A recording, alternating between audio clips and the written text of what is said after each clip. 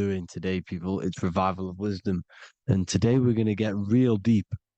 This video is gonna get real deep. A lot of people are not gonna be ready for this sort of knowledge. Okay, you really have to do is to really deprogram the mind because everything we've been taught is a complete lie, is to keep us trapped. Okay, this is really advanced knowledge. Now, let's get straight into this. All of the ancients depicted other worlds, and they called this place Midgard. Midgard is the mid garden, the middle garden. This is why the Masonic symbolism on the floor is always a black and white checkered board symbolizing the polarity here, the good and bad, because we're in the middle garden, the heart. Earth rearranged spells heart because we're in the heart of the system or whatever it is, a super quantum computer, whatever you want to call it, simulation. Now, in the Quran, it talks about the 7 layers of heaven. All of these ancient artworks are depicting these different layers of reality. Okay, and look at the Egyptians here with the boat outside of the firmament. Boats travel on water, and this is exactly what the Masons are doing. So they're still using the same symbols. Why? Because it's the same knowledge, just hidden. The Egyptians have the same knowledge as the Freemasons. It's just hidden. Now, this cosmology that they're showing here, which is probably made maybe 100 years ago, this painting or artwork, is the exact same as the one we see here with the arch, the boat. It's similar because the boat is symbolizing traveling these other worlds because the ether is also symbolized as water. Because if you look up at the stars through a telescope, it looks like it's water. It's shining through water because this ether, whatever this substance is outside of this world, was symbolized as water. Okay. And look at all these ancient depictions showing these different layers of reality. Now, we are being trapped within this 3D dimensional world, which is the cube, the Saturn cube, because there are 6 sides to everything in this world: front, back, left, right, up, and down. 6, which is the cube, because we're in the Saturn's world. Okay. Now, always been depicted as a tree of life, the tree of the universe has always been depicted as this tree. Because let's get a bit deeper. Now, the cosmology of this reality is the sun, the moon, and Polaris, always in the Masonic art. The sun, the moon, and Polaris, the all-seeing eye. If you go inside of the temples, of the Masonic temples, they always have this star in the middle, shining light beams. Okay? Look here. The light beams coming from the big star in the middle, which is Polaris. This eye is God. It's God's light shining down from his abundance. Now, when you astral travel, you will see this big ball of light above you, and this big ball of light is God. But you cannot travel towards it until you are pure. It doesn't work like that. You have to become formless. You have to become pure before you can become one with the light. In all these Masonic artworks, it's all depicting the star in the center. This star is Polaris because Polaris is the way out of this place. And this is why you see the stairway to heaven all the way up to the light beam, the light source. What does it say in the Bible? God is light because everything is made out of one substance, and that substance is light. And it symbolizes the eye because God is an eye. All things that are alive have an eye. And we all say, I am. We all see these realities through eyes. God is an eye. He's the all-seeing eye. He sees all things at all times. And he is projecting this light. And this light comes down to create all the different levels of the worlds.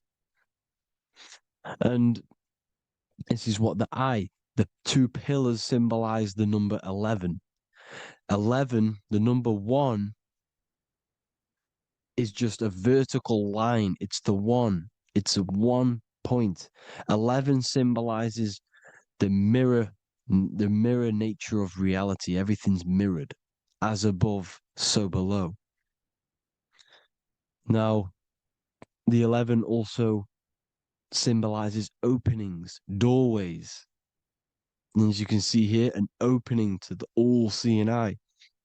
And you see here again, an opening to the stairway all the way up to the light. This light is the light of God in the astral worlds, beyond this world. Now, Polaris has also been symbolized as the UFO. They put the truth in plain sight. So, you know, in the films, how the UFOs suck people up. That's what Polaris is doing. If you ascend beyond this world, if you do not ascend beyond this world, you will be reincarnated in this world. The whole thing is to outgrow this consciousness to the plane above. And I'm not just making this up, I'm going to be bringing in scriptures after this. But you can see with the Christmas tree, we always put a high, big star at the center, at the top, which is the star of Polaris, which is exactly what the Masons are doing here. The star at the top.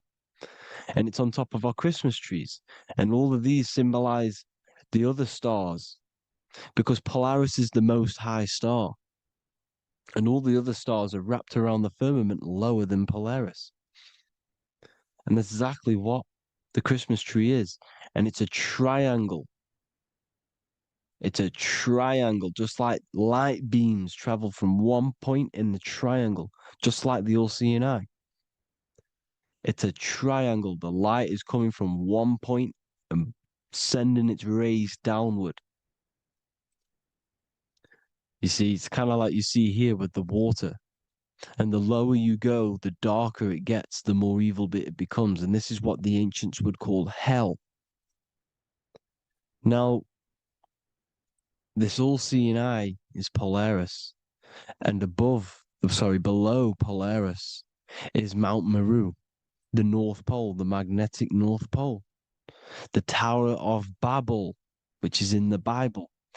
The etymology of the word Babel, Ba meaning spirit, which gives the ability to move the soul through the worlds, which is that's the ancient Egyptian description of the word Ba, meaning of the word Ba. You have the Ka, the Ba, the Ak, but the Ba is the one that gives the ability for the soul to move through the worlds.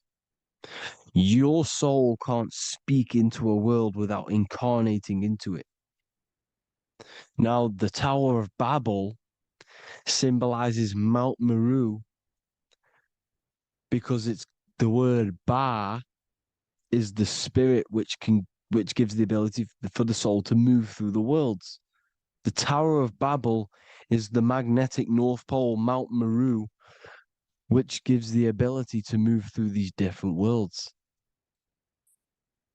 And you can see the ancient Tibetans always showing this depiction of these different worlds coming from the center.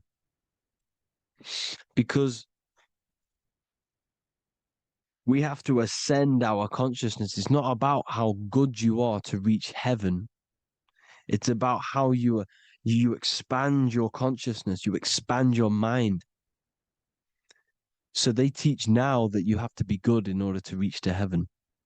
It's about expanding the mind, expanding your consciousness to these different planes, these different realms. So that's what it's about. And Jesus was known as the fisher of man. Now, Jesus is a massive part of this. He was known as the fisher of man because he was fishing.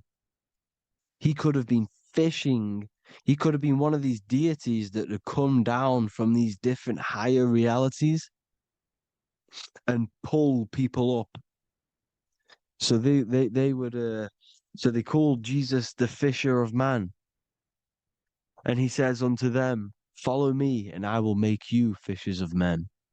So these deities that we see in the past, like Buddha, Krishna, Hermes, Thoth, Jesus, could all be these entities who were coming down to pick up the minds that were worthy enough to see the higher planes of reality. And this is why they called him the fisher of man. Now, when Jesus walks on water, there is a parable with Paul. And he says, but Jesus immediately said unto them, take courage, it is I, don't be afraid. He's talking about astral travel here. He's talking about leaving the body. Because when you leave the body in astral travel to see these alternative realities, you can't be afraid because fear is a bondage, which is what the Emerald Tablets talks about. Lord, if it's you, Peter replied, tell me to come to you on the water. The water. Come, he said. And Peter got down from the boat, walked on the water, and came towards Jesus. But when he saw the wind, he was afraid and began to sink. When you become afraid in astral travel, you sink back into your body. Lord, save me. So this is talking about Jesus pulling people up into different realities. And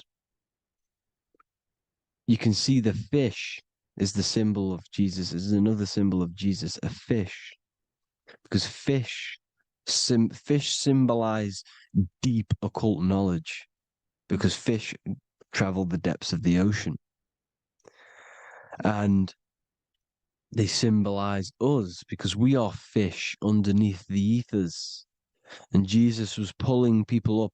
You see, so the Bible is a people today believe the Bible is a book telling you how to reach to heaven, how to become godly and reach heaven. But you've got to become the Jesus Christ to see these alternative realities. Now look at the Emerald Tablets is a massive part, and it speaks so much about these different realities. Look what it says here. This is in Emerald Tablet 3. Then in my heart grew a great longing to conquer the pathway that led to the stars, which is exactly what the Masons depict in all of their art. Look, the ladder to the stars. And then he goes on to say, years after years, I sought after wisdom, seeking new knowledge, following the way, until at last my soul, in great travail, broke from its bondage and bounded away, broke from the bondage of the body. Free was I from the bondage of earth men. Free from the body, I flashed through the night. The stars. The stars are a massive part in the astral world. Each star is a different reality. And the true astrology is the star that you came from. You came through a star to reach this, to reach here. There is a reason why you are here. There's a reason why you have the personality traits, because your soul came from a specific star. This is why we call them stargates, because they are gates in and out of this reality. And Polaris is the way out to the higher worlds. Now look, far into space, my soul traveled freely into the infinite circles of light. Beyond knowledge were some planets and great gigantic beyond dreams of men. Then he goes to say, lift up your flame from out of the darkness, fly from the night and ye shall be free.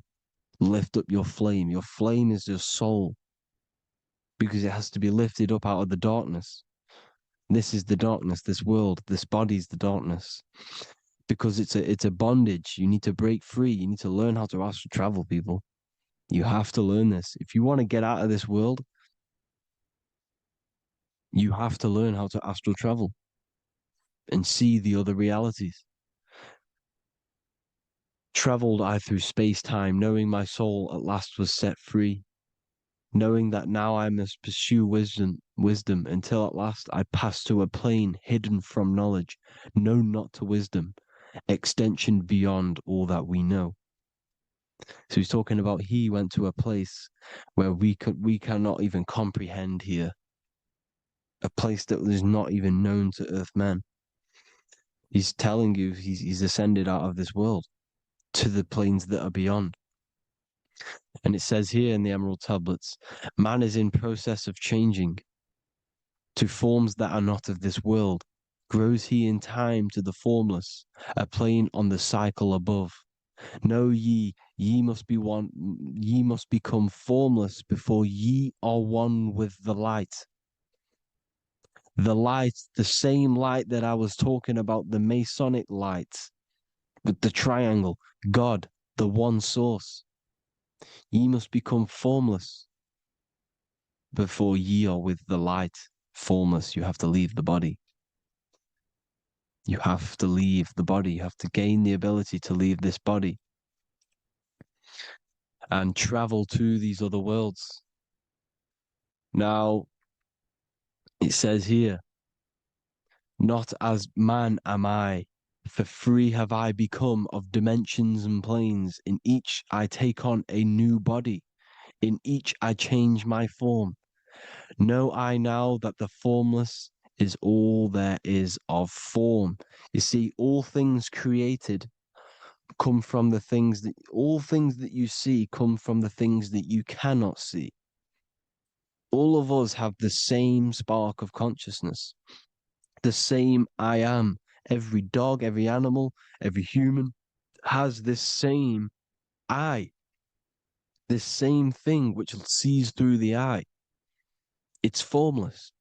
It it takes this formless entity is the same entity of us. We are all the same entity in different bodies. And this entity it was represented as the flame, the cosmic flame, which is inside of all of us. And this is why the Masons depicted your spine as a candle or the Holy Grail. You would either see this or a candle with a flame on the top, because the Holy Grail is your consciousness, which is on top of your spine, which is the candle. Now, Jesus, Thoth, Buddha were all these deities which were coming down to lift people up because they were fishermen of men. And he would lift you up to the higher worlds, out of this world, to the ones above. Now, Thoth, you can see him here, he's leading the way. He's holding someone and he's leading the way with knowledge and power. He was leading the way to other worlds, out of this world. There's no point trying to change this world. This world will stay the same. It will stay the same. You have to get out of this world. And that's what they're telling you. That's what they're keeping you from. They're keeping you stuck within this thin layer of reality. So what the Masons are doing, they have the ability to astral travel. They're living not stuck and bound to one reality, but living within the different layers of reality. And this is what Morpheus was doing in the Matrix. Morpheus was going into the Matrix to go and get Neo, which is exactly what Jesus was doing, pulling up people out of this world to the ones higher. And that's exactly what Morpheus is doing in the Matrix. If you haven't watched the Matrix, go and watch it. It will blow your mind. Everything I'm saying in this video, you will see it. Except that you don't need to use a machine to enter the Matrix. You just use your body. Well, you use your consciousness to leave this body. You see, Neo was also uploading himself into the simulation to pull people out of the simulation. And this is exactly what all of these gods were doing. The fisher of man. Look, he was pulling people up out of this reality with the knowledge. Now, Jesus was always depicted with the mushrooms. Look at all this mushroom art. Mushrooms were literally the origin of Christianity. You can see it everywhere. There's mushrooms in all of the ancient art. Every single one of these paintings you see here, there's mushrooms on them. Mushrooms have the ability to see alternative states of consciousness. Now, if you go and do them and you go to sleep, if you pop mushrooms, you go to sleep and you will wake up in another reality. You will wake up in another reality. Don't try it if you don't want to do it. But if you've got the heart to do it, do it. Eat them and go to sleep. You'll wake up in another reality. And Jesus was handing out mushrooms to the bright minds, to the minds that he wanted to fish out and pull up to the higher realities. He was giving them mushrooms to see themselves in an alternative state, in an alternative reality. This is why there was so much mushroom art, and it's not just ancient Christians; it's Sumerians, it's the Mayans, the Celtics, the Egyptians, all used mushrooms, all of them. Look at all this art. It's on stones. It's everywhere because mushrooms. See, everything in nature is a micro macro. Look at the form of a mushroom. It's literally your spine and brain because they alter your consciousness. Your body is just a radio receiver.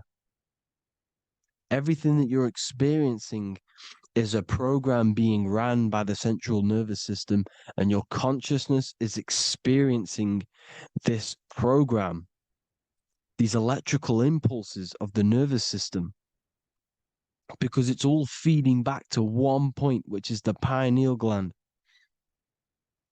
And this is the candle with the light on it. Type in Masonic candle and you'll see it. It's your spine with your spark of consciousness on top of the spine. And it's a mushroom because this sends you to alternative states of consciousness, alternative realities. Now, they were all doing this, the Egyptians, the Mayans. Now, there's more symbolism which goes into this.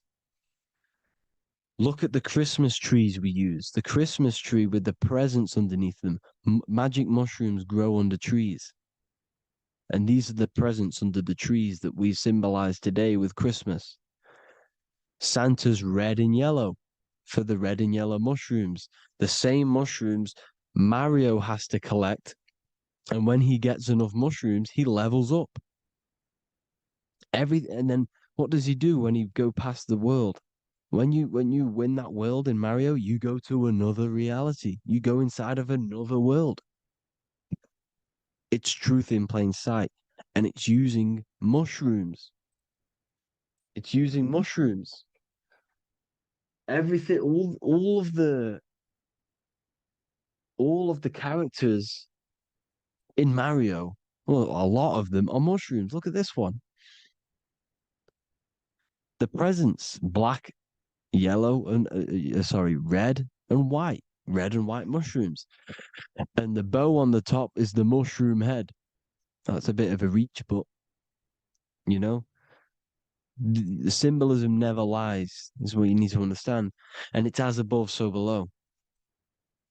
Now look at the Sumerians. The Sumerians were also multi-dimensional beings. Okay. Look at how they have the double faces. They had one foot in this reality and one foot in another reality. And look at this one, a double-headed god inside of like a portal. You see? Because and look at these with the wings, the astral travel.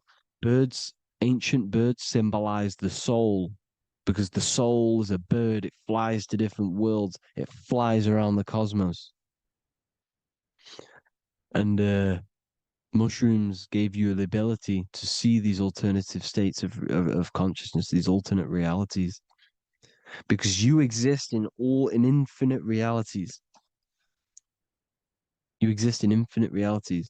Now look at the 33rd degree Ordo Ab Chao badge. You get this badge when you become a 33rd degree Freemason, and it's a double-headed eagle. A double-headed eagle. And you can see this in Sumeria first. Sumeria have the same symbol, a double-headed, well, bird.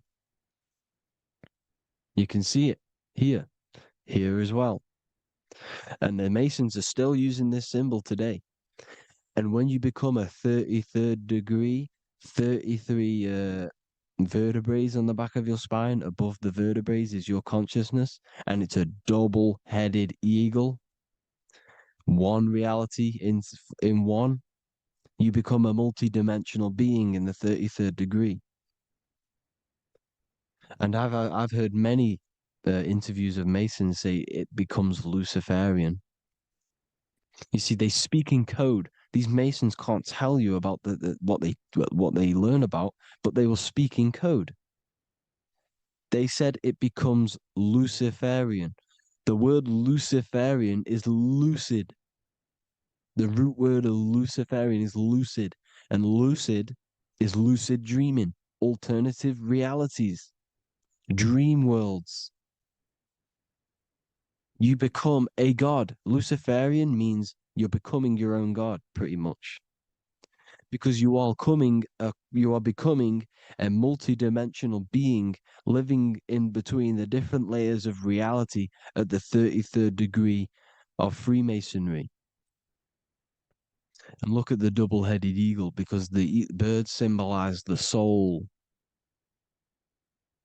And they reach high, they fly high, just like the soul wants to fly high to the light, to become one with the light, like the Emerald Tablet says. Now look at Janus. Janus was another god, and he's known as the god of doorways. Janus always depicted with a double head. Janus is why we say janitor or January. And January is entering a new year. Janus is known as the god of doorways with keys, always got a key, because keys open doors. That's why the janitor holds all the keys. And Janus always has double heads because he had one foot in this reality, one foot in another. He was a multi-dimensional being, a Luciferian, living between the different layers of reality, except from instead of being stuck in one like we are. Well, a lot of people. And that's the whole point. You see, all of this stuff is about like changing the world and stuff like that. This world will probably never ever change. It's probably been like this forever. Well, forever, for a long time. But it's about moving out of this reality to the higher states. And the Masons always depict the ladder to the luminaries, the stars, with a key, the same key of Janus. The Vatican is a key, and it's in charge of all the religions. Why is it a key? Because they're holding back the key. They're keeping you stuck within this reality, keeping you stuck as identifying yourself with the body, identifying yourself with this world. You are not in the world is within you. This is a program being ran by your central nervous system, and your consciousness is experiencing this reality. Now, this is going to be a mind-blowing video for some people. You have to have an open mind. You have to let go of all the programs. I'm repeating what the ancients are talking about and the ancient symbolism. Look at Janus with the double-headed god. He was just another god coming down, giving keys to people who had the worthy mind to be pulled up out of this reality, to be pulled up to heaven, just like Jesus was teaching how to reach heaven. But really, it's an encoded scripture. But anyways, hope you all gained some insight on this video. Have an amazing day. Please like, share, comment. All the links are in the bio for the PDF, for the Manifestation Mastery course, and all the other amazing stuff. And if you want to support the channel, I'd greatly appreciate if you became a Patreon member. Hope you all have an amazing day, people. God.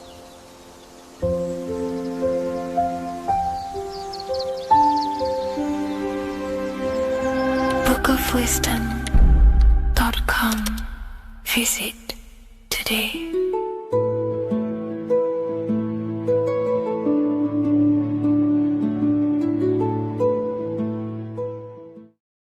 Welcome back, people. We're back with another video. Let's jump straight into this. Make sure to tune in till the end because this has got so much information in this video. So sit back and enjoy. So everything's torus fields. The Earth's a torus field. Everything's torus, which is electromagnetic field, electric and magnetic. The center of the torus field is where the two opposing forces meet in the center.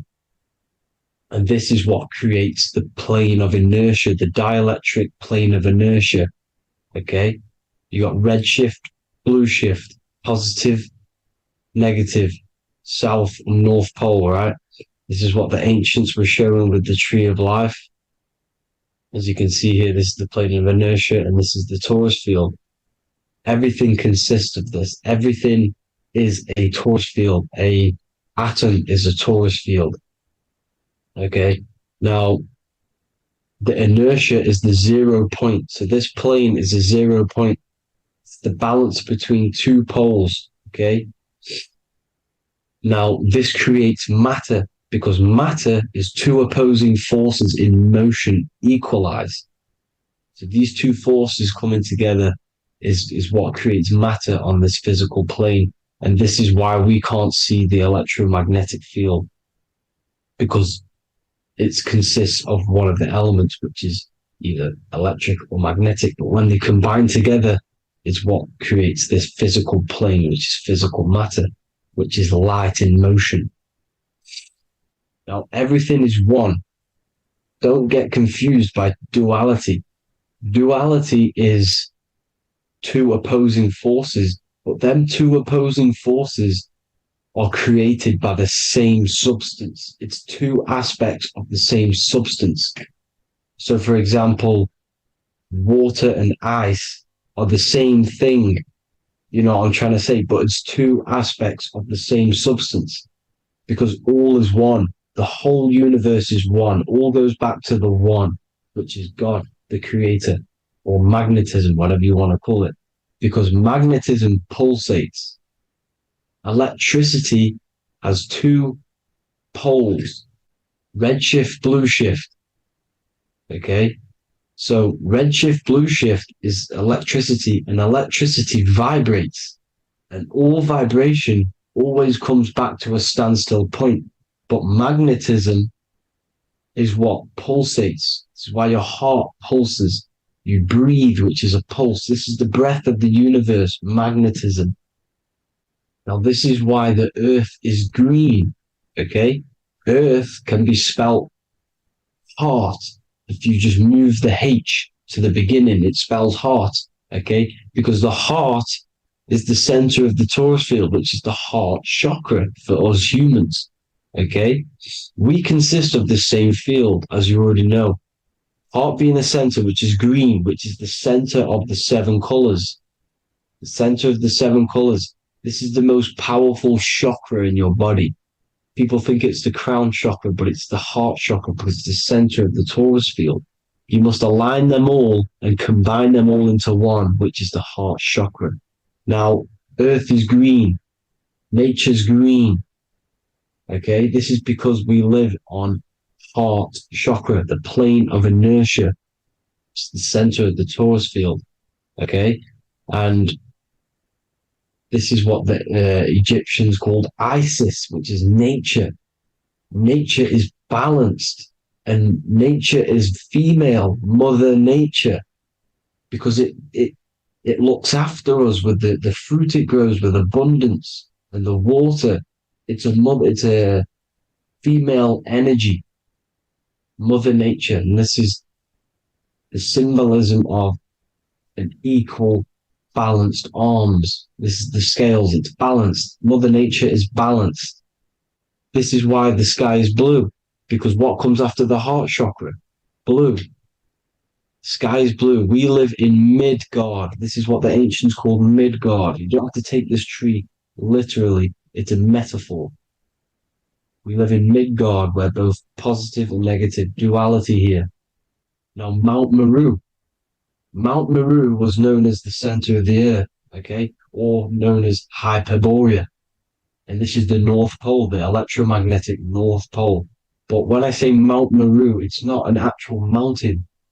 They weren't saying there was a real mountain in the center of the earth, a magnetic rock. No.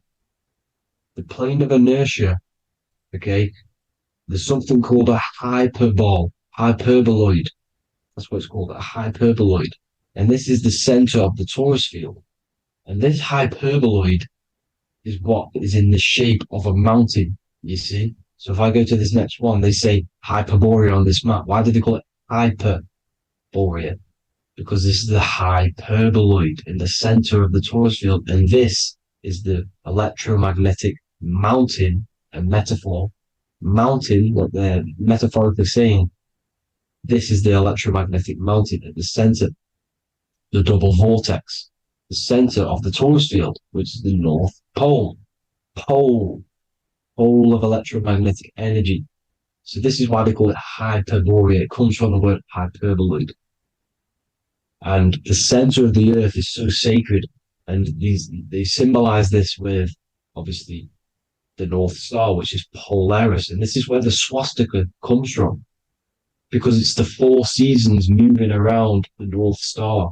This is the Big Dipper constellation moving around the North Star, which is Polaris. There's that pole again, pole, magnetic pole of the torus field, and this is where the green, emerald green, aurora borealis comes from. It comes from this center hyperboloid at the center of the earth, where the most electromagnetic energy is stored, the center of the plane of inertia, the center of the plane of inertia. This is the all-seeing eye as well. As you can see, they got the sun, the moon. This is the Masonic cosmos, the sun, the moon, and the all-seeing eye, because the eye is Polaris, the eye of the stars. It's all a big eye. Now, the eye means a lot more as well. It's not just that. There's different ways you can interpret symbols. Now, this is the emerald tablets. Deep in Earth's heart lies the flower, the source of the spirit that binds all in its form.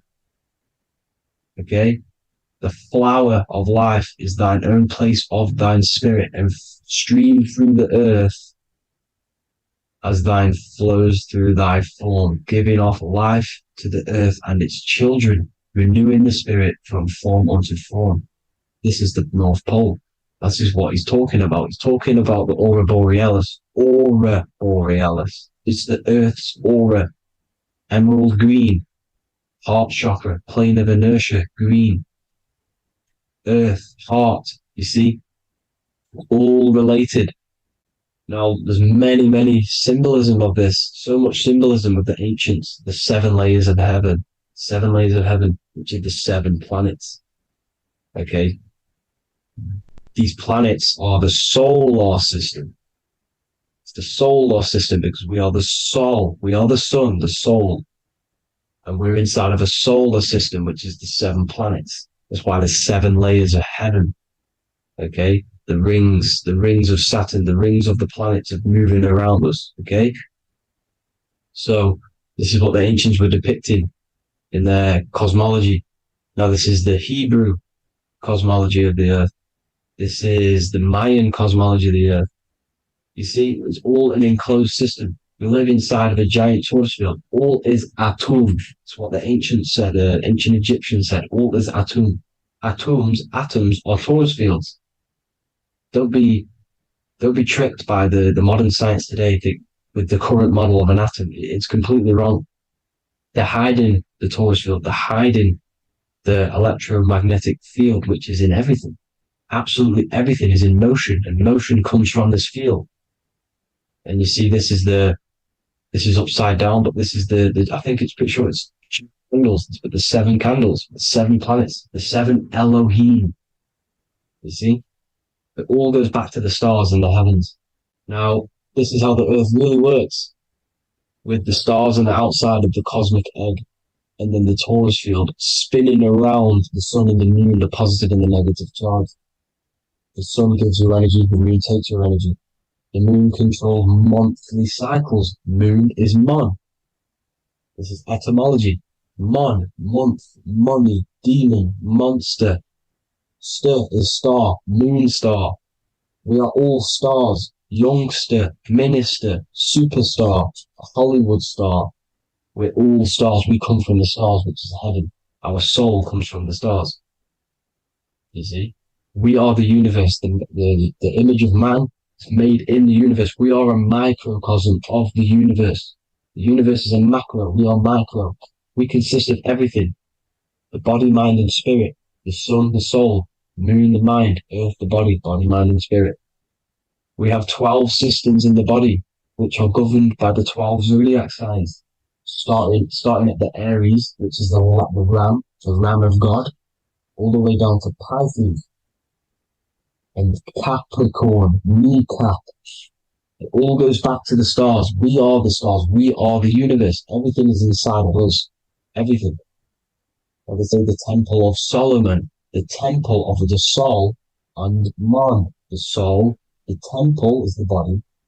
The soul is the soul, and the man is the mind. The temple of the soul and the mind. Body, mind, and spirit. We consist of the 5 elements: air, spirit, water, earth, and fire.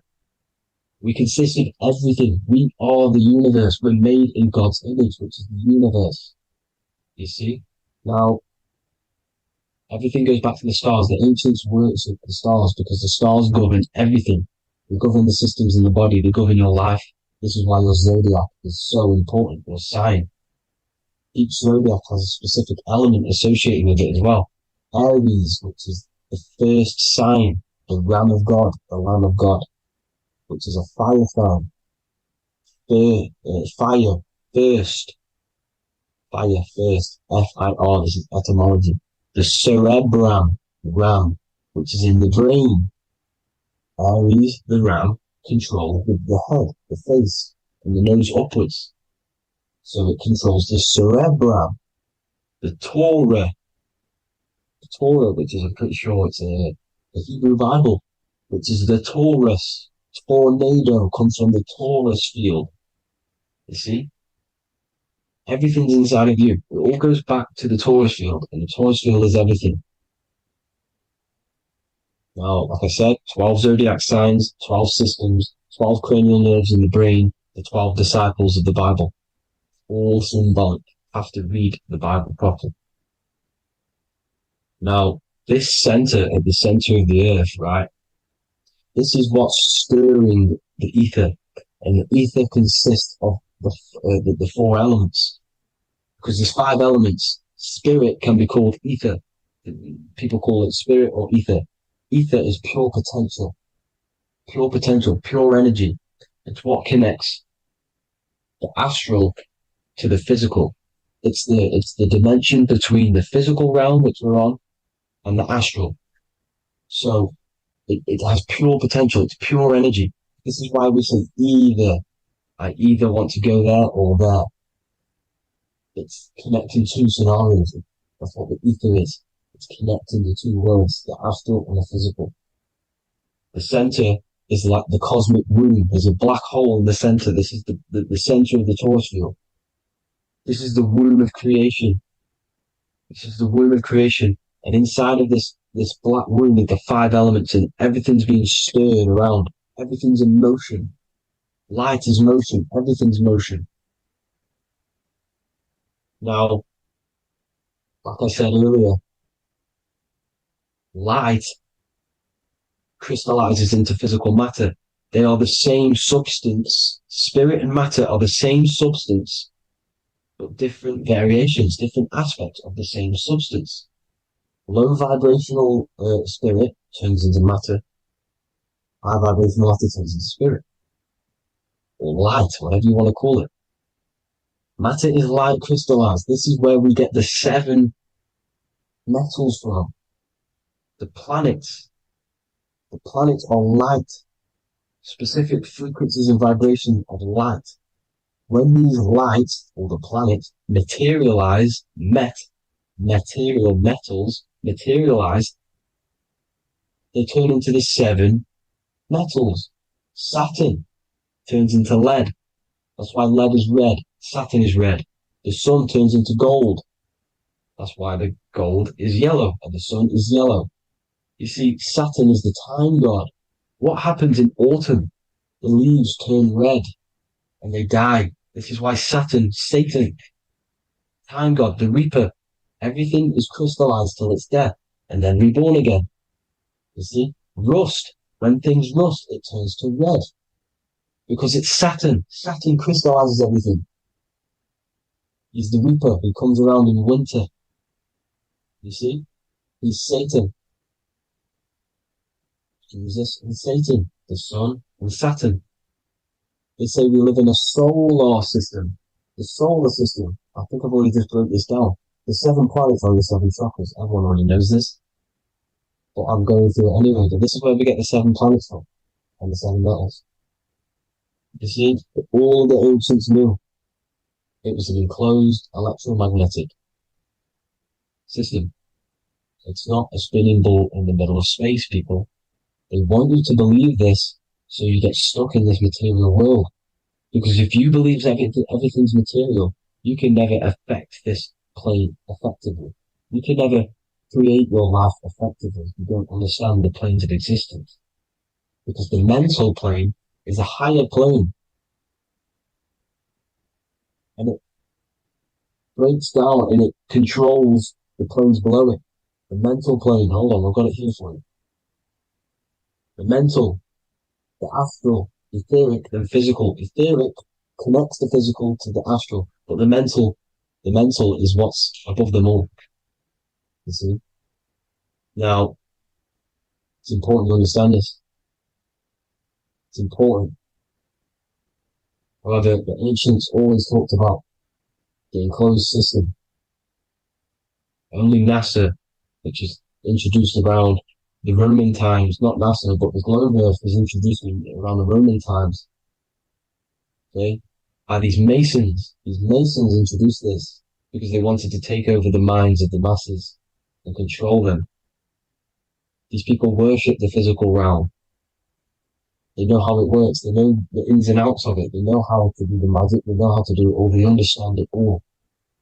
That's why Masonry have to take the oath. The oath of not speaking. You're not allowed to speak about anything you learn about in Masonry. Because they're discovering the truth about your mind and how it creates reality and stuff like that. So this is the Masonic cosmology. The 5-pointed star, the 5 elements. The checkerboard for duality, positive and negative. The 2 aspects of every substance. This is another ancient painting depicting the firmament. The stars inside the firmament. The sun. You see, the ancients worshipped the sun because it's so important for sustaining our life. It's the only reason we're alive is because of the sun. But then people think it gives you cancer today. They brainwash you to think the sun gives you cancer when it's the #1 source of all life. They want you to believe it's a big, spinning, dangerous ball in space. It's not. It's here to give us life. It's God's son. That's why Jesus is known as God's son. It is the Son of God. God created that to sustain us. You see? So it's important you understand the the true cosmology of where you are. Because if you don't know where you are depleted of all of your morals. You're depleted. You're demoralized. You're lost. You don't know where you are. You don't know where you exist. Okay? Once you accept the globe model, the heliocentric model, you will subconsciously think that you come from nothing. This is why they implemented the evolution theory just after the globe model was introduced by Charles Darwin. Charles Darwin came in after the globe model. He's a Mason. He was another Freemason, and implemented evolution where we came from monkeys because they want you thinking less of yourself so they can manipulate your mind. You see? They want to manipulate your mind, and they have done since you got here. Since you came through that portal, you were manipulated from that day to believe this, believe that. The true cosmology, the truth will set you free.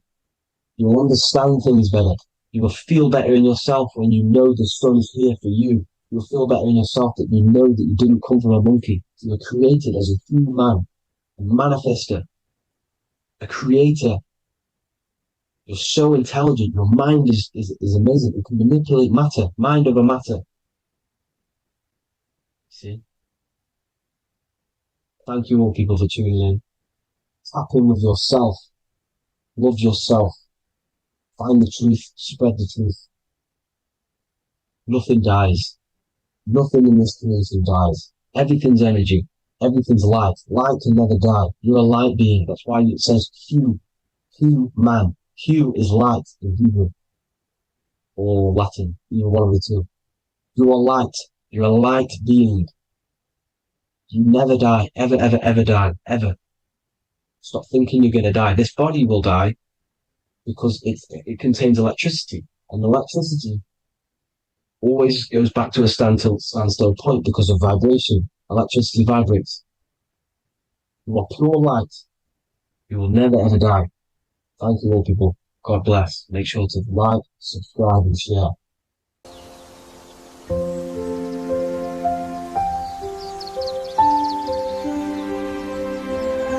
bookofwisdom.com. Visit today.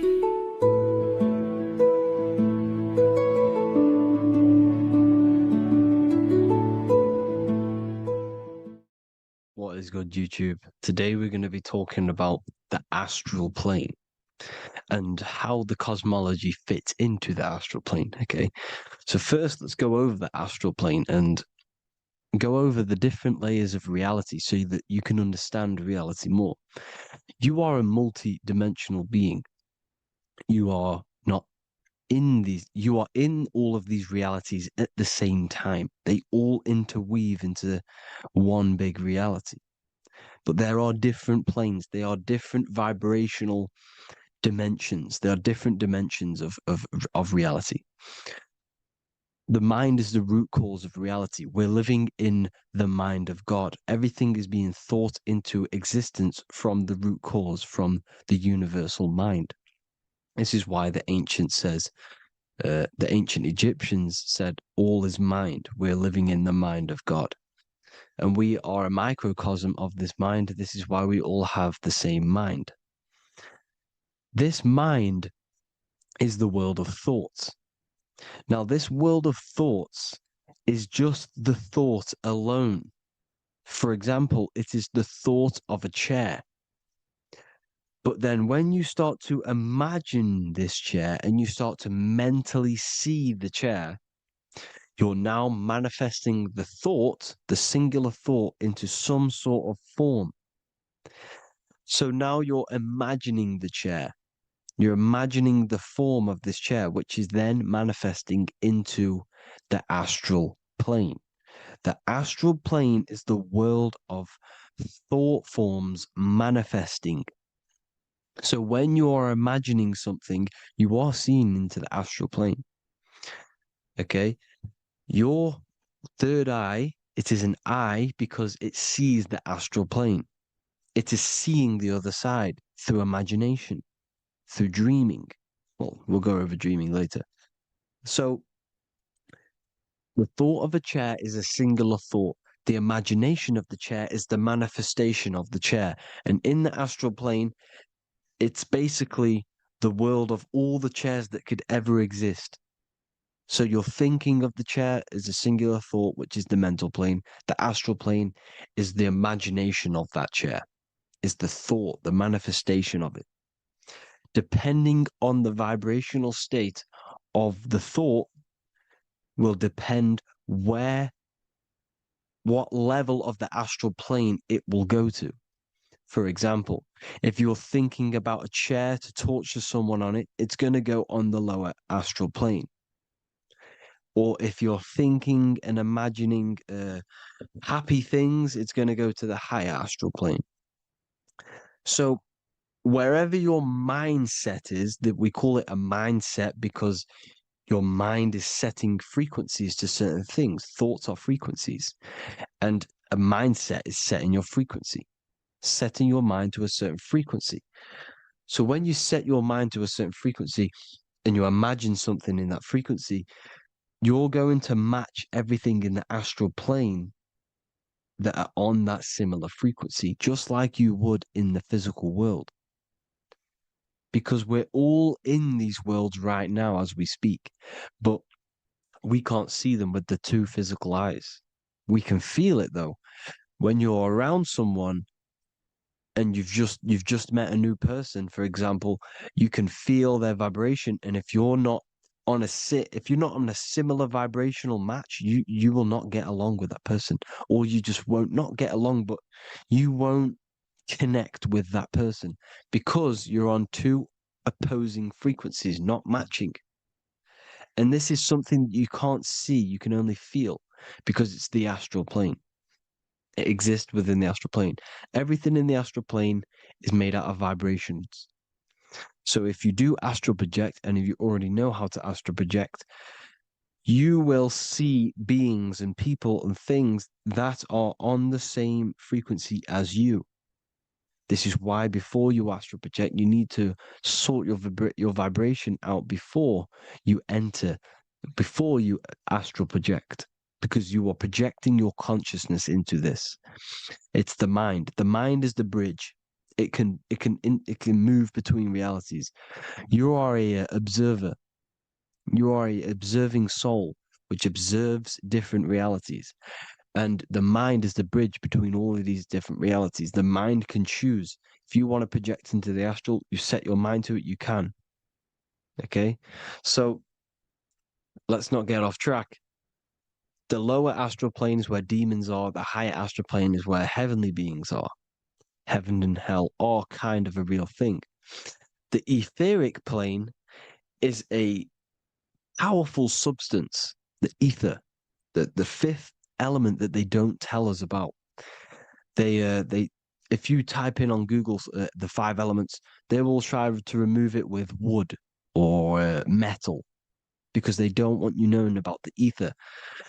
Ether is the energy double behind all physical objects. So the ether is very important. It is the fifth element. It is part of the physical world, but it's also part of the astral world. It is on either side. You see? You see how they're showing you the truth in the language? Ether and either are the same word. The ether has 1 foot in the astral and 1 foot in the physical world. It's a substance that connects the physical to the astral world. It is the either. It's on either side of reality. It's on the other side. Other, either, same word. Ether is connecting the physical to the astral plane. It's the world of frequency. Frequencies, EMFs, torus fields are in the etheric plane. It is the energy plane. It's where energy moves through the ether. Okay. So then you have the physical world, the world of effect. Everything you see in the physical world is the effect of the higher planes. Each plane is a product of the plane above. So, and it melts into each plane. The physical plane is the lowest plane, it's the most densest, and the highest is the most fluid. This is the most fluid, this is the most dense. This is where we get the saying, as above, so below from. As above, so below comes from the different planes of reality. And magicians understand this. This is why magicians always say as above, so below. Because they understand if you manipulate the higher planes of reality, you manipulate the lower planes. Because the astral plane is a direct copy of the physical world, but in the astral plane. It is mirrored. The physical world is mirrored in the astral plane. They are both the same world, but there's different vibrational states of the world. Kind of. It's hard to put this in words, people. So just try and understand. The astral plane is the double. It is whatever happens in the astral plane happens in the physical plane. This is why magic works. This is why demons work. This is why spirit communication works. Because if you manipulate the higher planes, you manipulate the lower planes. As above in the astral, so below. Leonardo da Vinci showing you to look up, pointing up. You got to look up. He's telling you to change the mind, you change the physical world. You change your emotions, you're on the astral plane, you change the physical world. You change your reality by changing the higher planes. This is the Masonic 11, the two pillars. This is the 11, also symbolizing the two hemispheres of the brain here. But the 11 symbolizes the two mirrors. 11, 11, 9, 11. 9/11 adds to 11. 9 plus 1 plus 1 equals 11. The Twin Towers were an 11. Flight 11 was hijacked because it's a mass ritual within the astral plane. Now, we're going to go deep into that later, and I'll show you these rituals they do in order to manipulate the astral plane. So, this is what the 11 is. It's the mirroring of reality. If you contact spirits and conjure spirits, or sorry, you can either summon or attract demons and spirits. Summoning is creating a spirit. You create demons. Okay. Like I said here, the mind is the root cause of reality. If you think of if you think of a traumatic event that happened in your life over and over and over and over again for years and years and years, where attention goes, energy flows. The mind is the director of energy. If you are directing energy into the specific emotion, the specific thing that is torturing you in your mind, that will manifest as some sort of being in the astral plane, which is called an elemental. And this elemental being that you have created through your thought forms and emotions will latch onto you and feed off this energy. So it's important that you get your mind right, okay? It's important that you sort that you file the mind and you discipline the mind. Make sure it's only entertaining positive things, because you are quite literally creating your own demons. Creating the word demon has the word mon in it. And if you've watched my videos to know, mon means moon. The moon is your mind, the sun is your soul, the earth is your physical body. Demon is mon means mind, moon is mind. You create demons with your mind. Summoning. Now, this is where the rituals come in. 9/11 was a ritual because everyone was thinking about this big fearing, the death of 9/11. Everyone was thinking about it. And all of their minds thinking about this horrific thing will manifest and summon a negative energy spirit elemental within the astral plane. That's how all of this works. This is why it was a mass ritual. Okay, Chris Brown, new album name 11/11, release date on the 11/11. This will be my 11th album and contain 11 songs. all of these people know the occult. This is Hermes Trismegistus with the star of Saturn, the six-pointed star, as above, so below. The mirroring of reality, physical and astral. The two Masonic pillars. So as above, so below. What's above us? The stars. The stars are connected to the astral plane. This is why we call them stargates. When we dream, we are experiencing these different realities.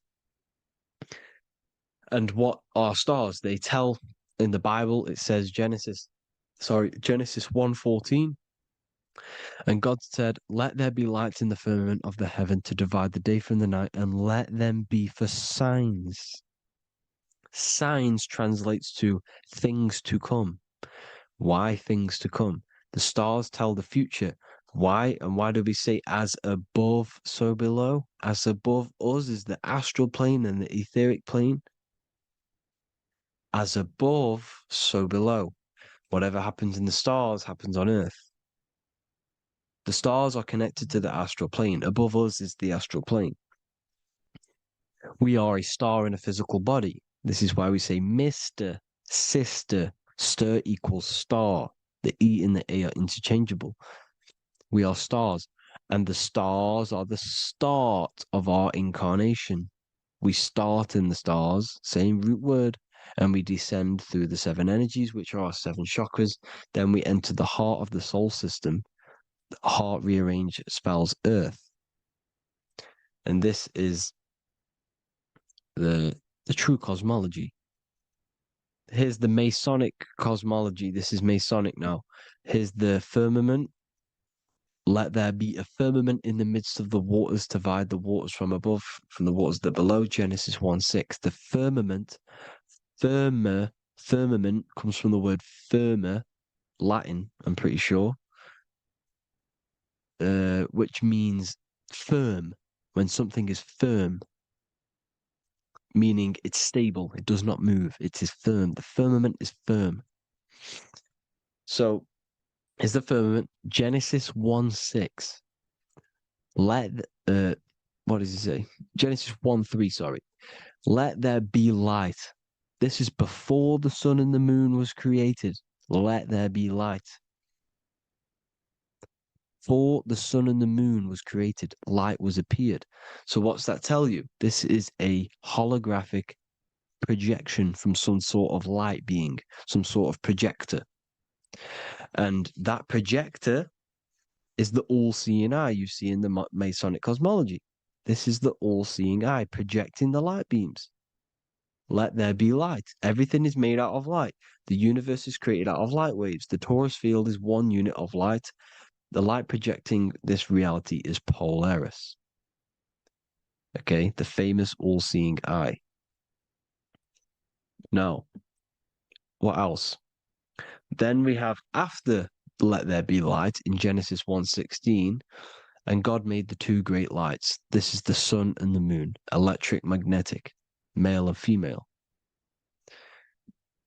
Then we have the Masonic checkerboard, the black and white symbolizing dualities within the dualistic reality we're in, spirit and matter, light and matter, rest and motion, positive and negative, good and evil. Everything's dualistic here. Okay? And it's a dance. The universe is a dance between flickering of white and black light, which is the torus field. We're not going to go over that, but this is all connected to the astral plane. This is the true cosmology. The astral plane cannot work on a spinning monkey ball in the middle of space. Does not work. Cannot work. It's impossible. Okay? Impossible. So, even in the Quran, it says, Allah has made the earth for you as a carpet, flat. Quran 15:19. And the earth we have spread out like a carpet, set there on mountains, firm and immovable. It is immovable. In the Quran, it also says 65:12, it is Allah who has created the seven heavens of the earth. The seven heavens meaning the seven layers of heaven, the seven planets. And Psalms 104:5, he set the earth on its foundations, and it can never be moved. Never. So here you see in Isaiah 40:22, he sits enthroned above the circle of the earth, and its people are like grasshoppers. He stretches out the heavens like a canopy and spreads them out like a tent to live in. We live in a tent. This is the tent. The projection of light. Here you see an ancient picture here. Here you see the ethereal barrier, meaning the firmament, the etheric barrier, and here you see his head popping out. Why is his head popping out? Because your head is heaven, your heel is hell. Your head has access to the astral plane. This is why your head is heaven. The pineal gland, when stimulated, has access to project itself, project consciousness into the astral plane. Here you see another ancient picture here with the Masonic Royal Arch, with the zodiac here, the zodiac on the top, arching because there's a firmament above us. Here's God in the brain. Consciousness is God. Here you see the Masonic Royal Arch, symbolizing the firmament. George Washington above the Masonic Royal Arch. These are the stars. This is Polaris projecting reality. Here's ancient churches with the dome, Polaris projecting reality with Jesus. Disney World is under the dome. The seven layers of heaven, ancient paintings, all depict if you go and look at the ancient paintings, they'll all depict the firmament, the arch above us. This is where we get interesting. The Masonic Royal Arch has the 6-9, which is Cancer.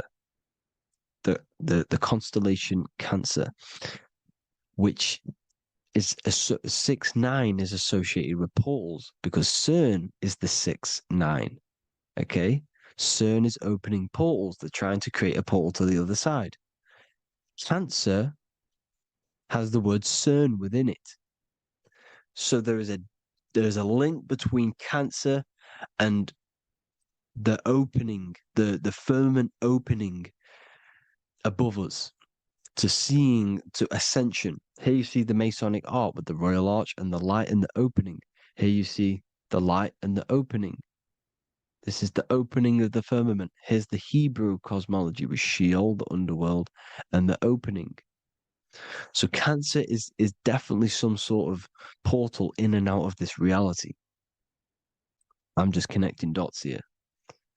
Now, we're going to go change a bit now. These celebrities that you are seeing they have not sold their soul to Satan, okay? They have not sold their soul to Satan. Satan is a demonic, low vibrational energy that has been summoned over the thousands and thousands and thousands of years of evil occult arts. So since Babylon was summoning this demonic energy, and this demonic energy in the astral plane will grow and grow and grow. It has no form. It has no physical form. Okay, but you can see it in the rappers. If your third eye is open, you can see clearly that these people are demonic. You can sense the energy that they're manifesting. Selling your soul is not what you've been told. It is gaining, because your soul is pure love, okay? Your soul does not want to do anything bad. So when you sell your soul, you're gaining physical wealth, for example, like for these rappers, they will be given millions of pounds because the people in control of the music industry, which is the dark occultists trying to brainwash the masses, the people in charge, they're dark occultists. They understand Satan and the energy. They are satanic energy, which has been summoned in the astral plane. They see that they have influence over the masses, so they will go to them and say, "I will give you this amount of money forever if you manifest this satanic demonic energy through the music and through social media to blind the masses, to brainwash the masses into this demonic energy. Because when you listen to music, music is frequency. Whatever you listen to, you become that frequency. So if you're listening to these people, they're throwing energy, this demonic, satanic energy that they sold out to. Sold, soul, same word. When you sold something, you've got your soul involved. They have exchanged money, physical gain, so that they manifest this satanic energy within the astral plane and through the music, through the videos, through social media to keep us in this vibrational frequency, in this low state of consciousness. This is what it actually is. It's not, you're not selling your soul to some sort of devil. This satanic energy has no physical form in the, it is formless in the astral plane. It's a summoned energy. Now, the root chakra is red. This is why the devil is red, because it symbolizes the animal nature of man. When you are operating off your root chakra, you will kill, you will fight, you will do anything to survive because it's all about survival mode in the root chakra. They want you keeping in that fighting mode, that surviving mode, so that you are manifesting this low vibrational frequency, this satanic energy, this demonic red energy. This is why the devil is red. And the devil has a tail with the red arrow pointing down because it symbolizes your light body. This is your Merkaba. Your Merkaba is your light body. Mer equals light, Ka equals spirit, Ba equals body. Merkaba, this is the devil's tail pointing down, the descension, your heel, up to your heel, hell. Ascension to heaven, head. You see? This is the all-seeing eye with the illumination coming off it, your head, when you're illuminated. The Merkaba is your celestial sphere to portray different planes of reality. It is the vehicle of ascension. It's your light body. It's in the word Kabbalah, Kabbalah, Ka, spirit, Ba, body, La, light. Same thing, Kabbalah, Merkaba. Same thing. It's all about the light body. This light body sees different realities. So when you see the goat in the music industry, it's this satanic summoned energy that's been summoning for thousands of years within the astral plane. When it becomes to the physical plane, it will manifest through different things. A goat, an owl, Satan, Moloch, Baal, same deity, same demonic energy that's been summoning in the astral plane. And this is why the Baphomet has a goat head. Drake's new album is the goat. The Polo G, the Masonic G, with the goat. And here's Rylo Rodriguez in the mirror with the goat in the mirror and him in his physical body. It symbolizes, the mirror symbolizes the astral plane because he's manifesting the goat, the demonic energy. He's sold out to the demonic energy, and in the physical plane, he's his physical body. The mirroring, the Masonic 11, the mirroring of reality, the astral and the physical. And what do you call them when they're an amazing rapper, the best rapper? You call them the goat. Because the goat, you're the goat because you're manifesting the goat energy, this satanic, demonic energy within the astral plane. So Baal, Moloch, all the same thing. Because in the astral plane, if you want to gain spirits to come to you and communicate you in the physical world, if you want to communicate with spirits, you have to gain their attention. You can either gain their attention or come together and agree to create some sort of being, which is Satan. Okay. You can, like I said earlier, you can create these beings, you can summon them or attract them. One way to attract them is sacrificing. In order for you to become God, man, to turn to God, you have to sacrifice your life. You have to sacrifice, not drinking, not doing things, not doing anything demonic, not doing anything bad, not eating meat. You have to sacrifice yourself to become the light. However, if you want quick, instant gains in the physical world, you can sacrifice something else to communicate with these spirits, because these demonic energies feed off demonic energy, your demonic energy. So these dark occultists will give away babies, they will sacrifice, torture babies so that they gain, so that they can communicate with these spirits for physical exchange. Yes, you can do this. These powerful spirits, these powerful demons can give you powers. They can give you certain things. And this is what they are doing. They're summoning and attracting these demonic energy. This is why, trafficking is one of the most, Balenciaga. Baal is the demonic energy in the astral plane, which requires child sacrifice for his presence. Balenciaga, and they were trafficking children. They were trafficking, killing them, and offering them to the spirits. This is what they are doing. Balenciaga. It's in the name. Here you can see here a stick man with two horns. The goat, obviously, it's all the same deity. Baal, the goat. Moloch, is Moloch the owl, the Egyptian owl, because it comes from the owl of Moloch, which is Baal, which is Satan, all the same demonic energy. And it's on the dollar bill, a tiny dollar bill, on the $1 bill. All the same thing. Bohemian Grove, they worship the big owl, Moloch. It's all the same thing. It's all one big demonic energy which has been summoning in the astral plane. And it's trying to take over Earth, the physical plane. That's what it's doing. So I hope you all gained a deeper understanding of the astral plane and what's actually going on in the world. Please leave a comment if you can to help the algorithm. Drop a like if you like this content. And hope you all learned something today. And God bless you all. Thank you all.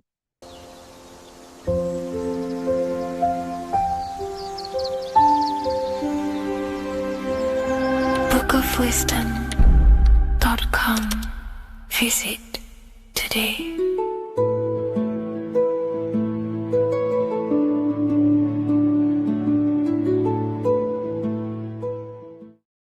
What if I told you that the pentagram can unlock the secrets of creation and make you manifest any reality you want? Hence why the pentagram is used heavily in magic and witchcraft. We have to understand that the pentagram has been heavily demonized. Religions, churches claim that this symbol is associated with Satanism and witchcraft. I personally believe this was intentionally done so that people do not gain their personal power over reality and their life. The pentagram reveals so much about you, and it is one of the most important symbols to understand inside the occult studies. It is one of the most common symbols that you will see across all occult esoteric orders and different occult traditions, such as Freemasonry, Kabbalah, Rosicrucianism, alchemy. You will see this symbol everywhere. And in fact, you even see this symbol, the pentagram, on old church buildings, statues of Jesus next to church buildings.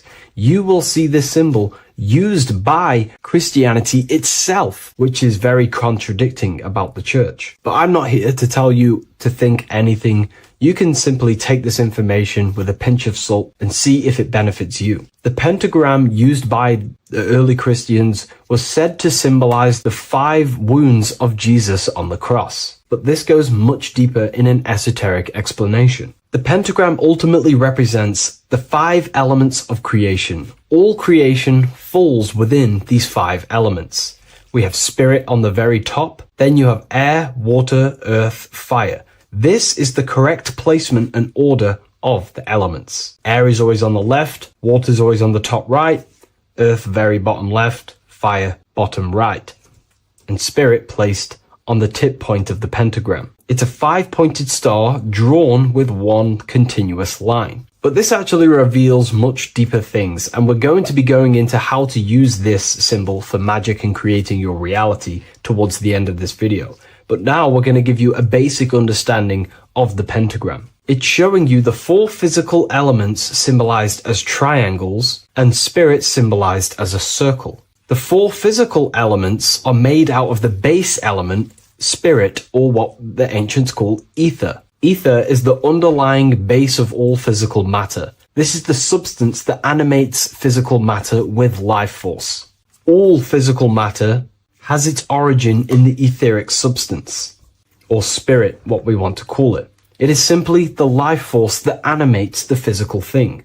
However, if we go deeper onto this symbol, it also represents something personal to the individual who wears this symbol. If you wear this symbol, you're basically saying you're putting your divine nature over your material nature. Your divine self is in control of your material self. You put your spiritual needs before your physical desires and needs. Hence why the spirit is on top, looking down over the 4 physical elements. The circle is continuous, one line, eternal, no beginning, no end. The triangle has beginning and end and points. You can see the beginning and the end when you draw it. On a deeper level, this is pretty much showing the process that symbolizes the structure of the macrocosm, the universe itself, showing how the invisible spiritual planes condense and crystallize into the visible physical world, spirit turning into physical reality. But if you wear this symbol, you're basically saying, I put my divine nature over my material nature, showing that your spiritual nature rules over your earthly existence. You put your spiritual needs first. If you see this inverted, it is now the opposite, placing spirit on the bottom, basically saying, I desire the physical things over the spiritual. But what exactly is your spiritual nature?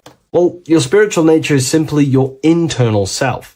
You chase things that are immaterial, such as knowledge, love, experience, expansion, gnosis. These are the qualities of spiritual things that the spiritual person likes to chase and desire, instead of desiring the things that are temporary in the material world and never actually lead to fulfillment. True fulfillment is by chasing spiritual things. God, the nature of creation, the self, gnosis, knowledge. But if we go even deeper, this symbol ultimately represents how reality is created. Hence why this symbol is heavily used in Kabbalistic magic and so-called witchcraft. We are all magicians. Each one of us are creating reality. There are just certain ways you can actually create reality by becoming conscious of them. By becoming conscious of the elements and the qualities of the self that actually create your experience in your life in the present moment. If we look at the pentagram, we see that when you draw a pentagram, it is one continuous line. It is one expressed in 5. The order of the elements are very important. Spirit at the bottom, fire at the bottom right, and so on and so on. Because this is showing you the descent of the spiritual into the material, the invisible crystallizing into a material reality. As you can see when you start to draw the pentagram, you see spirit at the very top. You're descending down to fire. Fire is the closest element to spirit. Hence why in magic and witchcraft, people like to use candles. So you're descending first into fire, then into air, then into water, then into earth, then back into spirit. Because of course, the cycle of creation unfolds itself. When you die, you return back to spirit, and then you reincarnate yourself back into physical reality if you wish and desire to. Everything is under this process of matter spiritual. In the daytime you wake up, you're in your material body. When you go to sleep, you enter your astral spiritual body. Everything's in this continual process, renewing itself in spiritual, then material. But the reason why this is associated with magic so heavily is because each one of these elements corresponds to a different body of consciousness, a different vehicle of consciousness. Consciousness has many different vehicles it uses to create the tangible self, the physical reality. For example, consciousness has a spiritual nature. The spirit element in this case symbolizes the emanation, the descent of the one power, the one force that we are all using. Each one of us is using this one power, the power of the source consciousness, unfolding its creation in the present moment. This represents the source, the emanation, the descent of this continuous flow of energy through us that we are tapped into, like a live stream in the present moment. This descends first, the force descends into fire. Fire symbolizes the willpower, will. In this aspect or vehicle of consciousness, the will is the being that directs intention, initiates action, shapes reality through focus, determination. It sets direction, holds intention, projects a desire into form, and aligns your inner world with the outer creation. The will comes out of the force, spirit. Then the will goes with intention to air. Air symbolizes the mental vehicle of consciousness, the mind, the psychic man. The psychic aspects of your consciousness is thinking, imagination, mental images, logic, using the thought or the mental vehicle body of consciousness. Then that thought has an emotion, which is then water. So it goes from the force to the will to the intellect to the water, the emotional body of consciousness. The emotional vehicle of consciousness amplifies the thought into an emotional desire that you want to take action on. No one takes random actions, and if we do, we say we're very bored and we don't care. The water is the energy, the emotion you have to fulfill something. And that emotion then descends into earth, which is the physical body to take the physical action in the present moment, to fulfill that desire, to fulfill that will, that thought, that desire. And that is how reality is created all the time. Now, there is much more that you can go into with the pentagram, because true magic is about changing consciousness at will, not casting random spells. It's the ability to change the direction of consciousness using the power of the will to direct these forces to create change in the internal world so it can project outwardly in the external world. Because consciousness creates the external reality. What happens within us, we see change outside of us. So true magic is about manipulating the forces and the vehicles of consciousness that exist within our own mind to produce a change in the material world. There are other ways you can use magic, by purifying each body of consciousness or banishing each body of consciousness. Other forms of magic, you can dissect each body of consciousness and work with that specific body. If you think you're using your mind too much, you can start using banishing rituals to banish the power of the mind, to stop overthinking, for example. Or if you have lack of emotional connection with your emotional vehicle of consciousness, we can dissect this body, tap into this body, and invoke this body and strengthen it. We're dissecting each body and vehicle of consciousness so we can work with it to create a specific change inside ourselves, then to be mirrored outside of us. So pretty much this pentagram represents the descent of the spiritual turning into a material reality. Hence why sometimes we see a human figure standing in the point of a pentagram, because it ultimately represents the microcosm. You are the microcosm. You represent the entire process of spirit into matter, the invisible into the visible, the formless into form. The pentagram, drawn in one unbroken motion, captures this divine act of creation, showing how consciousness flows downward through the elements or the vehicles of consciousness to bring forth the material reality. The Book of Symbolism will teach you all about this. It was released November 17th. A lot of people have taken advantage of this. You also gain a free ebook with this copy. Every order comes with a free ebook. And if you wish to get your copy of the brand new Book of Symbolism, you can find it in the description or revivalofwisdom.com. Thank you, everyone. I'll see you in the next video.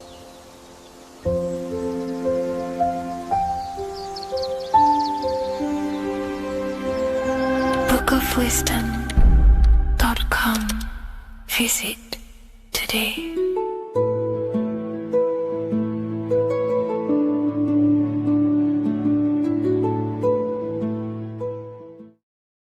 Your ultimate goal is to be famous, then you're gonna do a lot to get there, like sign your name in blood in a contract with the devil.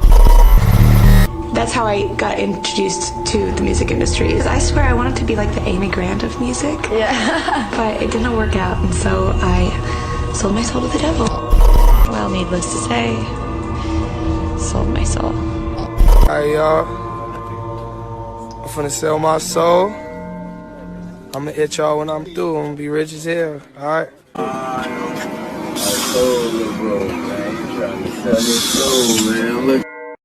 So what exactly is selling your soul? In order to understand this to its full potential, you have to understand the spirit world and the occult world which our eyes cannot visibly see. The physical world we see is nothing but an illusion and a product of the higher planes of existence. For example, you can see someone's physical body, but you can't see the complex structure of the consciousness and the thinking behind that being. With that being said, there are forces and entities not attached to physical bodies, which they exist on the astral and etheric plane behind the physical plane. Now there are numerous videos and music with artists talking about this. For example, I sold my soul to the devil and the price was cheap. Why do you still do it? Why are you still out here? Well, it goes back to the destiny thing. I made a bargain with it, a long time ago, and I'm holding up my hand. What was your bargain? To get where I am now. Should I ask who you made the bargain with? with the chief commander. On this earth? And on this earth, and then in a world we can't see. so selling your soul is cutting a deal with an astral plane entity in exchange for wealth and fame on this physical plane. This is classed as black magic because you are bending reality against your intuition. Now, making deals with entities beyond the physical plane, you always have to give something in exchange. When it comes with demonic entities, it always involves some sort of sacrifice, bloodshed, or humiliation. Now, there are countless of rappers who someone close to them have died just before their career takes off to the next level.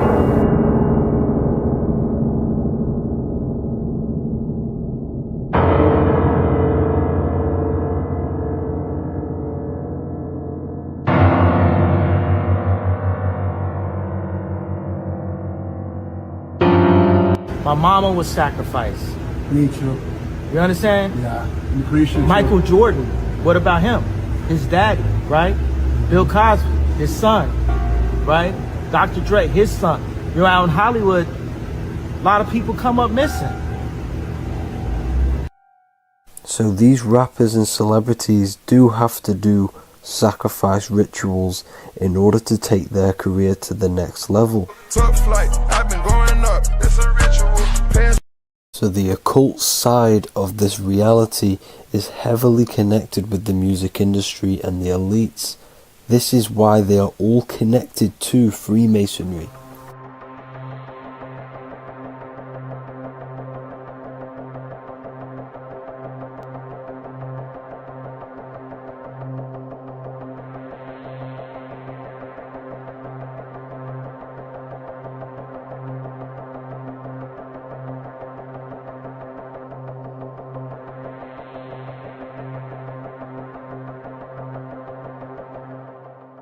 Now this is why the music industry is one of the most important industries for the elites to stay in control and keeping the masses on low states of consciousness. Frequency is one of the most powerful things in reality because it's the only thing which can enter your soul and body without consent. The frequency on Spotify and all major platforms are all tuned to 440 Hz, which was set by the Rockefellers. 440 Hz turns off the whole right side of your brain, and the right side of your brain is to do with critical thinking, imagination, and your intuition. Music has the ability to influence your intent, your emotions, your thoughts, and your actions just by frequency itself.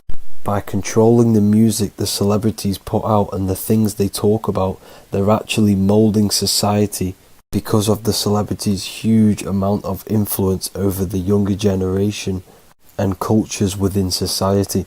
This is why the music industry is mainly talking about sex, guns, violence, and hating other people.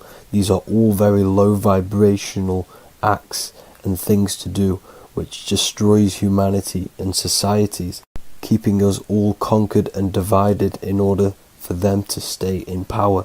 Music can actually reprogram your subconscious mind, and it is a form of MK Ultra, which is mind control. It's in my brain. Do you know that? It's living rent free. I can't get it out. You did that. Yeah, it's hypnosis. Yeah, it's hypnosis.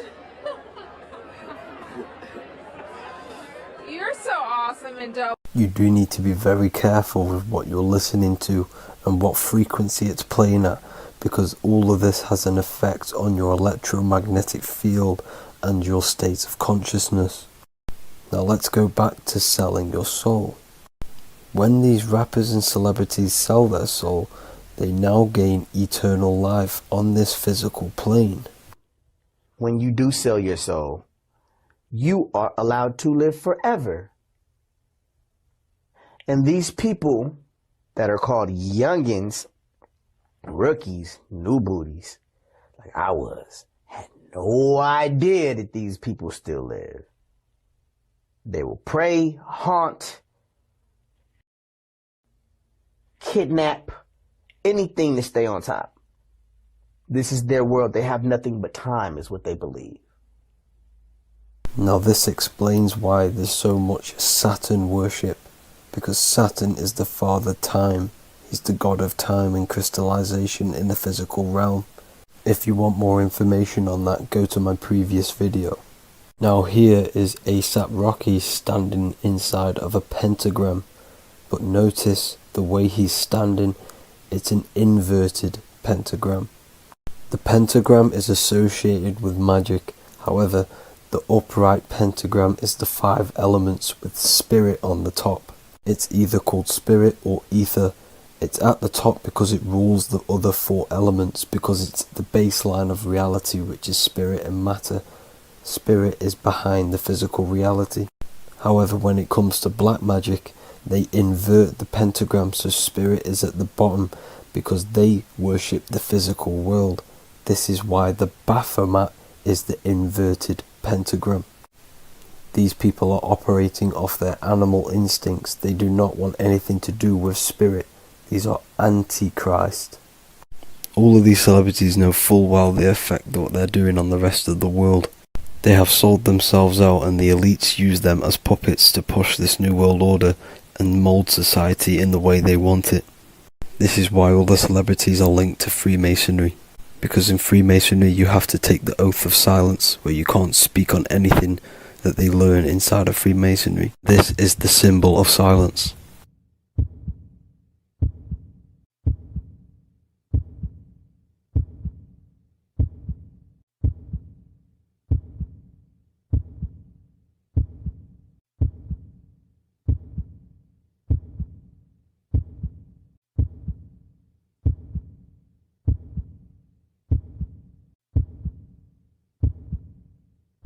The elites need them under this oath, so they do not talk about certain topics and certain things to the public, because of the amount of influence they have on society.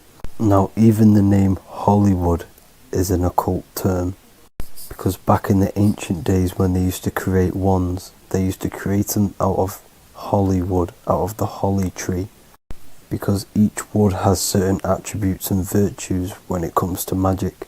And the holly tree was known as the holy wood, and they used to create the wands out of it to cast spells.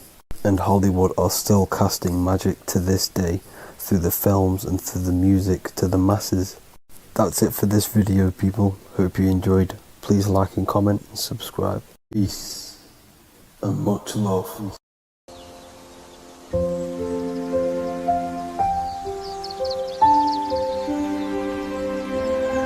bookofwisdom.com. Visit today.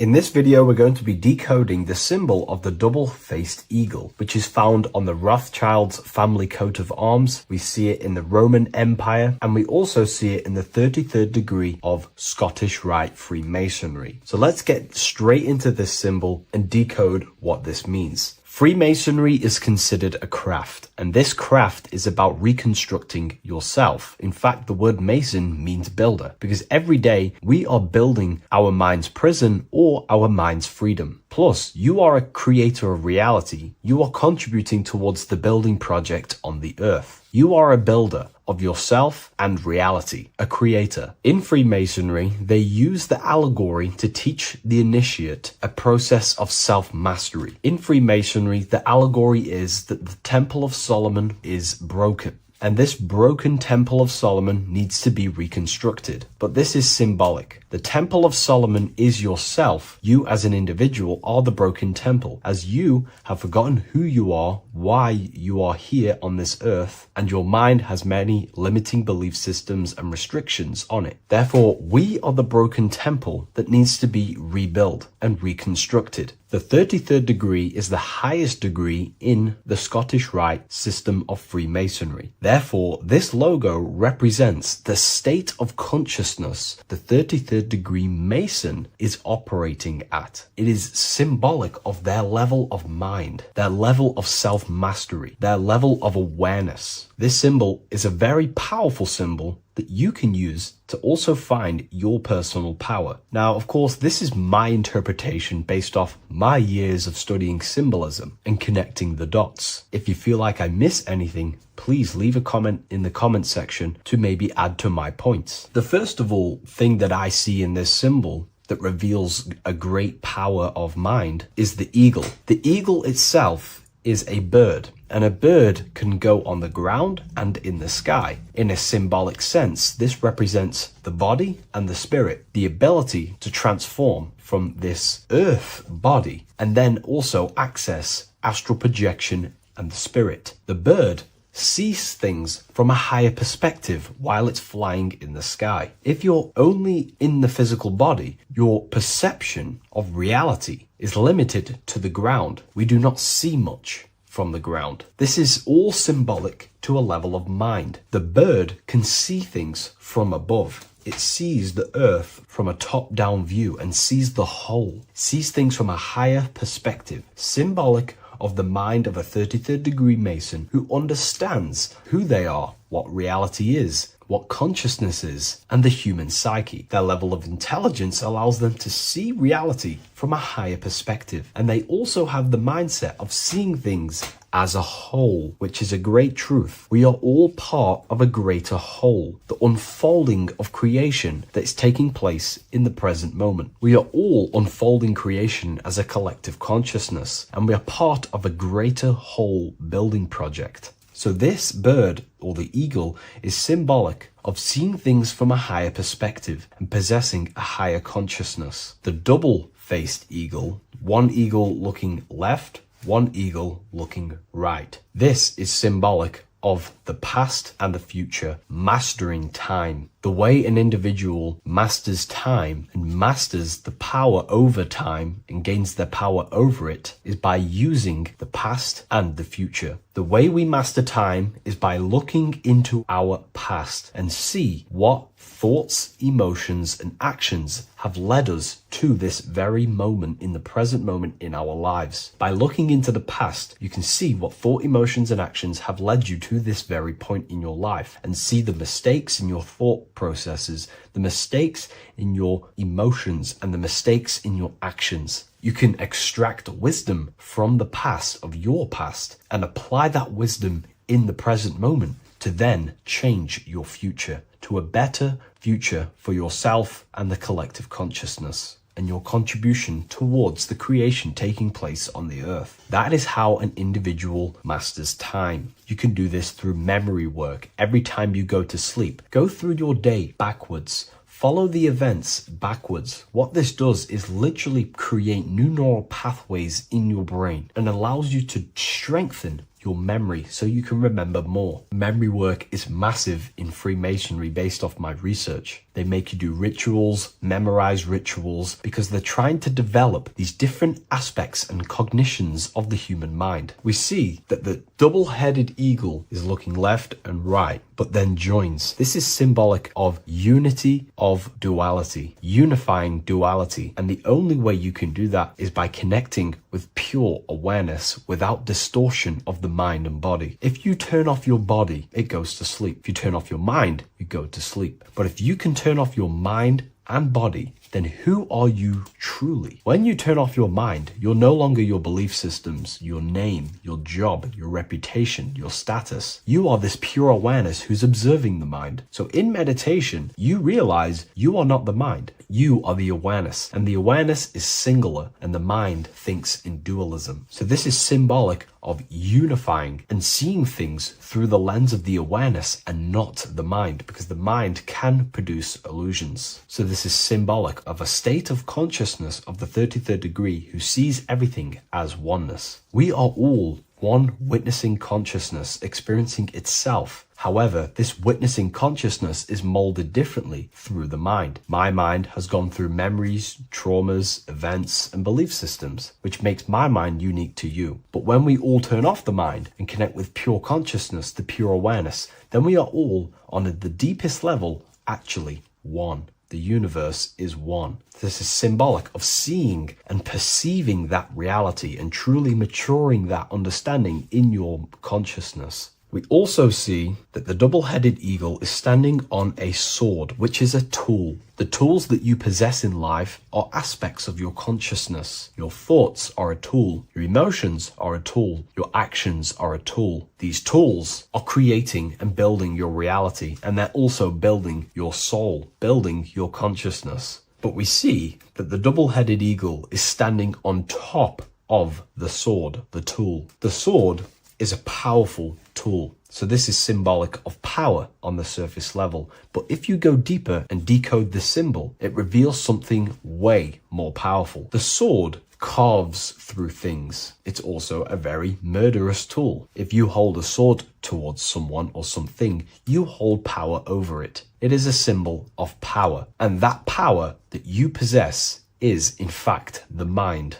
The mind is the powerhouse of control over reality. The mind is the most radiant force in the universe, as all things respond to the mind. The emotions, the body, and physical reality itself responds to the mind. The mind holds power. Matter is a physical manifestation of mind. The reason why the sword is the mind is because it's associated with the air element. When you swing a sword, you're moving this through the air. And if you've read the Book of Wisdom Volume 2, you understand that each element is corresponding to a different body of consciousness. Air is associated with the mind, the mental body of consciousness. Water is associated with the emotional body of consciousness. Earth is associated with the physical body of consciousness. Fire is associated with the spiritual willpower body of consciousness. Therefore, what we're looking at is the intellect. We're looking at gaining control over the intellect, the mind, thought, banishing all negative thought power from the mind. Think of it like this. You are tapped into a live stream of consciousness, and this live stream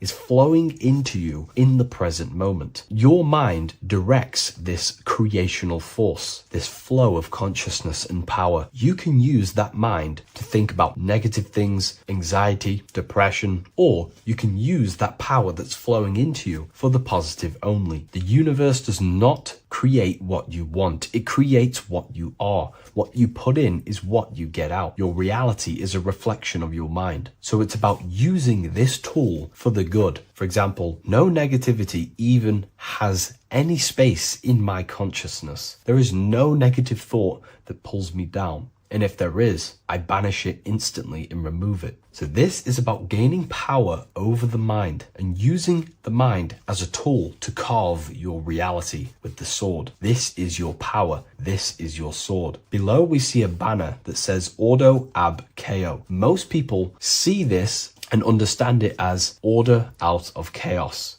And yes, it is linked to, obviously, molding society, manipulation. However, on an internal understanding of order out of chaos, it's something much more powerful to the individual. Most people see order out of chaos and see the manipulation that takes place on human consciousness, which is very true. The ruling powers create chaos or a problem in society, then they produce an order and a solution to mold society towards their agenda. That's order out of chaos. However, to the individual, this represents something much more powerful that you can take advantage of. Ordo ab chao, order out of chaos. This is understanding that reality comes from chaos and physical creation is the order of that chaos. The mental plane is chaos. It's just simply pure thoughts, random thoughts. But the physical world is the order out of that chaos, the darkness coming into light. To you, for example, when you first start your journey of self-mastery and spiritual awakening, you are in chaos. My mind was in chaos. My mind had many limiting belief systems. My mind used to think random thoughts unconsciously. I used to take random actions, unknowingly create my reality and produce chaos. That chaos needs to be ordered. So when there is chaos in ourselves, with different aspects of our minds and subconscious, we need to produce an order so that we can gain power over the mind and over our thoughts, emotions, and actions.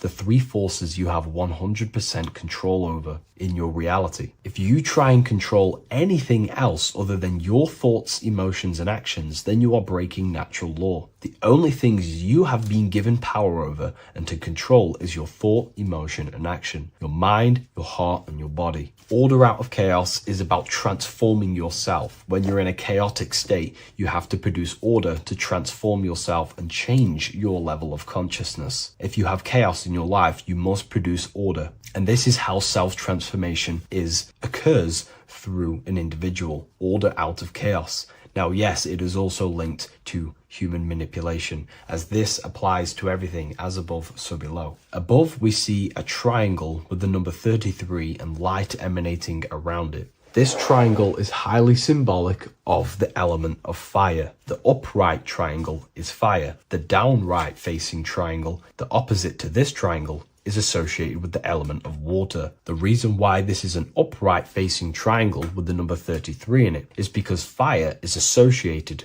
with dissolving. If I place this pencil in fire, it will burn this material into its raw form. Fire is about removing the illusions in our mind to gain power over it. It's about dissolving all the illusions in ourself, the false belief systems, the negative subconscious programs and thought patterns. This is about destroying them and producing order out of them. It's about removing the veils of consciousness so you can figure out who you truly are. If I burn this down, it will reveal its raw essence. It's the same with consciousness. If you want to figure out who you truly are beyond your mind, emotions, body, then you have to remove the veils of consciousness. You have to dissolve the mind by meditation and stillness. You have to dissolve the nervous system by keeping very, very still. And you will connect with pure awareness and can connect with lucid dreams and out-of-body experiences. It's like finding a needle in a haystack. If you want to find a needle in a haystack, you don't go looking through the haystack to find the needle. You burn the haystack and the needle reveals itself. That's how you truly connect with who you truly are. And this is why it's associated with the number 33 also, because the number 33 is the symbol of rebirth. Jesus dies at 33 and ascends to heaven. The human mind is fully developed at the age 33. Ice melts into water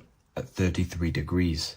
It's symbolic of transforming states from death to rebirth, rebirthing the self. And this is how you rebirth yourself, by figuring out who you truly are. Because when you actually figure out and have an out-of-body experience, or you figure out who you truly are, you go through a mental rebirth. Everything you thought once was true has been completely burnt away, and now you are reborn into a new mind and a new perception of self and reality. So it's about being reborn again. At the 33rd degree, you are reborn again by the understandings and experiences that you've had with yourself. And the crown is a symbol of mastery. People in position of power wear crowns. It is a symbol of power over something. This whole symbol reveals your own personal power, the level of power that the 33rd degree Mason has over themselves, not over other people, but themselves. But of course, once you gain your personal power, you understand how the mind works. You can use that against people. It's how you use the knowledge that determines whether you are bad or good. Again, if you think I've missed anything, leave a comment in the comment section. Please like, comment, and share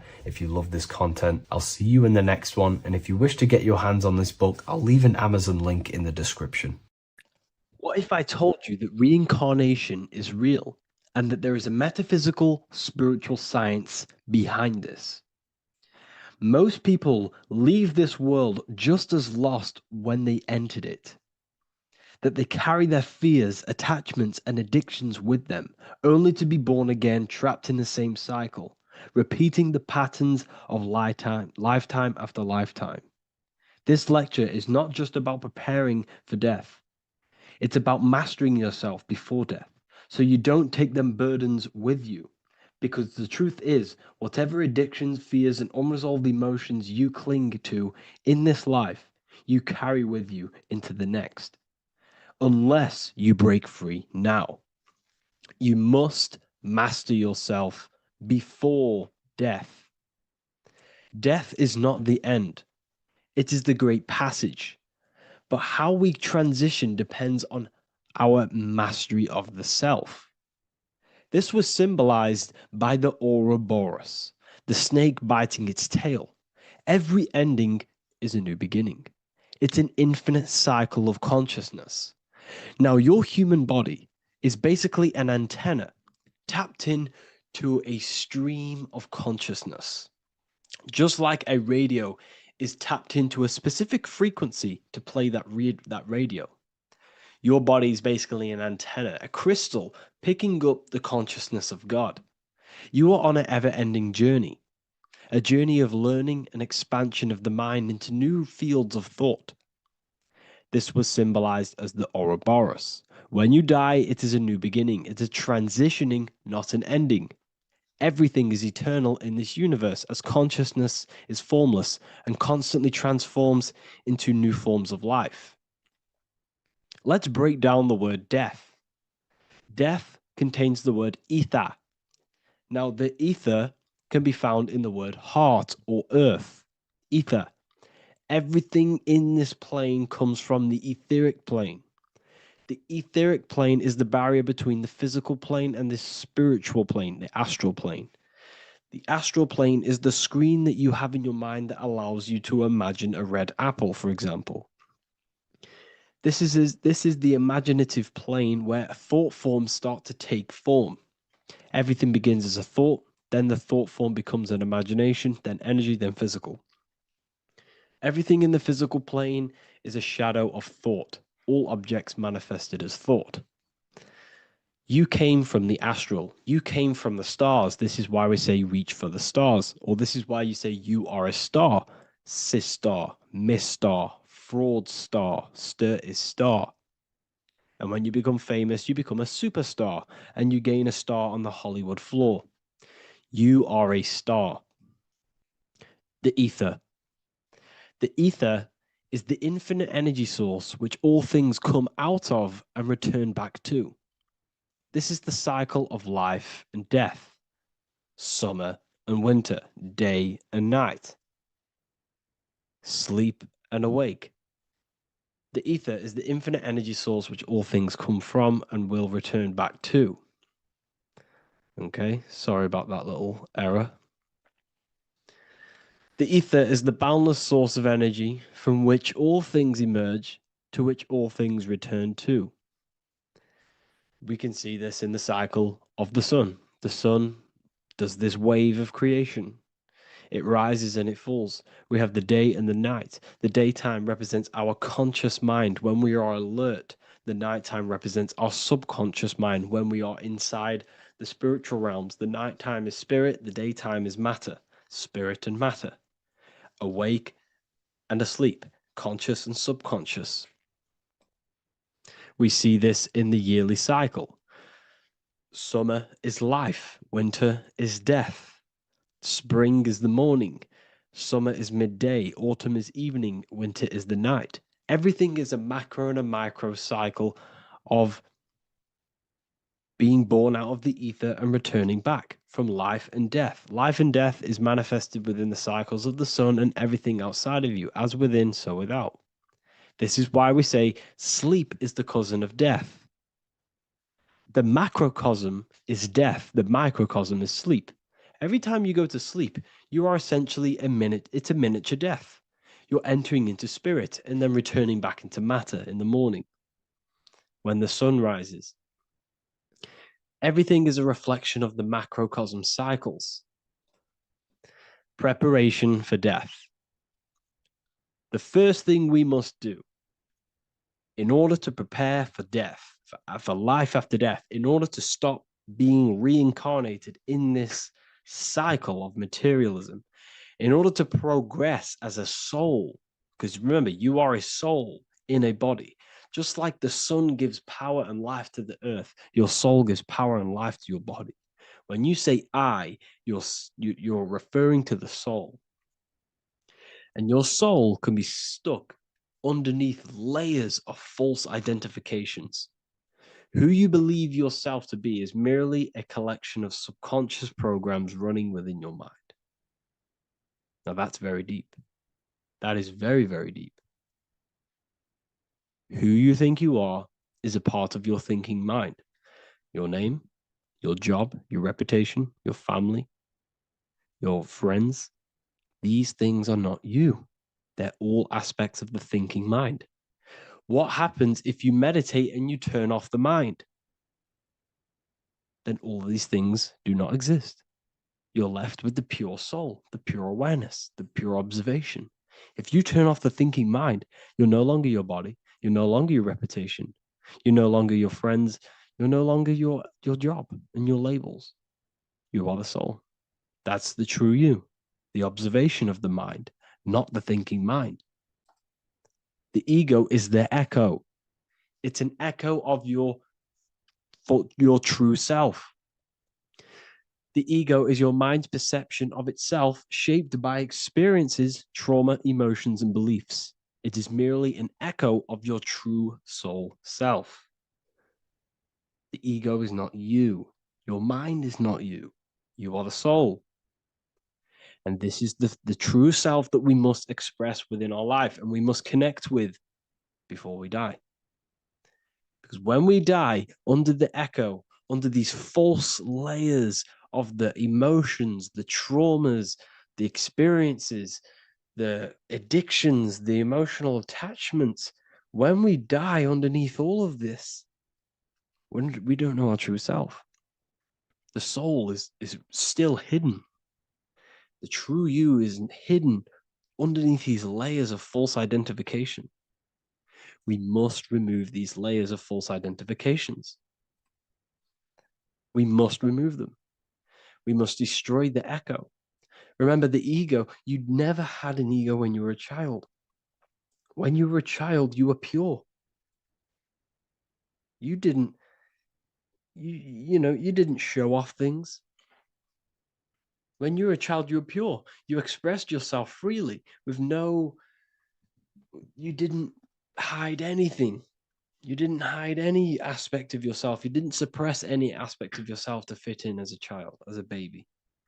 Because the ego was not here when you came here. The ego grows with experience. The ego is a false perception of yourself while being incarnated in this material world.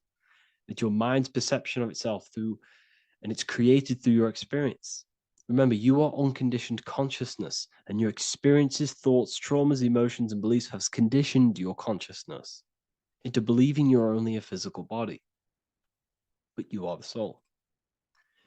We have to remove these layers. How do we remove these layers? Like I said, the best thing, meditation. Meditation. There is a great meditation that you can do every single morning and every single nighttime. You can sit there and repeat over and over before you meditate. You can repeat that you are not this, you are not that, you are not this. You can label them one by one. Start with, I am not my body, I am not my job, I am not my name, and then detach from absolutely everything until you are left with nothingness. And when you start to meditate, detach from everything. Nothing matters. I am here right now. And what will be left? The only thing that will be left is the language that your mind is using. Now, this is very deep. Not many people will tell you this. But I've lingered in meditation many times. And I can tell you from experience that the only thing left once you detach from everything is the language that your mind is attached to. So whether that's English, Italian, French. Once you detach the language of the mind that that little voice in your head's using, you're left with the soul. Once the mind is switched off, you're left with the soul, and you have detached from all of these external things. You're left with the soul. That's you. That's the power. That's the source of all creation, where everything you've ever done has come from. Every thought, every idea has come from your soul. Number two, that's meant to say number two. Sorry about that. Mental addictions and emotional addictions. Okay. These two are very important. Mental addictions, this could be thought patterns. This could be the labels that we've just been talking about. Then you have emotional attachments, which is maybe you're too attached to an external thing. Maybe you're too attached to your phone. Maybe you're too attached to family. Maybe you're too attached to loved ones. Yes, I'm not saying don't love them, but what I'm saying is do not rely on anything in this world to make you happy, to fulfill your emotional needs. Everything is found within you. You must look within, and if you're looking without, if you're trying to find yourself in the outer world, you'll never find yourself. You'll constantly be looking around in loops. Because nothing, you cannot find yourself in the outer world.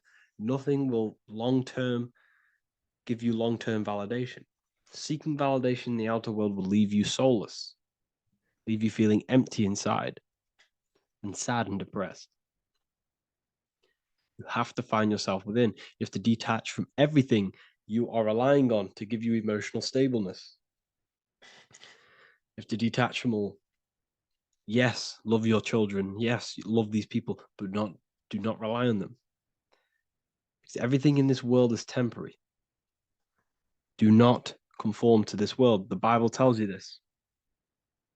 Everything in modern society nurtures the body, but neglects the soul.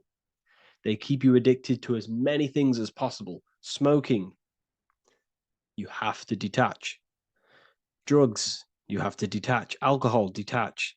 You cannot rely on anything. This is why this path is very, very difficult to walk. But I'm showing you the way. These are the things you must do before death. You have to detach from absolutely everything.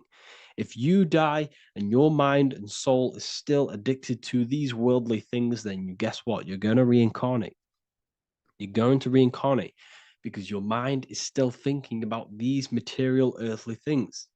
And if you are operating in that vibration, you're going to project that vibration and come back here. You have to detach. You have to master the soul and master the mind.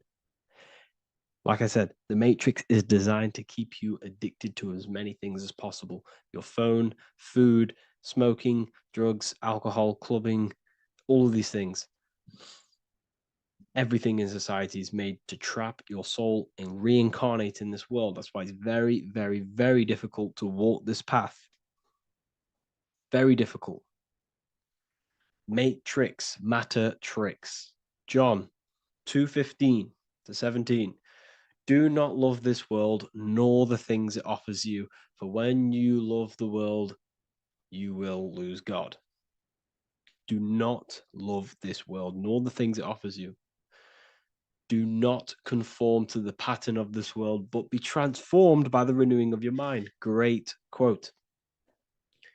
Do not conform to the pattern of this world, but be transformed. Let this world transform you. Learn from this, expand from this, but do not be mentally and emotionally attached. Okay? What good will it be for someone to gain the whole world yet forfeit their soul? Like I said, everything in the Bible is telling you the truth. You just got to read it correctly. This is spirituality. This is spirituality. The Bible is spiritual. It's a spiritual text. We must disconnect from everything outside of us and connect with the true soul. Here we have the Egyptians showing you the soul leaving the body. Here we have the soul here. Here we have the Masons showing you the soul coming out. The soul is real. You are the soul. And when you leave this physical plane, you will go into the astral plane. That's where you came from. You came from the astral. You came from the stars. You incarnated into this physical body. Your consciousness fell into this material form to experience limitation, to experience a 3D world. So in order to ascend properly before we die, we have to let go of all the attachments. Every addiction you have, write them down. And one by one, tackle them. Before you die, you have to, or else you will reincarnate. This is the teachings of Egyptians. This is the teachings of Masonry. All of these addictions contribute towards life after death. Everything must be controlled, and we must be attached to the soul. I'm not saying I'm perfect. I'm not saying I'm perfect, people. We're all not perfect. We're all under psychological operation by the government. We're all in a very difficult situation with this awakening. I'm simply pointing out what I know from my journey and what I've been learning through occultism and research and reading lots of books and many different things. I'm on this journey just as you are. Maybe I'm further. Maybe you're ahead of me. We don't know. But this is what I'm sharing with the world. This is what I'm sharing with my research. And this is what makes sense. It's common sense. Look at everything around you. Everything's made to feed the body, not the soul. So my beautiful watchers and fans and supporters, I appreciate every single one of you, and I hope this video has supported your journey. If you're feeling lost in life, if you're searching for deeper answers, whether you're seeking clarity, looking to expand your studies, or ready for personalized mentoring, this is your chance to connect with me live and receive insights tailored just for you. Start your path to self-mastery and enlightenment inside the world's best esoteric school. Your journey starts now. Tap the link in the description if you want to join Ethereal University, or feel free to check out my books. I thank you all, and I really appreciate for 100,000 subscribers on YouTube. I love every single one of you. Make sure to drop a like, a comment, and subscribe to the channel if you're new. Let me know some ideas for, lectures, anything that you want to know. I can make lectures on them. Just drop it in the comments. I appreciate every single one of you. Take care.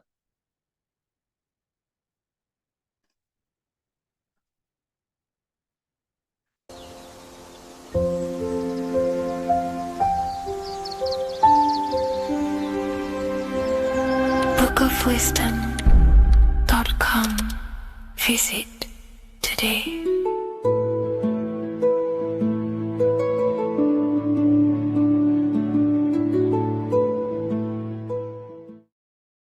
What is good, people? We're back with another video, and today we're talking about the chakras. Let's jump straight into this because I know there's been a lot of requests for this video. So let's jump straight into this. So you have 7 chakras, right? 7 chakras, and these chakras are feeding off your electromagnetic field, known as your aura. This is both positive and a negative pole, male and female, right? This electromagnetic field is made out of electric and magnetism, and together they come as electromagnetic. Now, your chakras, the word chakra just means wheel, spinning wheel, because that's what they are. They are spinning wheels of energy. They do not exist on this physical plane. They exist on the etheric plane. Okay. Now, these energy centers are known to regulate your emotions, and each energy center controls the organs and cells in that particular area of the body. So, for example, your sacral chakra will control the cells and organs of your sexual reproduction area. Okay, the navel chakra or solar plexus will control the digestion in your body. Same with the heart, same with the throat, right? So they are like mini brains for each center of your body. They run along up the spine, but notice the crown chakra exists outside the body. It's just above the head. Now, this process of the chakras is obviously the 7 colors of the rainbow, starting from red, which is the lowest vibrational color, all the way to violet, which is the highest vibrational color. This, like I said, these energy centers are feeding off your electromagnetic field. So if these chakras are unbalanced, they are taking too much energy from your electromagnetic field, making it weaker. Now, this is the North Pole. As you all know, the Earth is flat, and we live inside of a giant torus field, and the North Pole is the Earth's heart chakra. And this is why the aurora borealis, or the northern lights, whatever you want to call them, that's why they are green, and they are being emitted from this center point of the Earth, because it's symbolizing the heart chakra, which is green, right? Now, you do work your way up to these. However, this is a torus field. You are a torus field. You have different layers of this torus field, right? And you need to balance all of these chakras, but you can't move up these chakras until you open the one below it. So it's like a stairway. You can't go to your solar plexus without going through your sacral. You see? So you have to work up these. However, you have to work up these and then live from the heart, because the heart is the center of the torus field. It's the balance between male and female poles, positive and negative poles. So you have to balance all of these chakras and then bring them all into one, which is the heart chakra. Now, they exist on the etheric plane. They exist on the etheric plane, and the etheric plane is a layer of the material plane. It's the one higher than the material plane. And then after the etheric plane, it melts into the astral plane. So they exist just between the physical and the astral aspect. Now, this is the yin and yang matter, which is the lowest root chakra, physical matter, and then to spirit, because high vibrational matter turns into spirit, low vibrational spirit turns into matter. So they're interchangeable. This is the yin and yang. Now, when you see ancient paintings with the halos, you see this is like a toroidal field coming out the top of his head, you see, with a halo. This was symbolizing in the old days, in the ancient days, that they've aligned their chakra, they've reached Christ consciousness, which is God consciousness, right? Now, this electromagnetic field is the apple that we bit out of in the Bible, because you see that apple is a torus field. So they were metaphorically or personifying the torus field. That's what the Bible is. It's a massive personification. It's all metaphors. You have to read it properly. It's got a greater meaning behind it. Now, when we bit from the apple, we ate from the tree of knowledge, which is good and evil. Our lower mind took over, so we materialized to feed our physical bodies. We materialized through Saturn. That's what Saturn does. Now, if you don't understand that, go and watch the video previous to this one called Occult Secrets of Saturn. And that will show you how Saturn is the materializer. Now, this is one of the secrets behind the Masonic compass, electric and magnetic, male and female, duality, positive and negative. Now, like I said, they teach you about the torus field, about a magnet in school, but they don't teach you about your electromagnetic field. Everything alive has a torus field. It is the building block of this creation. Absolutely everything has a torus field. There's not one thing without it. And as you can see here at the center of the apple, that's where the seed is. That's where the life is. The reproduction of that organism. And you see, this is where the most electromagnetic energy is stored, in the center, because this is where the two duality, this is where the field meets at the very center. This is why the seed is at the very center. Now, your spine is a elongation of the brain. The brain is heaven, and the bottom of the spine is hell. So this is Saturn, which is the root chakra.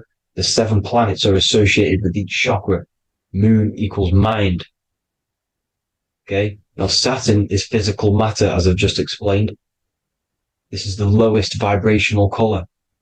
And they want you trapped down here, which is your hell state, your animal nature, your physical nature. They want you to identify as the physical body.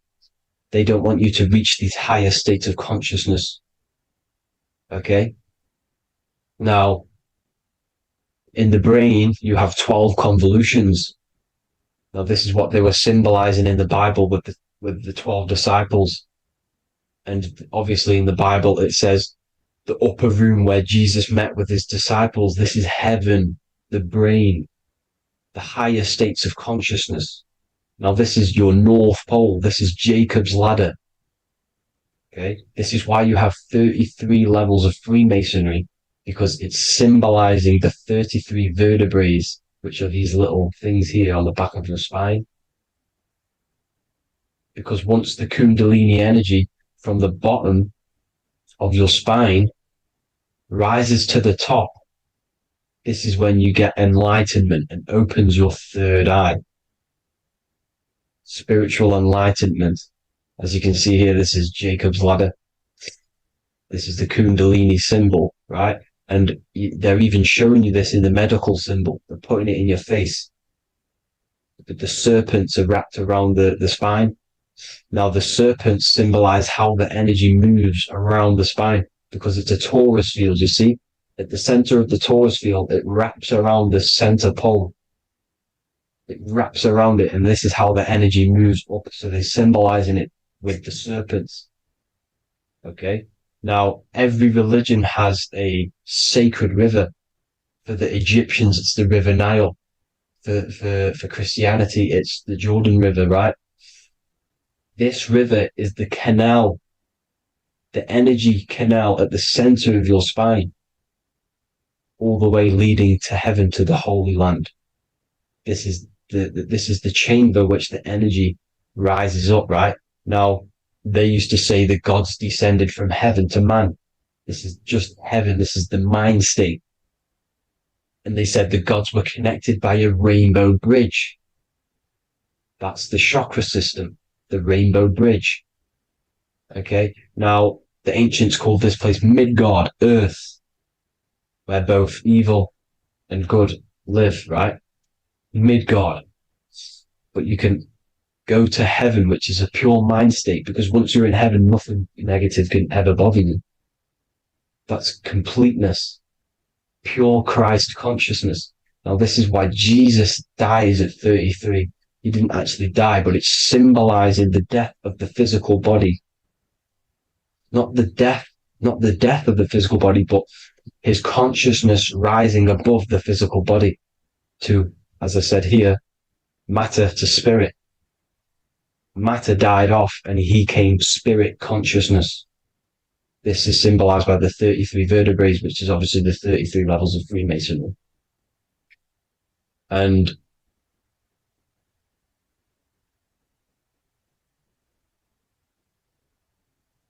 now the pineal gland, which is at the very top of this Jacob's ladder, or the River Jordan, the canal, your 33 vertebrae on your spine. This is where the pineal gland sits, right? At the very top, at the center of your brain. Now, there's multiple ways this was symbolized. The Eye of Ra, which is used by the Egyptians. Now, this pineal gland is the seat of consciousness. This is where your consciousness is stored, right? And the ancient Sumerians used the pine cone, hence why it's got the word pineal gland, the seat of the soul consciousness. it produces DMT, dimethyltryptamine, which is known as the spirit molecule. And the pineal gland is wrapped in microcrystals, and we all know crystals transfer frequency and energy. Now, radios use crystals. A radio is a frequency transmitter, turning a frequency into a frequency that we can hear with our ears, right? Because all the radios are actually playing right now in your ears. However, our ears can't pick it up, so the radio transmits it into a frequency that we can hear using crystals. So this is the power of crystals, and this is what our third eye is wrapped in, crystals. Now, this third eye is not actually your third eye, it's your first eye. When you're being materialized in your mother's womb, this is the first gland that is produced, and everything's built around it, because it is the consciousness. It is your consciousness. Your consciousness never dies, ever. It's an eternal essence. It lives forever. You never actually die. Only the mortal body dies. Now that's what we call life. Life is abided by time, and time is change. And change is what we call life, because everything's constantly moving and transforming into different things, right? Now let's not get off track. The pine cone is obviously, this is in the Vatican here. The pine cone is symbolized as the pineal gland, pine. And this is the opened pine cone. The opened pine cone means, or symbolizes, the awakened man, the awakened third eye. But the ones here, which the Sumerian gods are holding, these are shut pine cones, symbolizing the unawakened man. But let's not get confused, people. These gods were not gods. They are human beings just like you. They reached Christ consciousness. They are nothing more special than you. They just had the ability to reach Christ consciousness. And obviously their knowledge was far more intelligent than ours, far more advanced than ours. They knew the truth about this reality to the depths. Now, the ancient Hindus had a goddess called Kundalini, which is said that she descended by the means of a ladder or a cord from heaven, which is symbolizing the spinal cord. Now, this is what hickory, hickory dock, the mouse went up the clock and came back down. This is all these stories, like Santa as well. Santa comes up and then down the chimney. This is symbolizing the Christ oil. There's an oil which is produced in your pineal gland, right? And this oil travels down the spine. And once it's down on the spine, you must have to raise your consciousness, just like I said, but the chakras, you have to raise your consciousness, raise your vibration to heat up this oil and turn it into a gas. And it travels back up the spine through like the serpents up the spine, and this awakens the third eye once it's coming back up the spine and hits the pineal gland. This is the secret behind Santa and hickory hickory dock, because Santa comes down and feeds the presents and goes back up the chimney, and he lives in the North Pole, the positive pole. This is the North Pole, people, and the presence is your sacred oil. This oil, your physical body is the furnace. It's the spiritual furnace, which you have to heat up this oil by raising your frequency and turning it into a gas to rise up this chamber, the River Jordan, to your third eye, right? Now, this is an alchemical process. Your body is the alchemical furnace. It says in the Bible, if therefore thine eye be single, thy whole body shall be filled with light. I shouldn't have cut that out, but that's what it says. The light of the body is thine eye. If therefore thine eye be single, thy eye shall be filled, their body shall be filled with light. This is symbolizing the pineal gland, enlightening the body, the spiritual body, filled with light. Now, As I said, they want you kept down here, which is the root chakra, which is your animal nature, which is obviously mind, matter over mind. This is the symbol of Saturn, right? As you say, we're built of body, mind, and spirit, the Holy Trinity.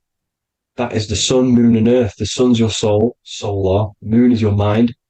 Earth, which is the cross, which is your physical body, the 5 elements, right? So body, mind, and spirit. So the Saturn symbol is actually made out of the cross on top, which is the earth, and the moon on the bottom, which is symbolizing matter over mind, because earth is physical matter. You don't want to be matter over mind. You need to be mind over matter. See, they want you identifying as your physical body. They don't want you to realize you're an eternal consciousness. You're an eternal essence of consciousness which never dies.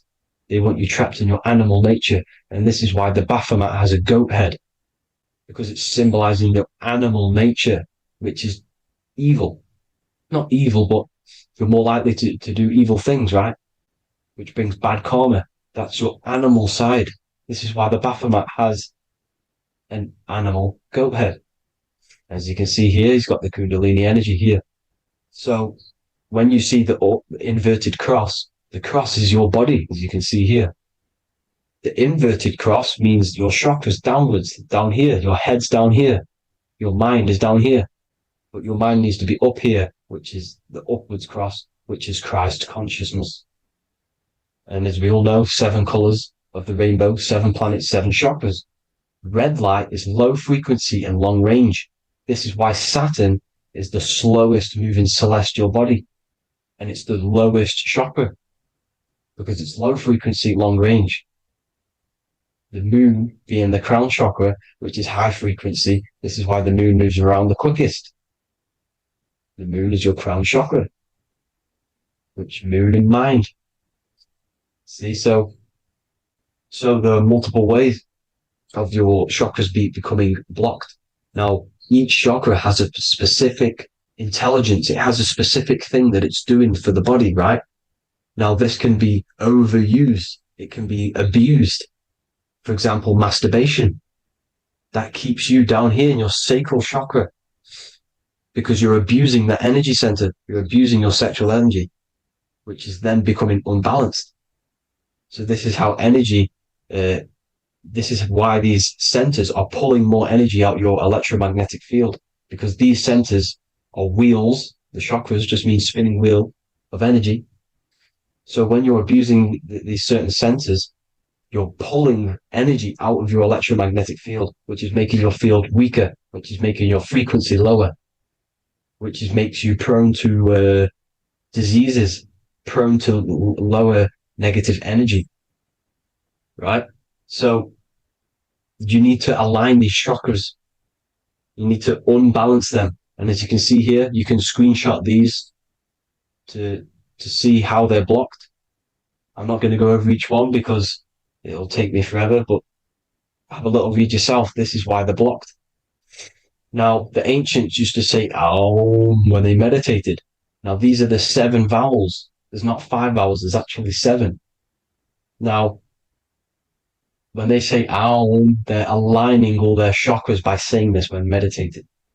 This is where the Aum originated from. Now, emotion is energy in motion. So if you're feeling a certain way, that's the energy you've put in motion. It's a reflection. We live in a mirror reality. Everything's mirrored. Everything's mirrored. As within, so without, as above, so below. Everything's a reflection of some sort.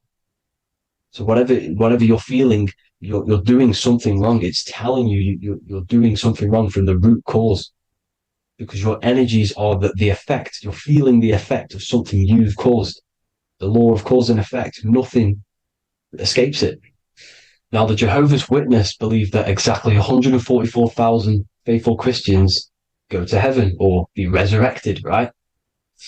This is not true. This is symbolic. 144,000 go to heaven. Now, the petals on the chakras, this is the root chakra, this is the crown chakra. Now, if you add up the first 5 chakras, the petals, add up the petals on the first 5 chakras, you get 48. And then you get to the third eye, which has 2 petals. 48 times 2 equals 96. 96 plus 48, which you got from here, equals 144. The last chakra has 1,000 petals. Times 144 times 1,000, you get 144,000. This is a frequency. This frequency is the frequency of the ascension up your chakras. This frequency is a high frequency, which turns that oil into gas, which rises up the spine, activating your third eye. Right?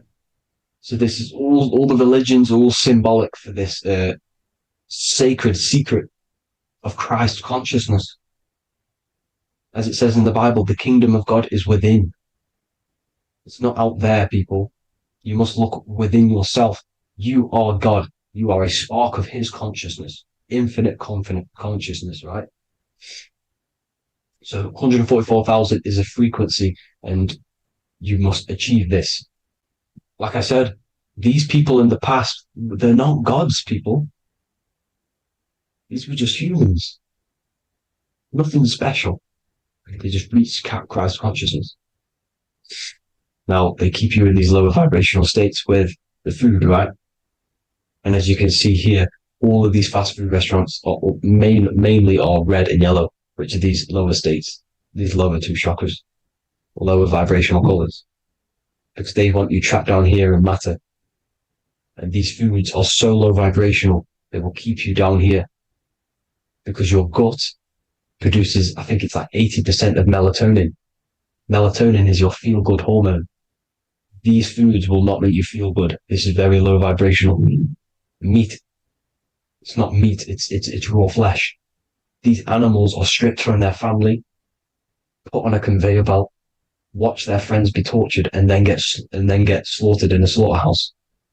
Think of all the fear that's running through their blood, all the hormones, all the fear, and you're going to go and eat that very low vibrational energy. As you can see here, this is the light photons within fruit. You can see the life force in this fruit. You must think, feel, and do positive to raise your vibration. As you can see, earth equals heart. If you rearrange it, everything in nature is green, right? The aurora borealis is green. You must align all these chakras and then live from the heart, because the heart's the center of the Taurus field. You must become the consciousness in the center. So that's it for this video, people. Thank you all. God bless.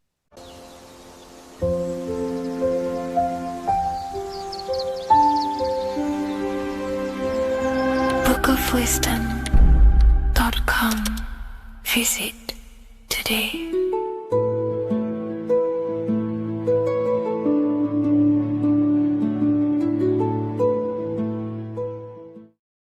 You're living in 4 planes of existence right now, but most people are only aware of one. And that's why they feel lost, disconnected, and stuck in cycles they can't explain. If you don't understand the blueprint of reality, you'll keep trying to fix the physical, while the real causes lie in the unseen dimensions that you have direct access to.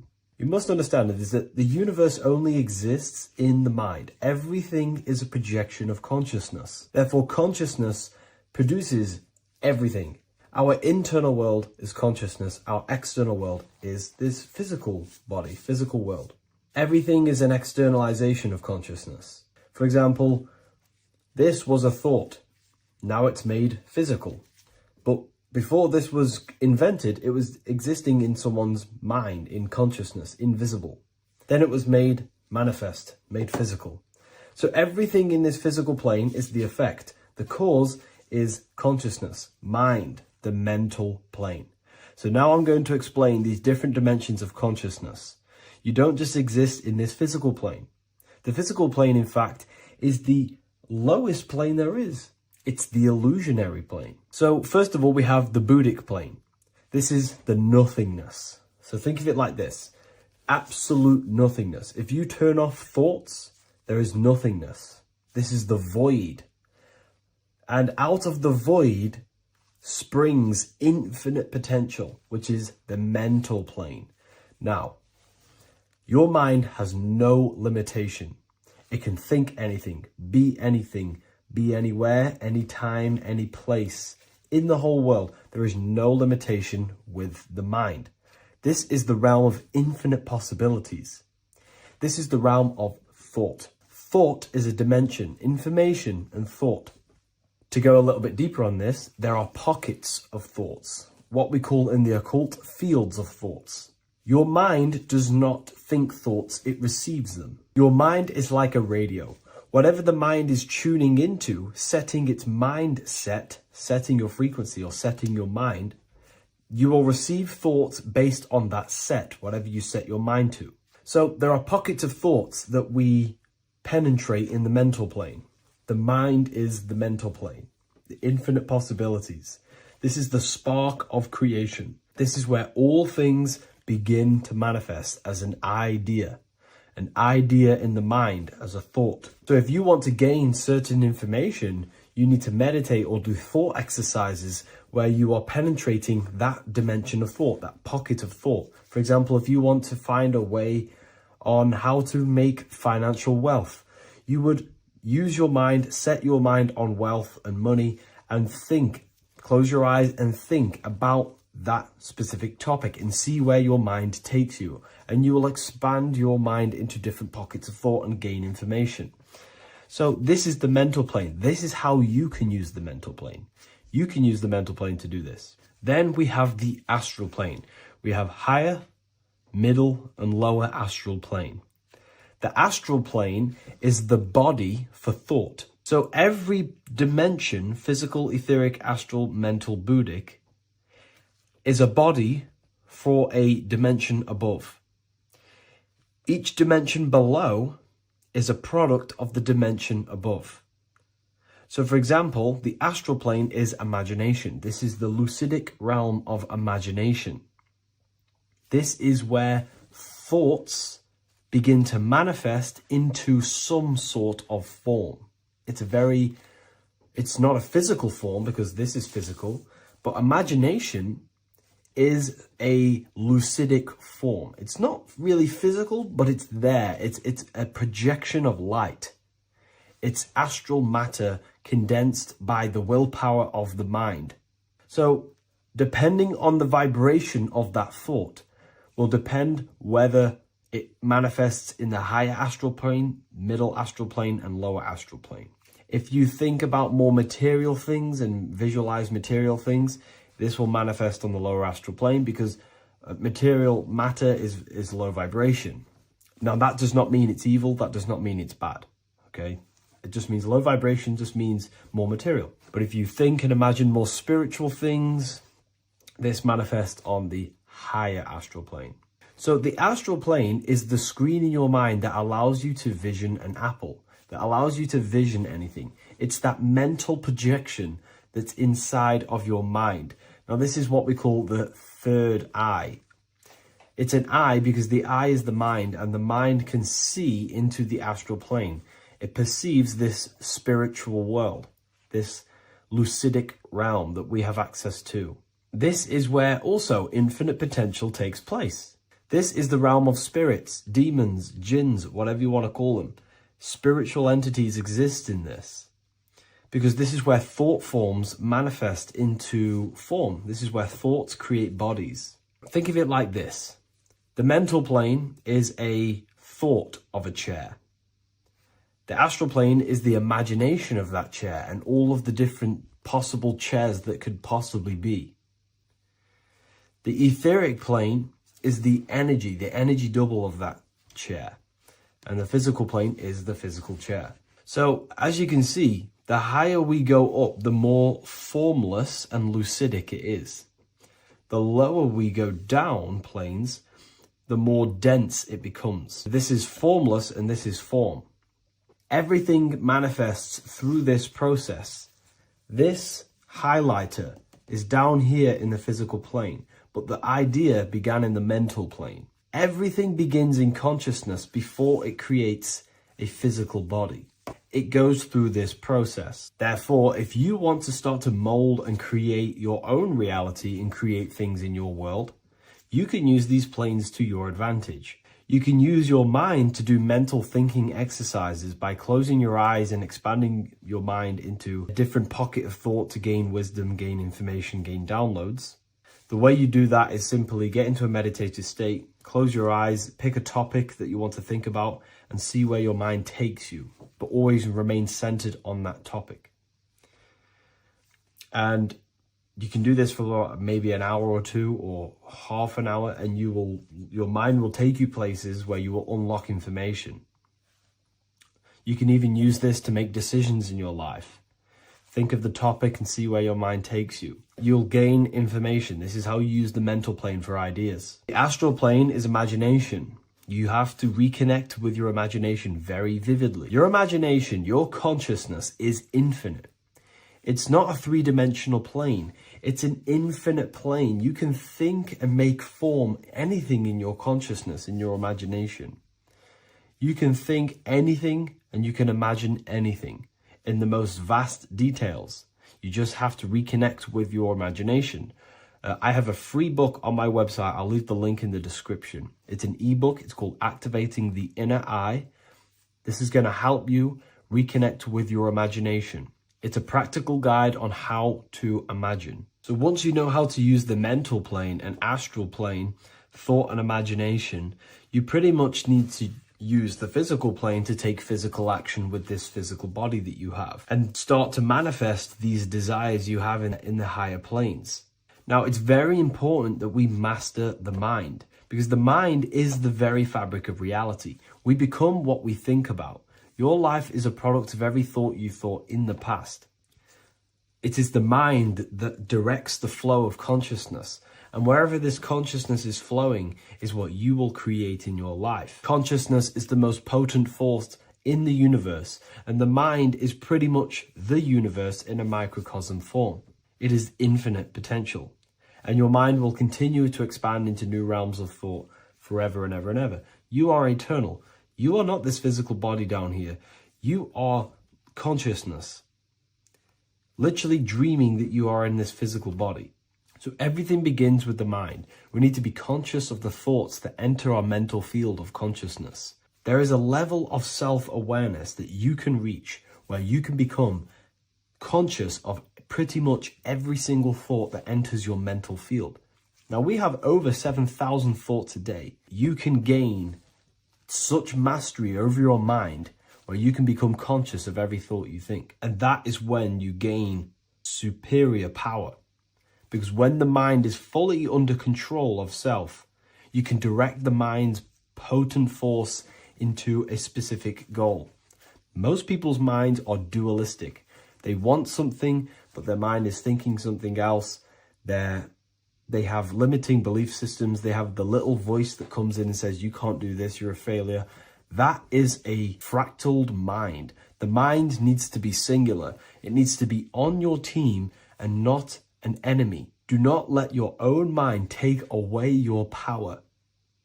Your mind should be on your team, giving you power, giving you the best possible thoughts and the best possible beliefs. When the mind is in this condition and on your team and not taking away your power through the destructive thoughts, it becomes a potent, powerful force used for manifestation to create anything. And the way we get the mind on your team is through constant meditation to learn how to control the mind and turn it on and off.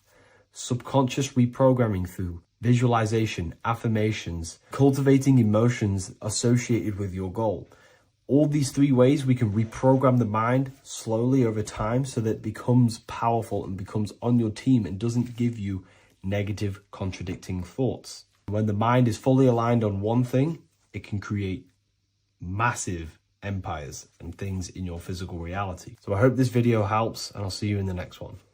Hey people, how are you all doing? It's Revival of Wisdom, and today we're going to be talking about your birth certificates and how we are slaves to a system and how they have trapped us into this system. Okay, so the first thing you need to understand about this system is there are two types of laws. You have the law of water, which is Admiralty law, and the law of the land. So the Admiralty law is the law of water, and this is what money is. Money is water. This is why we say liquidity, currency, the current. A current is water, something moving through something. Cash flow. And this is why banks are called banks, because a river bank is on either side of the water and it directs the currency. You see? So money is water. And as you can see here, Ripple, the cryptocurrency, Ripple, water Ripple, and they're building a bridge over water, overseas, international banking with cryptocurrency. So money is water. And this has specific laws about water, but water is the same everywhere, you see. What the difference is with the law of the land is that you can have different laws in different lands. I can't do certain things in the UK that people can do in America, for example. You see, that's the law of the land, but the law of water is the same because water is everywhere. Now, this is very important to understand when it comes to, you know, these birth certificates. So, Pope Gregory, this is where we're going to start off. Pope Gregory in 1582 took the Orthodox Eastern sunrise calendar and changed it to his own Gregorian timeline, not a calendar, a timeline. This timeline was copyrighted by Pope Gregory under the name of the Vatican. So the Vatican owns the timeline that we are using today, 2023. They own it. They own the title of this Gregorian calendar. Okay. Therefore, anyone who is born under this copyrighted timeline, not calendar, they are subjected to Rome because Rome owns the timeline. They have a patent, a copyright for that timeline. What is on our birth certificates? That timeline. We are born underneath, we are subjected to the Vatican. This is why all birth certificates go to the Vatican. They own every single birth certificate. Okay? So when we use this timeline, we are subjecting ourselves to this timeline. Okay? Which the Vatican has a claim over. This calendar or timeline is set to sunset, not the sunrise, which is associated with death, darkness, and the moon, lunatics. You see, so this is a sunset calendar timeline. Okay, this is now, they've changed a couple things, right? They say that the new year is January the 1st. Okay, when we know this is in winter. January is winter, which is associated with darkness, death, the death of nature. So this is a death cult, people. These people are evil. They're so evil. The Vatican. And this is why we use April Fool's Day, because April is in Aries, and Aries is always the start of the zodiac. This is why Aries rules the head region. 12 zodiacs, 12 systems of the body. Each zodiac is associated with each part of the body, and this is why Aries is the head, cerebrum. But we're not going to talk about in this video. But yes, that is what April Fool's Day is. They're putting it in your face. April Fool's Day is the real start of the year, when the sun starts to rise again, when the risen Savior is resurrected, when it's born again. This is when the Jews celebrate the Passover. This is when the Christians celebrate the resurrection of Jesus, and they eat lamb. The Jews eat lamb because we're in Aries, the new year. The sun is now born again, our risen Savior, the light of the world. So yes, this is what April Fool's Day is. It's the first day of the year, which they changed. Pope Gregory changed. So you need to understand is that you are in the womb. You are inside of a ship, because every ship, literally a ship, every ship is female. This is why they say she delivers the product, because she does deliver the product, you, the baby. Same thing with a ship, they deliver products. They are a she. And when they pull up to the bay, like you can see on this picture, they're pulling up to the bay. This is now called the birth canal. The ship is now in birth on paper. Okay, this is law. And when they pull up, they tie up to the bay, and now they get a certificate of manifest certifying all of the products which are on the ship and what they are bringing into that nation. Okay, so you're bringing in this many of that, everything's on the certificate of manifest. And this certificate of manifest is also your birth certificate, because you are traveling through water when you are in the birth canal of your mother, because you are in water when you are in the womb, and you travel through the birth canal. And when you arrive, you get a certificate of manifest with the name, how many, the quantity, that's your birth certificate. Okay. And this is what it is. We are a well, we're not a corporation, but we represent a corporation, which is your name in full capital letters. That is your corporation. You cannot physically tax a body, but you can tax a corporation. This is why we get charged. This is why we get taxed, because it all goes down to the corporation which our name represents, which we are subjecting ourselves to. We are subject, my name, I am subjecting myself to this name, and that name has a corporation which I represent, which I subject myself to. You see, this is how we are attached to this straw man, this character that they have built on paper. So it's a character which is on paper. This is what we represent. So when the woman gives birth, she delivers the baby, and then she has another substance. Now I'm going to break down how they attach this name to us, how they do it. Okay. Our mother is carrying us the product in the womb, the water. And it goes, for example, it goes from the United Kingdom into a state-owned, corporate, federal-owned hospital, which is government-owned. She does not declare the package when she enters the building. Aha, so keep that in mind. When she delivers the package in the federal territory, she does not declare the package either when she leaves. Therefore, there is no evidence that we exist when we arrive. On paper. On paper, there is no evidence that we came into the building or left the building. We have not been declared. So we do not exist on paper at this point. When the woman gives birth, she delivers the baby, and then she has another substance, which is called the afterbirth material. Okay? This afterbirth material has the same DNA as our physical body, with the body, mind, and spirit. Okay? This is how they get this corporation. Hold on. The afterbirth material does not get claimed by the mother nor anyone. Therefore, they salvage that substance, because we are under the Vatican. Every state is all Catholic. Your birth certificate is Catholic. No matter what religion you think you are, every single birth certificate is Catholic, because we are subjected to Rome. All roads lead to Rome. Rome runs all of this. Okay?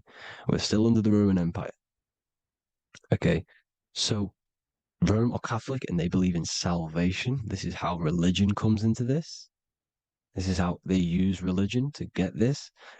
So they salvage the afterbirth material and they claim it, and they salvage it and give it and charge it to Rome. And they give it a name. Here's the legal term, born alive. Here's what it says. Each product of such birth is considered live born and fully recognized as a human person. So each product of such birth, so that could be anything, the afterbirth, the person who actually comes out, the baby. So your afterbirth, which we do not take with us, we take the baby with us, they keep that in the hospital, they collect the afterbirth, and they salvage it, and they give it the name, which it is us. We are a representative to that afterbirth material, which they put the name on, they claimed, which is subject to Rome. So we are walking around our whole lives as a representative to that claimed salvaged afterbirth material, which the federal state have. Okay. We are under the Catholic Church, Vatican. Therefore, the afterbirth material is a child of God. See, on paper, therefore, they believe in salvation and salvage the afterbirth material. This material has no mother or father. The state pick it up. It becomes a war to the courts and gets charged to the state. So we are a representative to that character they salvaged because it is the exact same DNA as you. Subject is the name or the title, and the matter is the physical aspect left behind in the hospital, which represents us. You see? So now we're moving on to Unum Sanctum. Unum Sanctum was in 1302, a very, very important year. Very important year. Unum Sanctum says this is basically how they claim everyone in the world. So the Vatican had all this power, all this gold, all these people under them. They need to get a claim for them so then they can rule over them and make them slaves. So what they did, they created Unum Sanctum. Pope Boniface VIII did this. And it says, the spiritual man judges of all things, and he himself is judged by no man. The spiritual man, keep that in mind, unless he invent like Manichaeus, two beginnings, which is false and judged by heretical, since according to the testimony of Moses, it is not in the beginnings, but in the beginning that God created heaven and earth. Furthermore, we declare, we proclaim, we define that it is absolutely necessary for salvation that every human creature to be subjected to the Roman pontiff. So they are claiming us in Unum Sanctum, and it's in the vaults in the Vatican. They will put a spell on it because they are sorcerers, they are magicians. They put a spell on it, they lock it up, and whatever goes on that piece of paper goes. And this Unum Sanctum is claiming all of us. So what does it say in the beginning? The spiritual man judges of all things, and he himself is judged by no man. The spiritual man, the man with the body, mind, and soul, the first baby that comes out the birth canal. That's you, your body, body, mind, and soul. You have the Christ, which is I am, which is grace. Grace means here, now, in the present. You have the Christ, which means I am. Therefore, you have a soul. If you can say I am, you have the Christ. You have a soul. But a creature can be anything with no soul. You see? So no man can judge the man with the soul. However, as it says in the second part, we proclaim, we define that it's absolutely necessary for salvation that every human creature to be subject to the Roman pontiff. So they are subjecting the afterbirth, not the man with the body, mind, and soul, but the afterbirth to the Roman pontiff, to the Roman Catholic Church. We are the ones who are claiming to be the afterbirth material, which is our birth certificate, which is our representative. We represent that because it is our DNA. This is how we are stuck. We are stuck because we represent this DNA, which is on paper, recorded. You see? So we, being untaught, uneducated in these subjects, we are subjecting ourselves to this system, to this slavery, because we just want to live. We just want to live happily, just peaceful. Think about it. Where's all this coming from? Where's all this war, all this killing, deaths coming from? We just want to live. It's coming from the Catholic Church, these evil death cult, which has subjected us, which has used us as slaves, and we are still slaves, and it's just going to get worse and worse and worse. So this is how we have subjected ourselves to be the slaves to this system. It's a lot to take in, and there's a lot more deeper stuff which goes into this. I'm just going over the surface. I'm going quite deep, but there is little details that I still need to learn myself.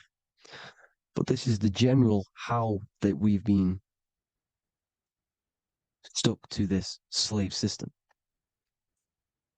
So we are batteries, okay? This is why we get charged. When you go in a court, you get charged, okay? Because you're a biological battery. This is why cities look like motherboards, because we are feeding energy to this matrix. Okay, when we look outside of ourselves, when we give power to so-called Jesus Christ, worshipping idols outside of ourselves, where attention goes, energy flows. We are feeding the matrix with energy. By looking within, placing your attention within yourself, you are taking back your power. Because the I am is Christ. The you, the soul, is Christ. It's God. The awareness is God. Okay? However, we are subjecting ourselves to this system. We're subjecting ourselves to this system, and the feeding of our energy.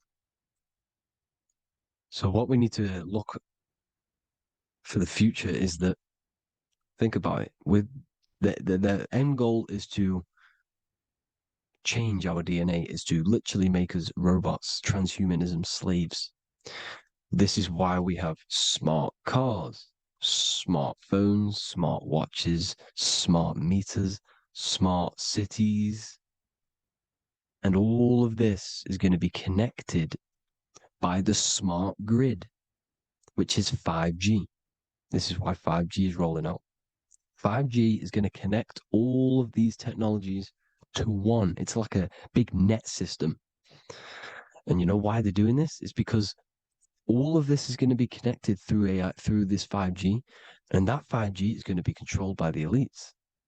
So you say anything wrong, you do something wrong, you say the wrong thing online, they'll turn off your car, they'll turn off your phone, they'll turn off your smartwatch, they'll turn off your TV, because it's all going to be connected and controlled by the smart grid. And this is what the Great Reset is, people. But they're going to trap us inside of these 15-minute smart cities so we can't leave the area, because they're going to use climate change as a tool to enslave us to not travel because of so-called climate change and the fumes that we are putting into the air, which is all BS. They're doing this to push these new cities, to push all of it. But listen, they're trying to get inside of your body. The only way they can do that is to get you addicted and using this technology. First, they got on the body with the smartphone. Well, first of all, we use the technology. We get used to it with it in our hand. The next step for them was to get on the body, which is the Apple Watch, as you see down here. They have now successfully got onto the body. The next thing is to get inside of the body. This is the brain chip. You see how they've slowly lured their way in, slowly got you addicted to this technology, got you dependent on this technology. And what they're going to do is that they're going to mold society to be dependent on the brain chip. So in order, for example, if you want to go and pay for food, you're going to have to get a chip to pay for the food, because it's all going to be digital money. And that digital money will be connected to the chip, and you'll need the chip to pay for things. You see? So this is how they're slowly transhumanizing us. These phones, these apps, these things which are all we are all using was created by Freemasons. Mason means traveler, because they travel the depths of the mind. They understand human consciousness. They understand the brain. They understand the mind. By the deepest root cause, they understand it. This is what Masonry is. It's the occult. So these technologies is designed by these people. This is why they're so addictive, because they understand how it works. They understand how to get people addicted, because they understand human consciousness, the brain, the body, and the mind. So this is the advantage Freemasons have over us. And these secret societies, which have gone through the orders of Freemasonry and progressed onto these secret societies, which are the evil side, because I'm not saying Freemasonry is evil, okay? But the societies which they go beyond Freemasonry, because you can go beyond the 33rd degree into these secret societies, and they use this knowledge for the bad, to enslave people. And this is what's going to happen. Transhumanism. So I hope you all learned some insight for today. Please do a bit more research on, the birth certificate and stuff like that, the straw man. And have an amazing day, people. Please like, comment, and subscribe. Peace.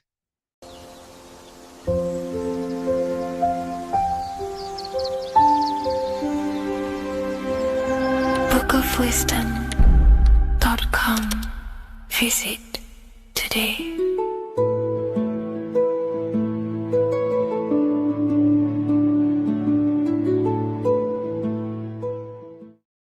What if God is not watching you every move, not judging every mistake that we make, not deciding in real time who goes to heaven or hell? What if reality does not work through God micromanaging everyone in his creation, but through a law? And what if you are not separate from those laws, but an active expression of them? Once you understand this, everything in your reality will shift. The idea that God micromanages everything and does everything by himself to hold up his creation is illogical. It makes no sense. There are billions of souls and living people in this world. There are plants. There's no way there is an intelligence out there micromanaging everything. If you die and pass on, there's no one waiting in a queue to be judged by God. This is totally, just religion creating up their own version of the Bible or whatever holy book it is. We have to remove that system out of our mind that's being heavily implanted into us. If God were personally judging every soul the moment they died, there would be an endless queue of people waiting to proceed, punish, or rewarded. Reality does not operate like a courtroom with a single judge overseeing every case. Instead, reality operates through systems, through structure, through law. God does not intervene moment by moment. God sets laws into place,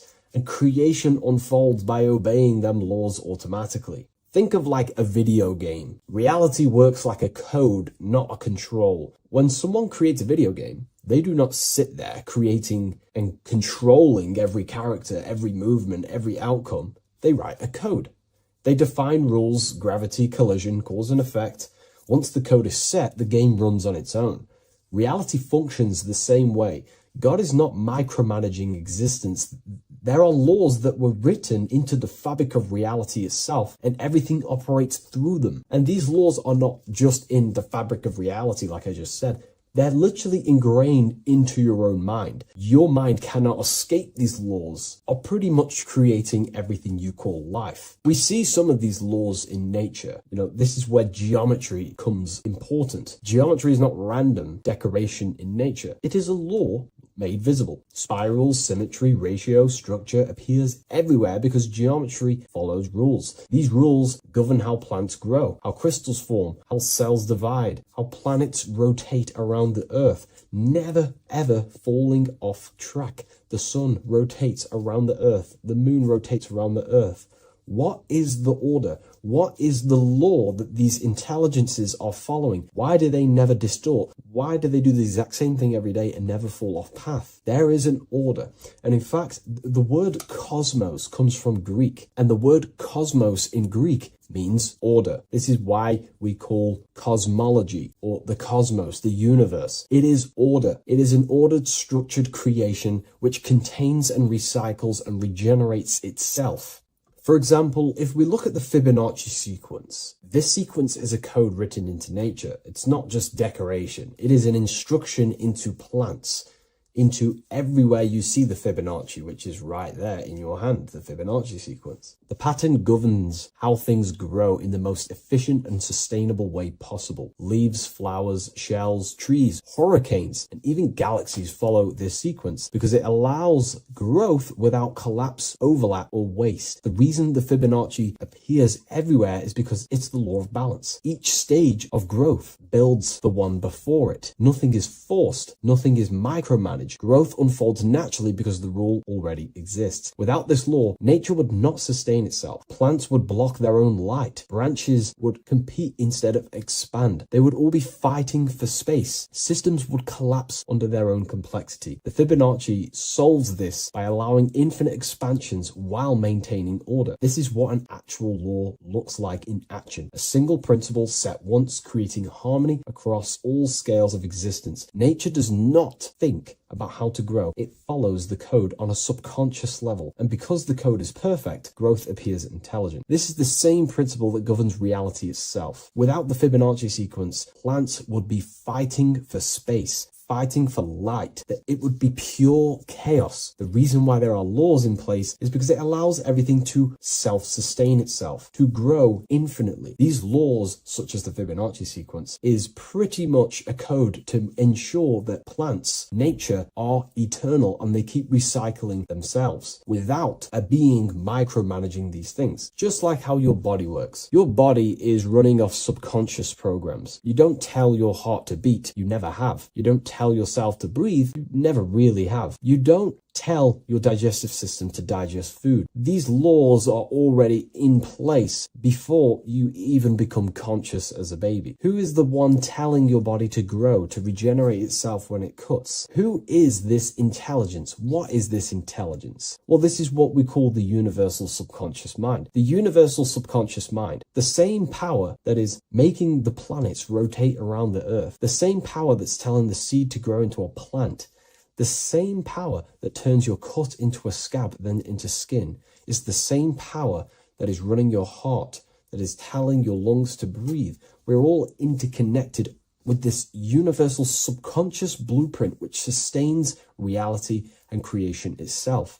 It's a self-containing system. Now that we've gone over some of the basic stuff, but you see where I'm trying to come from now. There are laws you cannot escape, and one of them laws would be cause and effect. It's impossible to escape this law. It is too powerful for your consciousness to actually escape cause and effect.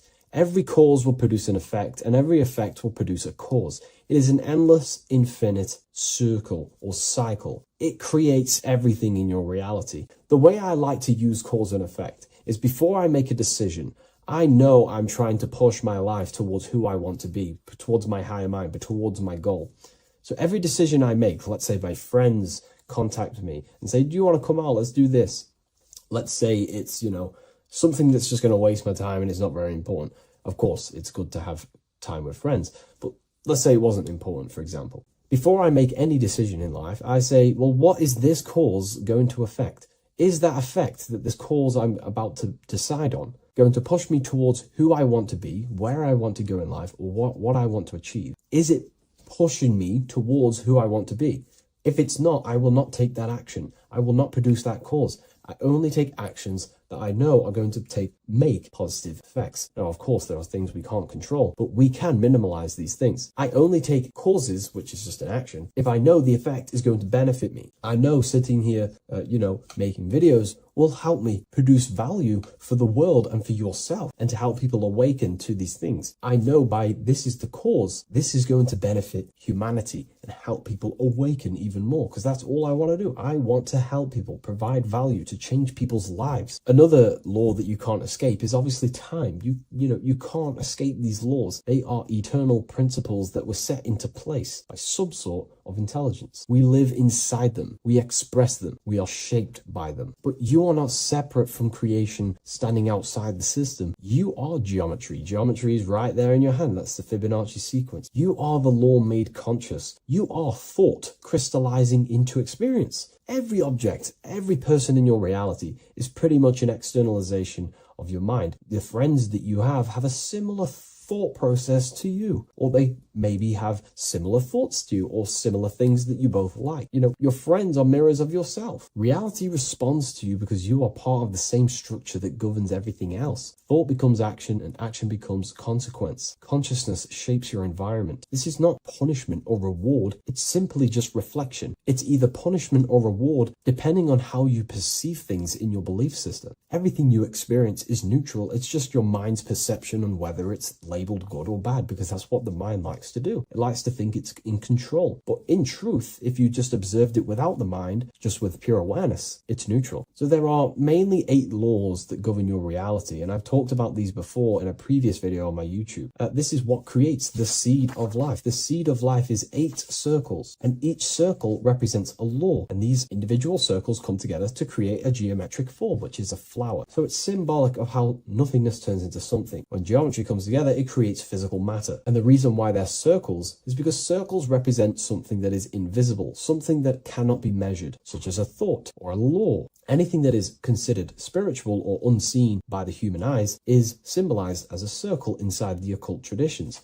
The reason is for that is because circles' surface area cannot be calculated. You can't find the exact surface area of a circle, which means it symbolizes something that you can't actually measure or see or tangibly touch. Therefore, the seed of life represents the 8 laws that come together to create a flower, the 8 laws that come together to form matter, the 8 laws that crystallize mind into a physical experience. These laws would be the first one, mentalism, the big circle around the seed of life, the big circle. So mentalism just reveals everything is mind. Without mind, you know, there is no existence. Mind is reality, pretty much. You experience life not just outside of you, but mainly inside of yourself. Therefore, all of the laws that come after mind correspond to the mind, because mind is the first law. The second law will be vibration. Every thought has its own vibration, and you attract to you the thoughts that you put out based on the vibration. If you think negative, low vibrational thoughts, you will receive back to yourself more negative thoughts. If you think positive, you will receive more thoughts. If you think about football, you will receive more thoughts based on that vibration that you put out into the mental field. The third law would be correspondence. Everything corresponds, which means everything is just a reflection of something. Your reality is an externalization and a reflection of your mind. The things that you possess, the things that you've achieved, all comes from the internal mind. Everything corresponds to everything. As above, so below. Your reality is just an externalization of the thought loop that you live in every day, because thoughts work in cycles. 90% of the thoughts we thought yesterday, we will think again today. It's the thought loop that manifests our reality. To change our reality, we have to change our thought loop. And once we change the internal, this will be mirrored in the external, which is the law of correspondence. Fourth law would be gender. Everything is masculine and feminine, conscious and subconscious. These two work together to create your reality. You have masculine and feminine forces of consciousness. Masculine forces of consciousness would be physical actions, willpower, thinking. Feminine forces of consciousness would be intuition and imagination and emotion. These are all aspects of the mind, the first law. The next law would be cause and effect. Very simple. We went over that earlier. Every cause produces an effect, and every effect will produce a new cause. It's an endless cycle. The next law would be rhythm. Rhythm is everything is in cycles, like I just said, day and night, winter, summer. The universe works in cycles. And just like I said, the law of correspondence, as above, so below, as within, so without, because the physical world has cycles, so does your mind have cycles. Thought loops. We think 90% of the thoughts that we thought yesterday. The subconscious mind responds to rhythm. The more you say something, the more you believe it, the more it becomes a program and more suggestible to your conscious mind. And the last law is care. It's impossible to escape care. You cannot not care. It is important. It is impossible to escape. If you hurt someone, you know deep down that that was wrong. And care also corresponds to creation. You only act on what you care about. You care about paying the bills, right? So we take the physical actions to go generate money to pay the bills for our house or whatnot. Or if you love someone, you care for them. You take the actions to message them, to contact them, to see them. Human action is driven by love or care. This is how all reality is created. So once we understand these things, it's life-changing once you work with the law. That's what I mean. Most people are unconscious of the law. The laws are there, but they're just not aware of them. Now that you're aware of these laws, you can consciously work with these laws so they're not working against you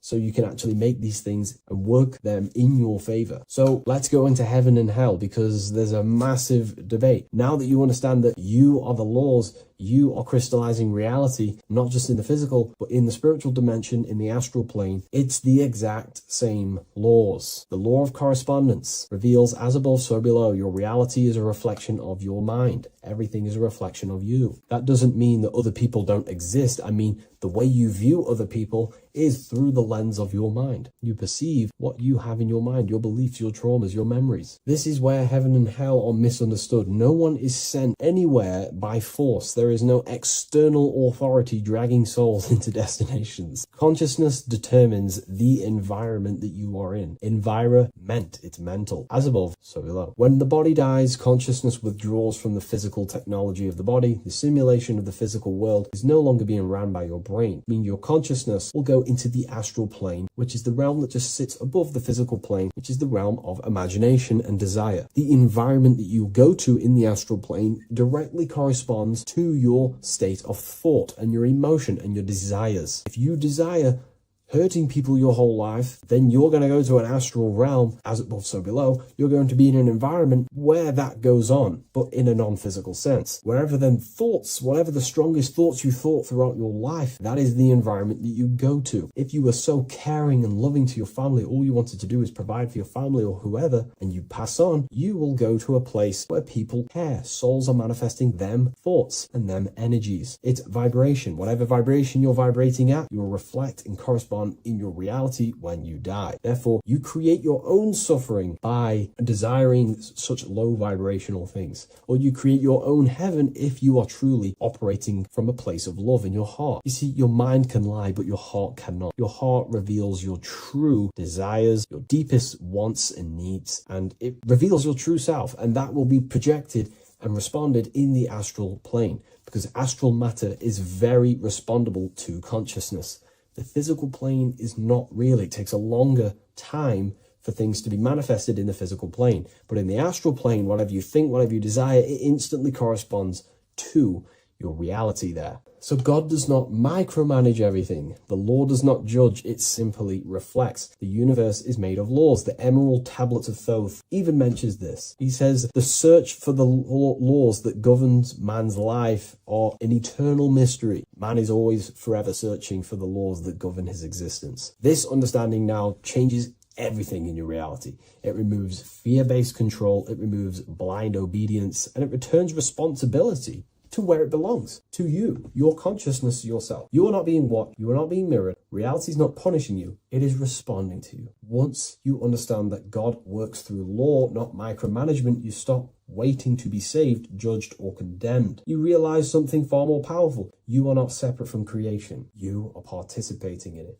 You are the universe experiencing itself. What a fabulous video, and I really enjoyed this today. Please leave a like, comment, and share on the video, and I'll see you all in the next one. And if you wish to get this book, there is a link in the description. Have an amazing day, everyone. Take care.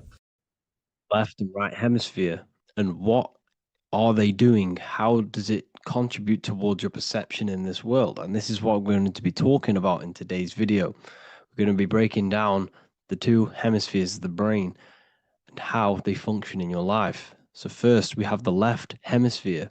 This is the logical hemisphere. This is the analytical, divided, scientific, or verbal hemisphere. The right hemisphere is creative, wholeness, artistic, symbolic, and metaphorical. The right hemisphere does with non-verbal things. It produces a holistic perception. It is more to do with creativity. Because what you must understand is that we are not in the external world. The world is produced by our brain. We see with our brain. Our eyes are a part of the brain. What we touch is the brain's interpretation of electrical signals on the nervous system. What we smell is the brain's interpretation of smell through the nose. What you taste is your brain's interpretation of chemical reactions on your taste buds. So what you are experiencing is the brain. The brain is a computer creating a simulation. and you have two hemispheres, which breaks down this reality. So essentially, the brain is the perception creator. It creates perception. So if the brain is creating this, who is the one experiencing the brain? Well, that is you, the consciousness, the mind, the all-seeing eye. You are the all-seeing eye experiencing the brain, the observer behind the brain, behind reality, behind the emotions. So if you're walking through a woods, this left brain sees individual trees. The right brain sees the whole woods. It sees the biome. It sees the bigger picture. So when you are walking through this woods, the right brain picks up a holistic perception of reality. It creates the woods as one unified woods. The left brain's job is to break this down and analyze it so that we can see individual things. And this is also necessary for humans to have the ability to break things down and manipulate things in this world. So without this left hemisphere, we could not manipulate things and break things down. So this right hemisphere is important because it sees the whole woods. It sees humanity as one unified consciousness. However, the left hemisphere sees individual egos. So the left hemisphere is the place of the ego because it only understands it sees the world very divided. Okay. So, for example, here's another example of the left and right hemisphere. If someone pulls out in front of you in traffic, your left brain is going to start going crazy and analyzing them, calling them names. The right hemisphere, however, sees the bigger picture. Maybe he didn't see you. Maybe it's just a mistake. Maybe he's in a rush. You see how the two brains are very different. They do the same thing, but they function in different ways. The right hemisphere is feminine, the left hemisphere is masculine. So, like I said, this person pulls out in front of you, you start to think with the left. If you start to perceive that in the left brain, you're going to start analyzing them, you're going to start going crazy and calling them names because you're analyzing it. You're not seeing the bigger picture behind it. You're not seeing it from his perspective. So there is a crossover. So the left hemisphere of the brain controls the right side of the body, the right ear, the right eye. Everything to do with the right side of the body is connected to the left hemisphere, and the right hemisphere controls everything on the left side of the body, including your eyes, your arms, your legs. So everything is crossed over, and even your visual field is crossed over. So this is your visual field, as you can see here, and even the left side of your visual field goes to the right brain. There's a crossover. No one really knows. There's not really a reason for this. However, this is how the human body is designed. As we all know, the human body is the most advanced piece of technology on the face of the earth. They cannot replicate the human body. And they tell you it has no creator. This is crazy. People are that brainwashed, they can't even understand that their body is the most advanced piece of technology.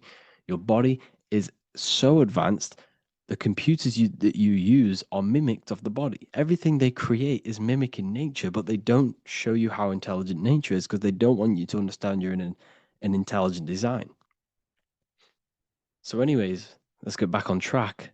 There is a crossover in the brain, and this is why they teach you to write with your right hand. And I was speaking to someone who's in a nunnery, or whatever you want to call it. They were a nun, or they knew someone who was who was a nun, and they forced these people, these nuns, to write with their right hand. You had to write with your right hand.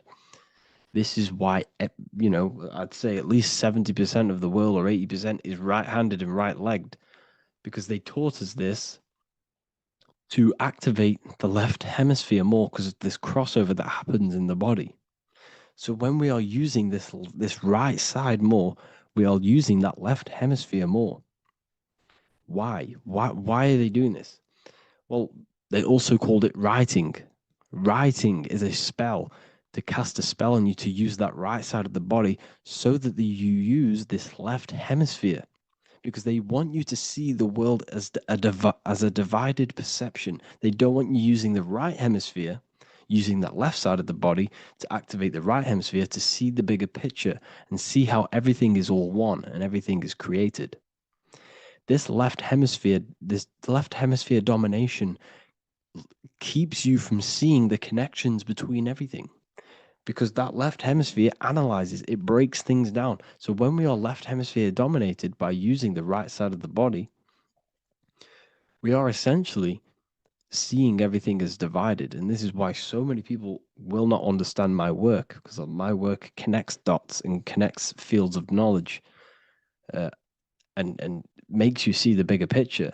So people who are left hemisphere dominated will see my work and think this guy's crazy.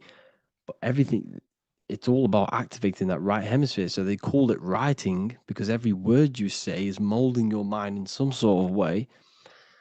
The things you see is molding your mind. Everything you take in through the five senses is molding your mind. And language is a massive spell, especially the English language. They called it writing so that you use that right side. It's a spell because your subconscious mind picks up everything you say. And 90% of your daily basis behavior and thought patterns is produced by these subconscious programs within the subconscious mind. Essentially, your conscious mind is only the 10% of you. The conscious mind is just what you're aware of, what you're wearing, how you're feeling, what you're thinking. That's your conscious mind. The subconscious mind is controlling every system in your body. It's telling your heart to beat without you being conscious of it. So essentially, this is what they're programming. They're programming this system in the back of the mind, which is controlling everything through the words. And this is what spells are, because it's all about creating perception in the subconscious. So they want you to use that right side more. I truly believe the ancients, they were balanced. They used the left and the right side of the body. They didn't have a stronger side because they understood this science of the body and how the body works.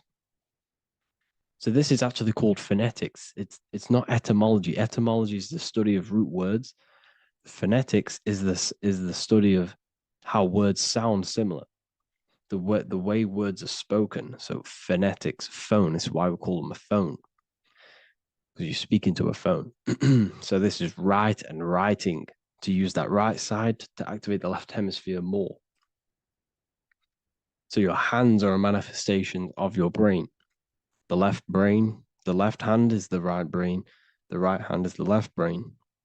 And as a child, we were always taught that when you place your hands together like this is the size of your brain, which is true because your hands are a part of your brain. They're an extension of your brain. Every part of your body other than your brain is an extension of the brain. Everything's working and feeding back information to the brain because you're experiencing the brain. So another trick that you can do, or another exercise, is looking in the mirror and closing one eye at a time. If you close your right eye, if you take your top off, for example, you'll analyze your body if you close your right eye, because you're using that left hemisphere. Sorry, other way around. If you look at yourself through your right eye, you'll use that left hemisphere, which will analyze yourself. You'll see individual body parts. If you close the right eye and use the left eye, you'll see your body as a whole. You won't really analyze it. This is how you can analyze yourself using these two hemispheres. So this whole system is created to keep you thinking logically and to restrict you from creating and restrict you from understanding symbolism, allegories, metaphors, and teamwork. They want you stuck in a logical way of thinking and a logical way of seeing the world. This is why when you go to school, you are told exactly what to do. You're told to think this way and no other way. You're told to do orders, do this.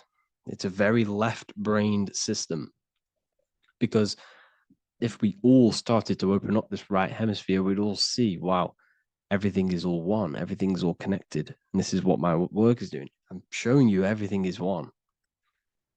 The physical world is an illusion of duality, but everything comes from the one source, the one mind. The universe is a giant mind. I am mind, you express mind. We all possess mind. Behind the physical body is the same mind consciousness. And we are all expressions and fractals of this infinite consciousness called mind. And this is what they don't want us to figure out, is that we are all just one consciousness expressed. It's an infinite consciousness. It's even in the squirrel, it's in the dog. All of these different animals, they're just different bodies, but behind the bodies is the same consciousness, which is mind. That's what the pineal gland is. The pineal gland is not the mind, and it's not the third eye. The third eye is your mind. If you have a closed third eye, it just means you have a closed mind. If you have an open third eye, it just means your mind has expanded from beyond physical things through astral projection and mystical experiences. This is how you gain an open third eye. It's just an open mind. A mind that has astral traveled, has explored the realities within the mind. So everything they do is to keep us in a divided state. Divide and conquer, right? That's their motto. All to keep you thinking how everything is divided. Everything they've done is division. Postcodes, countries, everything is divided. Like football teams and all this stuff. It's also a natural process when you grow up, because as you grow up, your brain is constantly analyzing the world. So this is sort of a natural process of how you become more left hemisphere dominated, because your brain is always analyzing. And unless something awakens you, you can awaken that right hemisphere where you can start to see the bigger picture. Even the music, all tuned to 440 hertz, shuts down the right hemisphere of the brain. 440 hertz, Spotify, Apple Music, the radio. Every time you turn on the radio, it's tuned to 440 hertz. This was specifically tuned. It never used to be tuned to this. It was in the 1950s. It was changed. The standard music tuning was changed to 440 hertz because it shuts down that right hemisphere of the brain. They don't want you thinking, seeing the world in this way and perceiving things as one. I'm going to show you. It tells you this in the Bible. Cast the net onto the right-hand side of the boat and you will find the fish. What was Jesus saying? You see, people read the Bible and they don't understand it. If the Bible is not talking about you, then it has no meaning. The Bible, everything you read in the Bible is about you and how it can better your life. It occurs to you. So if Jesus says, cast the net onto the right-hand side of the boat, this is an allegory. The boat is your body. Cast the net. It's the awareness, the perception onto the right hemisphere of the brain, and you will find the fish. What's fish? What do fish do? They swim deep in the ocean. It represents the knowledge. Deep knowledge. Cast the net onto the right-hand side of the boat and you will find fish. You will find the wisdom. You will gain understanding when you cast that your awareness into that right hemisphere. You will see that I am you and you are me. We are all one consciousness. You will see everything. You'll see that the trees are the same patterns as the nerves in your body. You'll see everything is connected. Everything is a fractal of the one infinite consciousness. And how many fish did they catch? 153. That adds up to 9. This is now numerology. The Bible's filled with numerology. Adds up to 9. What's 9? Human consciousness. It represents consciousness. You're in the womb for 9 months. Feminine. It's all about consciousness. And in Revelation 14, and I looked and behold, the Lamb standing on Mount Zion. That's the spines, the mountain. With him, 144,000. 144 adds up to 9. It represents consciousness on top of the spine. You see? And he had his name the name of his father written on the forehead. What's the father? The higher mind, the higher consciousness within you. Where is that? In the forehead, the pineal gland. The pineal gland is the radio receiver for the higher consciousness. Because every body part of the body has consciousness. Your heart has consciousness. Your gut has consciousness. You are thinking with these different consciousnesses. You think with the gut. You think with your penis. You are thinking with all these consciousness. And it's about raising your consciousness to the higher consciousness, which is the father, the mind in the head. Don't think with the lower parts of the body because that is your animal nature. Think with the higher parts of the body. It's all representing consciousness. How to activate the right hemisphere of the brain? Well, it's all to do with non-verbal things. So music Music will activate the right hemisphere. Make sure it's tuned to the right frequency, though. 432 hertz, 528 hertz. Any frequency that adds up to 3, 6, or 9 is good for you. Meditation, turning off the thoughts, and you raise yourself to the higher brain. Symbolism. Symbolism is all right hemisphered. Reading between lines, metaphors, determining the Bible, it's all right hemisphered. Seeing the bigger picture, it's reading between the lines. So tithing in the Bible. These people in the churches are giving 10% of their money to the church. It's nothing but a scam. What these people have done is they have externalized the Bible. They have taken the Bible and literalized it so that they can make a business out of it. So what they're doing is a tenth of the produce of what it says in the Bible, a tenth of the produce of the land, whether grain or fruit, is the Lord's and is holy. So what's that saying? The tenth of it's basically saying give the 10% to the Lord, to God. What does that mean? Well, what's the land and the fruit? This represents physical things, the physical things that you have. The tenth of the physical things that you have. What's that? That's your ego. All the physical things that you have is all to do with your ego. That's the lower self. The ego, what is the ego? It's the mind's perception of the physical self. You had no ego when you were a child. Okay, when you were a child, you had no ego. As you grew older, you created the ego. But the ego is the full self. It's the echo. Ego, echo. It's the echo of the full self. So it's saying give the ego over. Take away the animal self. In that left hemisphere, that's all to do with the left hemisphere. That left hemisphere sees the ego. It sees individuality. It's divided. So it's saying give that 10%. Give that 10% of you over to the right hemisphere. The 90%. The 90% of you is in that right hemisphere. The higher self. Now, I'm not saying the left hemisphere is bad. Okay, I'm not saying that at all. But it sees it sees things divided. It's like I said, the left, the hands are manifestations of the brain. So when these Christians are praying, they're putting their hands together. What are they doing? They're syncing the brain hemisphere is what you're doing, because everything's an extension of your brain. So if you put your hands together, you're putting the two hemispheres together. And what's happening when you place the hands together? All the electricity in the body is now running in a circuit. So once you connect these two hands, the electrical energy is now running in a circuit. And energy can move around the body quicker and more efficiently. So when you pray, when these people are praying, they don't realize that they're engaging in ancient forms of meditation, of balancing the two hemispheres. So now we're talking about balancing the hemispheres, not the right hemisphere. This is what Israel is. Look at the symbol for Israel, the up triangle and the downward triangle. What's that? The up triangle represents male. The downward triangle represents female. Okay? This is talking about the brains. Israel is Ra. Isis, which is female, the Egyptian god. Ra, El. El means God. Electricity.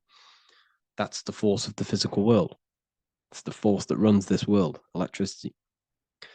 It's the force of God. El, consciousness. It means God. Is Ra, El. Isis, Ra, and El. It's the two hemispheres of the brain, the holy land of Israel. It's the holy land, it's the brain. Once these two hemispheres are synced, this is how you unlock your consciousness. This is the easiest way of astral projecting. Hemisphering, I forgot the word for it. Hemisphere syncretization, something like that. It's about syncing the hemispheres. This is how you unlock your consciousness. Once the brain is running as one electrical system, this is how you balance the two masculine and male opposing energies. Once these opposing energies are no longer in war with each other, the brain, they come together to work as one. You unlock your consciousness. You are born again. What happens when a male and female have sex? It creates a new child. It becomes one. you are born again. Once the two hemispheres of the brain, you are born again. You can then have an out-of-body experiences.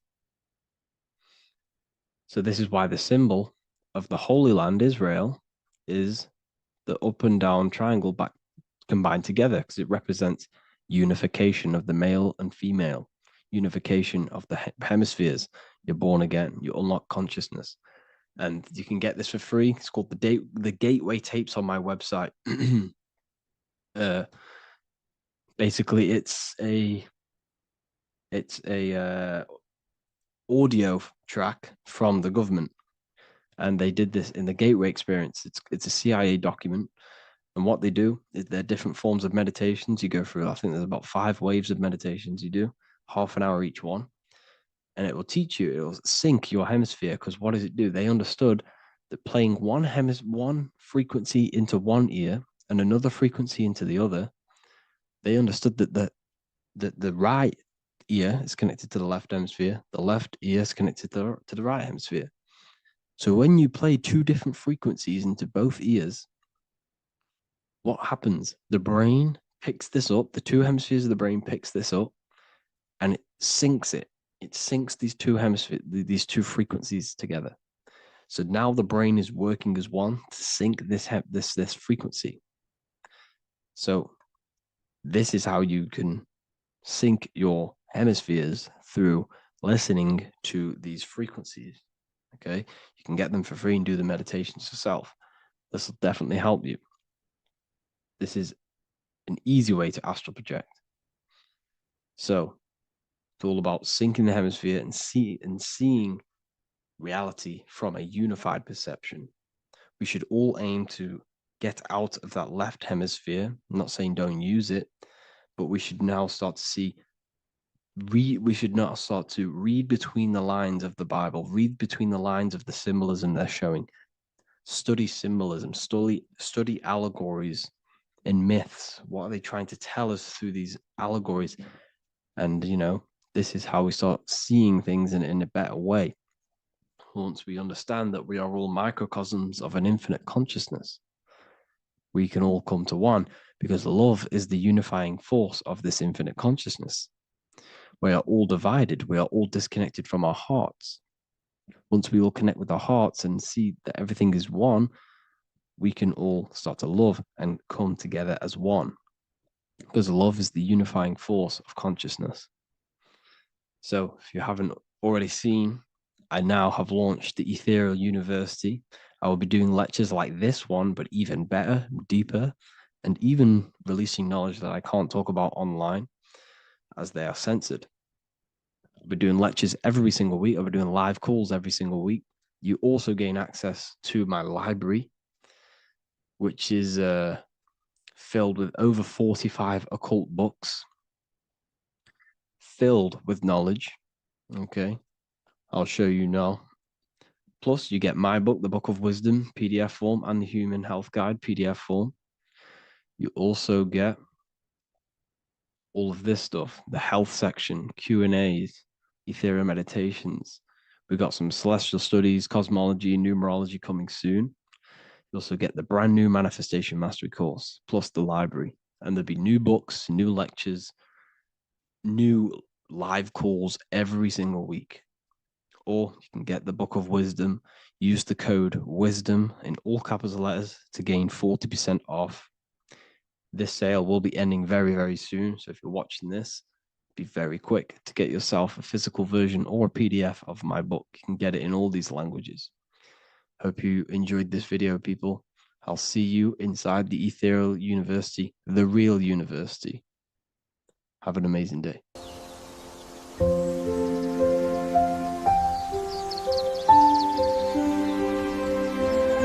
bookofwisdom.com. Visit today.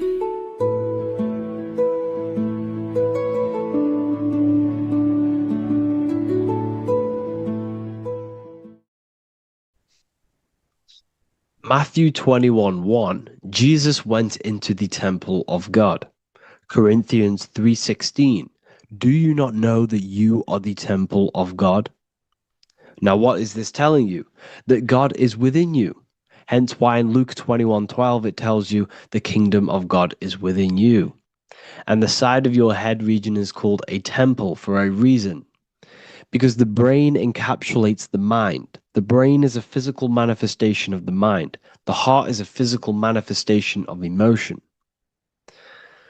So we have these different layers of our consciousness. We have an intellectual, communicative aspect of our consciousness, which we would call the mind. We have an emotional aspect of our consciousness, which is the heart.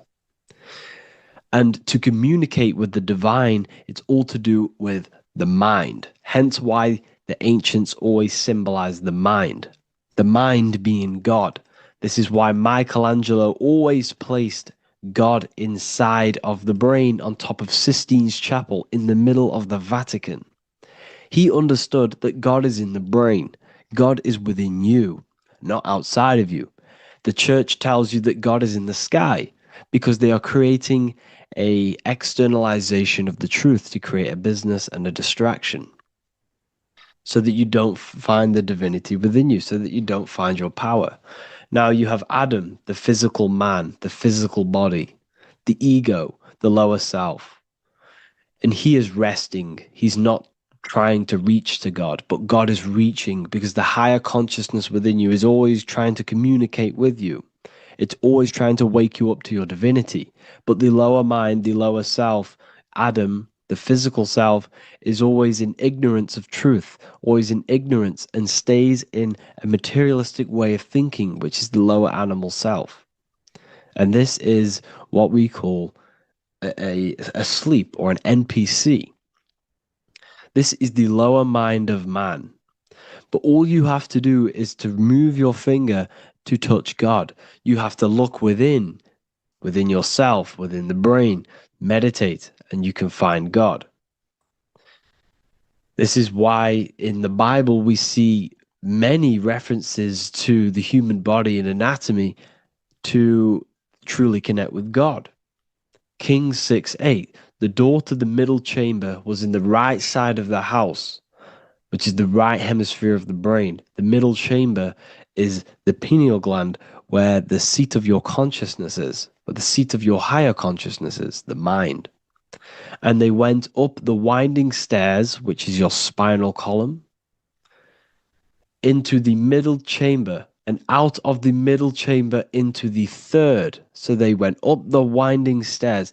This represents raising your consciousness up the winding stairs. Your spinal column acts as a stairway of consciousness. Depending on what sort of consciousness you are operating in, depends on what part of the spinal column you are using. Because the spinal column ascends and descends consciousness. What do I mean? If you are in a reproductive way of thinking and you're always thinking about sex, you're jerking off all the time and you're always eating, all of your brain's power and your mind's power is being descended into the lower aspects of the spinal column, which represents hell, the physical state of man, Adam, the ignorant state. We're basically living off low-level pleasures like an animal. And the stairway to heaven is your spinal column. They went up the winding stairs into the middle chamber, which is your mind, your pineal gland, and out of the middle into the third stage of consciousness, physical, etheric, astral. When you meditate and you start to raise your consciousness during meditation, you enter the astral plane when you turn off thought. But this is the middle chamber inside of the brain. Here we see another painting inside of Sistine's Chapel of God inside of the brain. This is the brainstem. This is the brain. This is the frontal lobe. This is the back lobe. This is the back lobe. This is the cerebellum. Here's the reptilian brainstem. Here's the claustrum. This is what we are seeing here. Anatomy. Here is another one in Sistine's Chapel in the middle of the Vatican. This is depicting the brainstem. God's neck looks exactly like the brainstem. Here we see a real brain compared to God's neck, because the neck is just below the brainstem. And this is what they are symbolizing, because they knew that God is within you. God is a part of the human body. God is inside of the body, because the body is a vessel for consciousness, for universal consciousness. Inside of you, inside of me, is the same spark of consciousness. And this same consciousness is spread out into every living essence, because everything comes from the one source, the one God, the one consciousness. Matthew 6:22-23. The light of the body is the eye. If therefore thine eye be single, thy whole body shall be full of light. Practicing the single eye. What is this? This is meditation. This is entering within yourself. So the Bible's telling you to practice the single eye. But if thine eye be evil, thy whole body shall be full of darkness. What does this mean? If your consciousness is in an evil way of thinking, if your mind is filled with an evil, negative mind space, then your body shall be filled with darkness, with evil, with negativity. Because negative thoughts destruct the body. Positive thoughts heal and regenerate the body. So he tells you to be, the light of the body is the eye, your consciousness, the inner eye of consciousness, the eye that lets you see. And what do I mean? You look with your two physical eyes, but you see with the inner eye. What you see is perception. You look with the two eyes, and what you see is perception. You are seeing, you are understanding, and that's what consciousness, the mind, gives you.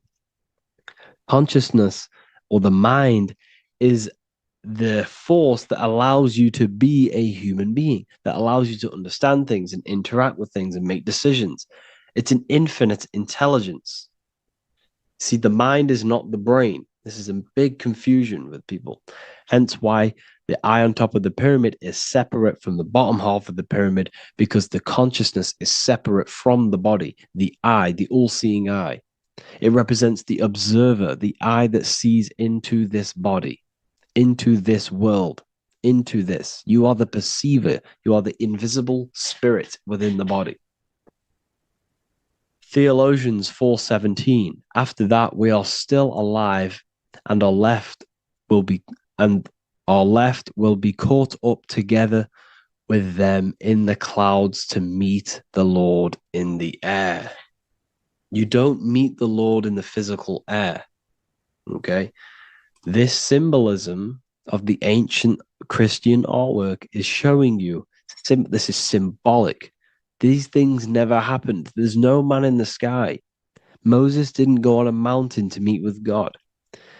The air represents the mind. This is why you say you're an airhead when someone's very stupid.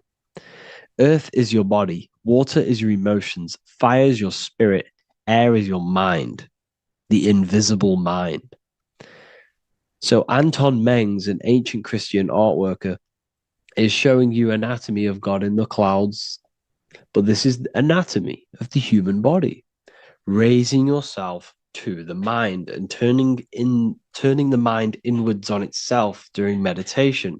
And that's how you meet the Lord in the air. You meet the Lord in an elevated state of consciousness. The air represents an elevated state of consciousness because the air is up. You have to raise your consciousness to meet the Lord in the air. This is why Moses went on a mountain to meet with God.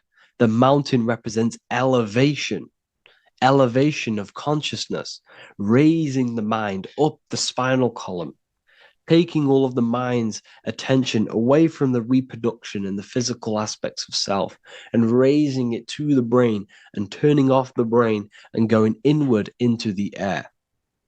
It's talking about raising consciousness. It's allegorical. It's a spiritual, metaphorical text. The side of your head's called a temple because inside that where that temple is, right in the middle of where you call the temple, is the inner chamber, the open room, the holies of holies in the Bible, or the land flowing with milk and honey, or Mount Zion. There's so many different names for the brain, or the upper room where Jesus meets his 12 disciples, the 12 cranial nerves in your brain. This is the temple of God. Your body is a temple of consciousness. It encapsulates the consciousness. It encapsulates the mind and soul. John 10:30, Jesus states, I and the Father are one. Psalms 46:10, be still and know that I am God. He's talking about the I am within you, not within Jesus. Everyone refers to ourselves as I. I am God. When you say I, you're referring to the highest aspect of yourself, the aspect that is above all thought, above all emotion, and above all things. When you say I, you're referring to your pure awareness, your pure consciousness, the highest aspect of yourself. And anything after I is egotistical. I is God. The letter I is the Roman numerals for one, because there is one God, one consciousness. The letter I is one line, just like the number one. Matthew 6:3-4, take no thought. Therefore, take no thought. Take no thought. He says this 5 times because you must turn off the 5 senses and take no thought to connect with God. Be still. This is telling you to meditate and know that I am God. The I am within you. I and the Father are one. I and God are one. You, who you think you are, is a completely wrong. The body is matter. Your name isn't you. Your job isn't you. Your reputation, your trauma, your memories, your friends, family, worries, bills, interests, dislikes, goals, passions, anything to do with the thinking mind is not you. Who you think you are is a part of your thinking aspect of consciousness. But once you remove thought, you are no longer your name. You are no longer your body. You're no longer your reputation. You are the I. You are pure awareness, pure consciousness. Pure consciousness. And this pure consciousness has latched on to this name, this job, the body, and your traumas. Your pure consciousness has attached itself to this character who you're playing in the physical world. And this is essentially who you think you are, but you are not. You are the I, you are the self, you are pure awareness. So, in order for you to detach from these things, you must learn how to detach from your name, your job, your reputation. And you do this through meditation by turning off the thinking mind. Turning off the thinking mind allows other aspects of your consciousness to open up. What do I mean? Your whole life you've been thinking, and all of these thoughts has attached you to this physical body. You haven't allowed your consciousness to open up. And you can only do this by taking no thought. That's why Jesus tells you, take no thought. When you turn off the thinking mind, other aspects of your consciousness starts to open up.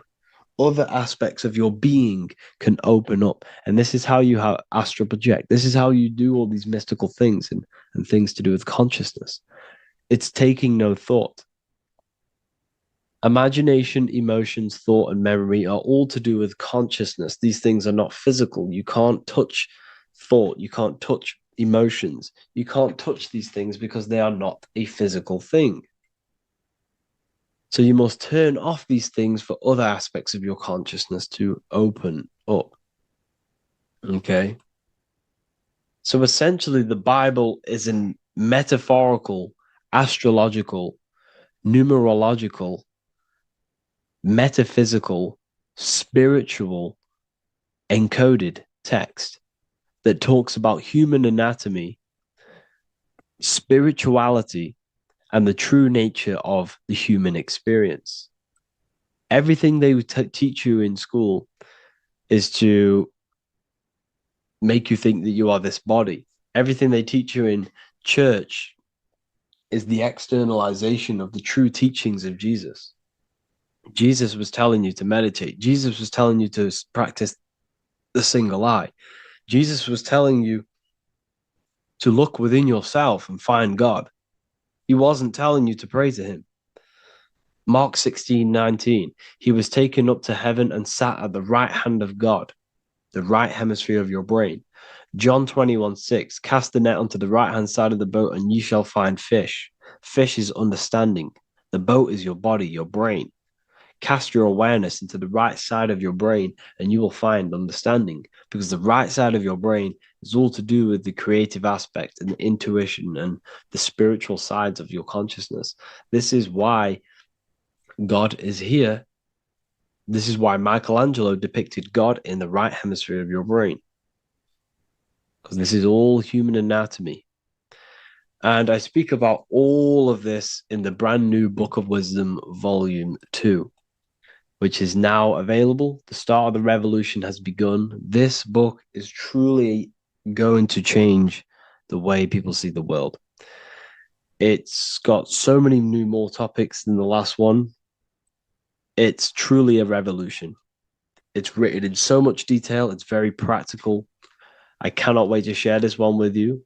I just want to say thank you for the opportunity for me to create this book, because without you, I couldn't have created this. And I just love sharing my work with you. And I thank every single one of you for the support, the watch, like the views and the likes, everything, especially the people who have joined the university and stuff like that. And for people who have joined the university, you do get a free Book of Wisdom paperback if you just go to the general chat and follow the description, follow what the instructions that I gave you in the chat, and you'll be able to order a free Book of Wisdom if you are inside of the university. Plus, you get all of my other books, 2 books, and over 45 occult books on occult and esoteric things. You get lectures, live calls, a community, a manifestation mastery course, and a whole library and reoccurring updates every month, every week. So yeah, I hope you all enjoyed this video. Thank you all. Please leave a comment to help the algorithm, and leave a comment on what videos I should make. And yeah, I'll get to uploading on the YouTube a lot more now. The second book is now released. I have a lot more time on my hands. No longer using my energy to create the book. I'm now going to redirect this mental energy into the YouTube. So there will be a lot more content coming. So I need some content ideas. So feel free to comment some ideas, some YouTube videos that I can create. Thank you all, people. Have an amazing day.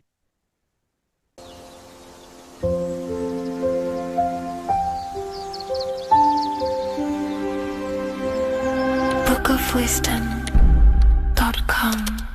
Visit today.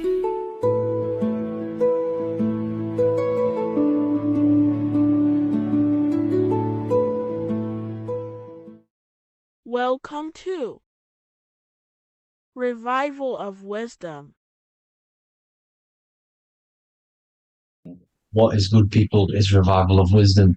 We're back with another video. Today we're going to be talking about the importance of Saturn and the occult. Let's jump straight into this. So Saturn is the god of the earth, right? It's the time of God, change, destruction, physical matter. He creates and destroys, because the energy of Saturn is the key to crystallization. It wraps things in physical matter, right? He creates everything, all life forms, and he takes things back, because the day that you're born, that's the day that your expiry date is coming. The time is ticking until Saturn takes your life. This is why he's known as the Reaper. Okay? As he's personified as eating his child here in this ancient Roman painting. As you can see, he's eating the child. We are all children of Saturn, right? He creates physical matter, our physical bodies, right? He's the god of time because he's the slowest moving celestial body. He's the Lord of the Rings, as you can see here. He's the last one on the ring. He's the slowest one moving, okay? So he is the Lord of time. of destruction and creation. Okay? This is why his name is Satan. He's the devil. Okay, but I'm not saying Saturn's evil, guys. It's a part of life. Everything lives and dies, right? He's the key to crystallization. Now, as we have the clock here, our god Saturn, or Chronos in Greek, just means time. He's also the god of time, as I've already said. 60 seconds in a minute, 60 minutes in an hour, 24 hours in a day. Add 2 plus 4 equals 6. 60 seconds, 60 minutes, 2 plus 4 equals 6. That's 666. Okay? And as you see on the clock, 6 take away 12 equals 6. 7 take away 1 equals 6. 9 take away 3 equals 6. 6 is the number of Saturn. It's associated with Saturn, right? He's the god of time, of justice. Everything goes back to the Reaper in the end. Everything lives and dies. Now, the artwork of him, he's always got the Reaper staff. You see, it's personifying death. Now, when you see this, the Romans were not saying Saturn was a real person, a real god in human form. No, this is personification. This is what the ancients always did. They personified, just like the Bible. It's all personification. So the personifying Saturn eating its children because it eats, it's the Reaper. No one can escape the Reaper. No one can escape death. Now, Saturn is 666, which is in the Bible, the number of the beast, right? The number of the beast, Satan, 666, right? So on the North Pole of Saturn, you have a hexagon which makes a cube, right? Now this hexagon, when you join up all the corners, creates the 6-pointed star known as the Star of David, right? In the Jewish religion. Now, as you can see, the 6-pointed star has 6 points, 6 mini triangles, and a 6-sided hexagon. That makes 666. And also, your Saturday is named after Saturn, the 6th planet, the 6th day of the week, and has a 6-sided polygon in its north pole. That's also 666. Now, this Star of David, this symbol goes back thousands of years, and it originates from Saturn. It's not the Star of David, right? It originates from Saturn. It symbolizes the physical and spiritual aspect combined into one, which makes us humans, right? Also symbolizes the male and female combined into one. These two sacred energies create the human. We consist of both male and female energy, also known as the Seal of Solomon. And we all know if Solomon was a real person, he talks about communicating with 72 demons. He could apparently, in the text, he could communicate with 72 demons, and this is sorcery. This is black magic. Now, this symbol is associated with hexing people. When you place a hex on someone, that is a form of witchcraft, which a hex is just a curse. When you're cursing someone, this is black magic. Now, the black magician would stand in the middle of the symbol and cast his spells onto other people. Now, this symbol is obviously on the $1 bill, twice on the $1 bill. And it's a very, very ancient symbol. And it originates from Saturn. And let's keep going. So the cube. So I've just said how you see the cube on the North Pole of Saturn, right? The cube is limited. It's a 3D shape. It symbolizes limitations to the physical 3D dimension, the third dimension, the physical realm which we are in. Now, as you can see, the color associated with Saturn is black, right? Black is infinite potential. Black is the creation of all things before there was light. Light is born out of blackness, darkness, okay? Now, black is physical matter. And as you can see, the black cube, black symbolizing physical matter, the cube being limited, as the physical realm that we are in is limited. It's not like the fourth dimension where everything can exist in a thought. The third dimension is limited, right? And this is what Saturn is. It limits you to the 3D 666, your body. Limits you to your physical body. Now, these black cubes are placed everywhere. As you can see, Australia, Denmark, Manhattan. There's one in New York. As you can see, the Apple have a cube. The Nintendo GameCube. Trump Tower is a black cube. This is worshipping the energy of Saturn, the god Saturn. Okay, it's not a god, it's a celestial energy. However, it rules over Earth because it pretty much created the physical realm. Now, as you see, when you go to a funeral, you wear black, a black suit symbolizing Saturn, which is the color associated, black. And as you see in Mecca, they walk around the black cube in rings. As you can see here, they're stood around in rings, like the Saturn, the rings of Saturn. The Mercedes symbol. You probably wouldn't notice that, but yes, it's Saturn. And when you graduate from university, you wear a black cube on your head. This is all symbolizing Saturn. Okay. Now, as you can see, the Jews here have a black cube on their third eye whilst they pray. Notice how he's shutting his eyes into blackness, darkness, and he's wrapped around a black strap around his arm. This is symbolizing the wrapping of physical matter, of how physical matter wraps things into existence. And as we all know, the Star of David is a Jewish symbol.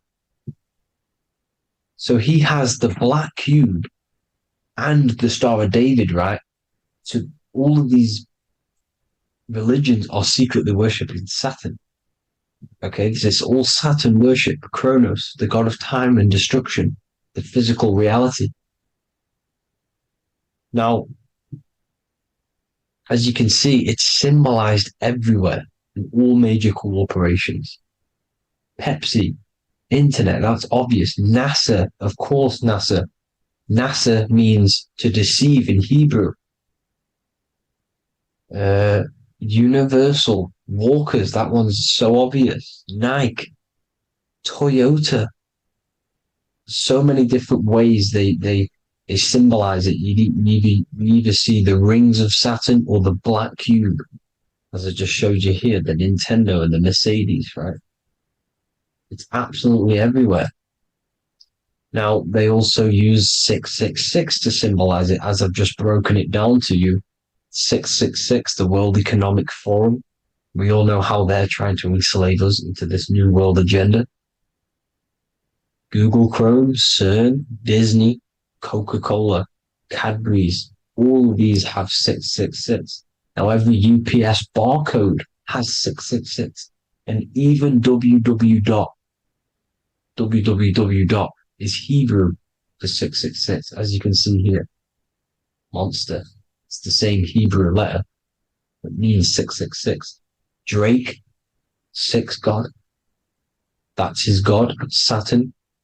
Why? Because they love physical realm. They love the physical dimension, the third dimension. Because they can rule here through riches. They can build an empire here. It's not like the fourth dimension. They don't want to ascend.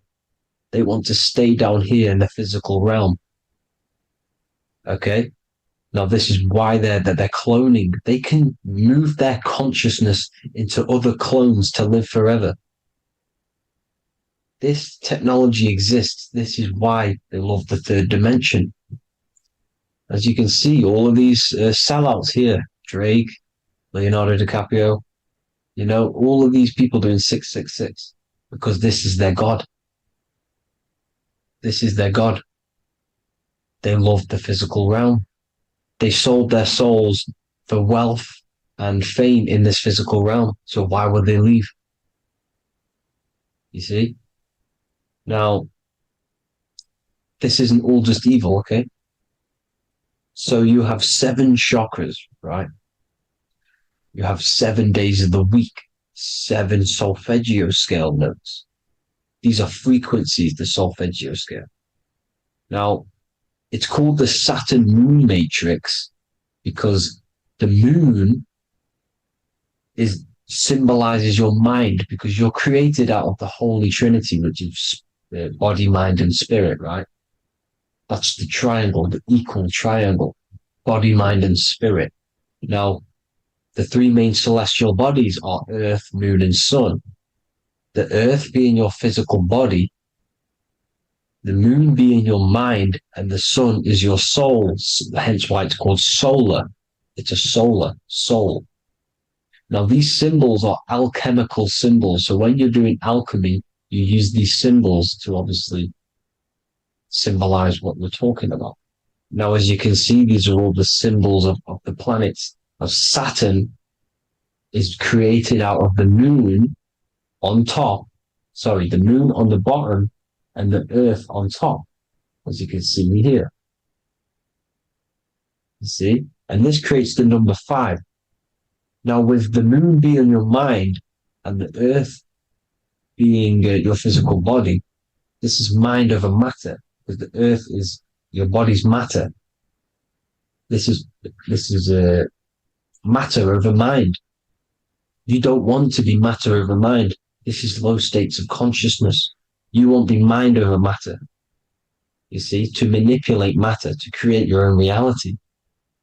Now, obviously, we all know Saturn is associated with the lowest chakra, which is the root chakra. This is to deal with your animal instincts. When you're down here, you identify as the physical body. You don't know anything spiritual. You're you have a pure physical mind. You don't believe in anything spiritual. This is survival mode, consumption. They want you trapped down here, which is matter over mind. They don't want you to create your own reality, which is mind over matter. You see? Now, that's what Jupiter is. Saturn is the moon on the bottom and the earth on top. But Jupiter is the moon on top with the earth on the bottom. That's mind over matter, you see? So, these chakras are an ascension process from matter, physical matter to spiritual. This is the ascension. This is the stairway to heaven. This is Jacob's ladder. You see? Now, the number 5, which is obviously associated with Saturn as well, which create the symbol for Saturn, created the number 5. You have 5 senses, 5 elements, 5 physical elements. As we all know, Saturn crystallizes everything into physical matter out of the 4 elements. 5 fingers and toes, 5 points of man. Okay, the number 5 is the number of justice. Saturn holds things back. He restrains things from you, makes you learn the lesson. Now, 666 is not all evil. 666 is the atomic structure of the carbon atom. 6 protons, 6 electrons, 6 neutrons, right? We are carbon-based life forms. All life forms are based on the bonding properties of the element carbon. Because Saturn crystallizes everything into physical matter. Now, the Masons symbolize this with the checkered boards. They have the black square, which is obviously matter. As I just said, the black cube. And spirit is the white square, because white is eternal light. White and light, you see. Black is physical matter. Now, this is what we are. The point of our soul is to transmute from matter to spirit, but these are interchangeable. This is the constant cycle between spirit and matter, spirit and matter. High vibrational matter turns into spirit. Low vibrational spirit turns into physical matter. You see?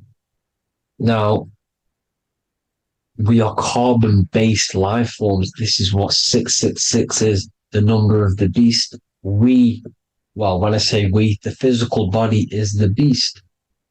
It's the animal. It's the carbon suit to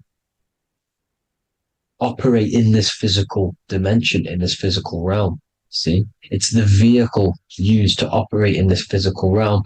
But your mind isn't from this physical realm, you see? The brain is the physical manifestation of the soul. Okay? So, as you can see here, the spine is an extension of the brain. Everything goes back to the brain. This is literally what your physical body is. You see, this is the nervous system, and everything reports back to the brain, and everything's controlled from this control center. And this spinal column, at the top of the spinal column, is your third eye, which is known as the pineal gland. And this is the seat of consciousness. It's the center of consciousness. That is your true self, pure consciousness. This body is just a physical body. This body is mortal.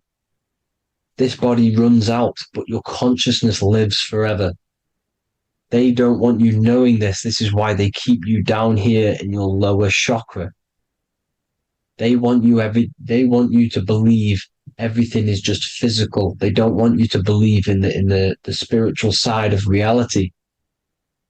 Because this way they can manipulate you, right? They want you matter over mind because they know your mind creates reality. They know your mind is the root cause of reality. You manifest your own reality from the inside out. So this is why they control your perception of reality. They control your information in order to manifest their new world order. You, who are ignorant to knowledge and wisdom, you who are ignorant are manifesting their agenda because you accept their information and their perception of this reality. Now, this is why they tell you the globe model, the heliocentric model, to trap you into physical matter. Now, if you understood about this true form of this realm, you'd understand that there's a spiritual side behind everything. The spiritual side, something has to exist. The root cause of reality is higher planes of existence. It happens in the mind before it happens on the physical plane. You see? They don't want you knowing this. They want you matter over mind, which is the symbol for Saturn. Moon over Earth. The Holy Trinity.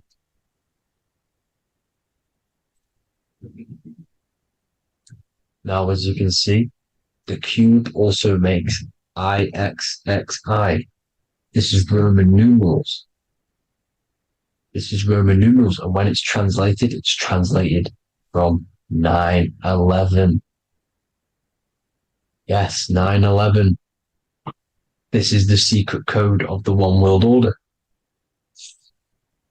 The two twin towers, when the two become one. Okay, when the two become one, this is how you reach the higher states of consciousness, the physical and spiritual. Now, as you can see, the 9/11 memorial are two black cubes. It's two black cubes. This is all Saturn worship. Now, I'm not saying that Saturn is an evil celestial body, right? No, everything has a good side and a bad side, right? It's duality. The spirits of Saturn on the dark side are the most evil demonic spirits. Now, these are the spirits that these are invoking through these rituals, right? Yes, 9/11 was a massive ritual. It's a satanic ritual, okay? Now, we all know Elon Musk.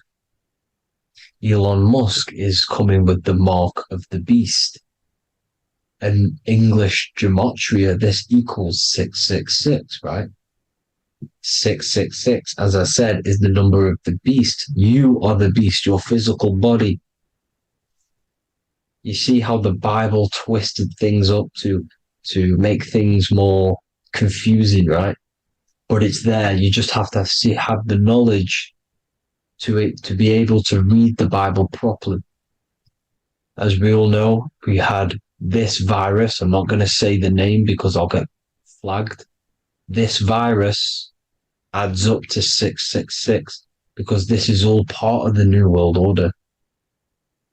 It's all part of keeping you in this physical dimension.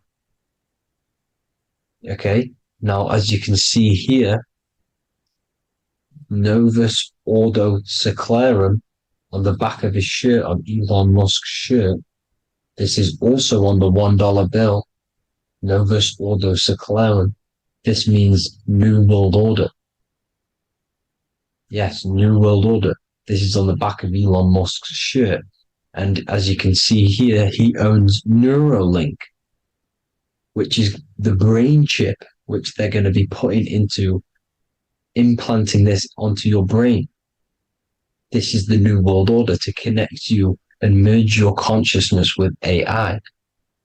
Neuralink and Meta, he owns Meta as well, which is the metaverse. These are going to be linked in, hence why they have the same symbol, but just in a different format. It's the infinity symbol. And the infinity symbol comes from the torus field, as you can see here, your electromagnetic field from around your body. Now, the end goal is for this New World Order is to trap your consciousness inside of an alternative reality being projected from the metaverse. Because the metaverse will be the reality. Neuralink will be the brain chip inside of your brain, projecting your consciousness into an alternative reality while they harness your energy of your physical 666 body.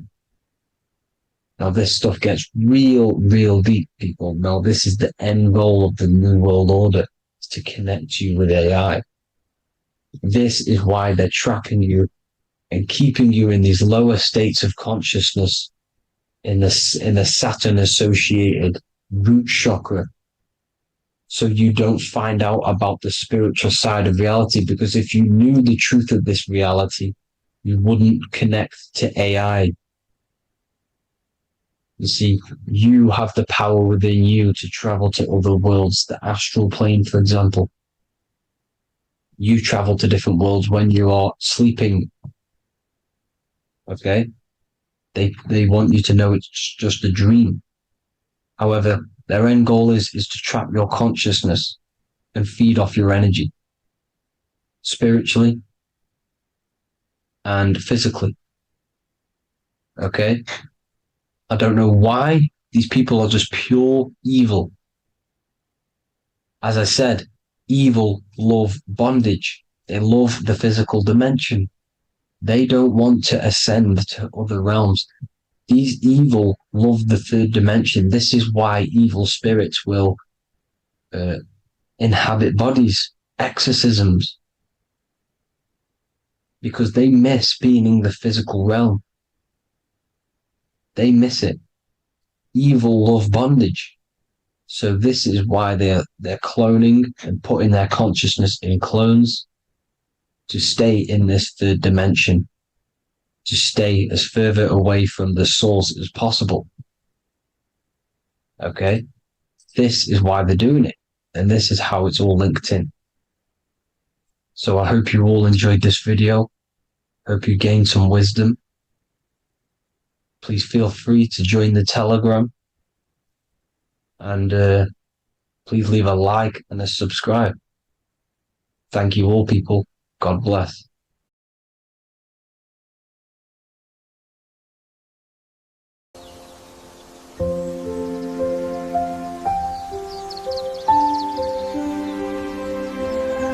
bookofwisdom.com. Visit today.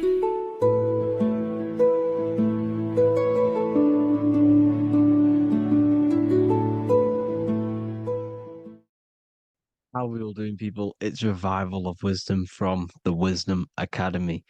Today we're going to be breaking down God, consciousness, and the higher and the lower self, and how to overcome the lower self. Now, the first thing you need to understand is that you are the invisible intelligence within the brain, within the body. This invisible intelligence is known as the mind. But you are not the mind. You are the observer of the mind, which is the soul, the invisible entity. The mind is your intellect, your intelligence. Now, the mind is, it's hard to put this in words, but the mind is something that gives you the ability to explore the universe. And this inner self is the I am. It's the quiet, the inner self, the voice you see in you hear in your head. This is why within spells high twin, inside, internal. The I is also the number one, which is one line. Because the one and only, is the inner self, which is the I am. This is why you say, my name is Harry. You are not Harry, you are the I, the inner self, the intelligence.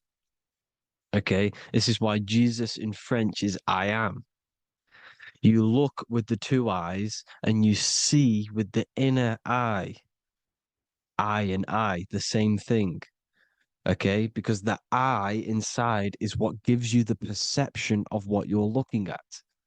So when someone's trying to explain something and then you catch on saying, I see now, it's because you're seeing with your inner eye, the one that gives you perception, gives you intelligence, gives you the ability to understand things.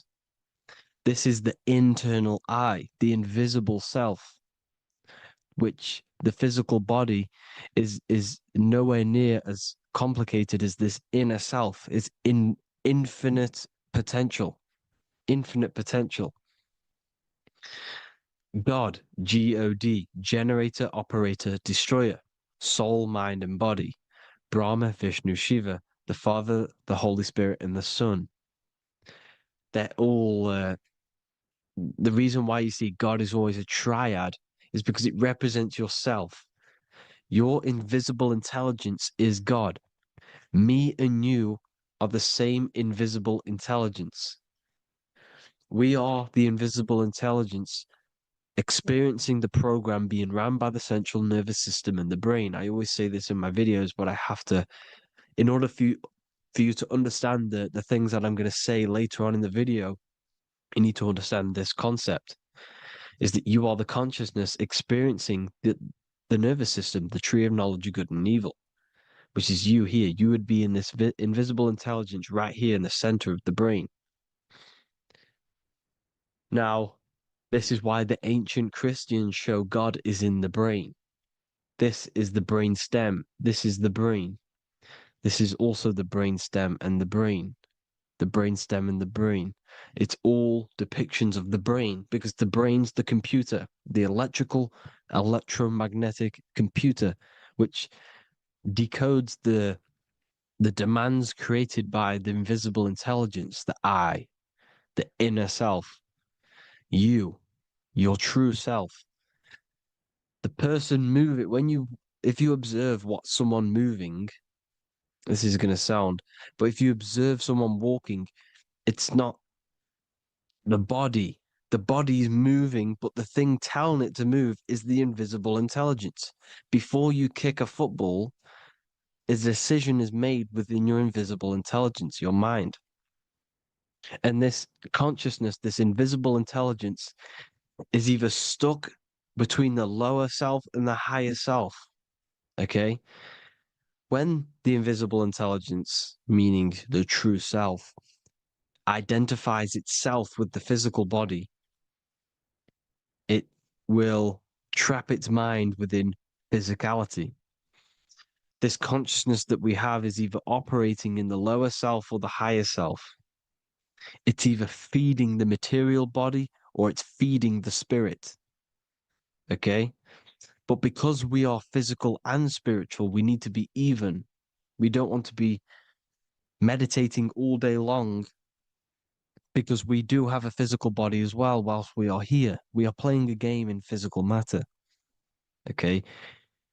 Now, the reason that you incarnated here is to learn a lesson because the mind can manifest anything it wants within the astral planes, within the world of imagination. It can manifest anything it likes, but it incarnates into matter, into this game, so we can understand labor, because anything in matter you have to labor to manifest. But in the astral, you can manifest at the click of a finger. You come here to learn the knowledge of good and evil. And your consciousness, I came out a bit off topic there, but your consciousness is experiencing the lower or higher self. The lower self is manifested in the lower parts of the body. Sex, food, and power, the lower three energy centers. These centers are like mini brains. You are literally thinking with these centers. And when your mind is stuck within these lower centers, you'll think, have you ever heard the term of thinking with your penis or thinking with your, you know what, as a man? Even females maybe, but mainly this is a boy saying, you're thinking with your penis. This is a truth, it's truth in plain sight. You think with these energy centers. When you're living off the lower three centers, all you care about is sex, food, and power. Eating, sleeping, and greed. Power's kind of like greed. Now, when we move up to the higher parts of the body, when we live our life within the higher parts of the body, this is considered heaven. Love, expression, intuition, and wisdom. This is what we need to be aiming to do, moving out of the lower half of the body and living our life within the higher self, the higher parts of the body, thinking with the higher energy centers, thinking with love, expression, intuition, and wisdom, spreading love, expression, intuition, and wisdom to others. Heaven is even. This is why Jesus is pointing at the heart chakra, always pointing at the heart. Earth rearranged his heart because in earth you're manifested as a physical being. You're in the heart, good and bad. You need to be balanced between the good and bad. Because love can be a demon too. That's a whole nother video, but love can be a demon. Now, the seven chakras are known as the seven seals in the Bible. When the Lamb opened the seventh seal, there was silence in the heaven for about half an hour. This is a verse from the Bible. The Lamb is Aries, which is the higher brain, the cerebrum, Ram, Aries. Because when the Ram opens the seven seals, you enter the kingdom of heaven. Because these chakras seal your invisible intelligence. They seal your true self. You are behind these seven seals, your true invisible self, your true consciousness. Because behind these seven seals, you do not think about anything materialistic. Your intelligence is not material. It's not physical. It's not from the physical world. It does not desire the physical world. The body is the beast. The body's the animal, the lower self, which can corrupt our intelligence. It can corrupt the intelligence. Okay? Now, we need to balance these chakras so that we gain a deeper connection between this intelligence and the brain. Because when there's a strong connection between the brain and the intelligence, your body and the intelligence, you have a strong connection. Therefore, you can manifest what the intelligence is saying at all times. Meaning, when, for example, your higher self, this is intelligence, the higher intelligence is always speaking to you. It's always guiding you. It's always telling you the right thing to do. You can feel it when you're doing something wrong. You can feel that you're doing something wrong because this higher self, this intelligence knows what it needs to do here.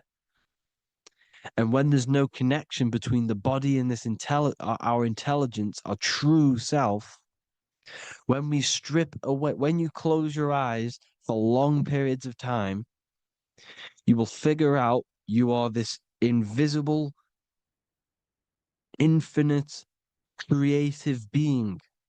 There's no words that I can't describe what it is, but it's the voice inside of your head that you can feel when you close your eyes. You are this being inside of the heaven, because this is heaven, this intelligence. And when there's a strong connection between the body, you can manifest everything it's saying. When everything is balanced, when you're no longer thinking with the lower centers, when they're all balanced, you're not thinking in particular with every center, you balance them all, you can manifest everything it says. Your body will act out what the intelligence is always saying. This is God in the brain, the intelligence, trying to touch Adam, representing the lower self. This is why they're not touching. Notice how Adam is resting, but the intelligence is always reaching out, stretching, symbolizing metaphorically saying it's guiding. I'm always reaching out. The intelligence, your intelligence is always guiding you. It's always reaching out to you. But Adam is ignorant of it. The lower self is ignorant of it. And that's why he's so relaxed and God is so stretching out. Because at our highest self, that when you think of when you want to better your life, that highest true version of yourself is God. When you're manifesting this, your highest self, this is God. Your truest form, your most perfect form, that is God. Your highest version of yourself, that is God. Emotions are not what you've been taught. Emotions are not something that should be reactive, okay? You should not let the emotion be you, except that you should experience them instead of letting them become you. You need to understand there's a separation in our consciousness. You have the soul, which is the person who is observing your thoughts. When you think a thought, who's the one observing that thought? The soul, you, the I am, the I, the inner self, the one and only. And inside of every single body, inside of me, inside of you watching this video, there is this same intelligence that is inside of me, inside of you. And it's the exact same intelligence, experiencing a different body. And this is what we mean by the universe is mental. We are all sharing the same ball of consciousness in a different body. The animals, the fish, the cells, all expressing this one consciousness. Me and you are the same. This is why the golden rule is treat others like others should be treated, because I am you and you are me in a different body. Now, going back, you need to identify that there's different levels of consciousness: soul, mind, emotion, and body. Okay? Your emotions are on a separate layer than the body, the mind, and the soul. So when you identify there's a difference between all of these, you do not let them become you. You do not let your mind rule you, because your mind can be corrupted. Your soul is the one that is pure good, pure love, but your mind can be corrupted. Okay? Your emotions can be corrupted. The body can be corrupted, but the soul can never be corrupted, only layered on top. You can only throw piles of programs within the subconscious, layering the soul down, but deep, deep down inside of every single one of you, there is a loving being. Because the love comes from the heart. Love is the universal emotion, expression. Now, your thoughts can become bondage, your emotions can become bondage. Now, what do I mean by bondage? By conquering the lower self, we need to conquer our own mind, because the mind is what's manifesting the lower self. When you're thinking with the lower half of the body, when you're becoming your emotions, you need to experience the emotion, not become the emotion. Do not let the emotion become you. Do not let your thoughts become you, because your thoughts are tools that you can manifest. Your thoughts are the idea. Your emotion is the energy that you can use to manifest that thought. Your emotion is energy in motion, emotion. You use emotion to manifest, to feel as if you already have the thought. Therefore, you become that vibration. Therefore, your emotions are actually a creational force that is given to you to manifest things, because you're a human, a manifester. You're here to manifest things. You're a creator. You are a god. Your inner self, your intelligence, your I am, the one and only inside of you, the inner self, the quiet one, the one that's deep down, the invisible intelligence, is it's creating things all the time. All the time. Speak no evil, see no evil, hear no evil. This is the astronauts, they're Freemasons, but they understand this, because thinking, seeing, and hearing can corrupt your mind. And when you have a corrupted mind, you'll have a corrupted subconscious. The subconscious will manifest into the body, because 90% of your behavior comes from the subconscious mind. So you got to speak, see, and hear no evil. But sin, what is a sin? To overcome our lower self, to overcome our lower self, the 7 deadly sins are not something that goes against an external God. A sin is something that goes against your inner guide, your inner conscience, the inner self that is always speaking to you. It's always telling you the right thing to do. A sin is something that goes against this inner guide. And this is why you can feel something where you can feel you're doing something wrong, because the inner guide is speaking constantly. And when you commit these 7 deadly sins, which are 7 internal states which keep your invisible intelligence bound to your physical body. Because evil, right? Evil love bondage. This is why they stay in this realm and they control this realm, because they love the bondage of the body. They like matter. They want to stay in matter for eternal life. They don't want to ascend back into the heavenly realms where you do not have a physical body. You can explore the universe within the astral planes. They stay bounded to the body, bounded to the 3D construct of the physical world. They have greed, lust, envy, gluttony, wrath, sloth, pride. They want all of this. And if you want that, that's okay. But deep down, you don't want that, because your soul is always telling you the right thing to do. Your soul knows what to do to get out of here. It needs to detach from the external world. Detach from all of these 7 internal states which bound you to your lower self, your lower centers. That's what a sin is. You have a left and right brain. The left brain is always analytic. The right brain is metaphorical.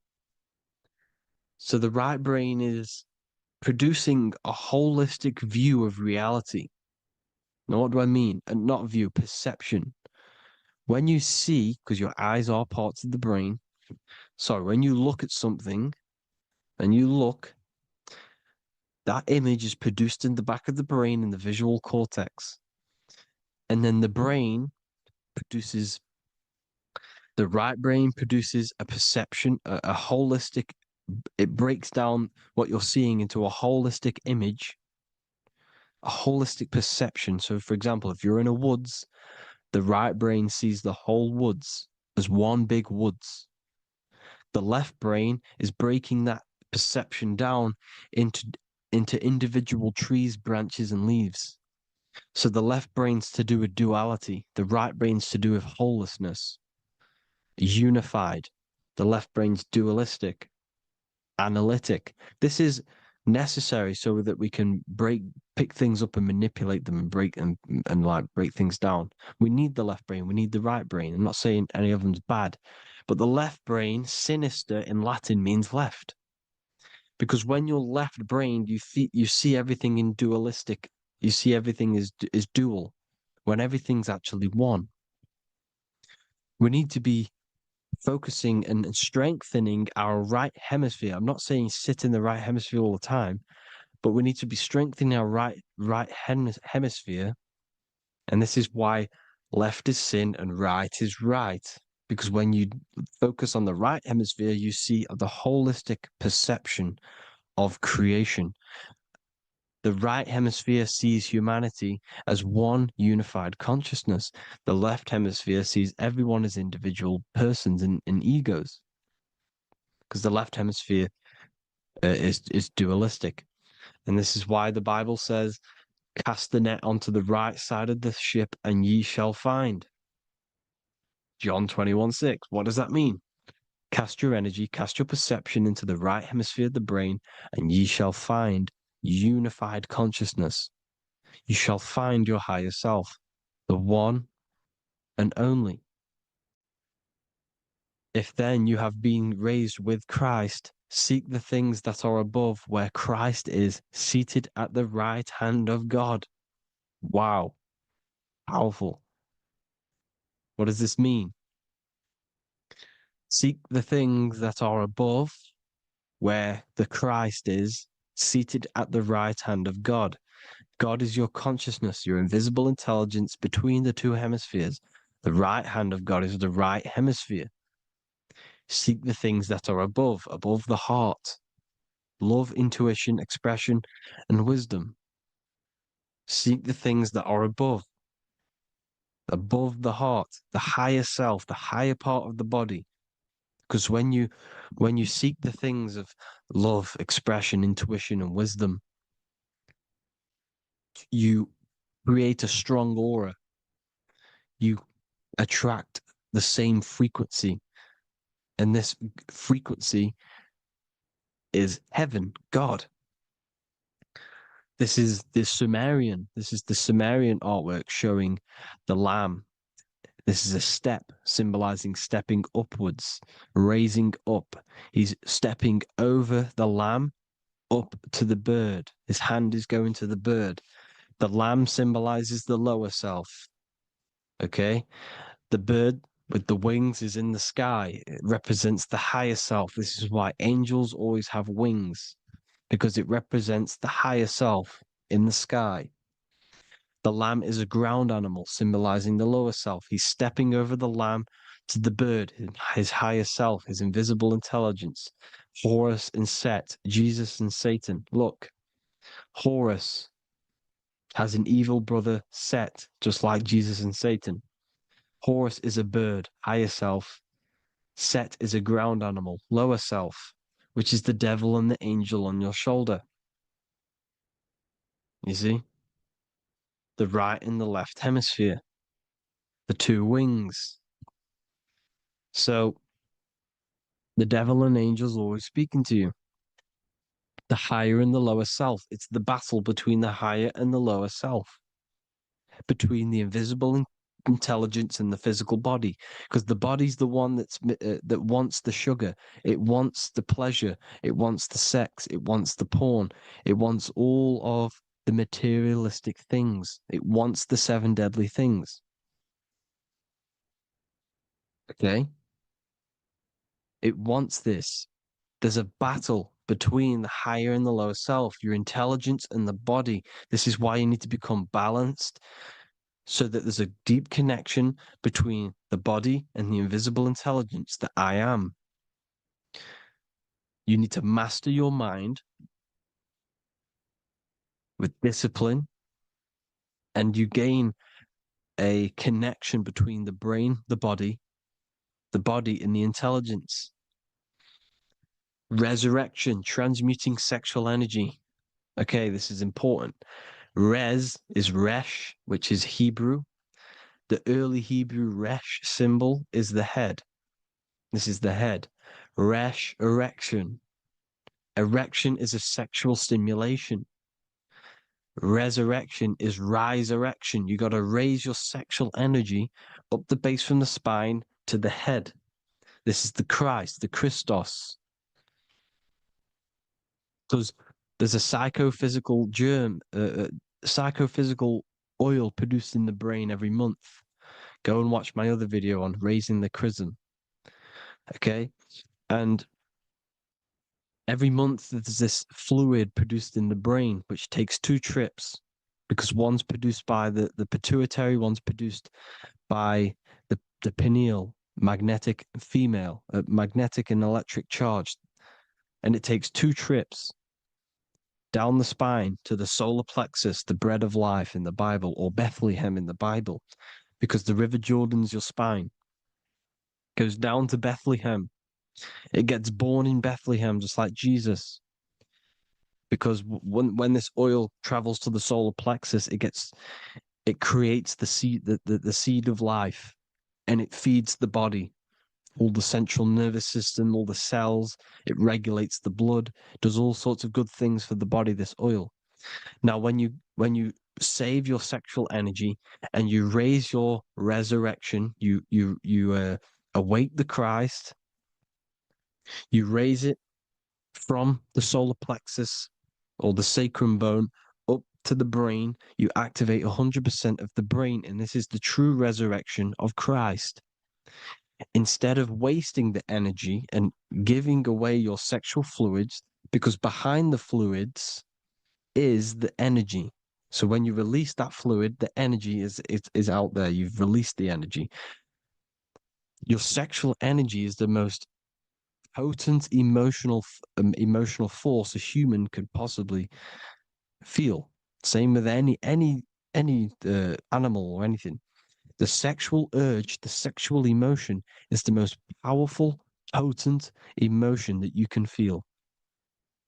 It takes over the whole body. When you feel sexually aroused, it takes over everything because it's so potent. And when you fight the serpent, when you fight the sexual energy, which is shown here in the Egyptians, the cat cutting off the head of the serpent, or Hercules fighting the serpent, or in the Greek mythology fighting the 7-headed dragon, the 7 chakras. The serpent is your sexual energy because it symbolizes your kundalini. When you fight it and you transmute this energy, instead of releasing it, instead of acting sexually on it, you can transmute the energy, transfer it from the solar plexus up to the brain. You can also do this with other tasks. Instead of releasing it, instead of raising it from the solar plexus to the brain, you can use it for other things. So, for example, you want to think critically. You can use it for critical thinking. You can use it for going to do exercise. You can transmute sexual energy into anything. But you can do this. You can raise the sexual energy, and you can use this energy to push the cerebrospinal fluid from the solar plexus up through the spine, up the 33 vertebrae to the brain, and it'll activate 100% of the brain. And this is the resurrection of Christ. Jesus was never dead. Jesus was never rose from the dead. It symbolizes the Christ, Jesus Christ. Christ is Christos, which means oil in Greek. The resurrection of the Christ, the Christos, the oil. When it activates 100% of the brain when it's raised, and it can regulate all the systems, it can regulate all the blood, it can regenerate the body. And this is the true antichrist. They don't want us doing this process. The antichrist is not against Jesus, it's against the fluid in our body that makes us live hundreds and hundreds of years and makes us live as gods. This is the true resurrection. And when you fight the serpent, you fight your sexual urges, your sexual emotion, the most strong emotion that you could ever feel. You can do this process. And this is the true secret of transmuting sexual energy. Because when you transmute the sexual energy, you can become a god.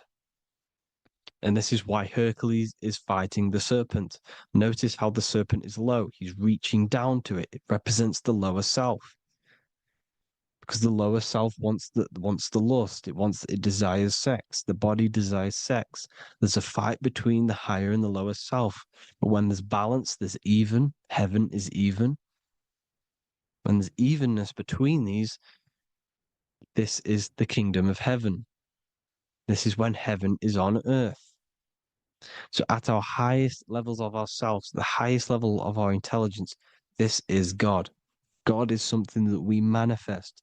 We need to achieve Christ consciousness by battling the body. There is no battle outside of the physical body. It's an internal battle. Jesus and Satan have been externalized.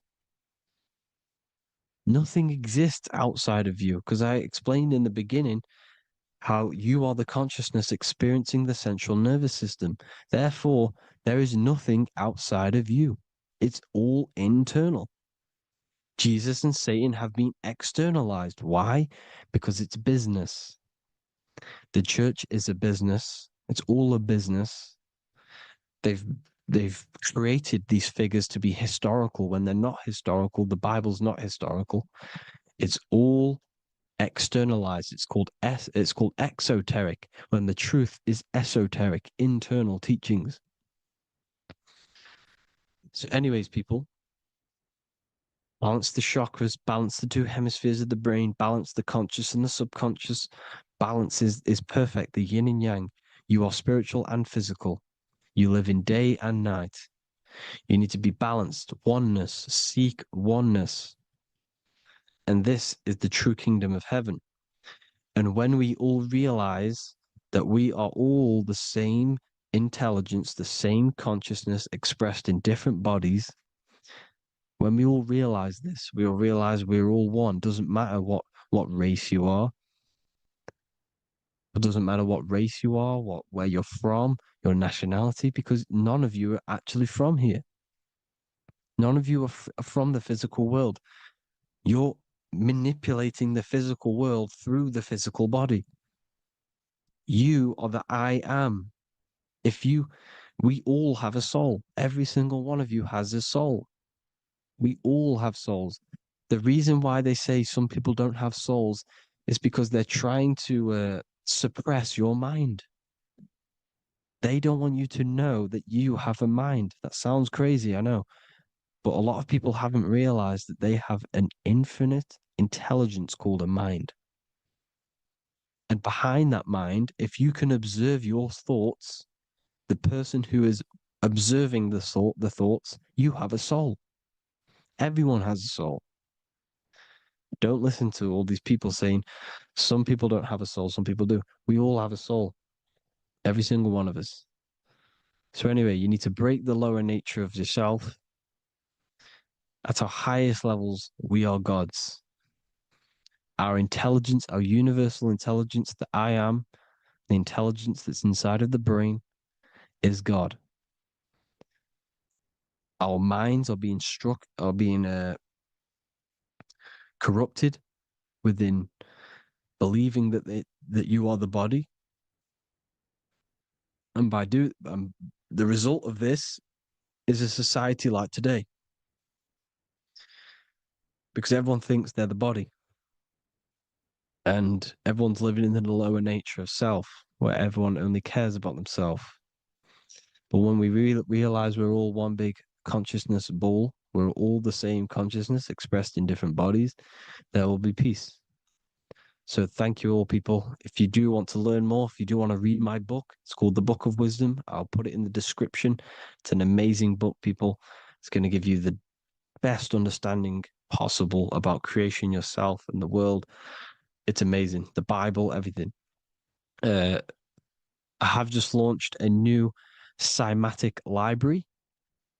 A friend of mine has just added this to the website. He creates beats and he creates the purest beats. So they are actually the frequency that it tells you. Most of the stuff on YouTube and Spotify and Apple Music it says it's a certain frequency, but we know these major platforms are all playing with the frequencies of the app. So if you want a real binaural beats, solfeggio scale frequencies to meditate on or listen to throughout the day, join the Occult Library. You can get a 2-day free trial. I'll put the link in the description. Thank you all, people. Hope you all enjoyed this video. God bless you all.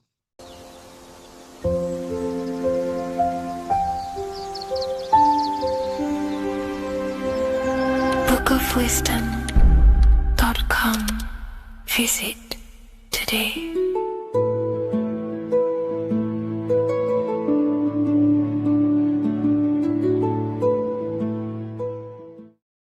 Do the elites actually worship Saturn? In this video, we're going to be discussing the occult and esoteric meaning of the 7 planets and the abuse of the Saturnic energy within today's world. This will help you gain a deeper understanding of reality, yourself, how you create reality, and what these 7 planetary energies actually truly are. In order to understand anything within the universe, we have to understand the law of correspondence, the law of as above, so below. There is one consciousness expressed in infinite forms. Me, you, the squirrel, everyone who possesses consciousness within this universe is an expression of the one divine consciousness, what we like to call Source, God, or the grand architect of the universe. We have to understand there is a large scale, but the large scale is mirrored in the small scale. If we look at lightning, this is a large scale. This is the macrocosm. Then we go a bit smaller to the trees. We see the same pattern. Then we look a little bit smaller into the human body. We see the same pattern of the nervous system. Then if we zoomed into the microcosm, brain cells, we still see the same pattern. This reveals the universe is a fractal universe. The large is reflected in the small. And this is the symbol of the Fibonacci sequence, which represents this as above, so below principle. The big spiral represents the macrocosm, but then this spirals into the tiny spiral. This symbol goes for eternity, never touching, never finishing. The large is mirrored in the small. With understanding this, we can realize that we are a microcosm of God. We are our own universe. We are our own world. Your body is the earth. Your mind is the mind of God, just in a smaller version. You are a drop in the ocean of the vast collective consciousness. With that being said, everything you see outside of you is inside of you. As above, so below. The 7 planetary energies on a macrocosmic scale are the 7 energies that form the physical world. The physical dimension is crystallized thought. Everything you see around you was thought made manifest. Thought imagined, then created in the physical reality.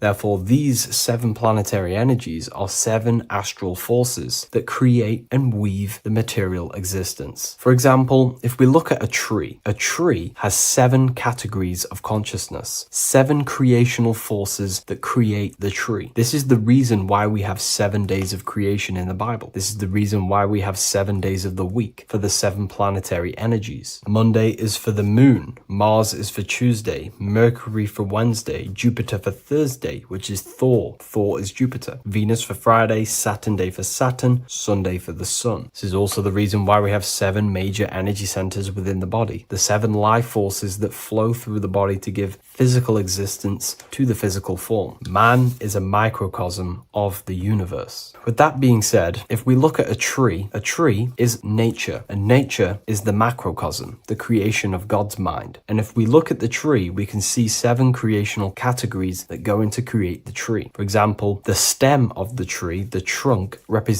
the sun. The root system, the base of the tree, where the tree grows out of, is Saturn. If we look at the fruit of the tree, that represents Jupiter. The smell, the look, the colors of the tree, that's Venus. How the tree communicates with other trees through the root system is Mercury, the intellect, the intelligence, the communication. The leaves of the tree is the moon. The defense mechanism of the tree, how it defends itself from infections and other territories, is Mars. So we can see all physical matter, all physical creation demands these 7 categories of consciousness, these 7 planetary forces. But again, that is the macrocosmic scale. The macrocosm is reflected in the microcosm, which means you have access to these forces, these 7 planetary energies, and you use them to create anything in reality. You've been using them maybe unconsciously your whole life. For example, this book that I've created, the Book of Wisdom Volume 2, you can find it in the bio if you're interested in reading it. It has the 7 planetary forces that go into this tree, into this book. I used the sun, which is my passion and my drive to take actions. I used Mercury, which is my intellect, my thinking, my communication. I used Venus, the layout, the look of the book. I use Mars, my defense of my work, my trademark, my copyright. I use Saturn. Saturn is my time, my discipline, my attention. I use Jupiter, which is the why, the reason why I created it. I used the moon, which is my care. My care is the generative force. Whatever you create in your reality is because you care. You care about keeping a house above your head. Therefore, you go to work and earn money. Care is the driving force to create anything in reality. What you see right now watching this video is because you care about watching this video. If you lose care about watching the video, you will turn it off and continue to do something else. All creation demands these 7 forces, hence why we have here a midsection. Sometimes we see the symbol of the earth, which is a circle and a cross in the middle, because these 7 forces create earth. But again, this video is specifically aimed to Saturn. We're going to be discussing Saturn's Saturnic energy because there is a lot of misunderstanding in today's world. And I'm going to give my perspective and my research on the energy of Saturn and how we use it and how it's being abused in today's world. Saturn externally, because remember, we have an external world, an internal world, a macro and a micro. Saturn externally in the material plane governs the foundational and enduring aspects of existence, such as the roots of plants, the bones of our body, even the insects that dwell beneath the ground. It represents the dull, hard, unyielding forces of life, symbolizing structure, limitation, and conditioning. Under Saturn's influence, things become rigid, bound by the god of time, bound by restriction and boundaries. In Roman mythology, Saturn is revered as the god of time, ruling over the cycles, beginnings, and endings. This connection with this emphasizes Saturn's role in marking the passages of life, aging,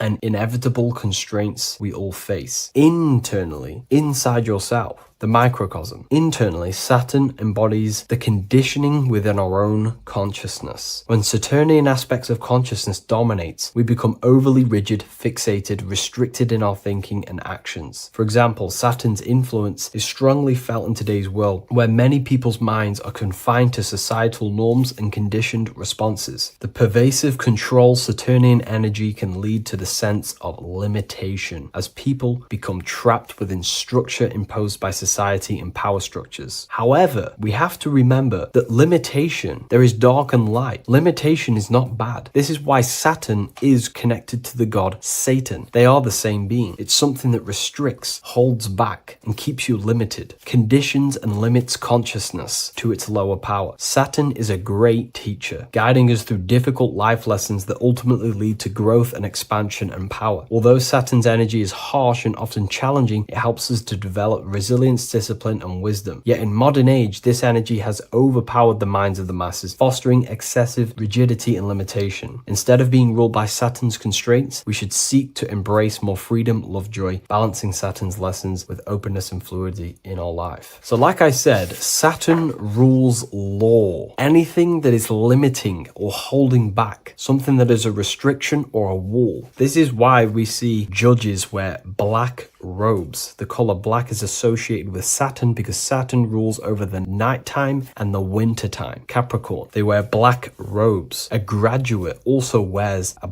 black robe with a black square cap on its head because black is associated with Saturn, restriction, limitation. University graduates wear this. Personally, not to offend anyone, these educational systems that we have in today's world are not here to give you power, to find you the power of consciousness or yourself. They are simply to restrict you, to keep the mind limited in a certain belief system. That's not to say the things in university are completely useless, but what I'm saying is it is a conditioning by the educational system. And if we actually look at the top of the hat, it's a square over a circle. And in Freemasonry, we see the compass on top of the square. In Freemasonry, we see the square underneath the compass on top of the square. The square creates squares and the compass creates circles. So this is symbolizing the square, which is matter, the circle, which is spirit, matter over spirit when it needs to be spirit over matter. This is a symbol of conditioning, limiting the mind into being locked in the five senses and base consciousness. Saturn's energy is keeping people restricted. This is why there is so much Saturn symbolism in today's world, because Saturn is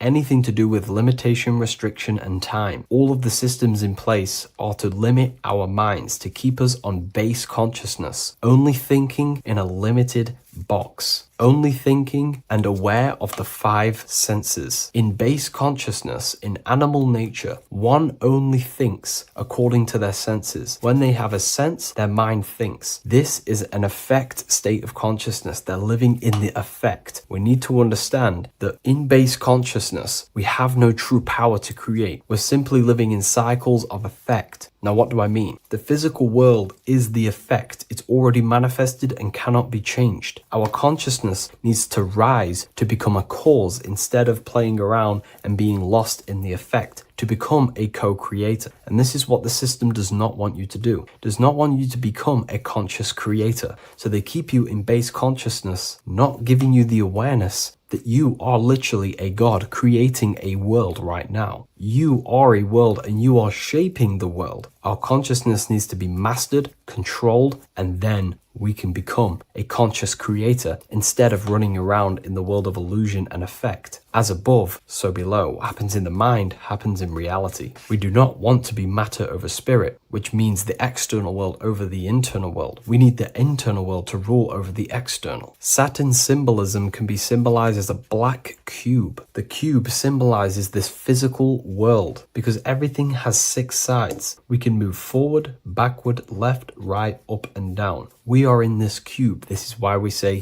think outside the box. Thinking outside the box means to become a cause and not an effect. The mind needs to be a cause, an instruction center, and not just thoughts that are reinforcing the effect and lost in the effects of the material world. Instead of reacting, we need to become a commander. This is a symbol of conditioning and the physical plane. Black is dull, lifeless. The physical world is lifeless. It has no power to create. It has no power to do anything. It is simply a projection and an effect. You, the mind, consciousness, are the cause. You can create the effect. In today's system, Saturn's energy is heavily relied on, which is just simply man-made laws, restrictions, time wasting, and keeping people in base consciousness, only aware of the physical 5 senses. Let's get something straight about the elites. They do not worship Saturn. There is nothing to worship. They simply use the energy of Saturn to keep people limited. They're not using the planet Saturn, but they're limiting people in their belief systems and physically where they can go, restricting boundaries, countries, restricting people's minds through mass media, which is all symbolism of limitation and restriction of Saturn. They're not worshipping it, they're using it and abusing it. Saturn could be anything in your mind that keeps you limited. If you have a limited thought that does not allow you to take action on something, that is a Saturnic energy within your own mind. Anything that is indoctrination, anything that is boundaries on you, that is a Saturnic energy. Some people say that the Saturn and the moon are working together to trap our soul. This is highly symbolic. Saturn and the moon are not forming a matrix to trap your soul and keep you reincarnated. Again, this is symbolic, and in the esoteric version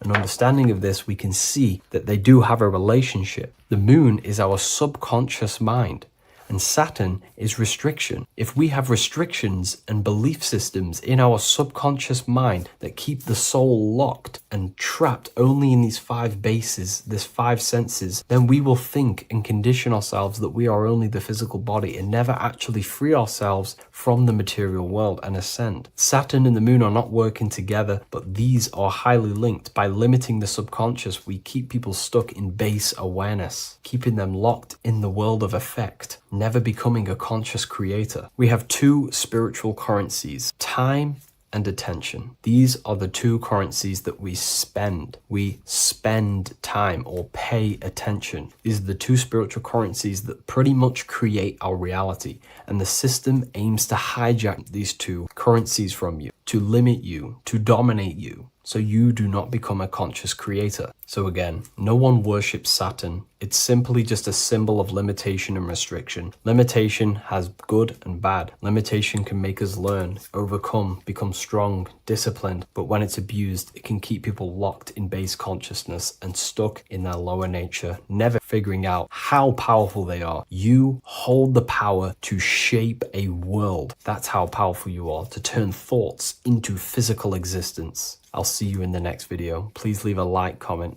and a subscribe.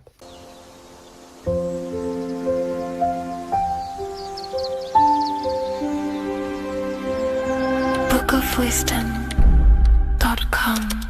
Visit today.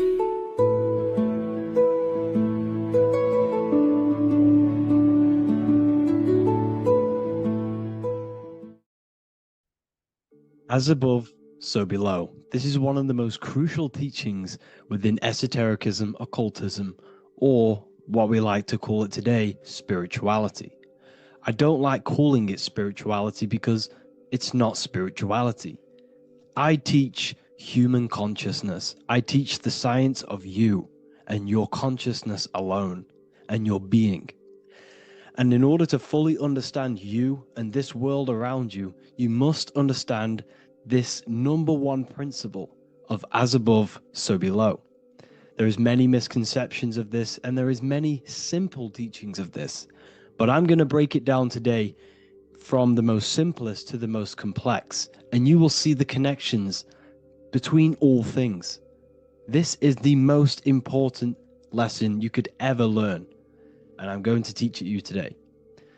So what you must understand is with the term as above, so below, it applies with everything you see in this world and about yourself. We have something called the macro, which means the bigger scale. On the bigger scale, we have the whole earth. If we look down from the sky on top of rivers, this is what we see. We see this tree pattern. Then on a smaller scale, we see trees have this same pattern. Then we look even closer. We're going smaller and smaller into the leaves of the tree. We see the same pattern. Then we go even more micro into the human brain and look at the human brain cells, and we see the same pattern.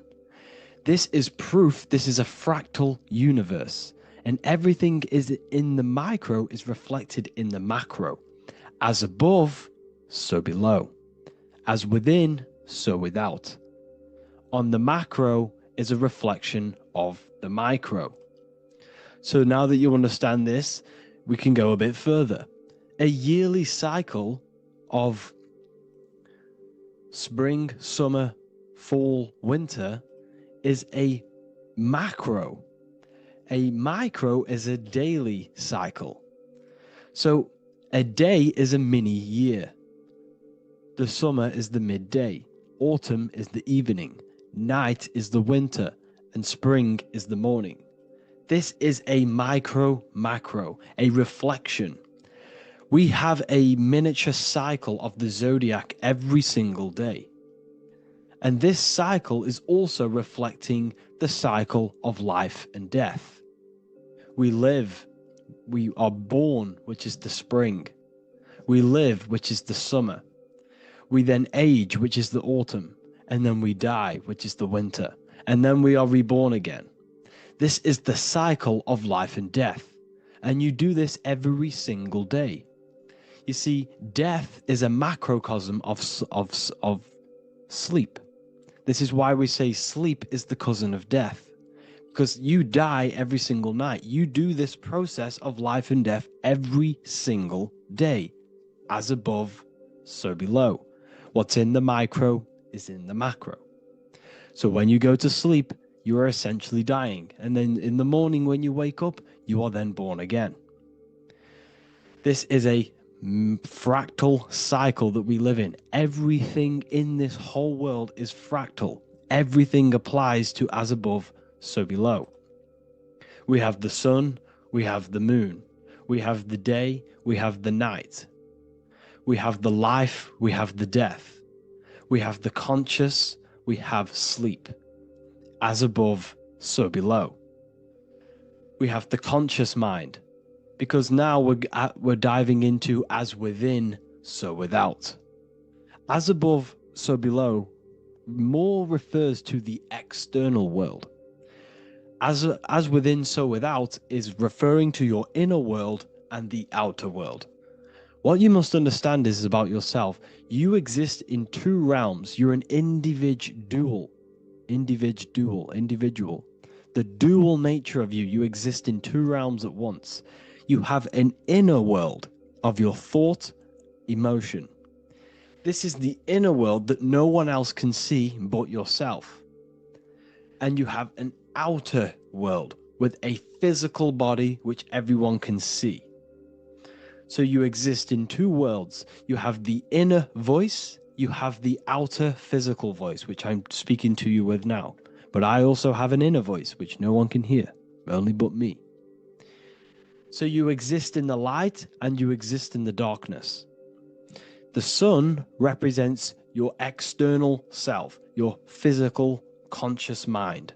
The moon represents your shadow self, the inner self, the psyche self, the spirit self. There is an as above, so below.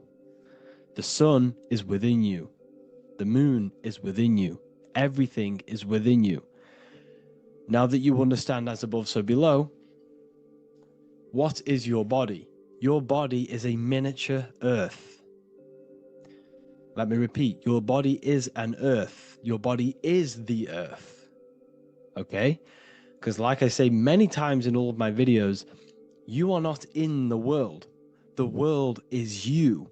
You are the universe. Your brain is a computer creating this reality. What you see with your eyes is produced in the back of the brain called the visual cortex. You don't look into the world, the brain produces the world. The body produces the world. When you touch something, you're not actually touching something. This is the electrical nervous system.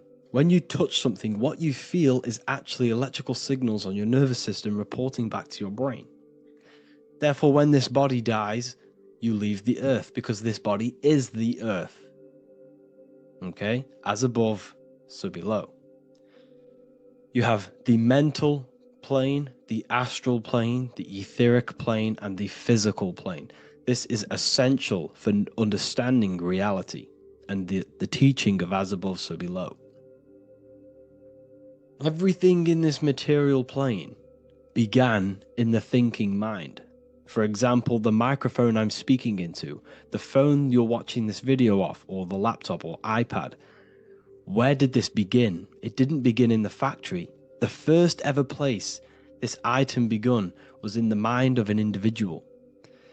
The invisible realms of mind is where all physical things and physical items begun. Essentially, this physical plane is the effect of the thinking mind. This world is the world of effect. It's the world of outcomes. When you see something, it is already manifest. It is already being manifested. It is an effect. And in the effect of the cause, which is the thinking mind. Therefore, the mind creates thoughts, which is the mental plane. Then after thoughts creates imagination, which is the astral plane. These two are spiritual. They are non-physical. So spirit kind of means non-physical. Then you have the physical planes, the etheric and the physical plane. As above, so below. What happens in the mind is manifest on the physical plane. Like I said, the phone that you are holding, it was a thought, and then it brought down into a physical reality. As above, so below. You change the mind, you change your reality. Your environment, the word environment has ment in it because your environment is mental. So now that you understand this, so what is the world around you? The world around you was created by the mind of God. It was manifested through God's thought. So you are living in the mind of God. You are a thought in the mind of God. God thought you into existence. But like I said, we are all fractals. Everything is fractal. If God exists, this means that you are God, as above, so below. God created you through the thinking mind, and he gave you a thinking mind. So God created the macrocosm. God created the macro, the whole world. He designed the whole world, the sun, the stars, the moving. He designed this. But then he gave you the thinking mind to design your own life and create your own life in his world. You are a microcosm of God's macrocosm. Just like God thought you into existence and the whole world into existence, you are a microcosm thinking your world, your reality into existence. You see this now? Everything is a reflection. Everything is a mirror. Everything is fractal.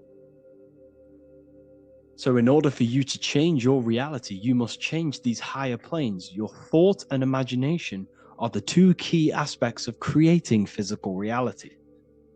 Every object you see around you was begun in these higher planes of the non-physical, and they were brought out of spirit into physical matter through the thinking mind and physical action. So now we're going to get a bit deeper. The brain is not the mind. Now that you understand, we have spirit and matter. As above, so below. You have a non-physical side of reality and a physical side of reality. The mind is the spiritual brain. The brain is a physical manifestation, a physical effect of the mind. The mind uses the brain to operate in the physical world. And it's the same with the heart. The soul manifests itself physically through the heart. The heart is a physical manifestation of the soul, of the emotion, thought and emotion, the mind and the soul, the brain and the heart, heaven and earth. So you have the inner world and the outer world, the spiritual, non-physical, and the physical. So we are all on this process of awakening, an expansion of our minds into new fields of thought, into new fields of awakening ourselves. Because essentially we are born into this world. But you are born many, many times. You can be born physically and you can be born spiritually. Like I said, everything is fractal. So just like when the baby finds out that there is a world outside of its mother, what does the baby do? The baby seeks a way out of its mother, and then the baby is now born into a new world, a world outside of its mother's womb. It's the same with you and your spiritual process. As your mind becomes aware that there are other realities beyond your physical body, it then seeks a way out. And this is why you are probably watching my YouTube, because you are now on the path. Something within you has guided you to this path of knowledge, truth, enlightenment, and expanding your consciousness. And it is your soul who brought you here. Your soul speaks through emotion, like guidance. Emotion is the language of the soul. When you feel very bad, this is your soul telling you you're not in the right place. You're doing the wrong things. Because the soul is always unfolding its purpose, which is expansion and learning. That is it. The mastery of the self and the learning of the mind is the only thing that counts in the end after this life. So you are on a journey of expansion, of learning, creating, and spiritual rebirth. As above, so below. What does this body tell you? When I see someone overweight, I don't see the overweight. I don't see the body. I see the mind. I see an undisciplined mind. I see a mind that lacks self-control. I see a mind that seeks external validation. That's what I see when I see an overweight person. I don't see his body. I see the result of his mind. Because what does the Bible tell you? You shall know them by their fruits. It's the same saying as above, so below. You shall know them by their fruit. The fruit is their manifestation. Your body is a direct correlation and manifestation of your mind. Your inner world projects your outer world. As within, so without. As above, so below. Now, what do you see when you see this man's body? I see discipline. I see strength. Mental strength, not physical strength. I see mental resilience of pain. Because all of this man's mental energy has been manifested physically within his muscle. This body is a direct manifestation of this man's mind's pain and suffering. And it shows discipline. This is why people instantly respect you if you are in shape. You walk into a room and you are in shape, people will instantly give you respect because they know that you are mentally disciplined. The body is a reflection of your inner world, and it's the same with your friends, your family, your connections with people.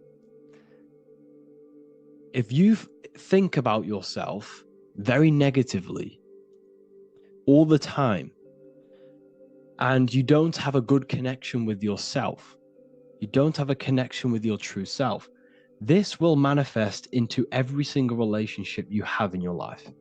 If you don't have a good relationship with your inner self, you don't have a good relationship with the people and the friends around you. Because as within, so without. If you think negative about yourself, you will only pick up the negative in other people. If I think very highly of myself and I think very happy and good things about myself, I will then see the good things in other people.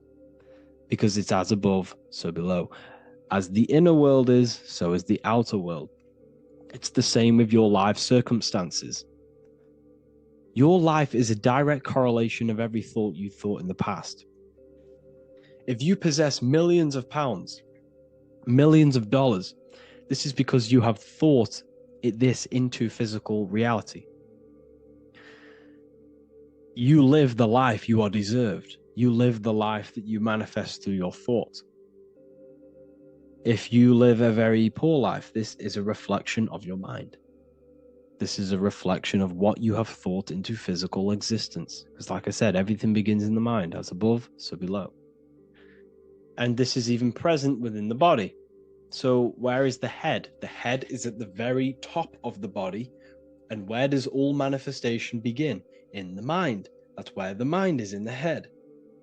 And then the thoughts we think travel down the body into the heart, which is the emotion. Every thought we think is in the emotion. Every thought we think creates an emotion. This emotion then drives the action. Where does the action come from? The feet, because the feet move our body. We move with our feet to take action. Our hands.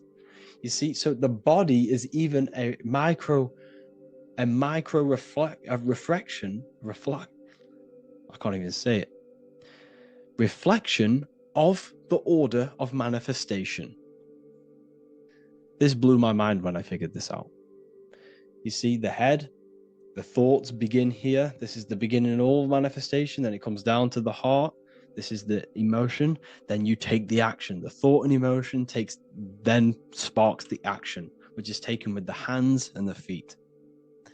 And where's the lowest point on the body? The feet, and that's touching the physical earth. So the head is where the thought is, the non-physical, and the lowest point on the body, which is touching the physical earth. So the head represents spirit, the feet represent matter, spirit and matter.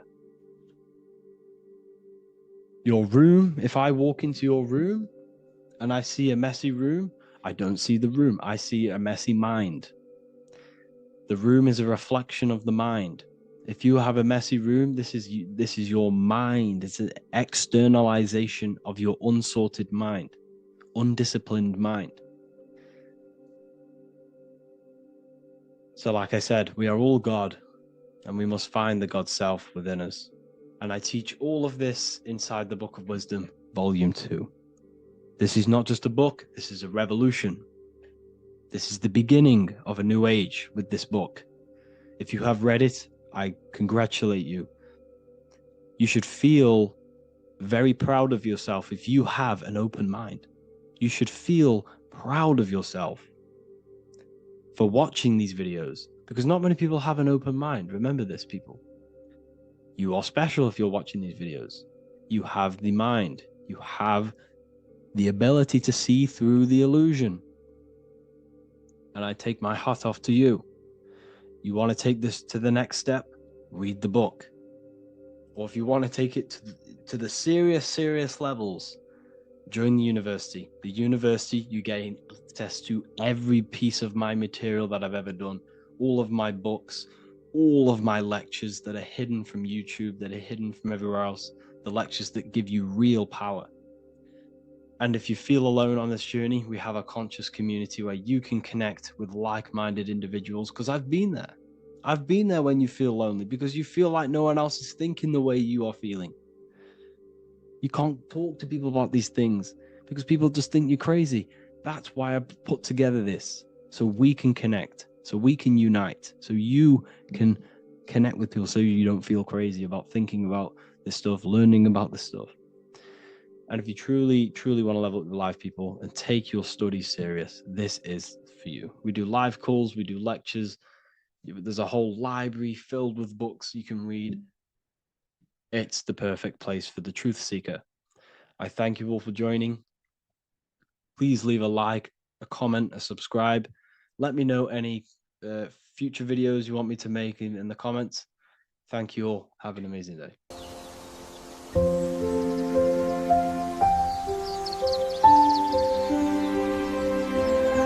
bookofwisdom.com. Visit today.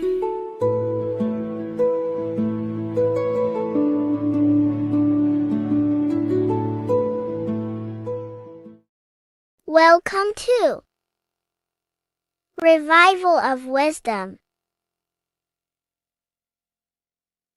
Welcome people, we're back with another video. In this video we're talking about how Jesus Christ and Christianity is all sun worship. The Holy Bible of Christianity is not meant to be taken literal for history. It is a story and has lots of metaphors. Starting with the symbol of the cross of Jesus. This cross originates from this ancient cross of the sun. This symbol has been used for thousands of years, way before Jesus was a thing, in Europe, America, Asia, and all around the world. In fact, this symbol is still being used by Christians today, not knowing it represents the sun. This is a 4,500-year-old artifact, a golden plate with an equal-armed cross found in England. The gold to symbolize the sun, and the equal-armed cross for the 4 equal seasons of the year. So this is why in the Bible you have Matthew, Mark, Luke, and John, symbolizing the yearly cycle of the sun and the 4 equal seasons. Also in the Bible, Jesus is referred to as the light of the world. So yes, Jesus represents the sun. He is a metaphor for the sun. Hence why in all of these pictures and images and paintings of Jesus, there's always a sun behind his head, and some even with the sun cross behind his head. Jesus also has 12 disciples, which represent the 12 zodiac signs and the 12 months of the year. This is the Last Supper by Leonardo da Vinci. As you can see, the sun, being Jesus, is in the center, because the sun is in the center of the zodiac signs. There are 4 groups which symbolize the 4 equal seasons.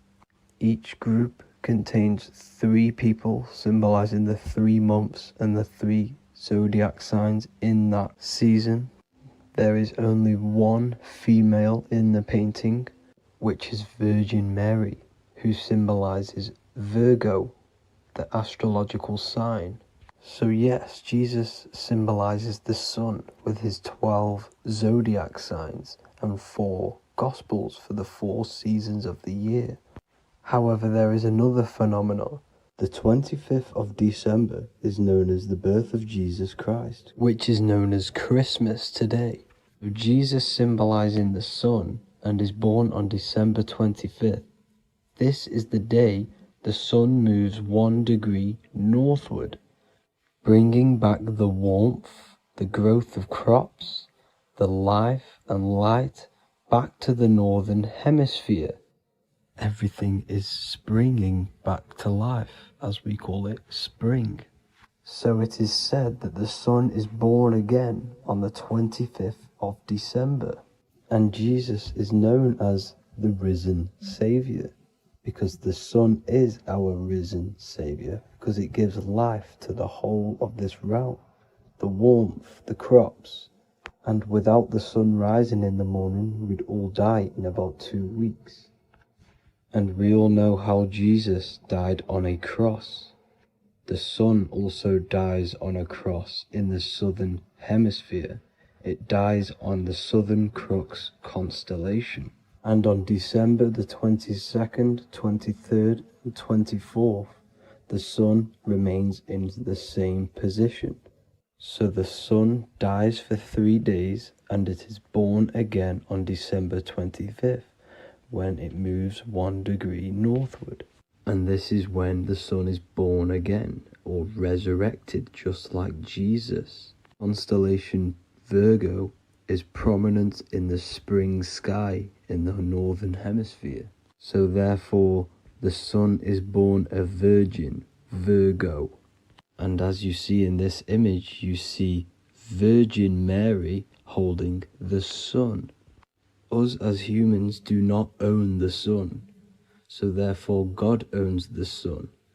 So yes, the sun is the Son of God, and this is what Jesus is symbolizing.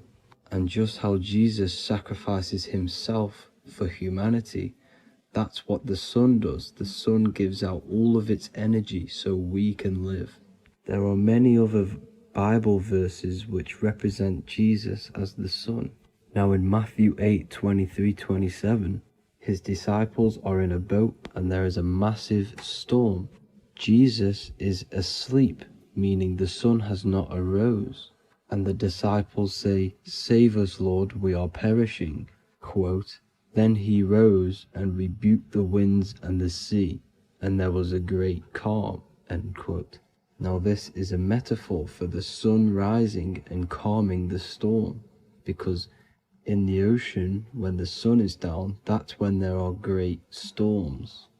The worship of celestial bodies go back thousands of years, and it's called astrotheology, and it can pretty much be traced back to all ancient civilizations. Now going back to the ancient Egyptians, the god Horus, the god of war, and he symbolized the sun in the morning.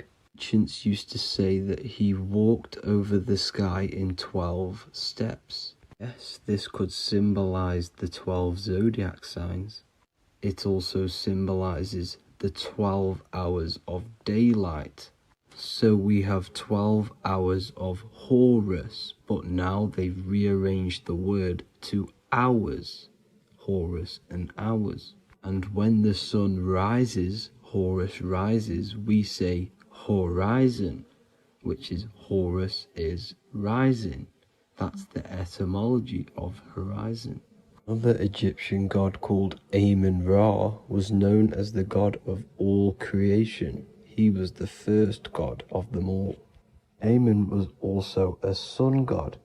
Therefore, after every Christian's prayer, they say Amen, sending their prayer through the sun to God. So this all goes back to the worshipping of the sun. Sun worship was around way before the Romans. However, in the Roman times, their sun god was called Mithra. Mithraism was the main religion before Christianity came into play. Mithra was the son of God. He died on a cross, and he was dead for 3 days and resurrected, just like Jesus. So the Catholic Church was not made in heaven. It was made by the Roman Empire.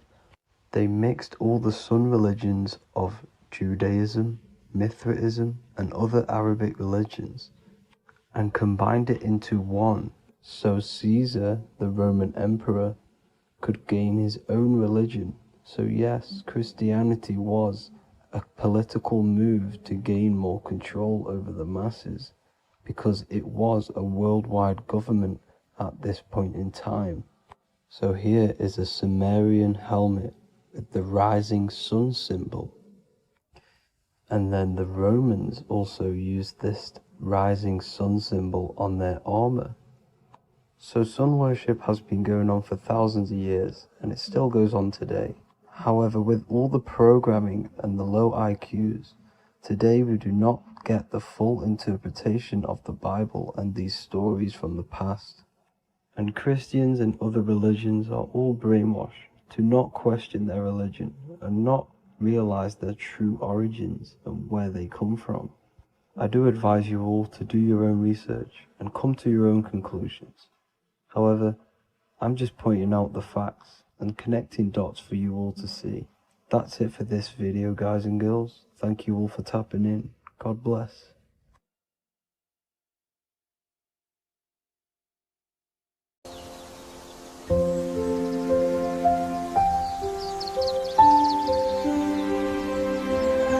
bookofwisdom.com. Visit today.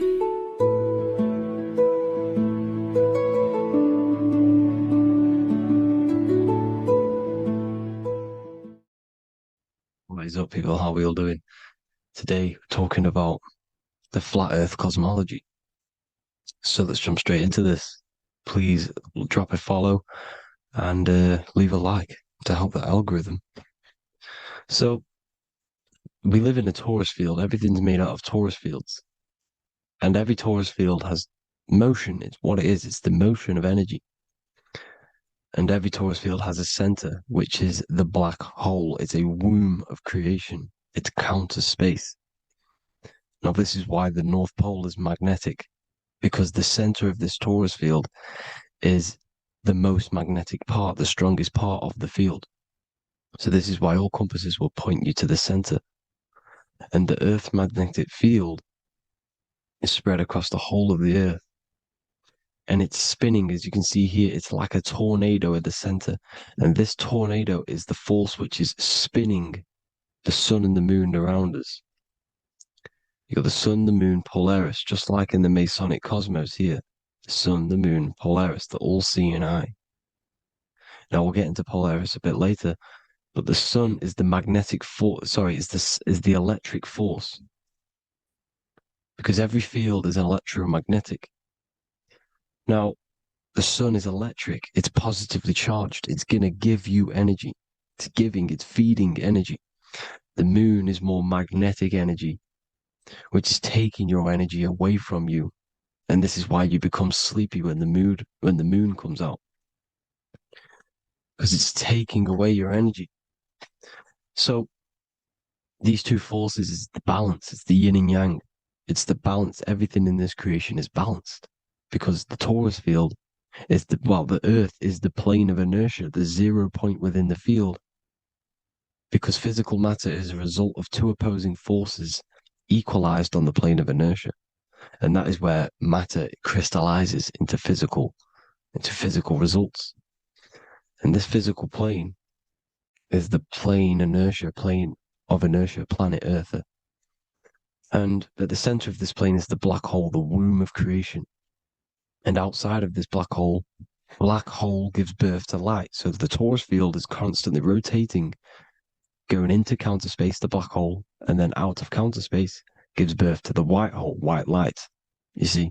So it's going around, black hole, birth again, black hole, birth again. And it just keeps going around. It's an infinite cycle of energy. And this is where the infinity sign comes from. This is the motion, this is the force which is creating everything to spin inside of this circle. Okay? And it's making the stars spin. It's making the sun and moon spin around us, around this center point. Now here you see Horus and Set putting their feet inside of this dome. This is the royal arch, the arch of the dome above us, which is like you see in the Masonic cosmos, the royal arch of Freemasonry. This is the dome above us, the firmament that the Bible talks about. You see, they're putting their feet in because Set symbolizes the moon and Horus is the sun. Horizon, Horus. Horus is rising, the sun. So they're both putting their feet around this center magnetic pole, which is the pole, North Pole. And above the North Pole, you have Polaris, the pole of electromagnetic energy. You see? And this is how we get the sun and the seasons. Because the sun, for us, when it becomes summer, it's on the Tropic of Cancer. Then it spirals outwards, going out and out and out, then goes to the Tropic of Capricorn. That's winter for us. Then it comes back in and creates summer again. So it's constantly spiraling around this center magnetic North Pole. You see? So this roof above our heads is the firmament, and this is what they've taken off of us. They haven't physically taken it, but mentally they have taken this away from you. It's a female energy, and this is what the Egyptians called Nut, the sky god Nut. And this is the womb. We are inside God's creation, God's womb. And the woman's womb, when she has a baby, is a microcosm of this, because everything inside of this creation is micro, macro. It's a reflection of the bigger things, as above, so below.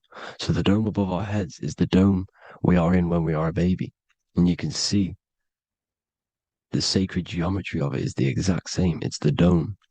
And when we are inside of the womb, the woman, the sacred maker, which is the M, the Masonic M, this is the G male symbol.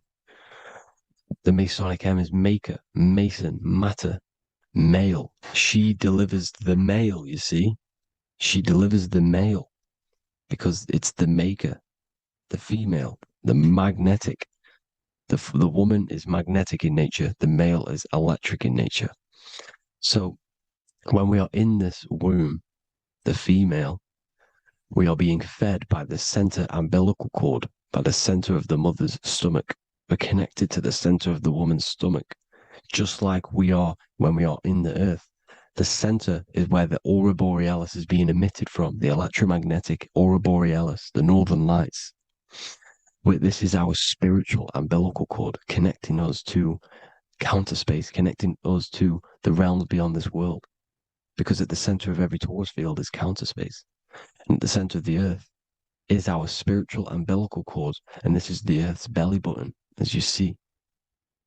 As above, so below. We had a physical umbilical cord. We have a spiritual umbilical cord. And this gets cut when we die, when we're cut away from the physical reality. You see, here's the ancient Egyptian tablet showing this female. You can see the hair, it's a female above us because the female energy is nurturing, helping, looking after. And that's exactly what the dome is. It's protecting us. It's the Ark of the Covenant, the Ark covering us, you see? And this is what they've taken away from us. By you believing in space, it completely destroys the idea of this being a sacred creation. They've taken the roof off your head, whether if you believe in space, you believe that there's chaos, there's planets, there's asteroids that could kill us at any moment. But this isn't true. They've made you fear your own creation that you're inside of. They've made you fear what's above you. You see, and it's to hide the power of astrology, the power of the lights in the firmament, which are constantly flowing through the ether. These powers which are above us are sending rays down to the earth, which are influencing our psychology and how we behave. And this is what astrology is. It affects human consciousness. It interacts with our consciousness. And there's a different energy every day because the planets are in different houses, different alignments. And this is, we'll go into this a bit deeper later on. So the world tree, this magnetic north pole, the pole of electromagnetic energy, was symbolized as a tree, the great tree at the center of the earth. You see? And this tree is symbolized everywhere. You can see here how the center person, this Egyptian person, is holding up the sky. This is the North Pole, the hyperboloid, at the center of every torus field. And this tree was in the Mayan cosmology. This is an ancient depiction. This is the torus field. Here's the plane of inertia.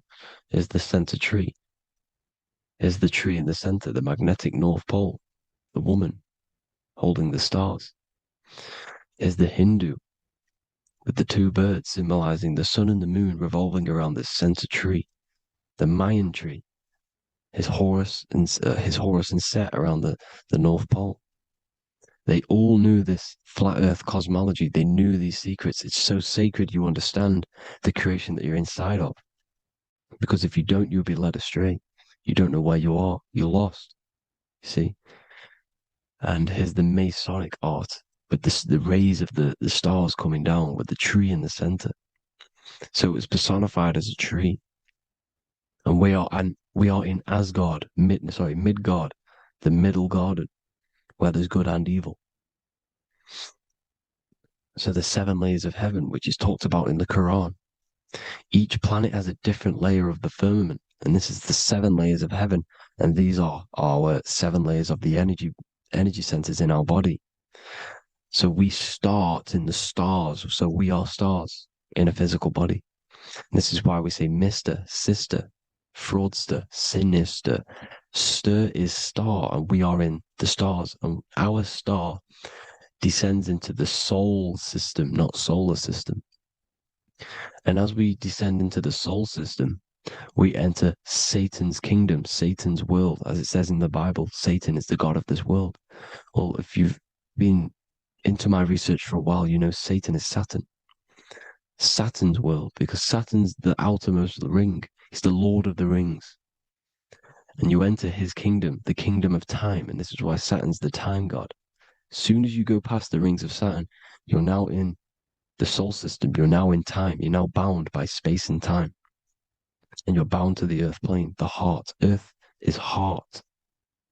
It's a rearrangement, it's an anagram for heart. And the heart of the electromagnetic color spectrum is green, and that's why the earth is green. And above green is blue, and this is why the sky is blue. In order to go to heaven on the macro scale, you have to go through the blue sky, through the 7 layers of heaven. In order to reach heaven in your body, whilst you're here, you have to go through the blue chakra to your head, which is heaven. It's micro, macro. Everything is micro, macro inside of this creation. Is an ancient. I think this is a French image, piece of art from the ancient French, with obviously the 7 layers of heaven, which they all depict. And notice how it's like a dome. We'll go into this dome symbolization, the Royal Arch of Masonry, which is next. But these 7 layers of heaven give us the 7 metals, the 7 days of the week, the 7 diatonic tones, the 7 chakras, the 7 everything. It's God's favorite number. And this is why the Masons use the G inside of the compass, because the G is the seventh letter, and God starts with G. You see? So it's 7. God is 7. Here's another depiction of the heart, the soul system, the 7 layers of heaven. La Fermente, La Fermette. You see, La Firmament, with the stars on the outermost layer. Here are the 7 planets: Jupiter, Mars, La Sophie, the sun, La Luna, the moon. So Saturn. So we are in the heart of this soul system. In order to ascend, we need to ascend up our chakra system, reach 144,000 hertz. God consciousness, the God man. You have to unfold God man, master of the mind, mastery of the mind. So, what are the stars? The stars make everything unique. The stars are constantly rotating around the center, magnetic North Pole, the tornado at the center, which is stirring everything. It's stirring the ether. The center is the ether, and the 4 elements are born out of this ether. There's 5 elements: ether, spirit, water, air, and earth. The ether gives birth to the 4 other physical elements, which the whole of creation are made out of. About them 4 elements. 4 is the number of stability. You know, a chair, a table has 4 legs. It stables things. It's a foundation, and these 4 elements are the foundation of this creation. You see, and this magnetic North Pole is stirring this, and the 4 vibrational states of the ether are the 4 elements. Now let me get back to the stars. I just wanted to give you that. The stars are being stirred around this center point, center.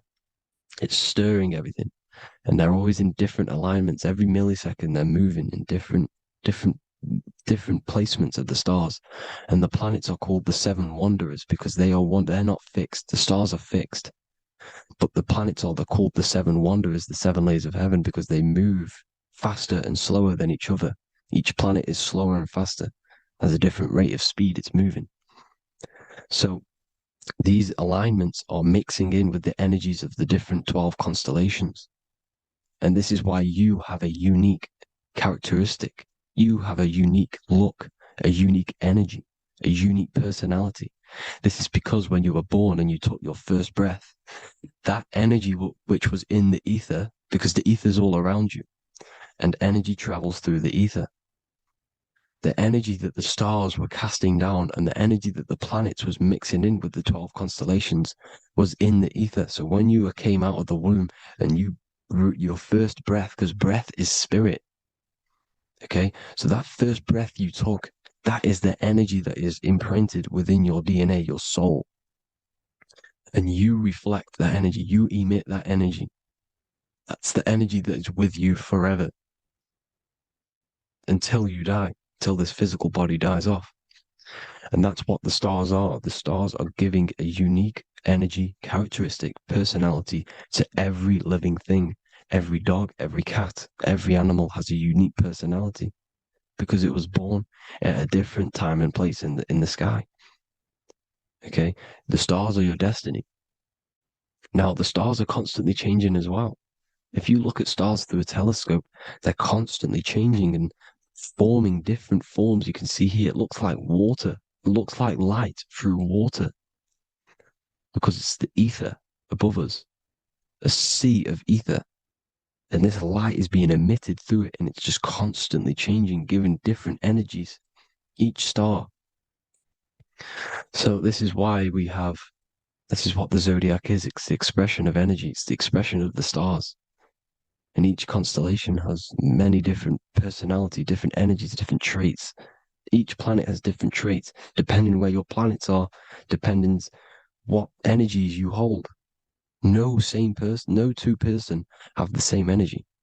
There's no one. It could be similar, but no one's the exact same. It's because of the stars. The stars are never in the exact same split place. The planets are always in different houses.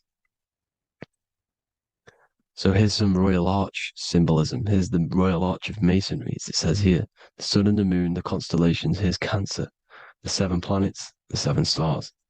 Here's the Royal Arch. This is the firmament. Here's the duality. Black and white, duality, good and evil, rest and motion, dielectricity, magnetism. See? So this is what the Royal Arch is. It's symbolizing the cosmic dome above us. The womb we're in. We're inside God's womb. And here's George Washington, the Freemason, inside of the Royal Arch. See? With the G, the Masonic G, God, 7. Here you see another depiction of George Washington with the stars in the dome above his head, his Polaris, the sky vault, Polaris. We'll get into that later. Go inside of all of your ancient churches, you will see the dome. Go to the Vatican, you'll see the dome. All of your ancient churches have this dome because it's the dome above your head. The ancients knew this. This was known. We did not live in space. It was known back then. They all knew. This is Crown Court, which is one of the most important courts in the UK. You can see it's clearly so much Masonic symbolism. You've got the 4 pillars of Masonry. The Royal Arch is like an arrow pointing upwards to Polaris. His Disney World is under a dome. In his Polaris, the sky vault. You see? And also 666 in the symbol. Here's more 7 layers of heaven. Here's an ancient depiction. The firmament. Here's the astral plane outside of the firmament. The Royal Arch. You see? It's everywhere. Here's Polaris, the 8-pointed star. Polaris is in between the sun and the moon. It's at the center of the Taurus field. And Polaris corresponds with the pineal gland as well because it's the all-seeing eye. See?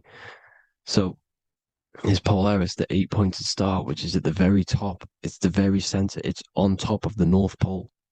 And it's an 8-pointed star that's always symbolized as an 8-pointed star. Here you see the Vatican. The Vatican is a giant key with an 8-pointed star. See, it's a key. Here's the dome. Here's the Space Delta, the USA Space Delta logos.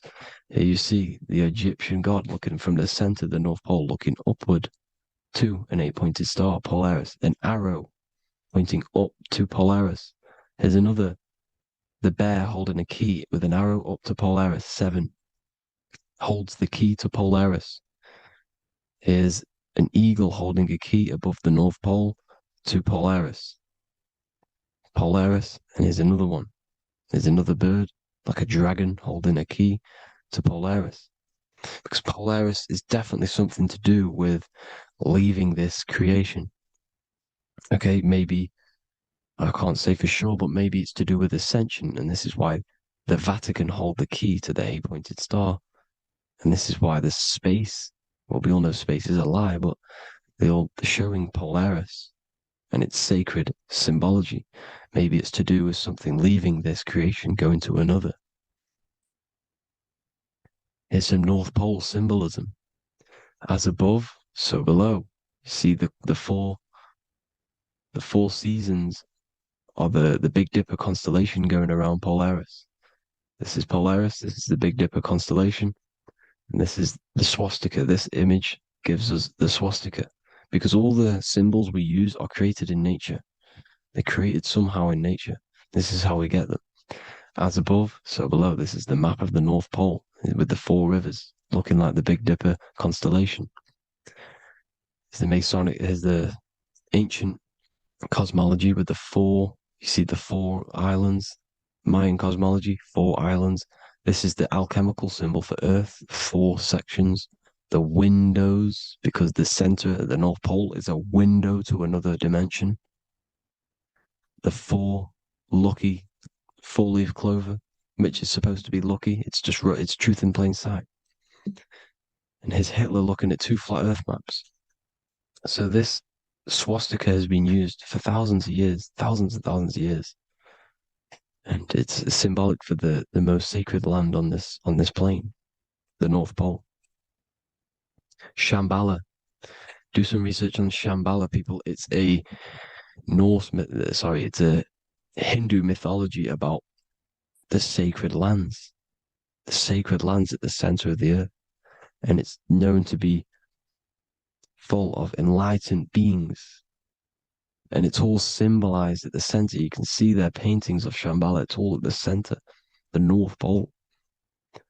And it's known to be the most godly place ever because it takes you to a portal to the higher places. And maybe this is something to do with Polaris, connecting you to this sacred land at the very center. But anyways, people, thank you all for tapping in. Hope you all learned something. Have an amazing day. Please follow, subscribe, like, all the links in the description for the courses, the PDF. Please have an amazing day. God bless.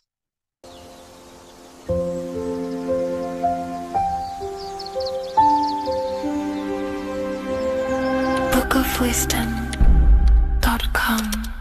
Visit today.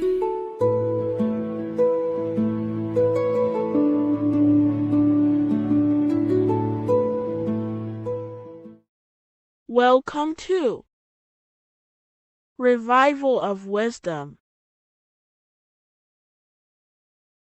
Today, we're going to be talking about portal symbolism, what portals are, okay, and how they show them to us, because they have to tell you the truth, guys. This is the thing with the universal law. They have to tell you the truth. And they tell you through symbols, they tell you through movies, and different things like that. But let's jump straight into this. So first, I want to talk about the Freemasonry symbols. Okay, so first we got, obviously this is some Freemasonry art, but notice how you've got the ladder with a key. Okay, so this is ladder symbolism with a key. So maybe this is talking about ascending. Okay, because look, because this is ascending into the heavens, because it's a ladder with humans going up it with a key. In order to ascend, you must have the key. Okay, so what else do we have with a key? Well, the Netflix show Lock and Key, which is all about portals and keys. Because what the keys do, they open doors, gateways. Okay, so what's interesting about this is that they've got this key here, which represents the Kundalini energy rising up the spine. Okay, but we'll come back to this. But it's that same portal key symbolism. We've also got the Vatican. The Vatican is in the shape of a key. Okay, so you can see the start of it here and the end. So this is key symbolisms. Keys open doors. And notice how it's got the 8-pointed star. Okay, what is the 8-pointed star? Okay, we'll come back to this. This all ties in, guys. I'll break it all down for you. But then you've also got the god Janus. Janus, okay, is known as the god of the doorways.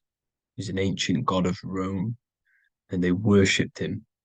However, he's not a god, he's more like a high-level ranked demon. Because he is the god of the doorways. And notice how he's got two faces. Because doorways always have two sides. You're going into somewhere, there's always two sides of a door. And he's always depicted with two sides of a face and a key, because he holds the key to the doorways, to the portals, to other worlds and realms. Okay, as you can see, he's always got two faces and a key. Okay, so now we have the Sumerians, the Anunnaki, and they are always depicted with the two faces. Why do they have the two faces? Because they're symbolizing doorways, and the Anunnaki come to Earth through doorways and portals. So these are what these gods are symbolizing in their artwork. But they always have the 8-pointed star. Okay, what is the 8-pointed star? You see how they always have. Look, let me try to find another one. It's the 8-pointed star. This 8-pointed star is Polaris. Okay, Polaris, just like the Vatican has the 8-pointed star with a key. Polaris is the center star. Polaris is a fixed star, it doesn't move. Okay, so the Anunnaki symbol is also the 8-pointed star. So this is symbolizing the portals and doorways that they come through in order to get to the earth. But Polaris is that center star which does not move. It's always symbolized with the 8-pointed star, just like a compass. Why is a compass the 8-pointed star? Because at the center of our realm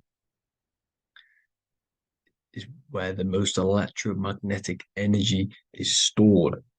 As you can see, we have an aura field, an electromagnetic aura field.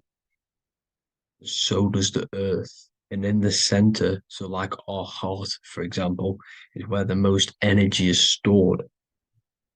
And like the center of the earth, this is why all compasses point to the center, because this is where the most electromagnetic energy is stored.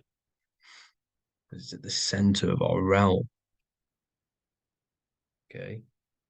So like I was saying with the lock and key series, see this here?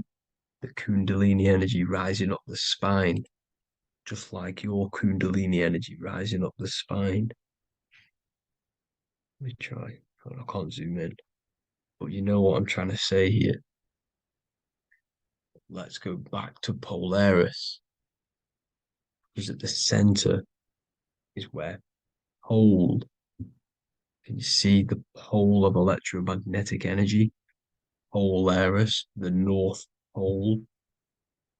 It's symbolized. The truth is in the words. It's like a pole of electromagnetic energy. And this is where the aurora borealis comes from. Notice how it's got the word aura in it, because it's the Earth's aura, electromagnetic field.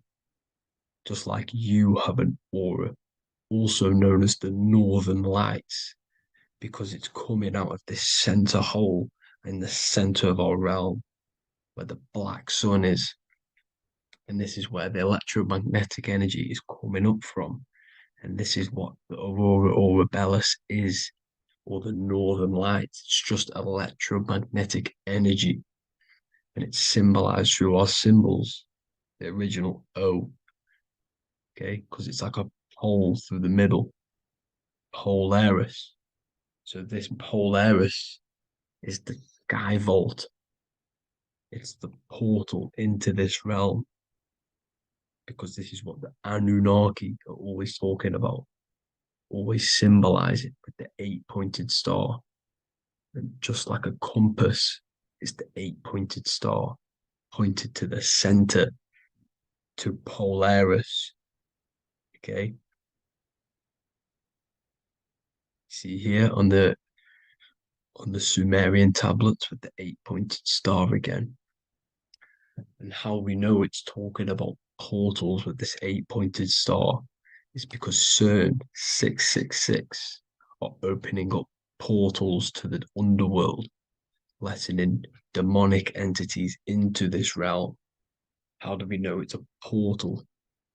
Because their Hydro Collider has 8 points, just like the 8-pointed star.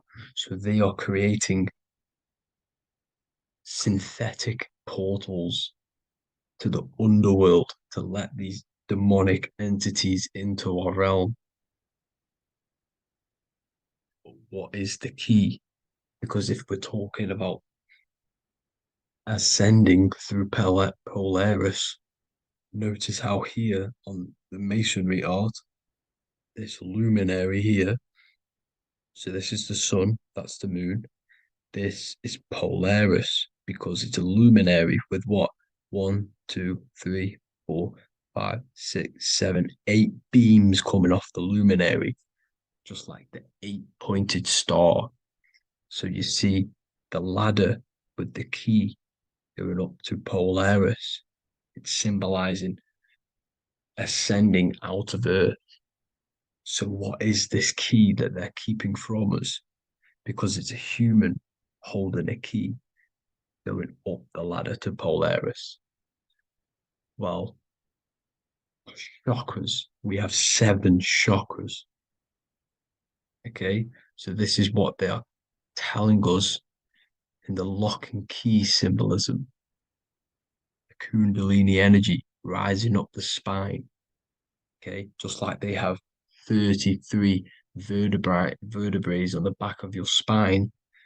Okay, this represents the Kundalini energy going up your 33 vertebrae, just like in masonry has 33rd degrees. Okay, so what is the key? Your chakras. Your chakras have to be unlocked. Okay, you have to unlock your chakras, and you can't unlock this one without going through this one. You have to go through them all. It's like a ladder, just like Jacob's ladder. You can't go from the bottom to the top.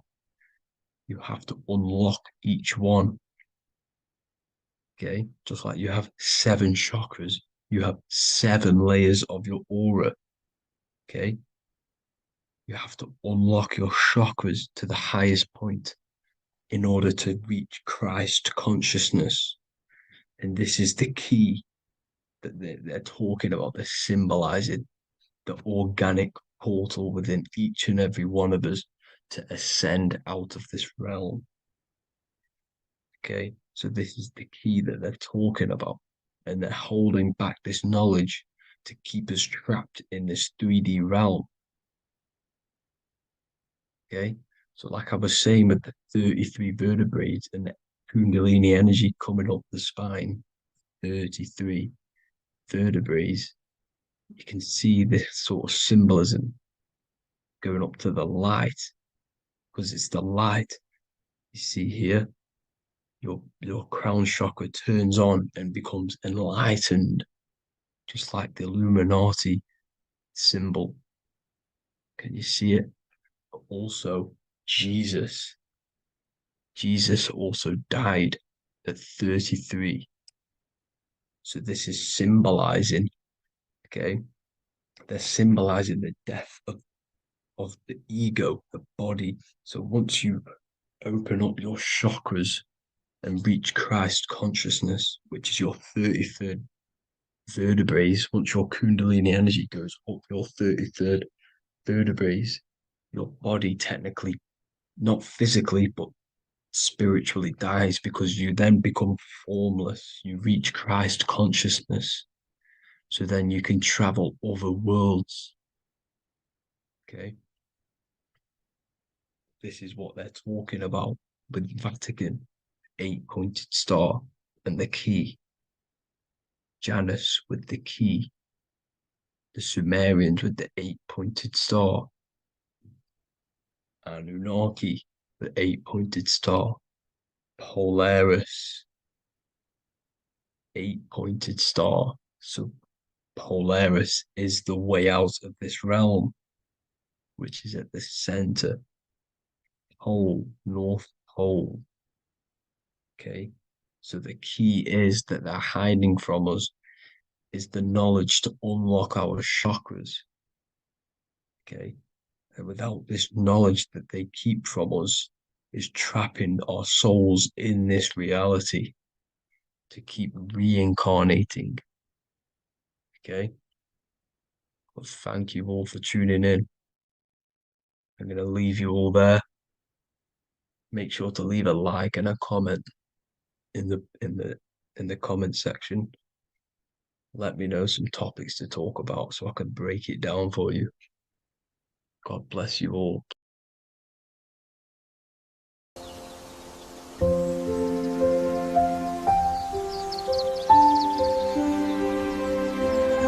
bookofwisdom.com. Visit today.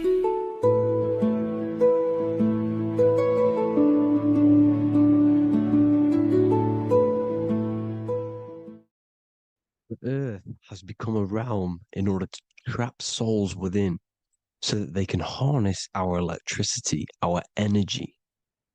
Even the Bible is talking about how this realm is controlled by the wicked one in John 5:19. We know that we are the children of God and that the whole world is under the control of the evil one. Ephesians 6:12. For our struggle is not against flesh and blood, but against the rulers, against the authorities, against the powers of this dark world, and against the spiritual forces of evil in the heavenly realms.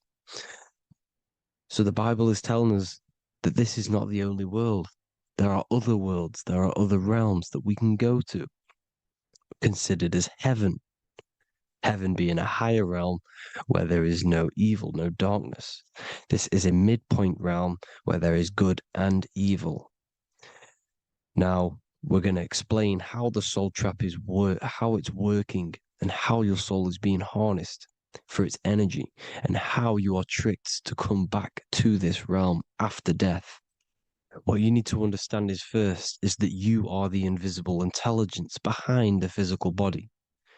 You are the mind and soul.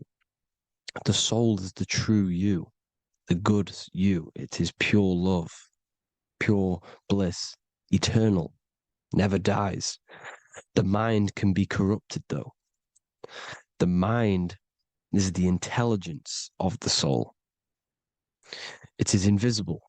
It has no true form.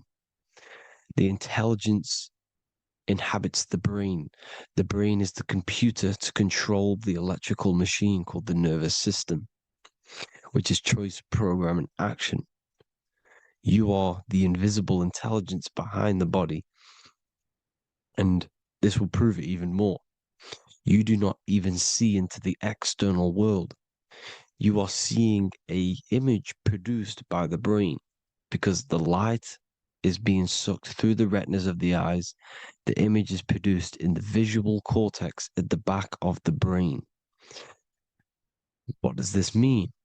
This means that we are the consciousness in the center of the brain, in the pineal gland, that is experiencing the program being ran by the central nervous system in the brain. This is the sigil of Lucifer. Lucifer in Latin is Lucy. Lucy is light in Latin. Lucifer is known as the light bearer. This is how the eyes work, people. It's not a demon or a devil. The sigil for Lucifer is how the eyes work and how the left eye is controlled by the right brain. The right eye is controlled by the left brain. There is a crossover. It's the same with the body. The left side of the body is controlled by the right brain. The right side of the body is controlled by the left brain. There's a crossover with our hemispheres in the brain. Now, this empty chamber in the center of the brain is where this universal cosmic intelligence is held, known as the most holy place in the Bible, the throne of God. Okay? This is above the 33 vertebrae on the spine. As you can see here, you are the being in the center of this point. All of the nerves are being sent back to this one particular point, which is the seat of our invisible intelligence. You can see it's an empty chamber. Our consciousness, our intelligence is not a physical thing. This intelligence is the true voice inside of your head. This is why your head is heaven, your heart is earth, your heel is hell. Your head is heaven because this is the seat the throne of God. God is in heaven because the consciousness, this divine intelligence that's controlling the body, is sat in the center of the brain. The brain is taking commands of this invisible intelligence. When you close your eyes, you can feel your awareness, your consciousness, your intelligence is all in the brain. Your awareness is not in the feet, the heart, the legs, the arms. It's all in the center of the brain. Now, if you meditate deeply, you will find that you are beyond the mind. You are the being observing the thoughts. You are the soul observing the thoughts. Now, with this being said, you are the consciousness experiencing the program being ran by the central nervous system in the brain, because you're not seeing into the external world. It's an image, it's a simulated image produced by the brain and the central nervous system. You do not experience the external world. You do not feel the external world. You feel electrical impulses on your nervous system. Your nervous system is decoding what you are feeling. So the only thing that you truly feel is the electrical impulses on your nervous system. This is why the nervous system is the tree of knowledge of good and evil, because it gives your invisible intelligence, your mind, the knowledge of good and evil. It can detect good things, it can detect bad things. If it's hot, if it's warm, if I need to go, the nervous system is doing this. It is the tree of knowledge of good and evil. Okay? Now this universal intelligence is symbolized as the single eye. Okay? Matthew 18:9. It is better for you to enter life with one eye than to have two eyes and to be thrown into the fire of hell. What does this mean? It's symbolic, it's metaphorical, people. It is metaphoric. Your universal intelligence is the single eye, the one eye. It's the balance between the two poles, between the left and the right, the good and the evil. It knows the right thing to do all the time. This is our inner guide. The inner self is the inner guide. And when you are operating your life off duality, using your two eyes, you'll be thrown into the fire of hell, lower states of consciousness. Because you're split. You need to live in oneness, even, balance. Matthew 6:22, the light of the body is the eye. The light of the whole body is the eye. You are a light being. Human. Hue means an attribute of a color. Man is the word manifested. We are light manifested into physical form. Depending on your vibration is depending on what color that you are vibrating on, which is a hue, a human. If therefore thine eye be single, thy whole body should be full of light. Again, it's talking about the single eye, oneness, completeness.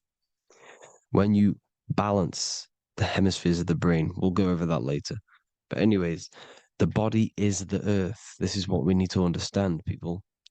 The body is running the simulation, the program that our consciousness is experiencing.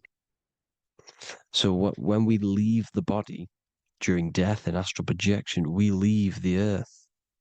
This is how it works. The body is the vehicle for the earth, for this realm. Everything exists within our mind. You have the soul, mind, and body. The soul is the observer, the watcher, the true being. This is why she has many different heads, because the soul inhabits different bodies. This is the serpent, which means knowledge, which is the mind, wisdom. And this is the body, soul, mind, and body, Brahma, Vishnu, Shiva. The mind is the bridge between the soul and the body.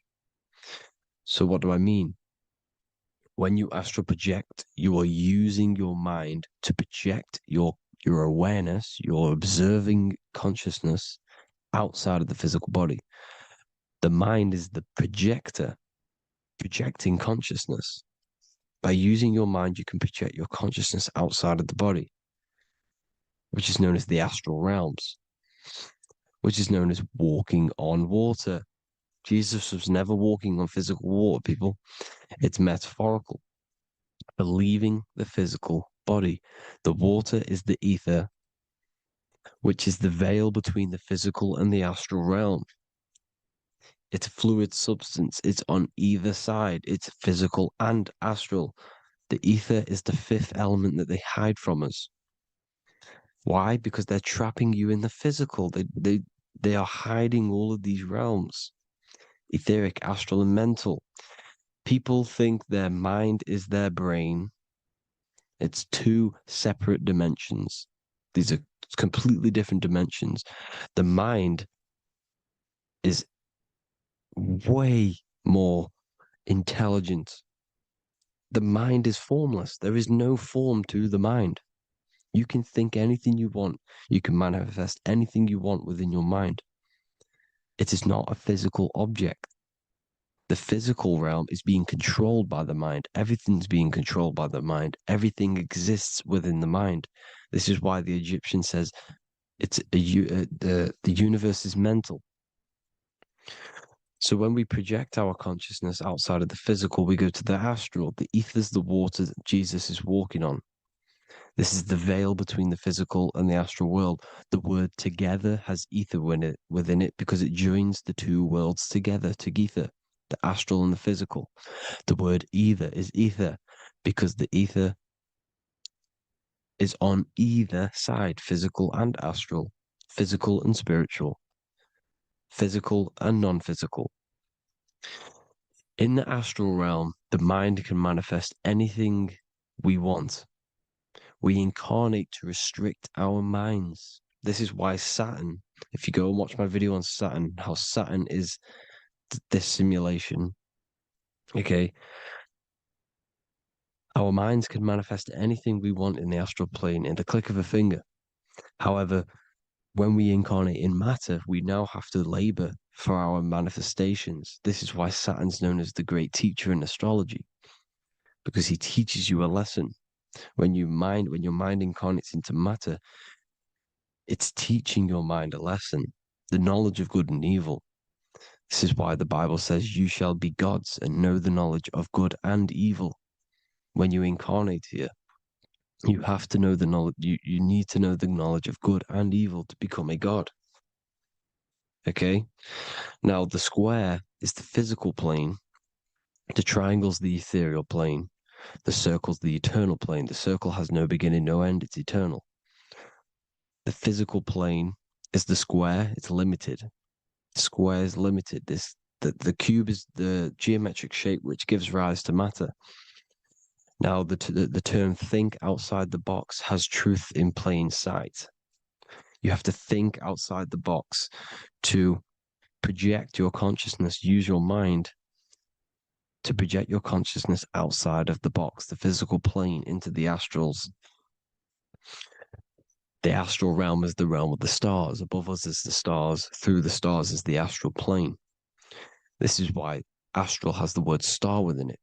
The devil is the de-veil. When you sell your soul to the devil, quote unquote, it's metaphorical. The devil exists in the physical plane. It's the lowest state of consciousness. The de-veil, you de-veil yourself into the physical when you are the devil. The de-veil. The ethereal plane. Now, we all know what the famous symbol of the all-seeing eye, right? The all-seeing eye with the eye in the triangle. Look at the Masonic artwork showing you the triangle above in the sky. This is symbolizing the ethereal planes. The eye in the triangle symbolizes your invisible intelligence, your mind, which has the ability to see on either side. Because the triangle's the ethereal plane. The eye is your consciousness, your intelligence. And this Intelligence has the ability to see in the physical plane and to see in the ethereal planes, in the astral planes. This is why it's above the earth, it's above the ground, because it can see here, it can see in the heavenly realms. Now, the stars are, well, this is known as heaven, the realms of the astral planes. This is some quotes from the Emerald Tablets of Thoth. Out of the darkness ye must rise upwards, one with the light and one with the stars. Man is in process of changing to forms that are not of this world.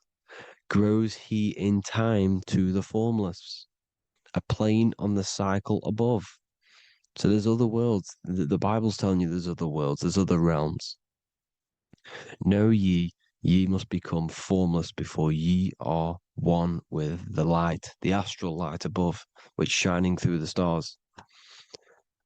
Not of the earth are ye, earthy, but a child of the infinite cosmic light. You are the invisible intelligence controlling the physical body. The body's not you. It's the vehicle that your soul lands in when your mind projects your consciousness into that realm. Free from the body, I flashed through the night. Unlocked at last for me was the star space. Wow, that's powerful. The star space, the astral planes. This is what he's talking about. We are all a star. We descended from the astrals, which is the star. We are all a star. Look at the ancient paintings of Jesus' birth. It's the star beaming his consciousness down into the physical plane.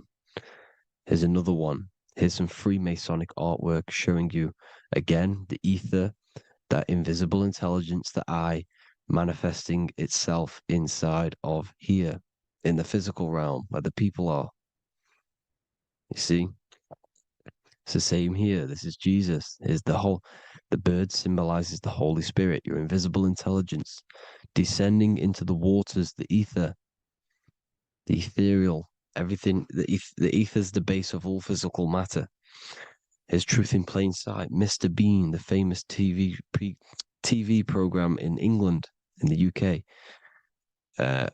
He begins the program like we all begin the program from falling from the stars. He falls down with a beam of light. And this is truth in plain sight. This is false. The aliens don't exist. They're a lie, alien. But this symbolizes the star beaming our consciousness. And when we die, this star will suck us back up. Just like this UFO is doing. It's truth in plain sight. So, this is some more Freemasonic artwork. Going from duality to singularity. Sun, moon, masculine, feminine. Right hemisphere, feminine, left hemisphere, masculine. The consciousness in the center, the balance point. Here's another more Freemasonic artwork. The two pillars, left and right hemispheres, and the invisible intelligence between the left and right hemispheres, the light of the body. This is why light's coming off it. Because it's light, it's pure light. The blazing star. The stairs go from the checkered board, the duality, up to oneness, in between the sun and the moon, the masculine and the feminine. This is symbolizing going into oneness. What did the Emerald Tablet say? You've got to become one with the stars, one with the one with the self. Balancing the two hemispheres so that you can gain, because when the two hemispheres are balanced, you can gain a more deeper connection with your invisible intelligence. Same with the chakras. When the chakras, the 7 seals in the Bible, these are 7 seals because when you conquer the 7 chakras, when you balance the 7 chakras, you then gain a more deeper connection with your internal self. Because your mind is not filled, it's not being ran, it's not being dominated by these 7 deadly sins, the 7 seals, the 7 chakras. These are 7 energy centers which are concealing our true form. Balance makes us have a stronger connection with our true cosmic intelligence. Heaven is even. This is why Jesus is pointing at the heart. The even point is the heart. You got to balance the chakras and live from the heart, because the heart is the earth. You're in good and evil. The body manifests the lower and the higher self. The higher self is in the higher parts of the body: wisdom, intuition, expression. The lower self is in the lower parts of the body: sex, food, and power. This is how they are trapping your soul, people. Like I said, the mind is the bridge between the soul and the body. So by tricking the mind, not giving it the right knowledge, and keeping the mind stuck in the lower three centers, thinking about power, food, and sex, this is low vibrating energy. It's going to keep your mind addicted to the physical realms. Okay? This is why you need to go even, balance, heaven. Okay? I will explain the soul trap in a second, how it fully works. But I'm telling you all the science behind it so you can understand. When you are doomed, you are domed. This is the dome, the firmament, the firmament, the mind. Ment is mind, firm is firm. A firmament is doomed under the firmament. You must have a loose mind, an open mind, to expand your consciousness beyond the stars, beyond the ethereal barrier. You have to vibrate higher than this world. Your consciousness must be expanded more than the physical plane. You need to learn how to astral project. You need to learn how to leave the body, how to operate outside of the body, so that you, when you do leave the body, you will have recognition. You'll have knowledge. You'll have practice. But this is as above, so below.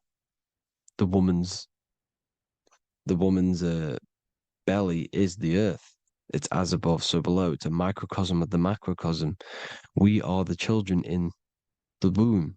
We are the people in the earth being ready to be born into the heavenly realms. As above, so below. It's a microcosm, macrocosm. Everything is in everything on a bigger and a smaller and a larger scale. Now, when the baby figures out that there is a world beyond its mother, what happens? The baby starts to move around and tries to get out of the mother. Because once it starts to hear the external world, starts to hear people, it's going to wonder, what's outside of why am I in here? What's outside? So the baby will force its way out of the mother. It's the same with our minds, as above, so below. When our minds figure out that there are other realms beyond this world, we will seek a way out. This is the womb, the mother earth, mother nature. It's the mother. We're in the womb. We can be born out of this world, which is being born again in the Bible. When you are doomed, you are domed under the dome, under the firmament, the firm mind. The firm mind will keep you under the firmament. Due to the law of polarity, there has to be other realms. There has to be. Because the law of polarity works in this world, and it will work on every scale possible. It's universal laws. These are universal laws. The law of polarity means that there are other realms polarizing this realm. There is a hell, there is a heaven. There is a midpoint, which is Midgard, which is the one we are in now. Earth, heart. Earth is the heart. Heart is the center, good and bad. The balance between good and bad. Your reality is your level of realization. Your mind realizes other worlds, you will seek a way to them worlds. It's that simple. The soul trap is to keep you stuck in this physical body, which is the earth. This body is the earth. It's running the program, like I said at the beginning. It's running the simulation that your consciousness is experiencing.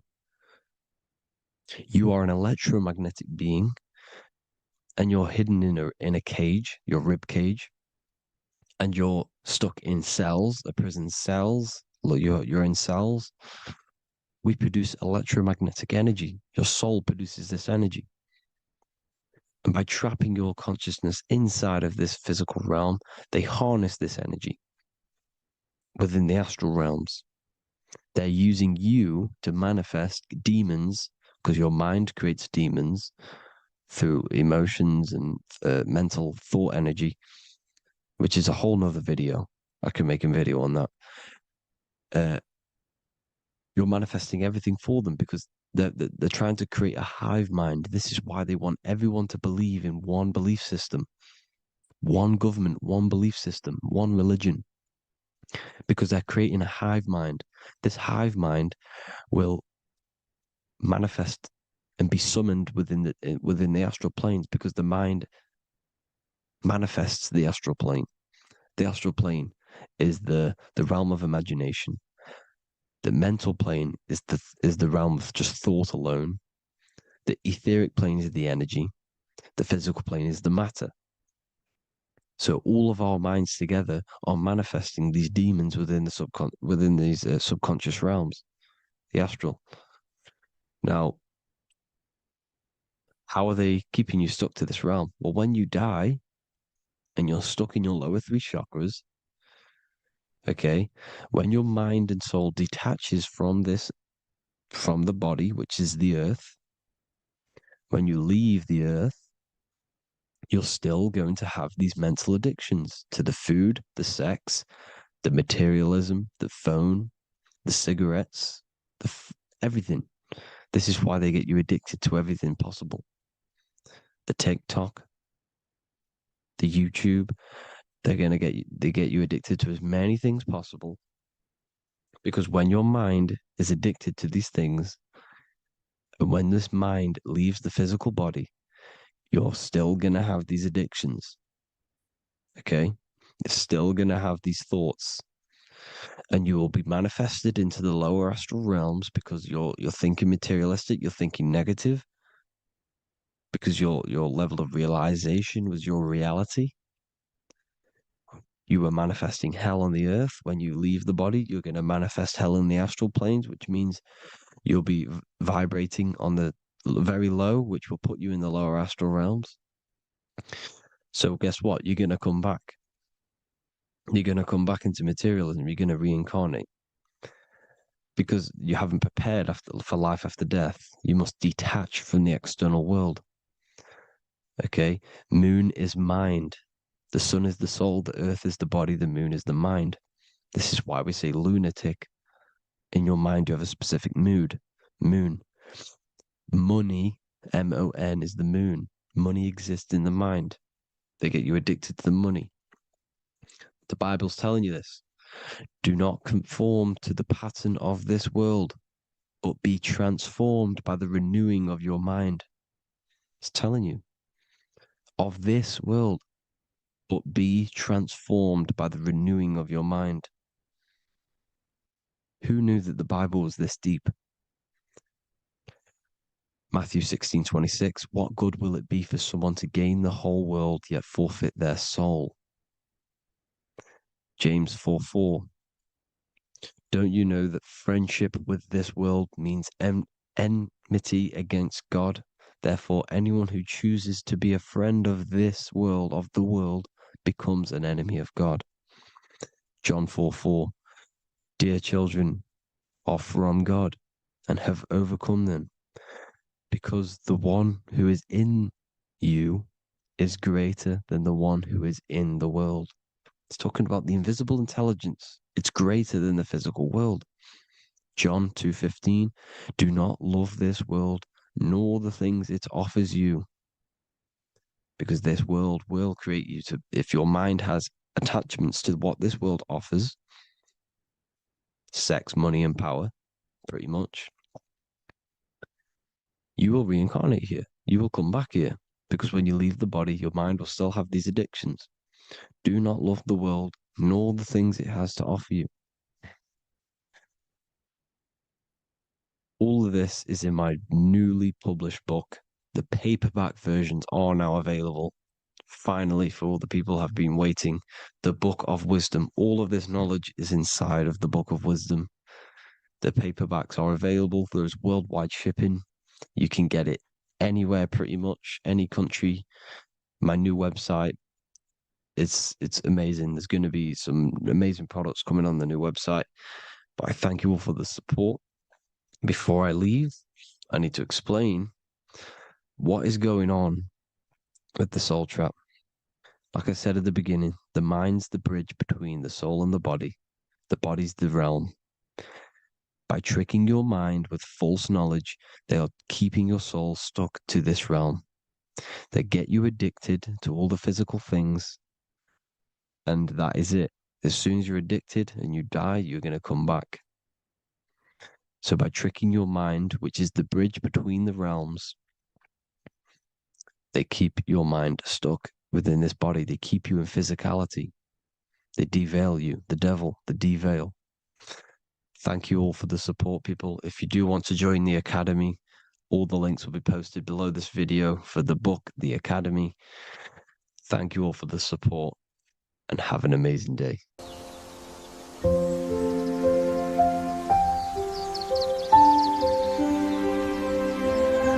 bookofwisdom.com. Visit today.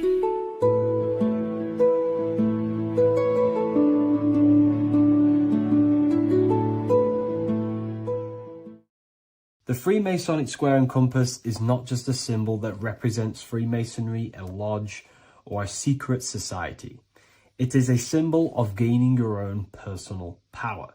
Now, in this video, I'm going to be breaking down this symbol in the most detail I can possibly go into. Most people live in a state of illusion. They live their life impulsively, acting based on their five senses, tasting. They want to feel a certain thing like an orgasm, or they're basically just slaves to external things and their five senses, which leads to a very dark path where you'll never actually become a conscious creator and you'll never actually be internally happy. The Freemasonic square and compass reveals some deep wisdom about this. Now let me break this down. If you want to gain your personal power, listen up. The Freemasonic square and compass is a compass which is used to create circles. Now, if you notice something about the circle, they have no beginning, no end. You can't tell where it begins and ends. It's eternal, which means this represents consciousness. Now, if you don't know what consciousness is, if you close your eyes, you have an internal world. You have thoughts, emotion, visualization. This is all consciousness, spiritual. Then we have the square. The square creates squares or lines, which represents matter. It has a beginning and an end. You can quite see where the beginning of the end is, right? So we can even link this to Leonardo da Vinci, the Vitruvian Man. We see the man in the square with the circle. The circle is the eternal consciousness, and the man is the square, limited to the physical world. But consciousness is not limited. That's why it's outside the square. This is eternal. The body is mortal. The body will die. Consciousness will never die. If we look even closer at the symbol, we notice in this particular symbol, we have the compass overlapping the square. This is very, very symbolic. This represents spirit over matter, also known as mind over matter, consciousness over matter, the circle over the square. Like I mentioned earlier, most people are slaves to their senses. They go through their day and all they do is chase validation and feelings. They eat all day to feel good, which means they're a slave to their taste. They're slaves to their feeling. They masturbate, which means they're a slave to orgasms and external things. They're literally being governed by the external world controlling their internal world. They're literally living life on autopilot. And don't get me wrong, I was guilty of this too. We're all guilty of this when we join this world because we're not taught this sacred knowledge. Until you actually stop and recognize this, you'll be living life on autopilot, literally not even living. You'll be running off subconscious programs, seeking external validation and being ruled by these five senses. The The square underneath the compass represents consciousness on top of matter, which means the internal world is controlling the external world. It is the mind controlling matter, and not matter manipulating the mind. In the occult and esoteric world, it's very important that you are conscious of every action that you are taking in your day-to-day life. Never act subconsciously. Always be conscious. What are you thinking? What are you acting? What are you giving your attention? All of this is contributing towards creating, because you are a creator. Consciousness is a creative force. You need to make sure that the compass is on top of the square, that your inner world is controlling the outer world and not the outer world controlling the inner. As I've mentioned in many videos before, the internal world of consciousness is what's producing the external world. Your life is just a result of every thought and emotion that you felt in the past. Everything you own, everything you possess, your friends, are all reflections of your consciousness. They're all reflections of what you are thinking about. When you change your thinking, your external world starts to rearrange itself. On a basic level, this symbol represents the combination of spirit and matter. You are a spiritual being and a material being. You are heaven, the sky, and earth, the ground. You are heaven and earth, spirit and matter infused into one. You are a bridge between the divine and the earthly worlds, and you can bring down these higher realms of consciousness, thought, imagination, and emotions into a physical, tangible reality. To do this consciously, we need to make sure the external world is not manipulating the inner world. Because if your internal world is being controlled by external circumstances, for example, you have a circumstance happen in your reality, an emotion triggers inside of you, and that emotion is a command to create more of that. And the thoughts that you think are creating more of that negativity. So it's a constant cycle of negative manifestation if you let the external world control your internal world of consciousness. So we need to make sure the compass is on top of the square, that the internal world are commands and not reactions to create your external reality. And not only just to create, but to actually enjoy life. If we let the external world bother our internal world, this means that we have some sort of mental or emotional attachment to the external world. We need to detach from the external world. Why do I say that? Because it's temporary. It's an illusion. We are going to die one day, and none of this will matter. You need to understand that everything in this world is temporary. You have to be okay with losing things, losing family, losing things in this world, because it's guaranteed to be temporary. We need to make sure the internal world is order and not chaos, commands and not reactions. Now, at the back of the Book of Wisdom, Volume 2, the book that I've wrote here, I go over the different meanings of the different arrangements of the square and compass. Sometimes we see the square overlapping the compass, which is the opposite of what we've just broken down. Or sometimes we see one leg of the compass on top of the square and one leg of the square on top of the compass. These are all highly symbolic. When we see the square overlapping the compass, this pretty much represents the beginning of the Freemasons' journey, when their internal world is being controlled by the external. They have a lot of spiritual growth and a lot of learning and inner work to do. Now, when we see half and half, one leg of the square on top and one leg of the compass on top, this represents the Masons' gradual emergence from the material realm into the spiritual. This interplay of symbols reflects the process of gaining greater light and knowledge as the Masons ascend from material concerns towards spiritual enlightenment. And of course, we've just broken down what this means. This represents spirit over matter.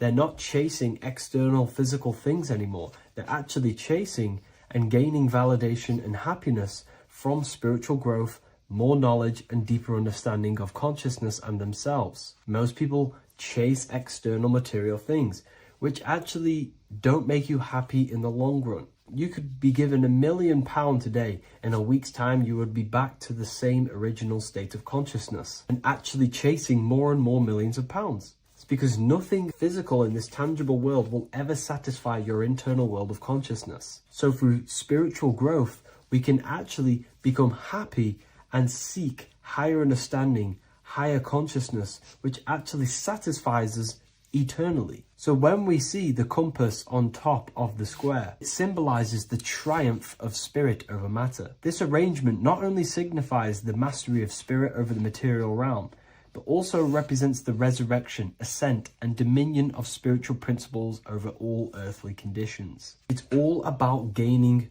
personal power and spiritual growth. It's all about spiritual evolution, going from matter to spirit.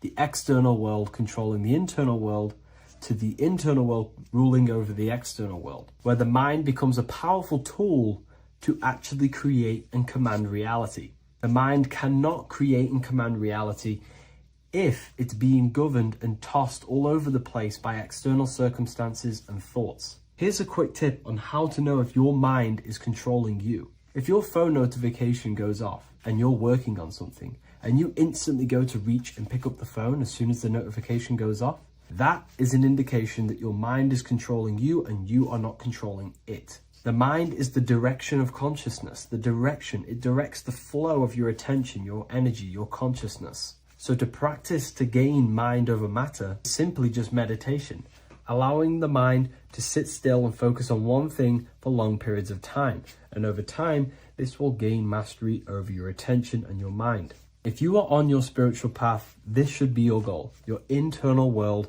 becoming the master. The mind becoming a vessel for you and not a vessel controlling you. It needs to become a command center and not a reaction. Please like, share this with a friend, and subscribe to the channel if you're new. Leave a link in the description for the Book of Wisdom Volume 2.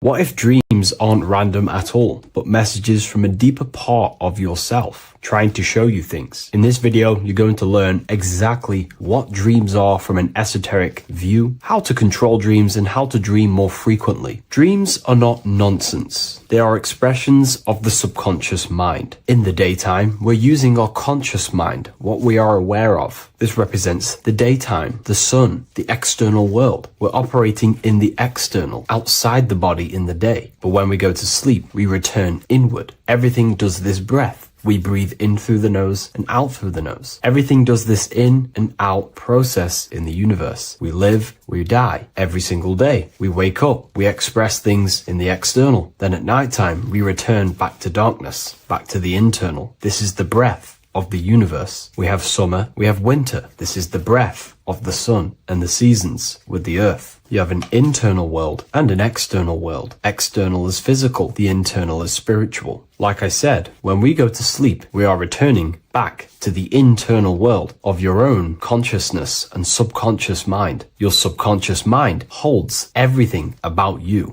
your memories, your traumas, everything you've ever learnt, your language, your name, your job. Everything you identify with is stored within this vast network of the subconscious mind. It is your own personal consciousness. Therefore, when we dream, we return back to the subconscious mind, and we are in fact thinking, but in a subconscious way. The subconscious does not speak the same language as the conscious mind. The conscious mind uses language, thoughts, and all things that are very logical and very easy to understand. The subconscious is the complete opposite. It is very indirect, metaphorical, and symbolic. The subconscious communicates and works in symbols. Ultimately, symbolism is the language of consciousness. This is why in occultism and esotericism, it is filled with occult symbols, because symbols are used to communicate directly with the consciousness within the subconscious mind, and the subconscious mind is ultimately connected to the collective consciousness. We are all connected and tapping into the mental plane, where we receive thoughts, ideas, depending on what we attune our mind to. That's why we call it a mindset. But getting back on topic, the subconscious mind is your own personal network. It is like a net, an interconnected web of your thoughts, memories, traumas, emotional blockages, and all the things you identify with and have experienced in your life is stored within this network. It can be seen as a web. One example of the subconscious mind using symbolism is this next story I can tell you. Let's say I was in a very traumatic car crash as a young child. I experienced a lot of emotional trauma in that car, and that deeply impressed my subconscious mind with that trauma of emotion that I felt. Therefore, every time I see a car in my external world, that car is now a symbol that represents the state of consciousness I was feeling in that particular time of the traumatic car crash. The car is a symbol for a state of consciousness within my subconscious mind. Just like when you see a word, that word triggers what you believe that word to be in your subconscious mind. Symbols are the language of the subconsciousness. Therefore, when we dream, we are basically seeing symbols of our own personal subconscious mind. Our higher mind, which is basically our subconscious, the higher version of you that exists beyond your human thinking mind, communicates using symbolism. The higher mind does not speak human thoughts, human language. It speaks the language of symbolism. Therefore, when we dream, every event, every person, everything that happens, and everything you see is your own personal subconscious mind materializing within the plane of the astral plane. This is a dimension that sits just above the physical world that everything is pulled out of. For example, look around you. Everything you see around you was thought, then imagined. Imagination is the astral plane, and this astral plane sits above the physical world. As above, so below.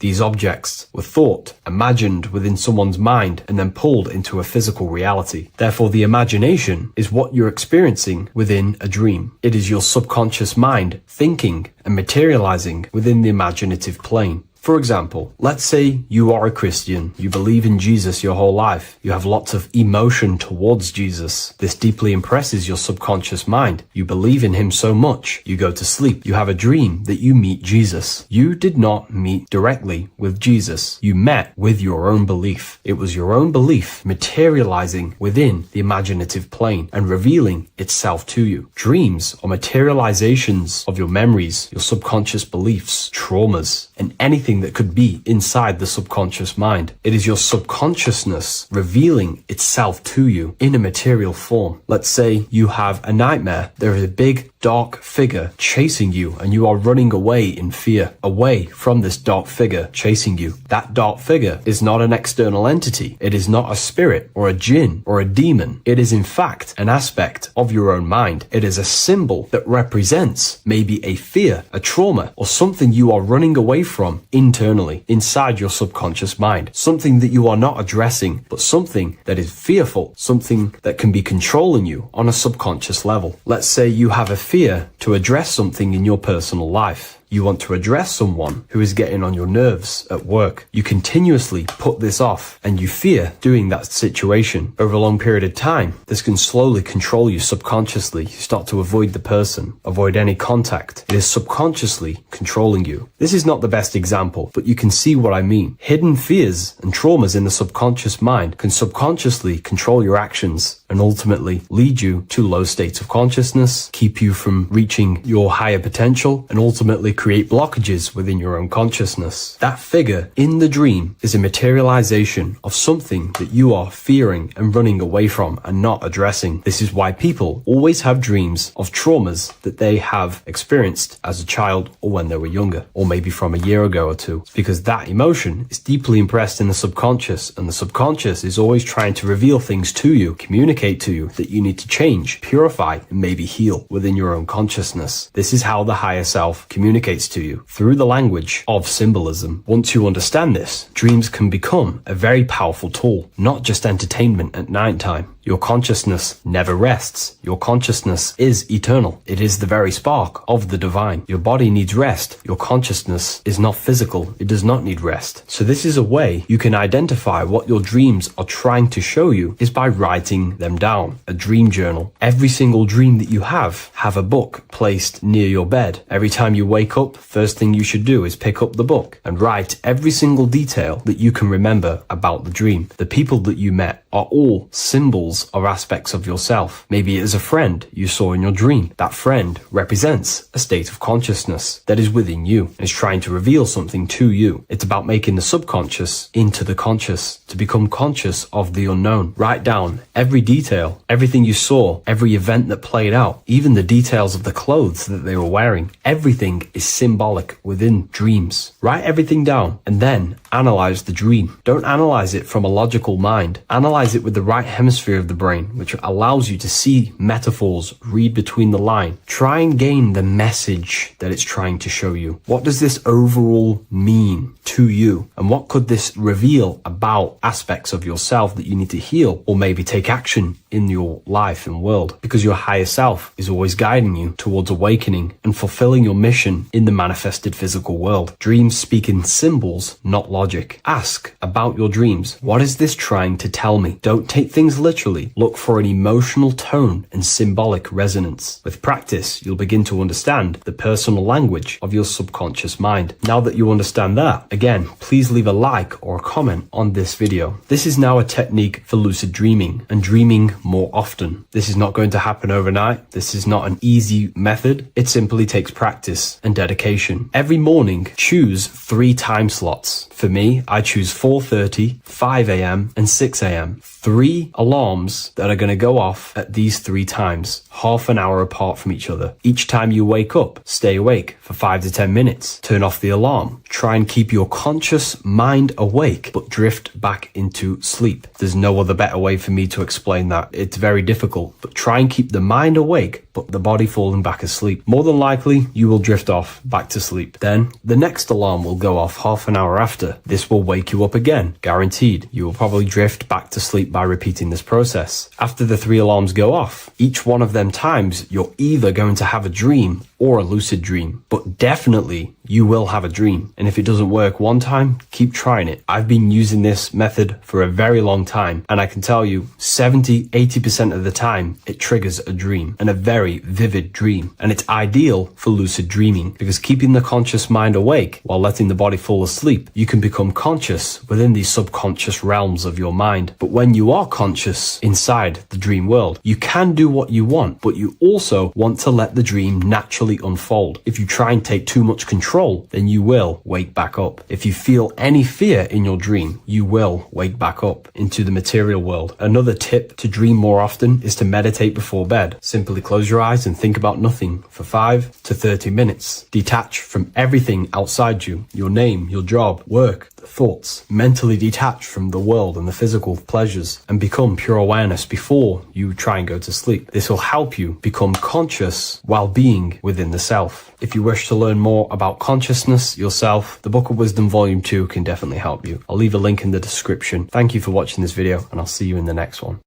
So depression doesn't actually exist, and in this video I'm going to show you how depression is actually a choice. And I'm going to give you some solutions on how to deal with it. And this is probably going to change your life forever just by doing this alone. Okay, so the first thing you need to understand about depression is that it exists in your conscious mind. It exists in your thinking mind. So what is inside your thinking mind? You have your body, your name, your reputation, your trauma, your memories, your family, your worries, your interests, your bills, your passion, dislikes, goals, right? Most people identify their lives with this. They identify their lives with their thinking mind. They think they're their name, their job, their reputation, their memories. But this is not who you actually are. Who you actually are is the observer of that. What happens if you stop thinking? What is left? You're left with unconditioned consciousness. You're left with the self, which is what we refer to as I. We are the consciousness, not the thinking consciousness. You are not these labels. You are not your thoughts. You are not your job, your name, your reputation. Okay? And the reason why I'm telling you this is because it's very important, is that we are something beyond this body, beyond this name, beyond our thoughts. We are the consciousness. So depression exists inside of the thinking mind, the conscious mind. Okay? So if you want to get rid of depression, you must learn how to escape the thinking mind. And not only just escape, but that's step 1. In meditation, you do meditations, right? We sit still and we have to learn how to control the mind and turn off the thoughts. And when we turn off the thoughts, depression goes out the window because there's no thought present in your mental field of consciousness to be depressed. Okay? You must understand, who is the one suffering from the negative thoughts? Who is the one suffering? Your mind is not suffering because the mind is producing the thoughts. Your body's not suffering from the negative thoughts. You are suffering. And who is you? You are a soul. You are that feeling. You are that person beyond the thoughts, beyond the feelings, beyond that. You are the one experiencing. You are that. Meditation gives us the ability to turn off the thinking mind. This allows us to escape our thoughts, okay?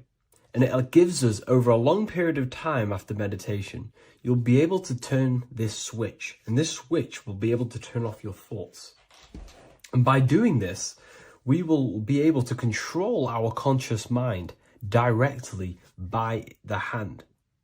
So when you notice yourself gaining them negative thoughts, we can then turn off the switch of turning off the conscious mind and rising to our authentic self and knowing the thoughts are just illusions. Now, let me tell you something that's very powerful. Most of your thoughts are coming from beliefs. Most of your feelings are coming from beliefs. So if you have a feeling of lack, this is coming from a belief that you don't have much. If you are feeling alone, this is coming from a belief that you are alone. So what we must do is restructure ourselves. We must restructure the subconscious mind. And we do this in many different ways. We can do this with meditation. We can do this with visualization, visualizing our desired reality as if we are living it. We can do this with affirmation. Now, a lot of people think, oh, I'm trying to speak something into existence with affirmation. No, you're not using vibration to try and change reality with what a lot of these new age people will teach you. Vibration, your words will not have much an impact on reality. That's the truth. But what they do have an impact on is reprogramming and recrafting and refining your mind. If you repeat, I am wealthy all day long, your subconscious mind, that word will be lingering inside your subconscious, and you will start to mold that into your conscious. You'll start to be consciously thinking about this. Most of your thoughts are coming from your subconscious. So if you want to get rid of depression, you got to figure out the trigger. What are you depressed about? What are you feeling? What are the beliefs that are making you feeling and thinking this way? And that's what you must restructure. You must restructure your subconscious mind through visualization, meditation, and affirmation. You do these all the time. You do these every single day, and you will slowly, if not surely, restructure your subconscious mind. While by doing the practice of meditation, you'll gain the off switch as well. Sometimes depression comes from not living in your authentic self. You're not doing the things that your soul is telling you to do. We all know what we should be doing at all times. I don't care what you have on. We all know we should be doing something. We all know that we have there's a higher aspect of our mind that tells us, oh, we need to be doing this, but I'm actually sat here on my phone. Oh, I shouldn't be eating this, but I'm doing it anyway. There's always that higher voice. And that is the voice that has to be connected to. And when your body's not acting out the voice of the soul, then the soul becomes sadder, and suffers more and more and more. There has to be a connection between the soul, the mind, and the body. They have to work in unison. Okay?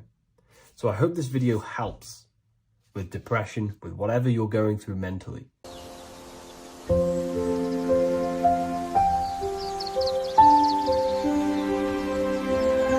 bookofwisdom.com. Visit today.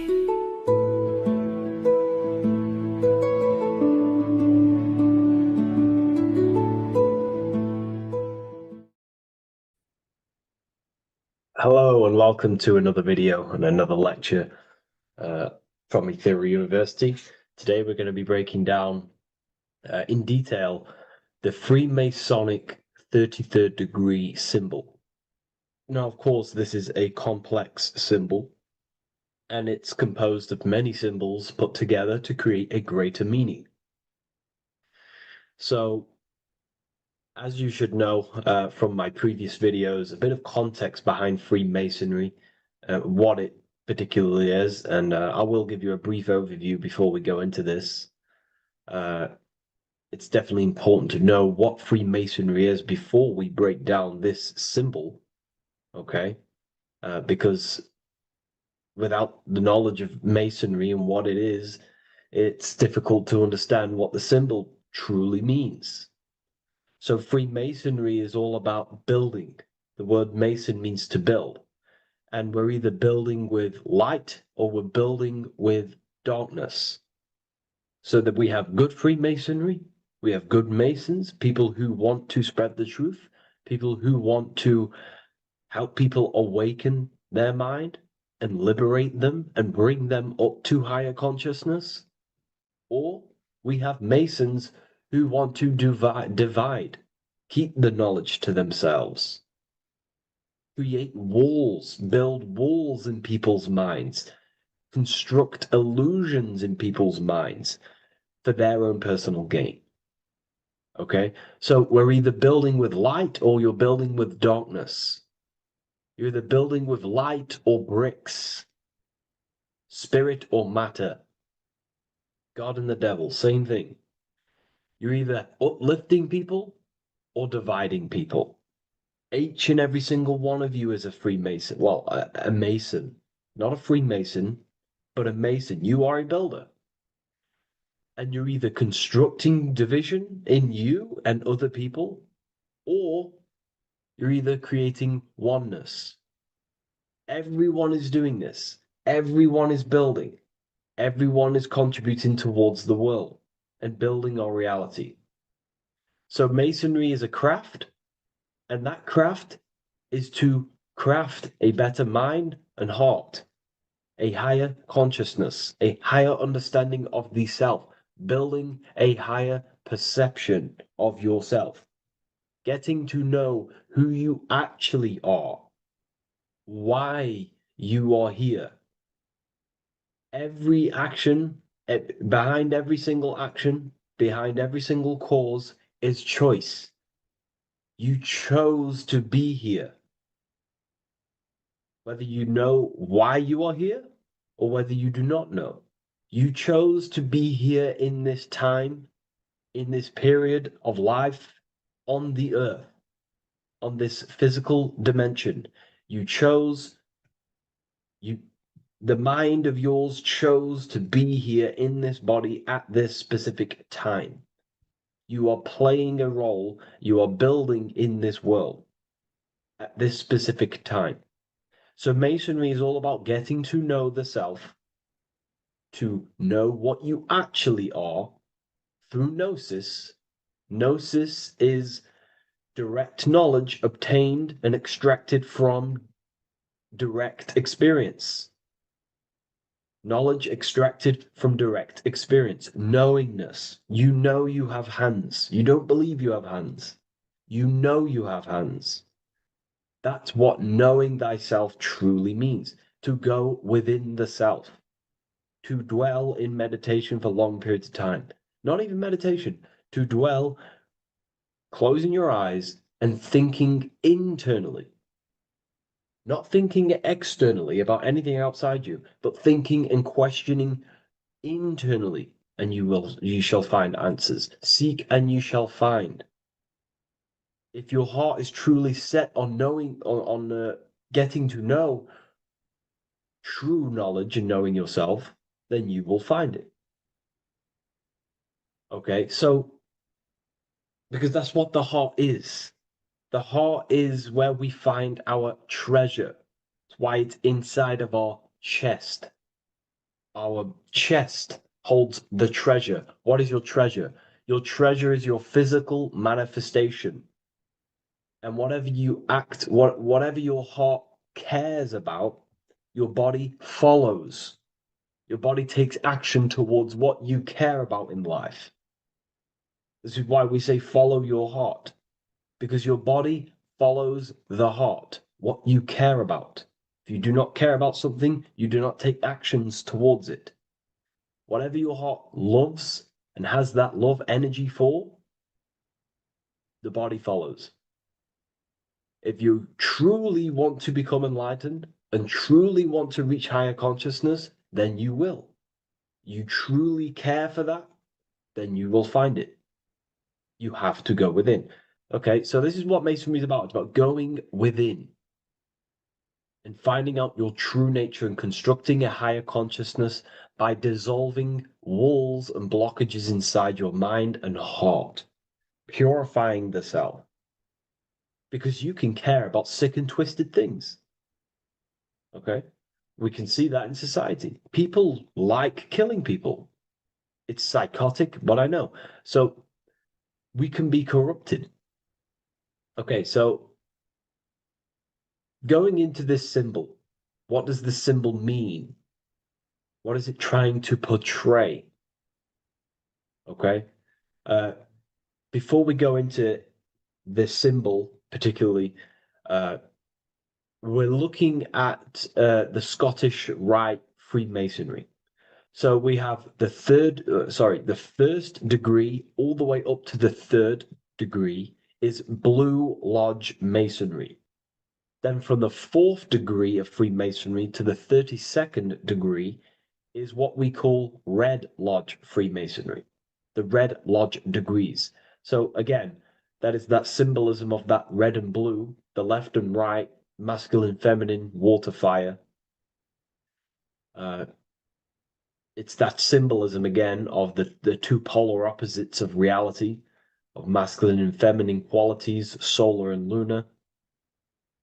The left and right hemispheres of the brain, the inner and inner and outer world, the brain and the heart. These are all polarities, okay?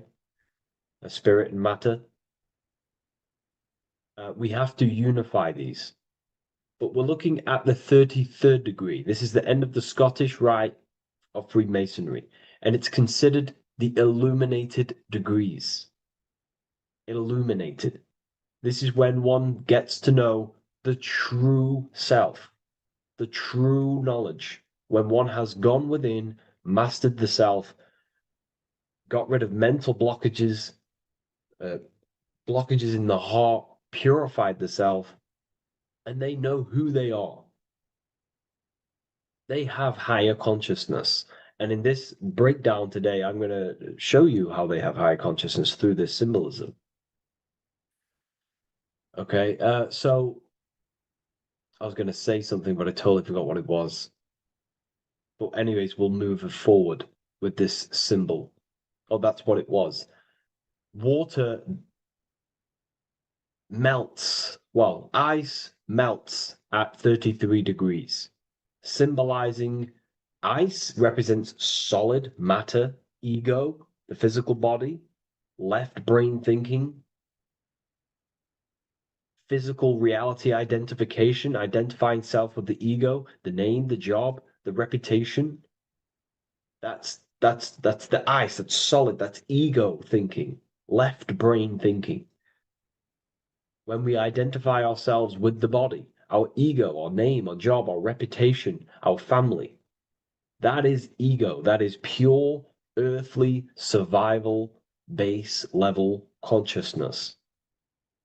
This is the degree, this is the level of state of mind that we need to rise out from and figure out what we are, what you actually are inside you.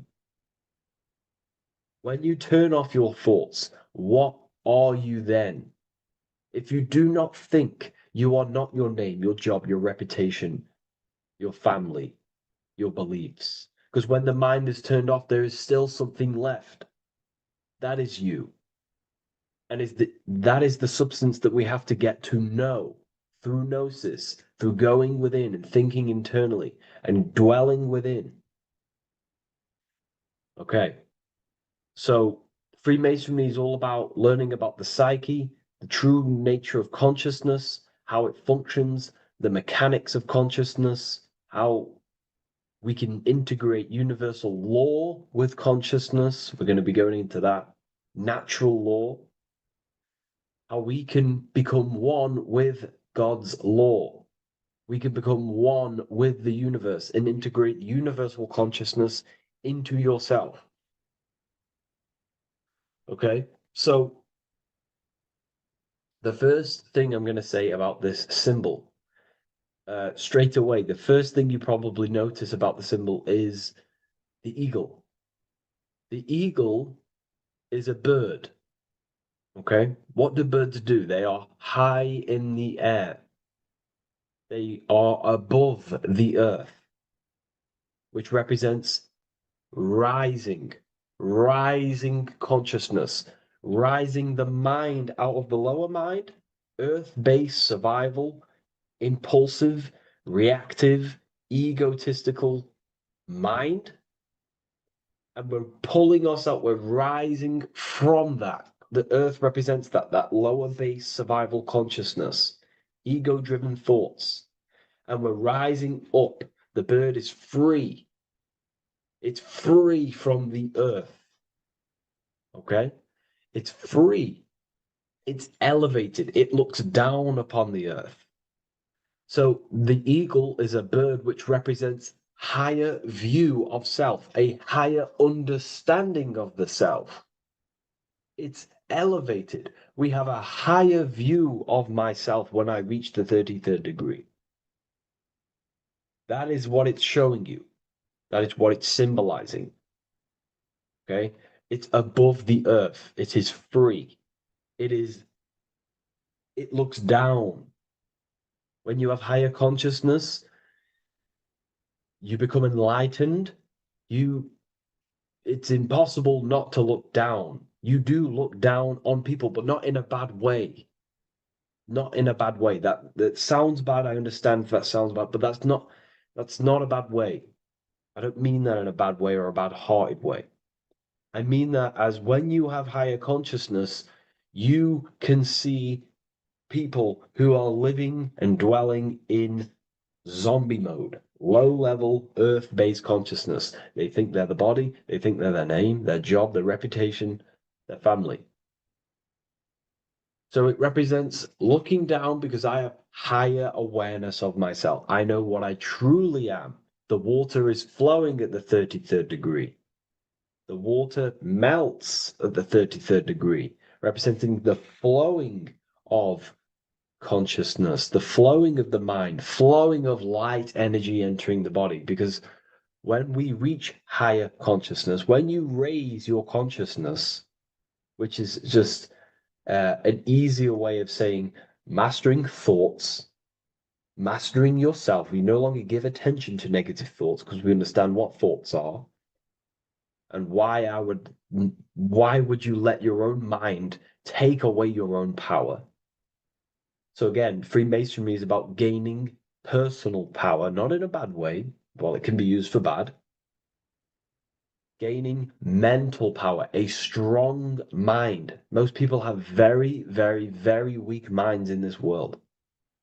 Very weak minds. This world is a mental world. We have to gain strength in the mind. It's a mental universe. The stronger the mind, the better your reality. The less affected you are by external things. Nothing external should ever bother you. Okay?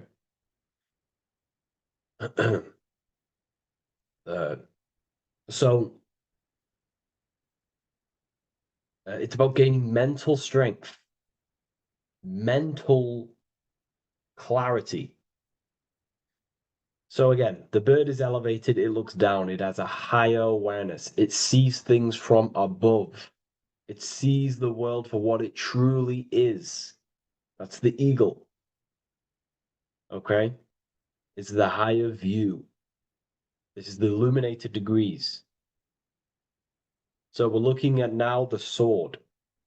The bird, the eagle, the double-headed eagle is standing on the sword. Very symbolic. The sword is not above the eagle. The sword is below the eagle. The sword moves through the air. On a basic breakdown of the sword, it represents power. Power. Because if I have a sword, I hold the power over you. That's what it symbolizes. In war, you have a weapon bigger than someone else and more destructive than someone else, you hold the power. So it's a power symbol. To go even deeper on this, on its true meaning, the sword, I've already broke this down plenty of times. It moves through the air. It cuts the air. It's the mind. Air represents the mind. Water is emotion. Fire is the spirit. Earth is the body. So we're looking at the mind, the power of the mind. And the eagle is standing on top of this, representing I am conquering my own mind. I am conquering my mind. My mind does not conquer me. My mind is truly mine. I hold the power over it. I stand on top of my mind. The mind does not rule me. Thoughts do not enter my mind that take away my power. I think it, I feel it, I act towards it. It's unity. My mind is the monarch. It is the command center. It is mine. I'm above the mind. That's what it's showing here. I hold full control over this mind. I hold the power. Okay? And I have an elevated view of the mind. The eagle is elevated. It looks at the earth from above. It's the higher perception of the mind. The mind has a higher view of the self. It is conscious. Most people are not conscious. Okay? Most people walk around, they act unknowingly, they don't even know they exist. They don't realize they have consciousness. They think they grew from a monkey. They're born on a spinning ball in the middle of space, and they think they're the body. That is the level of earth-based consciousness. And it's saying, I hold the power. I hold my mind to what I want to direct the mind's forces to. I create with my mind. I carve reality. I shape my reality with my mind and thoughts and my intellect, my communication. Okay? That is what we're looking at here with the sword. It's on top, meaning I control it. When you stand on top of something, you are the top. You are on top of it. You hold the power. You rule over it. When you are the boss of your business, you rule the business. That's what we're looking at here. The sword needs sharpening. It always needs sharpening. You can't use a sword forever. You need to sharpen it. The mind will not stay powerful and strong and and aligned with what you actually want unless you continuously refine the sword. The mind needs to be refined or reminded. If you stop doing affirmations, the mind will fall back to old ways of thinking. If you constantly meditate, you constantly implant the messages into your subconscious mind, you constantly visualize, you are keeping the mind sharpened with what you want in life, what you are trying to create. And the mind will continue to think with that power, with them words, with them visualizations.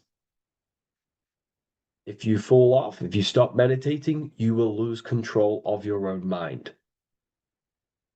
Okay? This is symbolizing you have to keep on top of the mind. You have to keep control. This is what the world is. The world is like Minecraft. You ever played Minecraft? You're a builder. Okay? What do? You control the man in the world.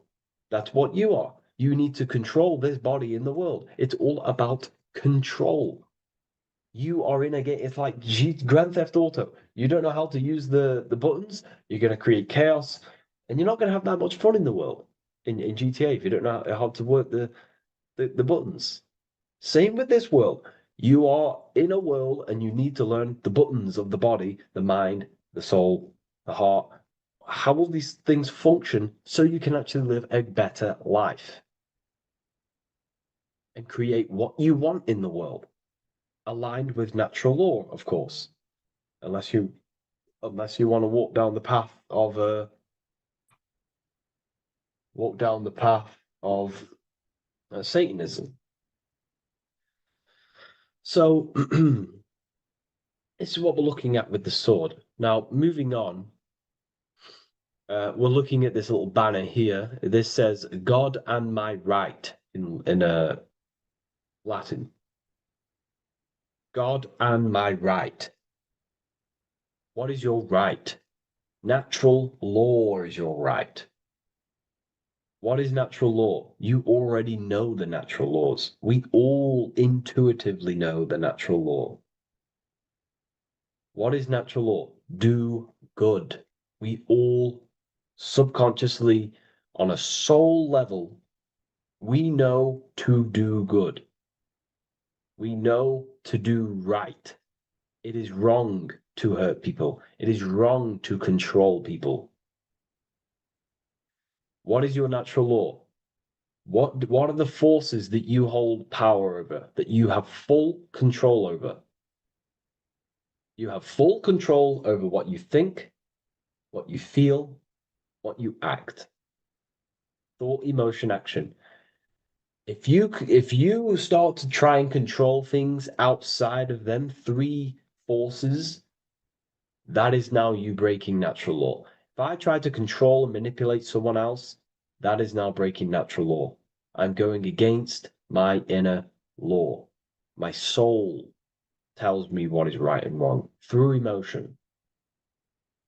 So it's about aligning the self, my actions, my thoughts, with my emotion, my intuition, my natural law.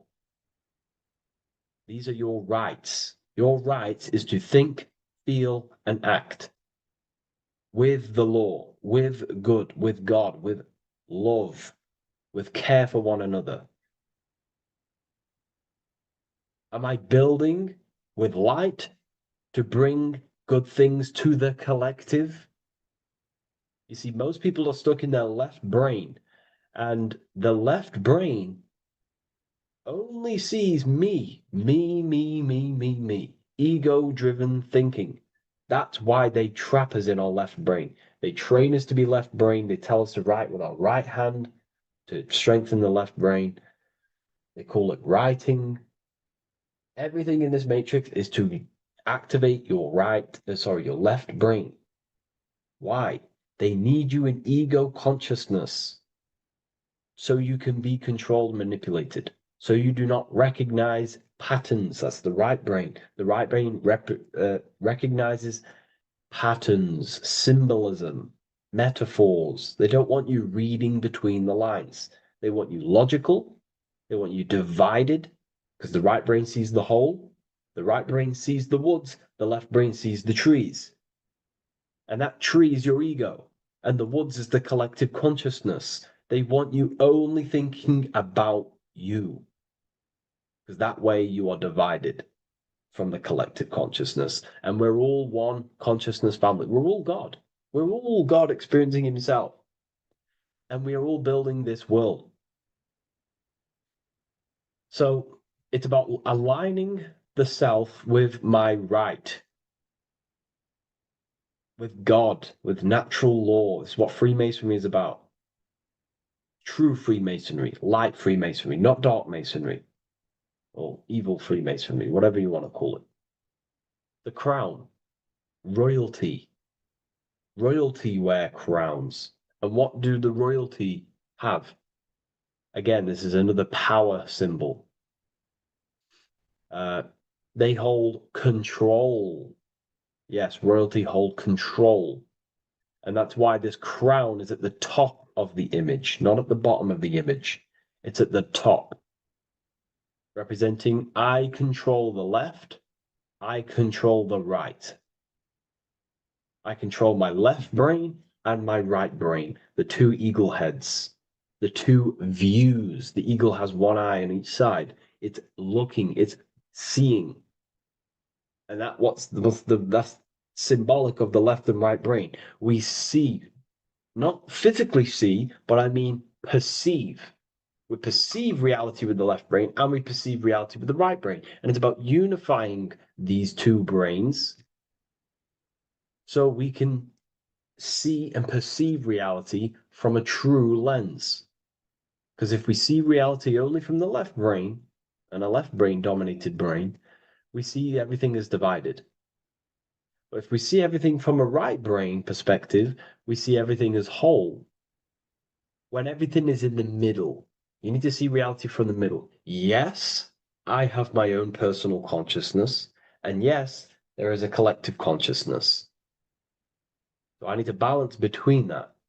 I need to see reality between the line, between the left and right brain, and align this worldview, and align my thoughts, align my actions with this. Because if you're left-brained dominated, you're only going to take action on ego. You're only going to take action on me. You're only going to think about me, me, me.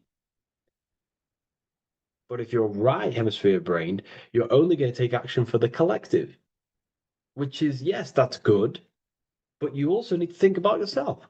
Why did you come here? Your life has a meaning as well. It's not just about the collective, it's about you as well. But we need to balance this. You see? This is what we're looking at. The crown is in the middle, representing the balance, the power over the two. Okay? It's the balance, it's mastery, it's control. Royalty hold control over society, royal families. So it's about controlling the self. It's control over the ego, control over the sword, over the mind. It's about personal power we're looking at here. Self-control. Now we're looking at a upright triangle, which represents the element of fire, which is masculine. Masculine is all to do with action. Action, the physical body. We're looking at fire, which represents spirit or transformation. Fire is a very transformative element. It transforms things. Okay, so we're looking at self-transformation through action. This is what we're looking at here. Fire is a very, very masculine force. A very penetrating and transformative force. So we're looking at transforming the self, not through knowledge, but through action. We have transformed the self, 33rd degree. I've reached the 33rd degree and I have now fully transformed. Now there are higher degrees than 33rd degree, but we're just breaking down the symbol. That's a whole of a lecture. But this represents full transformation.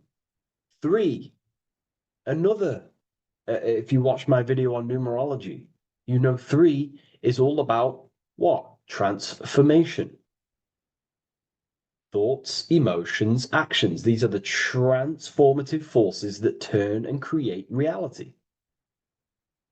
Jesus dies and dies and resurrects after 3 days. Transformation from dead to the awakened.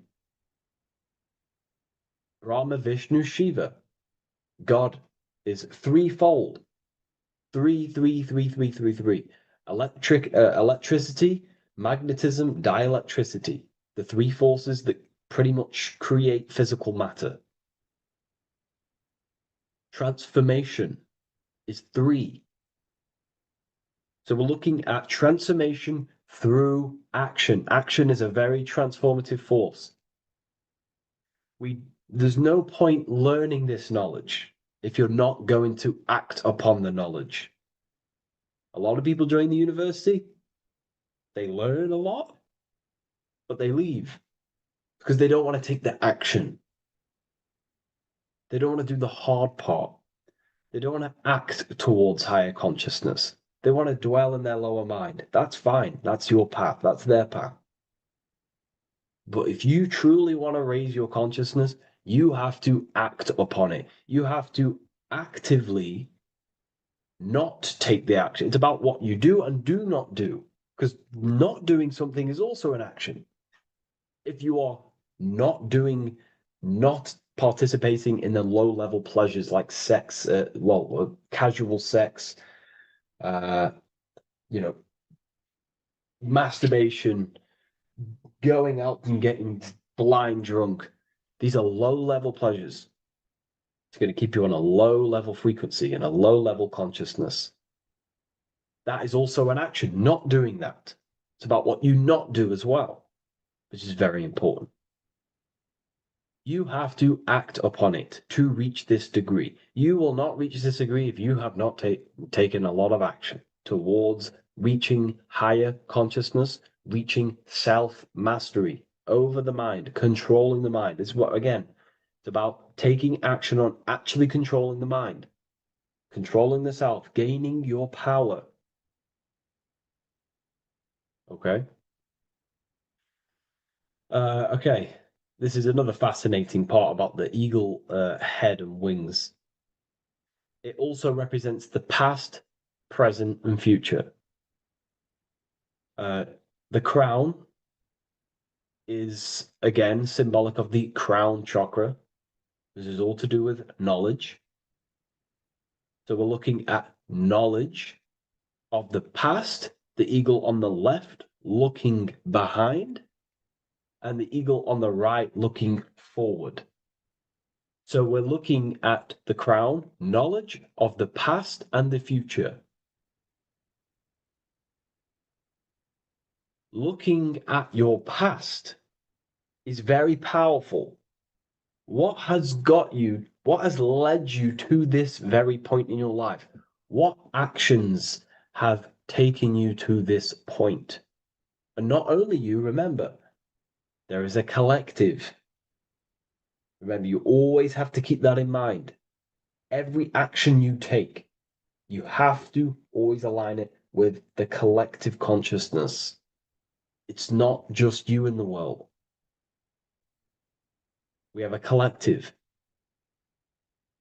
So how did you and how did the collective get to this point in life, in this present?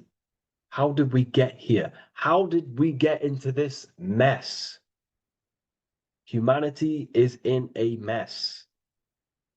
A straight up chaotic mess. And if you think everything is perfect and everything's divine and everything's just, there's some people out there in the spiritual community saying, everything's divine, everything's meant for this purpose. No, there are people actively manipulating and using mind control methods to control this reality. How have we got into this mess? So we have to look into the past to analyze patterns so we can take action now in the present to change the future of the collective and your personal life. That's what we're looking at here. So the eagle looking left is looking in the past, representing analyzing the past, analyzing the actions in my life and the collective life.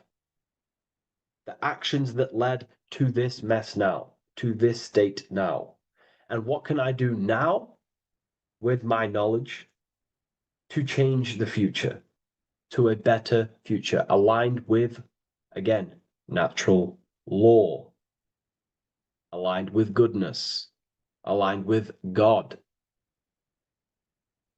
aligned with care and love for one another and the self. So it's all about knowledge of the past and knowledge of the future.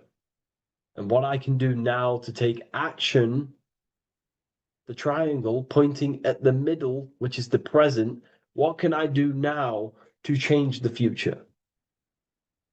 To create a better future, to transform the world. 33, transformation. To transform the future. Okay, this is what we're looking at here with the two double-headed eagles as well. Again, this is more art. This is a lot more complex symbolism here. But again, we have the Earth hemisphere here. And what? The eagle above. It is raised above the earth, above material pleasures, above the material thinking self, above the ego. Not to say get rid of the ego.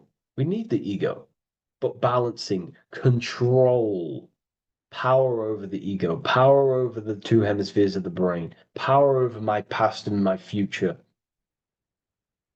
power over time. What am I using my time towards? Time is your spiritual currency. Okay? It's elevated. It sees things from a higher perspective. It is higher consciousness. We're also looking at the astral body. Birds on a deeper level represent the astral body. So symbols have layers of meaning. The deeper you get into the occult, so when you join the first degree, you get, a good interpretation, and the higher degree you go, the more deeper the symbol reveals, as the more deeper you know yourself. So we're looking also at the astral body, the light. What is the light? Light is a massive symbol in Freemasonry. It's knowledge, gnosis. When you're very intelligent, you call someone, they're a bright child. They have enlightenment, light in the mind.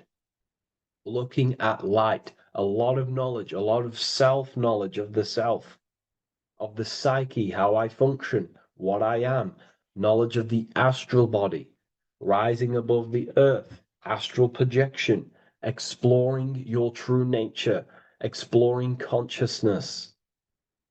This is what we're looking at here. And in order to explore your astral body and explore the astral realm, you have to control the sword, the mind. And you can then explore. You are free like a bird to fly. This is all symbolic of rising consciousness. All symbolic. So I hope this video has gained a bit more clarity on this symbol and given you some insights. And I will see you in the next one. Thank you for tuning in today.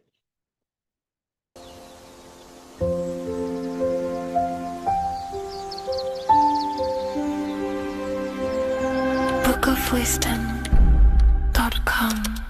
Visit today.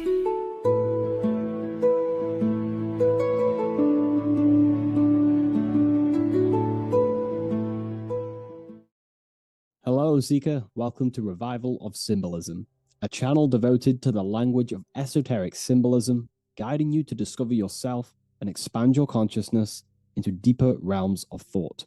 I'm Harry B. Joseph, also known as Revival of Wisdom, and today we're going to be discussing the symbol of the pentagram.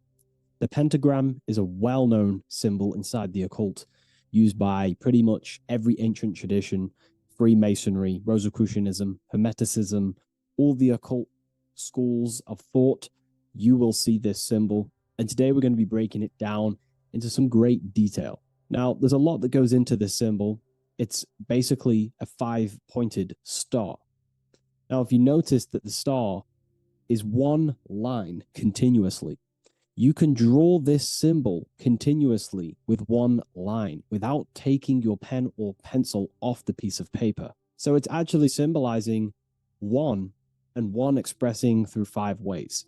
So if we look at this symbol and each one of their points, we're looking at the 5 elements that create life, the universe, or creation itself. So the element of spirit simply represents the divine, the unseen world, the things that we can't really put our hands on, we can't feel, touch, taste, or see, but they hold influence over the material plane. So spirit covers a large category of things such as spiritual forces that drive physical existence. So it's one of the elements. Now, what are the elements? Well, they make up the entirety of physical creation. Air, water, earth, fire. These are the 4 tangible that we can see, feel elements that make up physical creation. They create the whole universe. However, the spirit is the invisible forces, the invisible element that creates the visible, tangible world. Before you take a physical action, there is a force inside of you that moves the body. There is an intention, which is a spiritual force, an invisible, intangible force that makes a physical action be taken in the world of manifestation called Earth. This is the element of the divine. The divine comes down creating the world. Okay? So, as I previously mentioned, how this pentagram is one line. It's a one continuous line. So if we draw this pentagram together, let me make this a little bit thicker for you. If we draw this pentagram together, it goes from spirit to fire, to air, to water, to earth, back to spirit. So it's one continuous line. And the elements are always in their proper place. These elements always have to be in this specific order. This is the correct order. If you see air down here, then the pentagram is incorrect. Okay? So it always goes spirit, water, fire, earth, air. This is the correct order of the elements. Now, this is highly symbolic, which is what we'll break down in just a minute. But before we go into the deeper aspects of this, I will explain pretty much what it means on a basic level. So we'll come back to this drawing. So spirit is on the top, which means spirit over or more superior or more dominated over the earthly elements. Now, what does this mean to an individual, to yourself or me? If I wear this pentagram, I am basically saying my spiritual divine self, my internal self, is more superior than anything the material world can pretty much give me. My spiritual journey is more superior. My spiritual self is more dominant over the earthly world and the material things. Okay? Now, not many people are like that in today's society. Most people chase the material things, which means they're ignorant of their spirit. They're ignorant of their divine nature. They're ignorant to consciousness and their internal world. They have no connection with their internal world. All of their thought, emotion, and action, their three creative powers, is totally expressed only on material gain and external things. However, if you see an upright pentagram, you're seeing someone who is basically saying, my spiritual nature is more important than my earthly nature. My spirit comes first before anything material. And ultimately, this is how you become more happy and fulfilled in life, by chasing, well, not chasing, but putting your spirit first, putting your internal world first. You know, seeking the things that are untangible. For example, knowledge.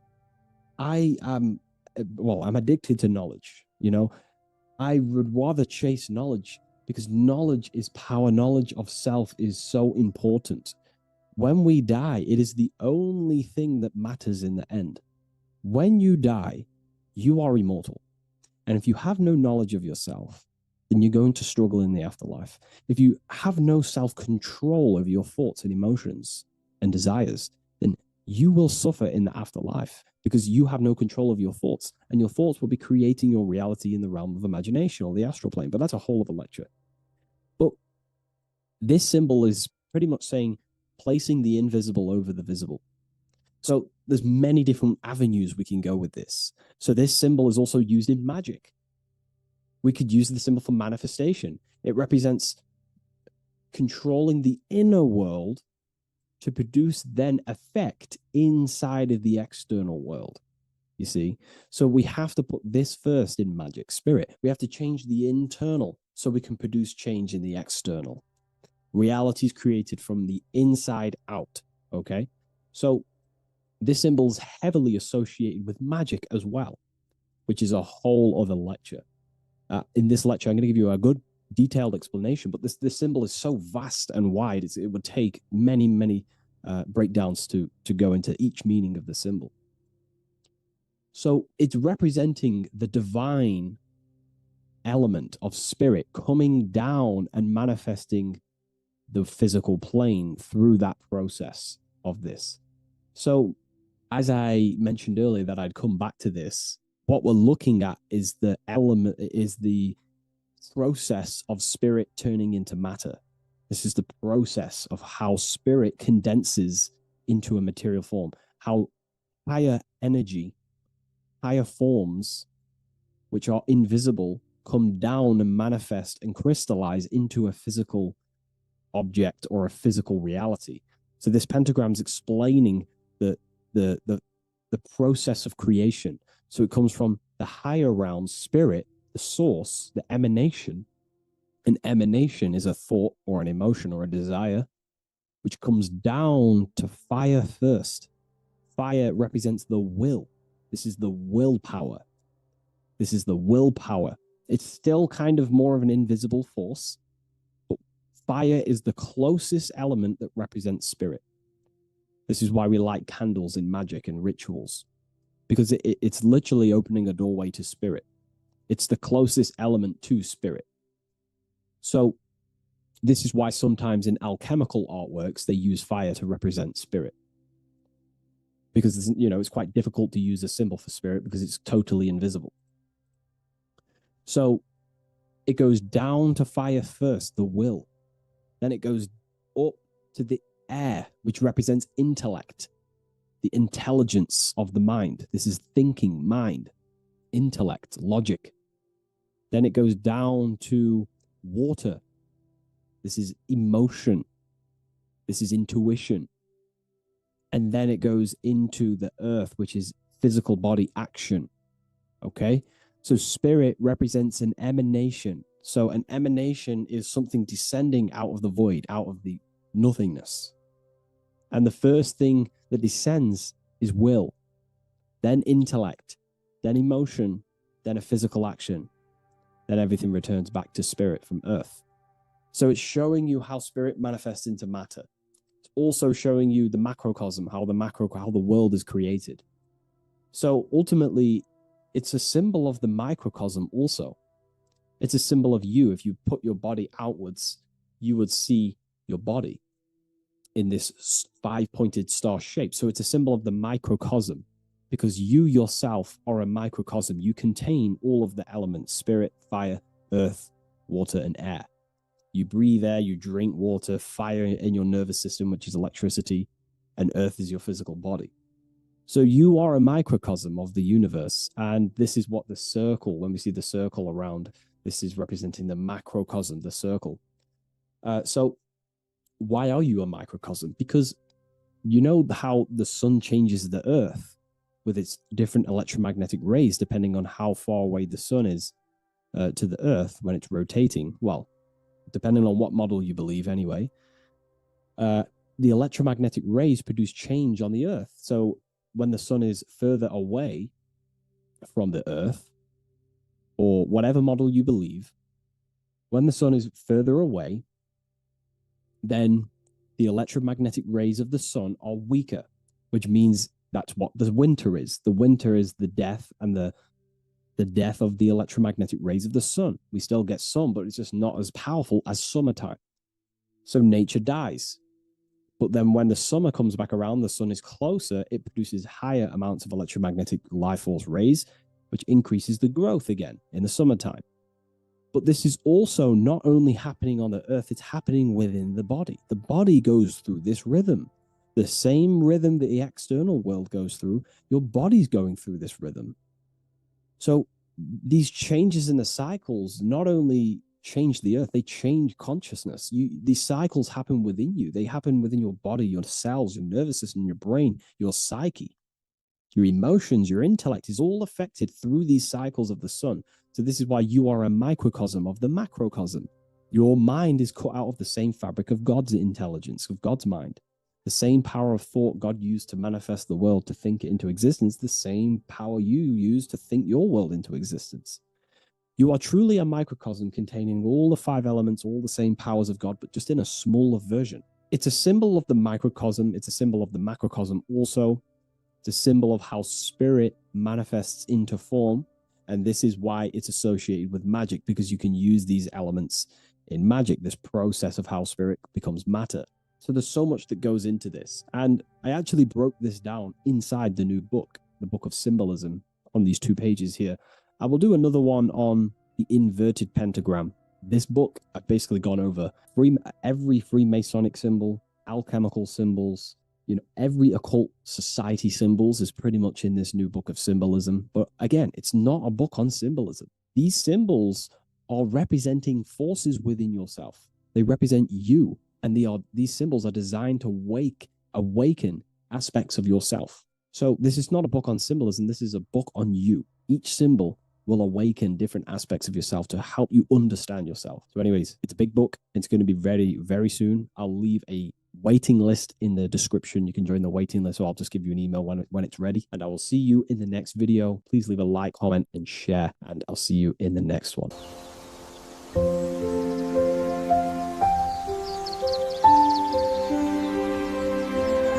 bookofwisdom.com. Visit today.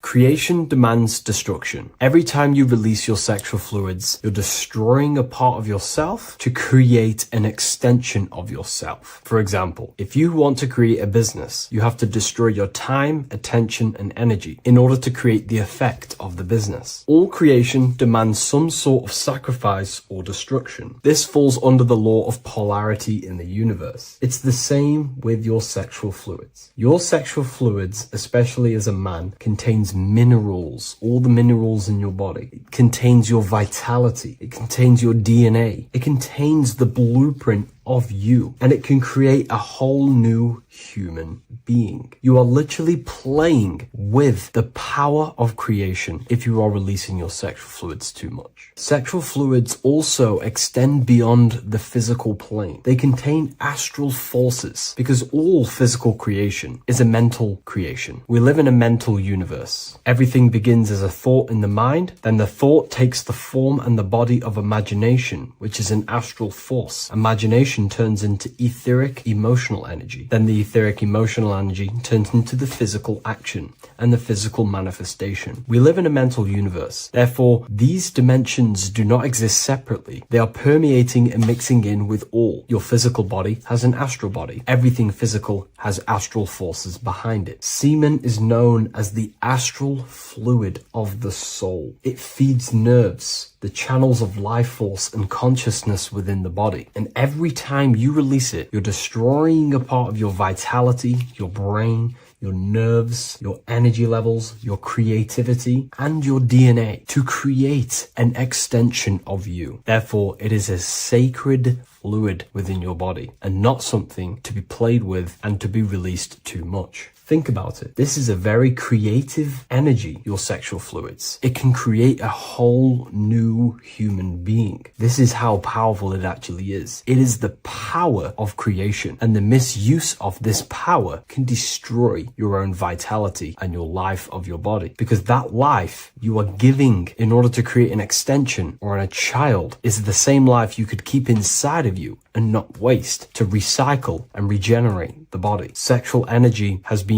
for thousands of years associated with regenerating the body, longevity of life, and maintaining youth. Not only that, every time you release your sexual energy, it floods the brain with dopamine. Dopamine is the brain's reward system. Created within the middle of the brain, it releases every time you've achieved something. However, sex or an orgasm is the most powerful feeling you can feel. It's the most amazing, intense feeling and release of dopamine you can possibly feel as a human. Therefore, if you flood your brain with this high amount of dopamine every single day, you are getting the epitome of human feelings every single day. Therefore, you will become numb to everything else in reality. You won't be able to enjoy the small things in life. And I know this firsthand because I experienced this myself. As soon as I stopped, this is when I started to enjoy the little things in life, seeing family, and I actually gained more energy, more ideas. We'll get into this a bit later. It is a creative energy. It creates a whole new human being. Therefore, if we maintain this energy, we can maintain our creative power within us, because that's what we are. We are all creative beings, moving energy from higher dimensions of consciousness, the mind, into lower dimensions of consciousness, the physical world. You hold the power to create. You are not in a world. The world is working through you. You do not possess a life. Life is working through you. You are not in a universe. You are the universe. It's moving through you. There is no past, present, and future. The present moment is you. When we release every single day or frequently throughout the week, like I said, we're triggering the brain's reward system, dopamine, which makes you feel as if you have already achieved something. And if your brain is telling you you have already achieved something by overusing your sexual fluids, then you will not have the motivation to achieve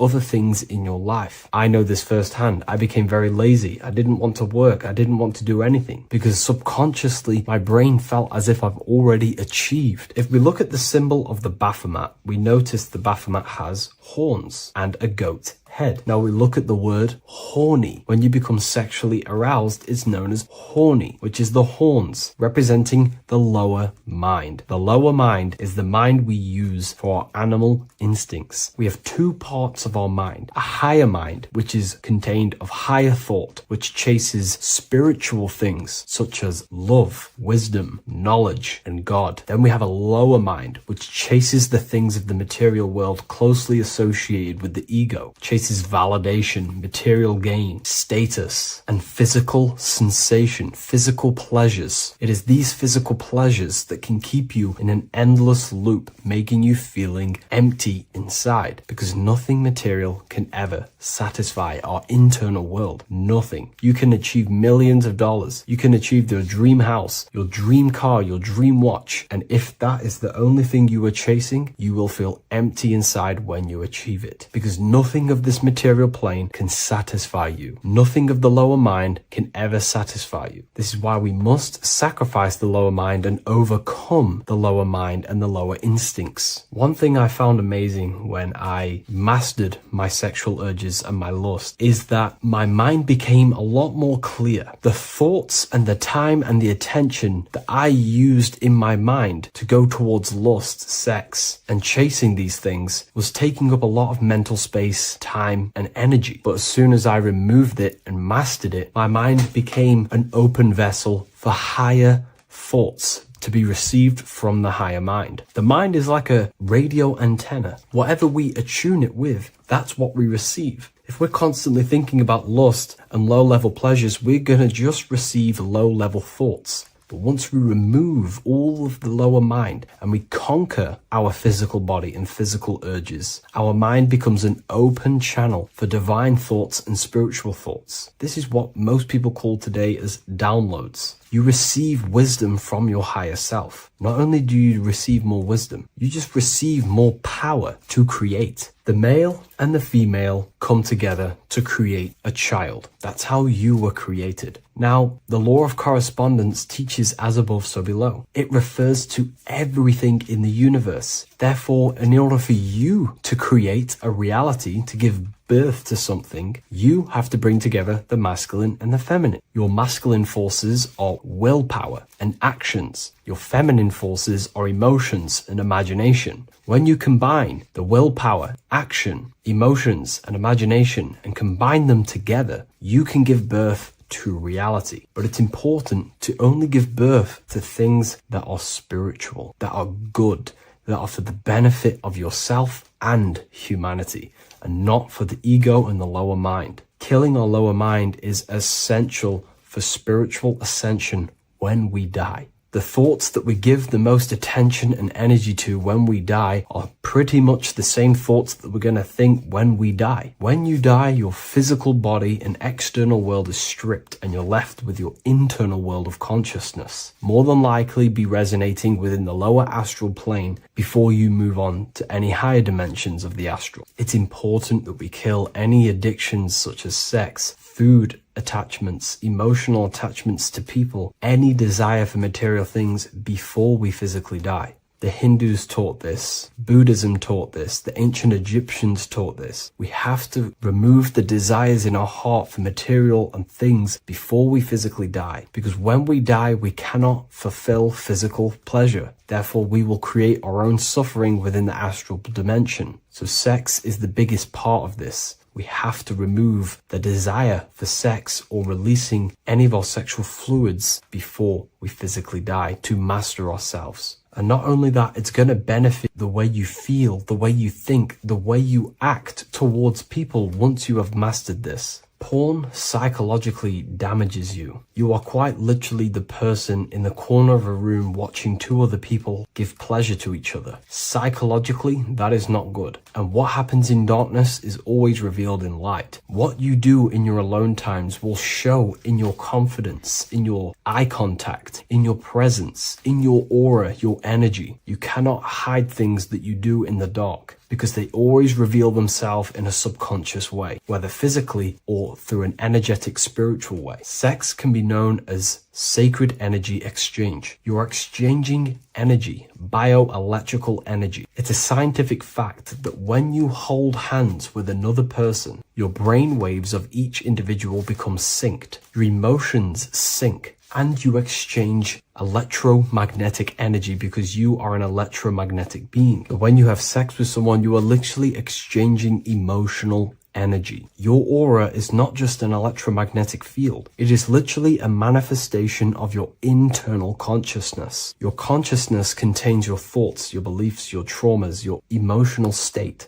And this manifests externally through the vortex of your heart into an energy presence around your body. This is why you can feel sad when someone else is sad next to you, because their energy is merging with yours. When you have sex with someone, you are quite literally exchanging consciousness, beliefs, traumas, emotions, feelings, vibrations, and your consciousness merges with their consciousness. So be careful with just having casual sex. Now, I'm not here trying to say never release, never have sex with your partner. I'm not saying that. I'm saying take caution with these things. Take my teachings with a pinch of salt. If it benefits you, that's great. I'm not here to tell you how to live. I'm simply giving you my research and the things that have helped me in my life on my esoteric research, awakening, or spiritual path. I don't like calling it a spiritual path, because it's not spiritual. It's simply just life, the knowledge of consciousness and the self. So I hope this video helps. If you'd love to read this book, I'll leave a link in the description. This book I wrote myself called The Book of Wisdom, Volume 2.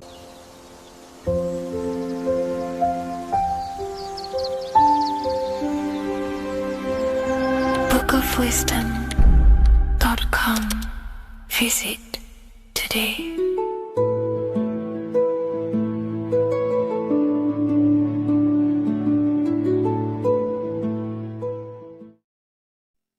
What is good, people? How are we all doing? Today we're going to be talking about the different planes of existence, the occult side of the world, the things they don't teach you in school. And of course, you can only find that on this channel, so welcome. So you need to understand is that your consciousness moves through these different planes of existence, these different states of consciousness, which make up all of you. Okay?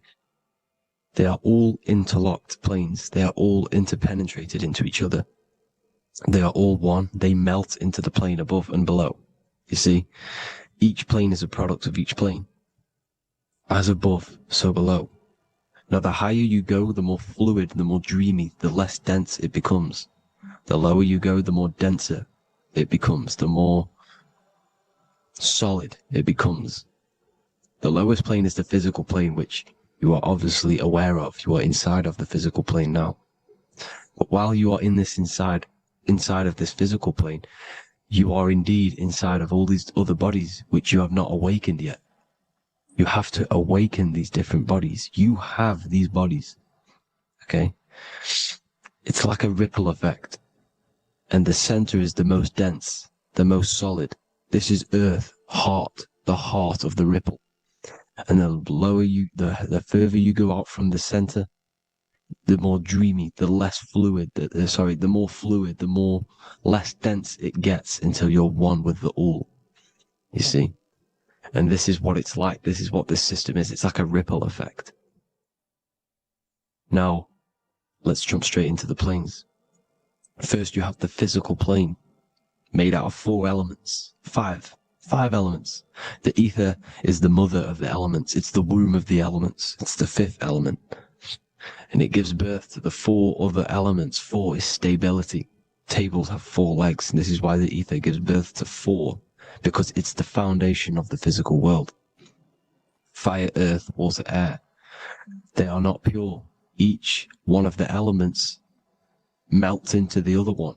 For example, earth and water both share cold. Water and air both share wet. You see, they compose of each other. They melt, they mold into each other based off the vibrational state of the ether. That's what it is. The 4 elements are the vibrational states of the ether.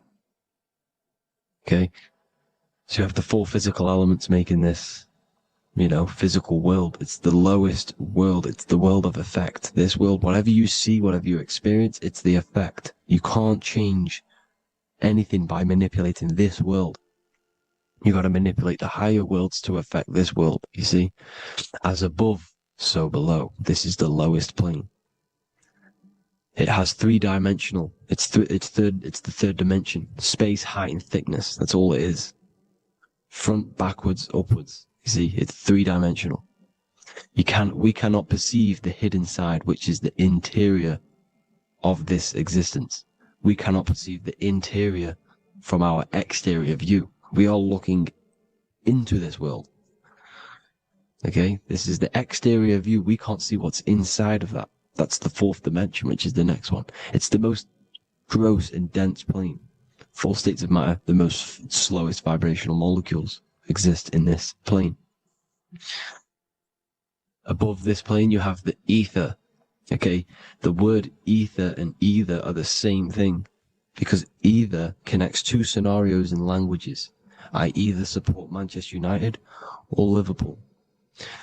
Either is connecting them 2 scenarios. The ether is doing the exact same, as you can see here on the planes of existence. It connects the astral world, which is very important, to the physical world. It's connecting these 2 worlds. So it's the ether. It's the ether. The ether is pure potential. Energy flows through the ether. It is pure energy, pure potential. Okay? The physical body is an exact copy of the etheric counterpart body. So every physical object has an etheric energy double. It's like a blueprint of that object. Every single object has an energy double, and that's the etheric double. Okay? The etheric body determines the shape of our physical body through its lines of force. All through life, it rebuilds and restores the physical body. Physical problems show up first in the etheric body, because as above, so below. You manipulate the higher planes, it will manipulate this plane. And this is why sorcery works. Contact with astral plane entities. We'll get into that a bit later. So the reason why we can't see this plane, this energy world, which is all around us, which we are inside of right now as we speak, is that the molecules that compose it are further apart than those of the physical plane, making it invisible to the 2 eyes. That we can't perceive it. Our eyes cannot physically suck in that sort of information, and our brain cannot decode it. This is why, they brainwash us with all these programs to keep us asleep, to keep these other bodies we have asleep, so we don't find out about these other bodies, and is to make you believe that everything's just a material. Only the material world exists. They don't want you to know is that everything that you see is a result of something you cannot see. As above, so below. There are realities within this reality. This is what I'm breaking down now, these different planes, on how this reality works.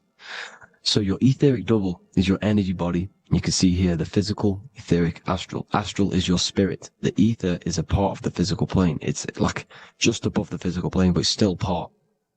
But then the astral plane is completely separate. It's another plane, but they're all interlocked. Don't think they're apart. They're all interlocked. They're all one. They all melt into each other.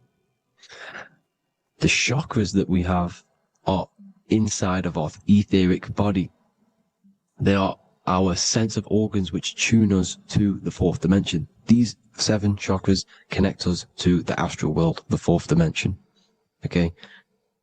They are points for the flow of energy from the universe / 7 planets, because the 7 chakras are your 7 planets, and the 7 planets are connected to the astral world. They are feeding these 7 senses in our body. They connect us to the universe, to our etheric counterpart, and then to us, supplying the physical body.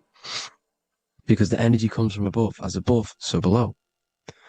These 7 senses, these 7 etheric chakras, are being supplied with energy from the universe, the 7 planets, the solar system. Then it supplies the physical body. You see? So, the ether is very important. And this is, that the ancients understood the science of the ether, and they could, harness free electricity from it, because it's all around us. The ether is all around us. And this is what they were doing. They were harnessing free energy using the ether. The astral plane, the fourth dimension, very important plane. Very, very important. We've all been there. Every single one of you has been there. Okay? The fourth dimension is unseen of what we see. It's the interior of the exterior that we see. We see the third dimension, but we cannot see beyond what's making this third dimension. This is the fourth dimension. Okay? It's the dream world. This is where you go when you dream. Okay? This is where you go when you dream. It's the place of disembodied spirits or ghosts, entities, whatever you want to call them. When you hear ringing in your ears, that is not tinnitus. That is an entity around you. Okay? That is an entity around you. The fourth dimension is where thought forms exist. Mental images. Thought forms as in what you see in your mind when you think of an image, because the mind is the highest plane of existence. Mind is the highest plane of existence. And it manipulates all of the planes below. So it goes the mental plane, then the astral plane. So the thought is in the mind, the mental plane. That just the thought alone, no image, but then the form depiction, the thought form exists. It manifests in the astral plane as a sort of image, an entity, a living conscious being. So this is why thoughts are things. You see, thought forms exist within the fourth dimension. So when you imagine something, when you are, for example, right now, look into your hand and imagine there's an apple in your hand. If you can see that, you are seeing into this fourth dimension. You can only see into this fourth dimension using the mind's eye, not the 2 eyes, the mind's eye. When you shut off the 2 eyes into darkness, the third eye opens. The mind's eye is open. And you can see, this is astral travel. You got to work on astral travel. And you will see this astral plane, this fourth dimension. And there are 3 different sections to this astral plane. Higher, middle, or lower. So yes, there is a kind of a heaven and hell. And a mid-God. Heaven being the higher vibrational entities manifesting higher vibrational thought forms existing there. The lower vibrational thought forms existing in the astral plane. But these thought forms are beings. You can create these beings. They're called elementals. Okay? If you entertain specific thoughts for long enough, this will plant a seed and it will grow. If you keep, so for example, you have a bad feeling or whatever, what's a good example? Unforgiving someone. You keep that energy inside of you for long enough, it will manifest in the fourth dimension. You entertain that thought long enough, it will manifest. And it will create an etheric body, and it will be an entity which will harm you, that will feed off you, this low vibrational energy. Your mind is so powerful. It creates thought forms, and these thought forms can take consciousness can take bodies, etheric bodies. Now, that's why it's very important that you master your mind, master your thought patterns. So this fourth dimension is the astral world. So when you have a nightmare, this is the lower astral plane. You're in the lower astral plane. Whilst this physical body rests at night, your consciousness, you awaken this other body, your consciousness goes inside of this other body, whilst the physical body lays asleep. You see? So it's all inside of you. This way you need to understand. You just haven't awakened these bodies yet. You can awaken them. You just got to awaken them. Okay? The next is the mental plane. This is the mind, the source, pure cause, pure motion, the most less dense, the most fluid. No form. There's no form to the mind. Astral plane is the first plane where a form takes existence, pretty much. The mental world has no form. It's pure mind, pure intelligence. Thoughts alone exist here without any images or manifestation. The most fluid, the most dreamy, the most causal plane. All of the rest take the effects of this plane. That's why it's mind over matter. Your thoughts they create vibrations. Each vibration is vibrating on a specific frequency, which creates mental images, creates effects down here on this physical plane. This is why it's so important to master your mind. Master what you think. Master your mind. It's the hardest thing to master. You could conquer the world, but it's probably harder to conquer your own mind than to conquer the whole world. I can promise you that, because the mind can play tricks on you. You got to listen to that inner guide within you that will constantly manifest the good things. So anyways, people, hope you learned a lot from this. Please work on trying to activate these other bodies. I will maybe do another video on trying to activate these bodies if you wish. Please comment down below if you would like to see that. And have an amazing day. Please like, subscribe, comment down below any video ideas you want me to do, any information you want me to spit. Thank you all. Have an amazing day.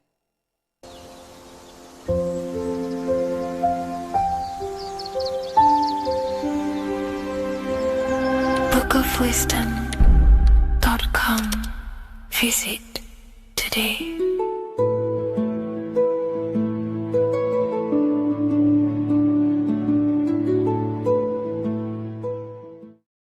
Hello, Seeker. Welcome to Revival of Symbolism, a channel devoted to the language of esoteric symbolism, guiding you to discover yourself and expand your consciousness into deeper realms of thought. I'm Harry B. Joseph, also known as Revival of Wisdom, and today we're going to be discussing this particular piece of Freemasonic artwork, and in the context of force and form. This is a very important ideology to understand about life, your reality, and ultimately to gain your personal power. So if you want to gain your personal power, you have to understand force and form, which is one of the most basic understandings and teachings within the occult schools of thought. So if we look at this piece of artwork that we have here on this Freemasonic drawing or painting, whichever it is, we see in this context force and form. Now, there is a lot going on in this piece of symbolism. There's so much more than just force and form. However, in this video, we're just going to be breaking down the force and form aspects so you can gain an understanding. Here at the very top, we have light rays. This represents force. Here below, you have the physical manifested plane, form, force and form. All creation is force and form. It is the interplay of force and form. Force is the invisible energy that moves, and form is the pattern that contains and directs that movement.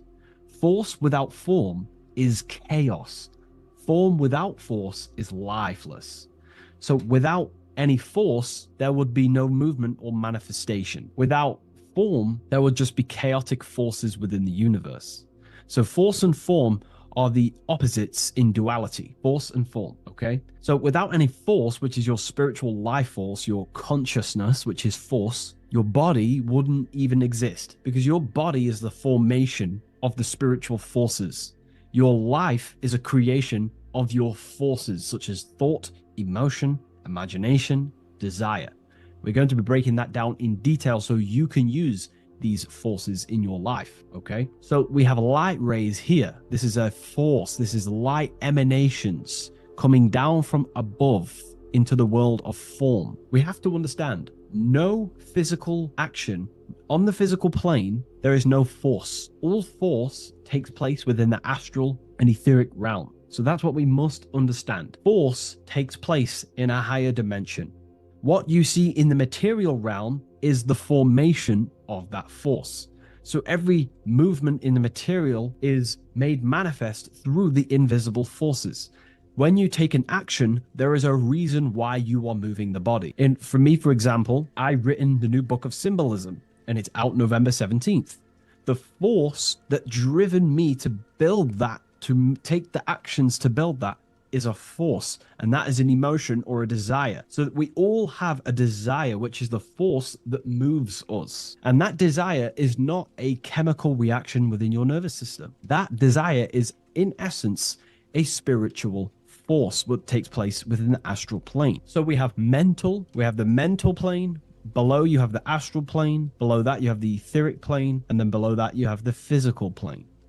All creation begins in the mental plane, what we think about. But then if we have a desire about a specific thought, we have a specific emotion towards a specific thought, such as, I don't know, making money. We all have a desire to make money, right? That desire then focuses down the mind, because you can think any thoughts you wish, but if you do not have a desire or an emotion towards it, the mind will not be narrowed down to one specific thought. So then that thought has an emotion or desire behind it, which then manifests itself. The thought descends into an astral form. The thought takes the body of an astral desire or imagination. That imagination and desire feeds the human heart. That human heart feeds the force through the physical brain, through the nervous system, and then allows the body to take physical actions. So each one of us has forces. So it's very, very important that these forces, such as desires, are not random and they are controlled. Because if you desire many different things, you are uncontrolled, you will have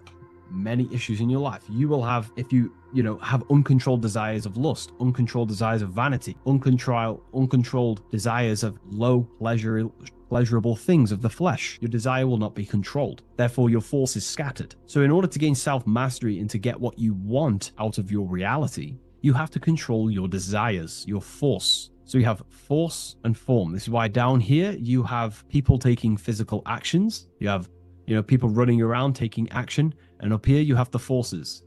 So it is the astral forces that is in constant rotation and interplay with the physical material realm, force and form. Force originates in the higher planes of consciousness and descends through the mental and astral into the physical. Within the mental plane, force takes the shape of thought. Thought is the first outline of form, the archetype that gives structure to creative currents. When one conceives an idea, the pure spiritual energy flowing through the consciousness becomes clothed in mental matter. This mental form is the mold through which all subsequent energies must pass. It defines the direction of movement and determines the quality of the outcome. Within the astral plane, the same force becomes emotion, desire, and vitality. Here, the mental pattern receives life. The astral body, being composed of the substance of feeling and magnetism, fills the thought form with motion and color. Force in the astral plane is dynamic, fluid, and responsive to rhythms of desire.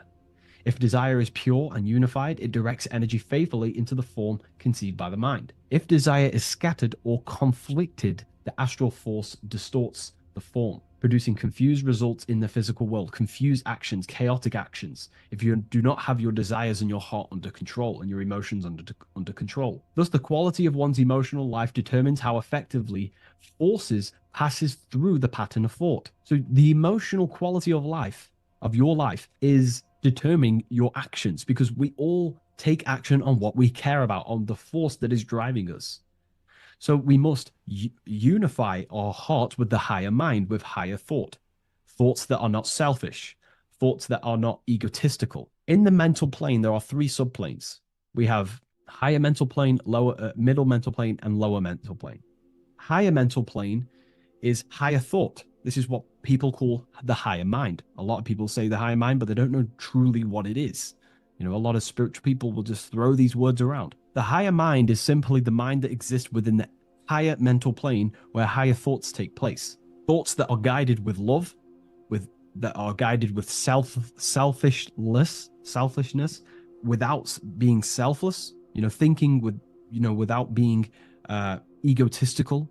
For example, if you think, how can I make money? How can I gain? How can I do all this stuff? And you're thinking how to make money for yourself, for personal gain. That's a selfish thought, and that will manifest in the lower mental plane. If you want to become more of a powerful mind and gain your personal power, you want to think in a different way to penetrate the higher mental plane, because the lower mental plane, most minds in the collective consciousness operate in the lower mental plane because that most people think unconsciously. Therefore, their minds are not trained to think in the higher mental plane. So most people dwell in the lower mental plane. This is where all the lower thoughts are. There's not very good ideas because the collective consciousness is there. Once you start to raise your mind, you then start to learn to think differently. Instead of thinking, how can I make money? How can I gain? How can I, get this? Think differently. Think on a collective scale to penetrate the higher mental plane. Think, how can I benefit the world? How can I do something that's going to benefit people? Because money will come as a side effect of that. That's just one example. So when you shift your mindset to use the higher mental plane and train your mind, you're gaining willpower. You're also penetrating the higher mental plane where better thoughts are. You receive better thoughts, better guidance through thought forms. That's a whole other lecture I can make. Thought forms, which are basically demons and spirit guides, what people call. They're just thought forms. So we truly do live in a mental world, and everything is force and form, symbolized by the light and the material reality. The individual who understands this relationship between force and form begins to work consciously with the descent of energy through the different planes of consciousness: mental, astral, etheric, physical. When you hold a clear mental image, you create the form. You fill that image with emotion and desire, you generate the force. When you act upon that energy, you complete the circuit of creation. The process is simple yet exact. Force always seeks form, and form always requires force to live. If the mind is undisciplined and the forms it creates are vague, force dissipates into confusion. Energy without direction creates turmoil in the astral body, manifesting as restlessness, anxiety, or inconsistency. If the emotions are intense but the form is weak, the force becomes misdirected, often leading to chaos in one's actions. Conversely, if the mind creates a strong form but the emotions are dull or lifeless, the form remains unanimated, a structure without vitality. True creation requires the balance and union of a defined mental pattern and vibrant astral current. So it's about aligning your mental and emotional states, symbolized by these two pillars here. Well, they are the extremes. So the moon would be your emotional state, the sun would represent your intellectual, or the masculine and feminine. However, they are the extremes. So this middle pillar represents the balancing of those. So when we balance our mental and emotional state, we become conscious co-creators using force and form. It's a very important lecture, and I know this is a quite complex and advanced lecture, but this is what this channel is about, Revival of Symbolism. It's about more advanced teachings. But hopefully you can get your head around this. There's a few books out there you can definitely read. I can't think off the top of my mind, but you can read this stuff up. It's great information. It will definitely help you in your life. Force and form. And if you haven't already, join the waiting list. I'll leave a link in the description for the Book of Symbolism, November 17th on revivalofwisdom.com. If you wish to be notified, I'll send you an email. I just want to say thank you for your support. Please like, comment, and subscribe, and share to a friend. I'll see you in the next one. Absolutely. Let's refine that into your signature deep and esoteric.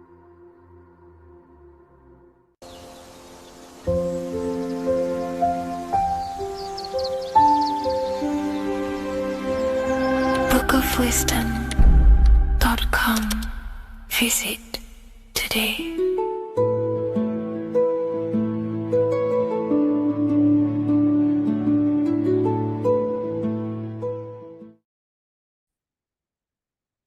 Hello, Seeker. Welcome to Revival of Symbolism, a channel devoted to the language of esoteric symbolism, guiding you to discover yourself and expand your consciousness into deeper realms of thought.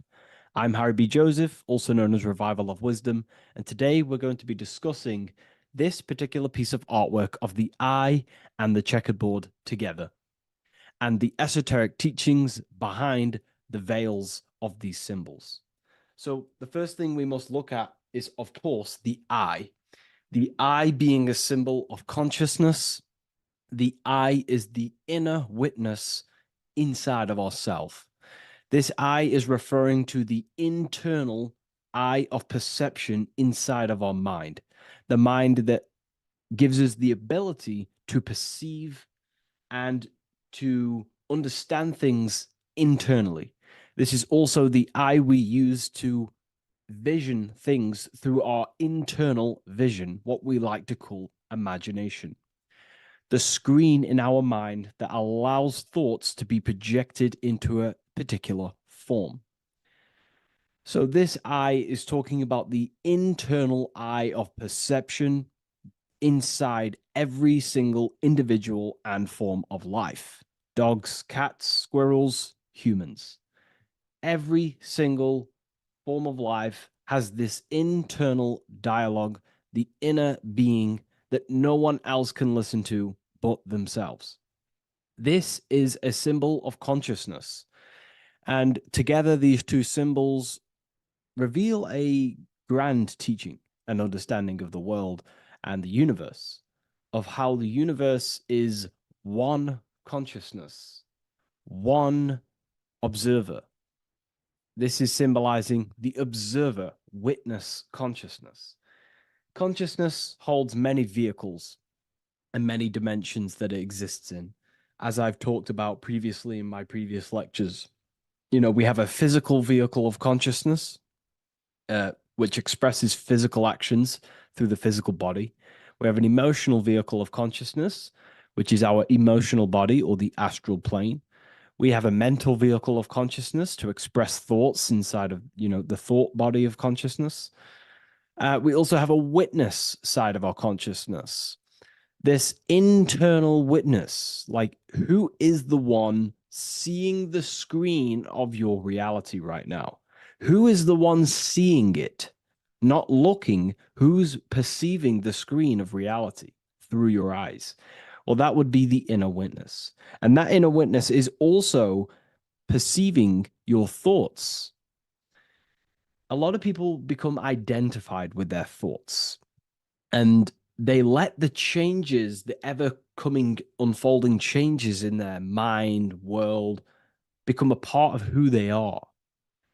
And they get caught up in the world and the changes that happens to them. And a great teaching that I've come across this last year is to never identify with the ever-changing circumstances that happen in life. When things are tough, when things are bad, always remind yourself that you are the witness of your thoughts and you are the witness of this reality. You are the one witnessing your thoughts, emotions, and actions. You are the one behind them. So when things get tough, try not to get too indulged in these negative things. The eye is the witness. Connect with the witness. And this is the same eye that perceives, sees the screen of your reality, and it also sees the screen of your dreams. So this witness consciousness is transcending your physical day life and reality, and it's also witnessing your dreams. It's the same observer who's observing your reality now, but also observing your dreams. So this witness consciousness transcends all forms of bodies of consciousness. It is essentially the highest aspect of ourselves. And it is literally the thought voice, the inner thinker, because you are not the external body. You are not the being outside your mind. You are the being inside your mind who is actively thinking. I like to call what you are, what we are as consciousness is consciousness in action. We are the thinking inner thinker, the inner being. And it's about becoming into contact with that inner being again to unveil who we truly are. If we sit back and truly have a thinking session of, closing your eyes and going inside yourself, and you ask yourself, who am I truly?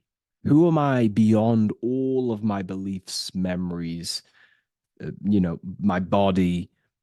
Who am I beyond that? And it will lead you to the inner voice, the inner dialogue. But again, you are not the voice, you are the one hearing the voice. You are the silent, invisible one, the one behind the veil. So this is ultimately what the eye is representing. It is representing the inner self shining, looking down upon the earth, upon duality, right? But this also reveals a great teaching as well, is that consciousness is universal. It is not something solely given to you. It is universal. It is a part of a greater whole. Consciousness is personal and also impersonal. We have our personal sense of self. We have this inner voice. We have this sense of who we are in this world. And that is our personal sense of self. But you can also transcend the personal sense of self by turning off the mind and fading into the collective impersonal consciousness, which is ultimately what you call transcended states of consciousness, altered states of consciousness, or astral projection. When you astral project, you are simply accessing this impersonal aspect of consciousness. And this is ultimately what the symbol is representing with the checkered board floor, because the checkered board floor is duality, division. There is many, many different forms, but the I is singular. This is representing how the universe is one witness being, one consciousness expressing itself in infinite life forms and into division. But ultimately, division is an illusion. Consciousness fades into an impersonal consciousness. So the checkerboard floor and the eye above symbolizes how consciousness fractals itself and crystallizes into many different forms of personalized consciousness. The self, the sense of self, right? And this is why we always say, I am. I. If we look at the word I and the word I, so we have I, which is I am, and you also have the word I, which is like the I you see here in the sky. The I, and if you look at the beginning of some words, you have inside. You also have internal, intelligence. All things to do with the inner self. Most words begin with an I, which is, I find, is a great connection because it's referring to the inner intelligence, the inner being, the inner sense of self. So the universe is essentially one being expressed in many different forms. That's also found in the word universe, uni, coming from the root word unite, meaning oneness, unification, united, and verse being a verse of a song, because we're all playing the song of consciousness, which is an ever unfolding song, an unfolding vibration, an unfolding creation. So this is simply representing how consciousness fractals itself into many different forms. And when we identify with our self-consciousness, our sense of self, we no longer realize that we're a part of a greater whole. We're part of a unified field of consciousness. And there is only actually one true being in the universe, and that is the inner witness. And that inner witness is inside of every living form.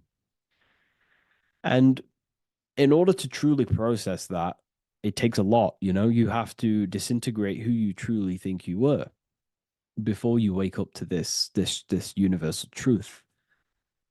Before you understood this, you just think, I am me, you are you, and everyone is divided and everyone is their own being. When in fact, we're all not. We're all one consciousness expressing itself infinitely. And it's kind of like a social system. Consciousness is always interacting with itself. You know, when you interact with someone else, you're interacting with yourself. It's a very mind-boggling concept to truly understand. But again, in order to truly understand this, you have to let go of who you thought you were. And when you do no longer identify with your personal consciousness and you identify with the witness consciousness, you become unified with the whole, with the greater, with the collective consciousness. And this changes the way you think, you feel, and act, because you then realize that we're all playing a part of creation on this earth. You know, we're all contributing towards the building project of Earth. And your thoughts, emotions, and actions also hold a great impact on the building project, your contribution towards humanity and the collective. And you start to have empathy for other people and you start to care for other people naturally by understanding this concept. And it's a very important concept, because if the whole world truly understood this, you know, we would live in a better reflection in the material world. The world would be reflecting a better place, because the world is simply just a reflection of consciousness. And the world today is so bad because people's thoughts and consciousness is not in the greatest state of mastery, of self-realization, and people don't understand who they truly are. And a religion plays a massive part in this. Our whole lives, we're stuffed with someone's going to come and save us. Jesus will return and save the whole world. It's, to me, to be honest, it's complete utter nonsense. We have free will. We are the ones holding we hold responsibility for the creation that unfolds on the earth. Us as a collective consciousness are God manifesting, unfolding this creation and steering it in the present moment. And that's another thing. Reality was never created thousands of years ago. God is creating the world right now through the present moment, and it's unfolding. It's in a continuous state of becoming, just like you are in a continuous state of becoming. Time is evolving. Time evolves our minds. It evolves our sense of self. And we evolve over time as an individual and as a collective consciousness. And so does the earth go through this change as we change. So it's important that we are becoming more self-aware in the world so we can actually start to reflect a better world. But the checkered board floor, again, is just reminding us of the duality and the illusion, because it looks like an illusion, a checkered board floor. It's an illusion. The physical world, if you only look at the world through the eyes, you will live in the veils of illusion and never see the light, the higher understanding of the world. You will see everything as divided. You will see everything as I am me, you are you, and live in division. But in truth, we are all one. We all come from the same source, and we're all the same infinite witness expressed in different forms. And this brings me back to the concept of love. Love is the force that unifies consciousness. It unifies yourself.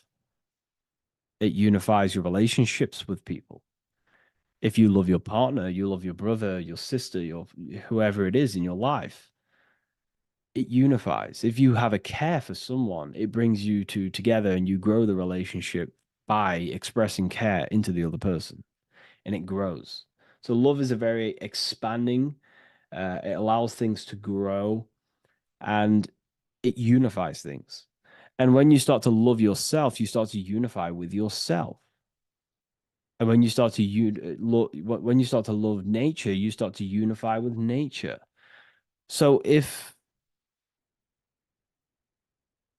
we understood this, the world would be a better place. And love is the force that unifies the collective consciousness. If we truly hold love for ourselves, for others, other individuals, nature, then the world will become more unified. It unifies consciousness. This is the force of love. It's a very, very powerful, powerful force. And I do truly believe and come to understand now that love is the reason of all creation, which is the generative principle. All action is coming from a place of love or care. We only take action on what we care about. So even the sun is a symbol of love. It just expresses life, gives away all of its light, life, and energy to the earth and asks for nothing back. It is love, it is the expression of care. And that is what unifies consciousness. So, again, this is just talking about the inner witness and how consciousness expresses itself in many forms. And the checkerboard floor also transcends that idea that I've just described of how it's consciousness divided in many forms. It also represents a state of an individual's mind. The checkerboard floor is symbolic of being divided, you versus me thinking, walking down the street and thinking everyone's a threat. It also represents their thoughts, emotions, and actions not being aligned, not being unified. Their thought, emotion, action are scattered, and they're not creating things consciously. It also represents many, many different personalities in our minds, the divided personas and personalities in our mind that we have. And the eye represents the unification of that. It's about unifying our mind pretty much to not have all of these different characters and sides to ourselves and actually being a whole mind, becoming conscious of the unconscious aspects of ourselves and transmuting them. And when we become conscious of something, we then hold the power to change it. If we have an unconscious part of ourselves, we never truly realize it, we don't change it, and that unconscious thing can actually seek to control our thoughts, emotions, and actions from that place of the unconscious mind. So ultimately, that's what darkness to light represents. Darkness symbolizing things we are unaware of, because when something is in dark, you cannot see it. Most people are in darkness of their imagination. They don't realize the power of their imagination. They're unconscious of it. They don't use it. And to become conscious of that is to put it into light. Shedding light on something reveals something. If I shine a torch on an object, it's going to reveal it. It's the truth. So it's about becoming conscious of the aspects of ourselves that we may be unconscious of, and actually using them and transforming them as tools. And again, we have the eye with light, with white and black. This is duality. You are also the witness consciousness, as previously mentioned, and the witness consciousness thinks in duality. We think we are the hater and the lover. We are the deceiver and the truther. The truth is that consciousness thinks within duality, and within the mind, beyond the witness, there is duality in thought. But in truth, you are not either. You are neither the positive or negative thought. You are the witness of it. There's a great saying in the Gospel of John, and I can't remember exactly the words, but it goes something along the lines of, lift the wood, I am there. Lift the stone, I am there. It's basically saying that everything is the I am, everything is the same consciousness. No matter where you go in the universe, you're talking to self. You're talking to the same thing. You're seeing the same thing. It is the same consciousness that is everywhere. So consciousness thinks within duality, and it is the light and the dark, and we have the ability to transform between them. And some people think that, darkness is all evil. Darkness is not inherently evil. Darkness is not inherently evil. There are dark aspects of the world that help you actually progress into the light. Without the darkness, consciousness can't move into the light, into knowingness.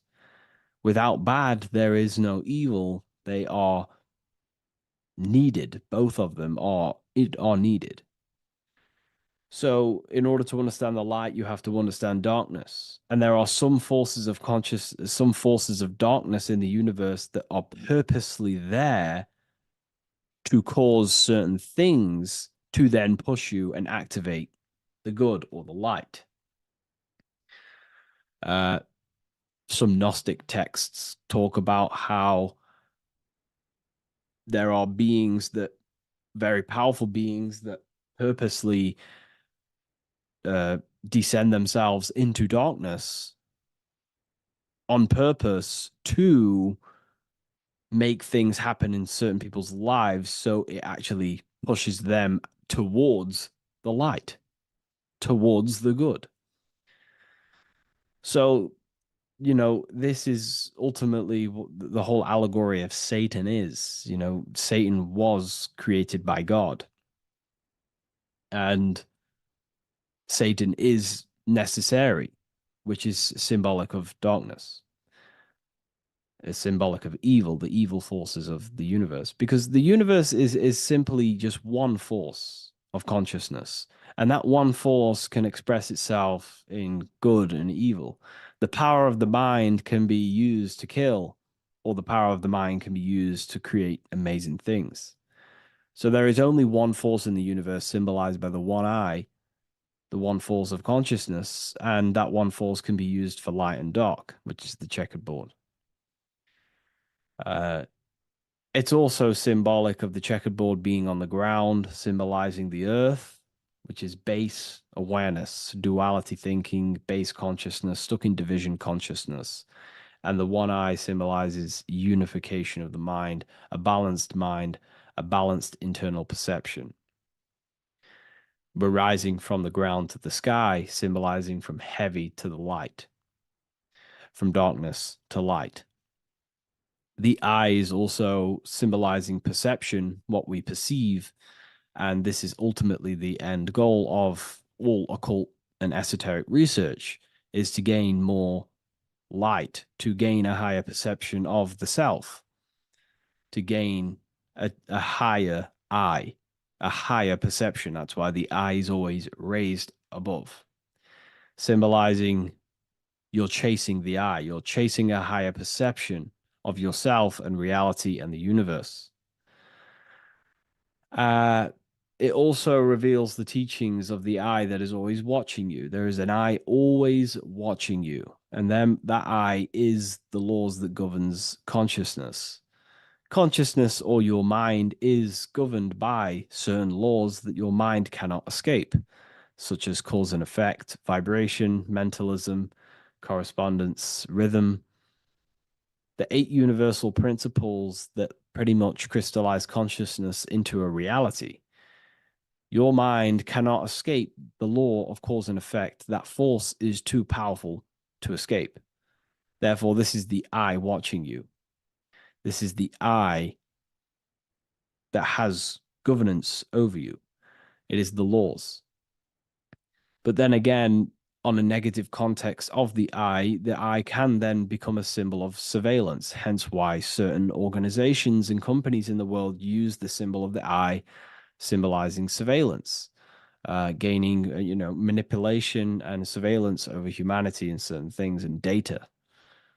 So there's light and dark of every symbol. It's just depending on how you use it. But ultimately, that is the teachings of the checkerboard and the eye in the sky. If you wish to learn more about yourself, because that is the only thing that matters in the world, learning about yourself. The only thing you take with you after death is the knowledge that you hold in your mind.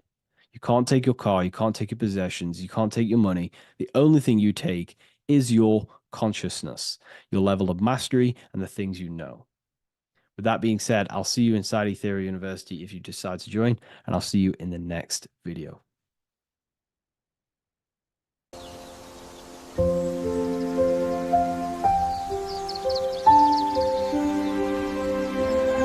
bookofwisdom.com. Visit today.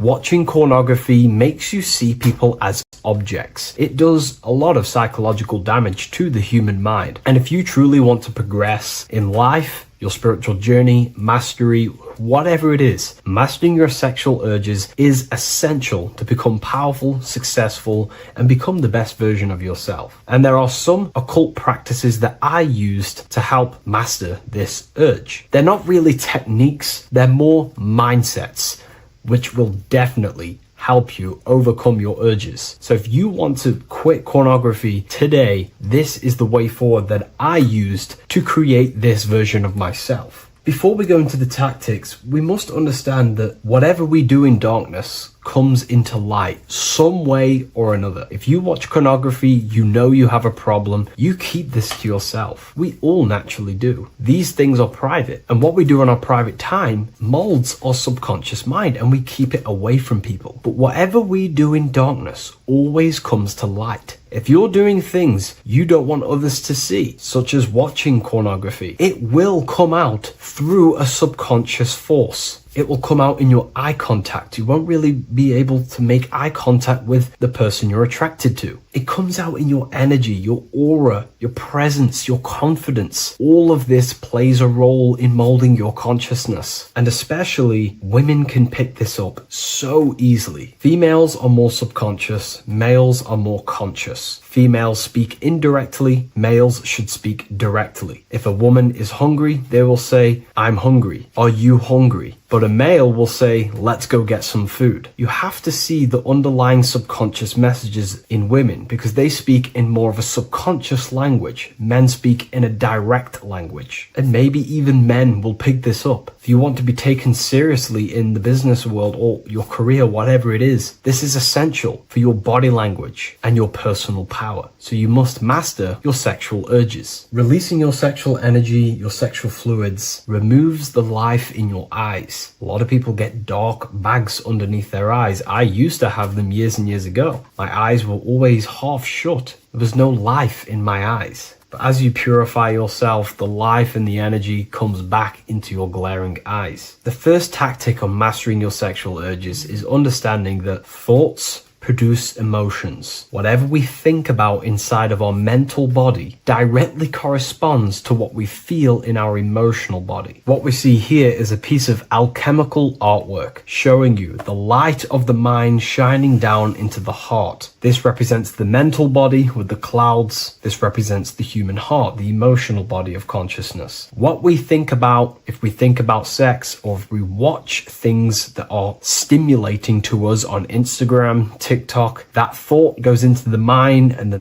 feeling gets then produced in the heart and the body becomes aroused. What we think inside of our brain becomes emotional energy in our heart. As above, so below. And what becomes in our heart is what we take action on. We take action on emotion. Human action, human behavior pretty much comes down to what we feel. We only act on what we care about or what we love. If you love that feeling of watching pornography, that is the reason why you're taking the action. So keeping this in mind at all times is very important in your journey of self-mastery. What you think is what you feel, and what you feel is what you act upon. Remove stimulations that can possibly produce that thought of watching pornography. Unfollow the people. Purify your environment so these thoughts do not enter your mind. And if you do become stimulated, remember, thoughts produce emotions. Change your thoughts. Think about something else instantly. The more you think about it, the more you feel, and the easier it is to take action upon it. And the second tactic that I say to myself is that it's all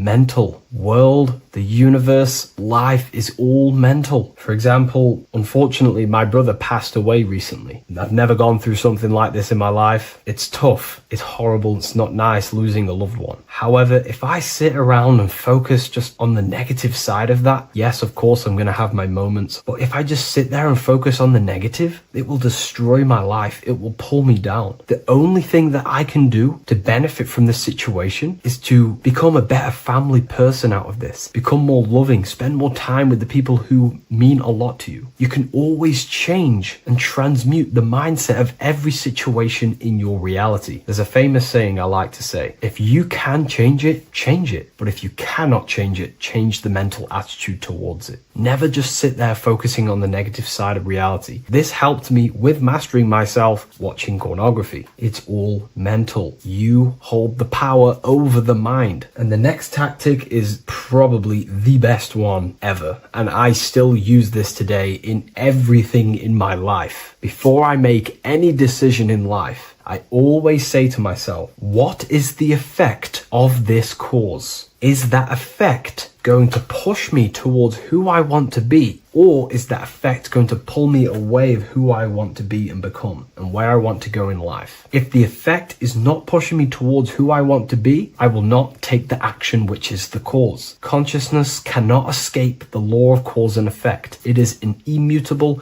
inchangeable law that is governing your consciousness and your mind. You have to keep this law in mind because it is the law that is creating and crystallizing your reality. Any decision you make, what is the effect of this cause? The law of cause and effect is a force that you cannot escape. So you have to work with this law and become conscious of the law. So before you do take the action, what is the effect? Is watching pornography going to push me towards who I want to be and where I want to go? If it's not, do not take the action. That's where willpower comes in. You can do little exercises for willpower, meditation for 30 minutes of not thinking. You can do rituals that strengthen the connection to your mind with your willpower. At the end of the day, the willpower is the most essential force in the consciousness. Another thing is remove any music that talks about it. Even the words will be producing thoughts in your mind. What you feed your consciousness is ultimately what you project back outwards. Don't listen to the rap music. Don't listen to any music that talks about it. Try and remove this from your environment. These tips that I've given you don't just work in quitting pornography. These work in every aspect of your life, and they will dramatically change your life if you become conscious of them and actively use your mind. Don't fall under the spell of becoming unconscious. Never act unconsciously. Never think unconsciously. Never feel unconsciously. Stay on top of your mind. Be the observing eye in your mind. Never fall unconscious. Of course, we all need to sleep, but I mean in the waking times. And this is why learning about yourself or consciousness is essential for every aspect of life. Business, your career, money, whatever it is. Whatever you're doing in your life comes down to understanding human consciousness. And that's why I wrote these books, so you understand yourself, so you gain your understanding of the functions of your own mind, body, emotions, and how you are creating reality. That's why I wrote the book of symbolism, because symbols are not just symbols. These symbols represent forces and aspects of the human psyche themselves, and they are veils, they are keys that help you remember and become conscious of what has fallen unconscious in your mind. We're simply just becoming conscious of what we are unconscious of and becoming conscious of them and using these powers. You want to take your life to the next level? Feel free to get the book of symbolism. I'll leave a link in the description. Take care, everyone.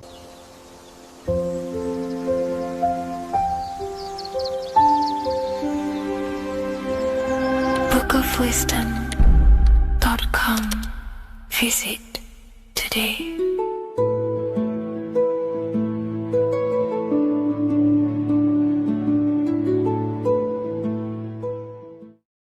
Welcome to Revival of Wisdom. Today we're going to be breaking down Saturn worship and how the occult are linked in with Saturn. Okay, so first of all, let's start with the celebrities. All these celebrities are doing 666. Okay, covering the one eye, which also symbolizes the all-seeing eye, which is another occult symbol. but we're focusing on the 666, the 6 with the 3 fingers. Also, we have CERN with the 666 within their logo. Also Disney, okay, as you can see here, 666 within their logo. Pepsi, Coca-Cola, and even Cadbury's. Monster Energy with the 666 in Hebrew numerals. Unleash the beast. So what is 666 to do with Saturn? Because on Saturn, there is on the north pole of Saturn, there is a 6-sided hexagon, okay? So Saturday is named after Saturn Day, the 6th planet.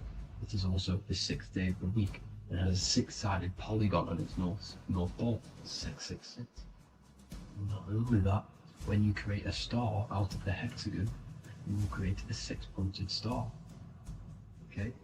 With 6 triangles within the star, and a 6-sided hexagon, which all adds up to 666.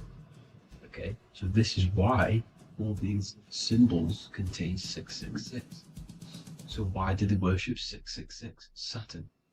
Because Saturn is the god of time and death, okay, and order and lessons.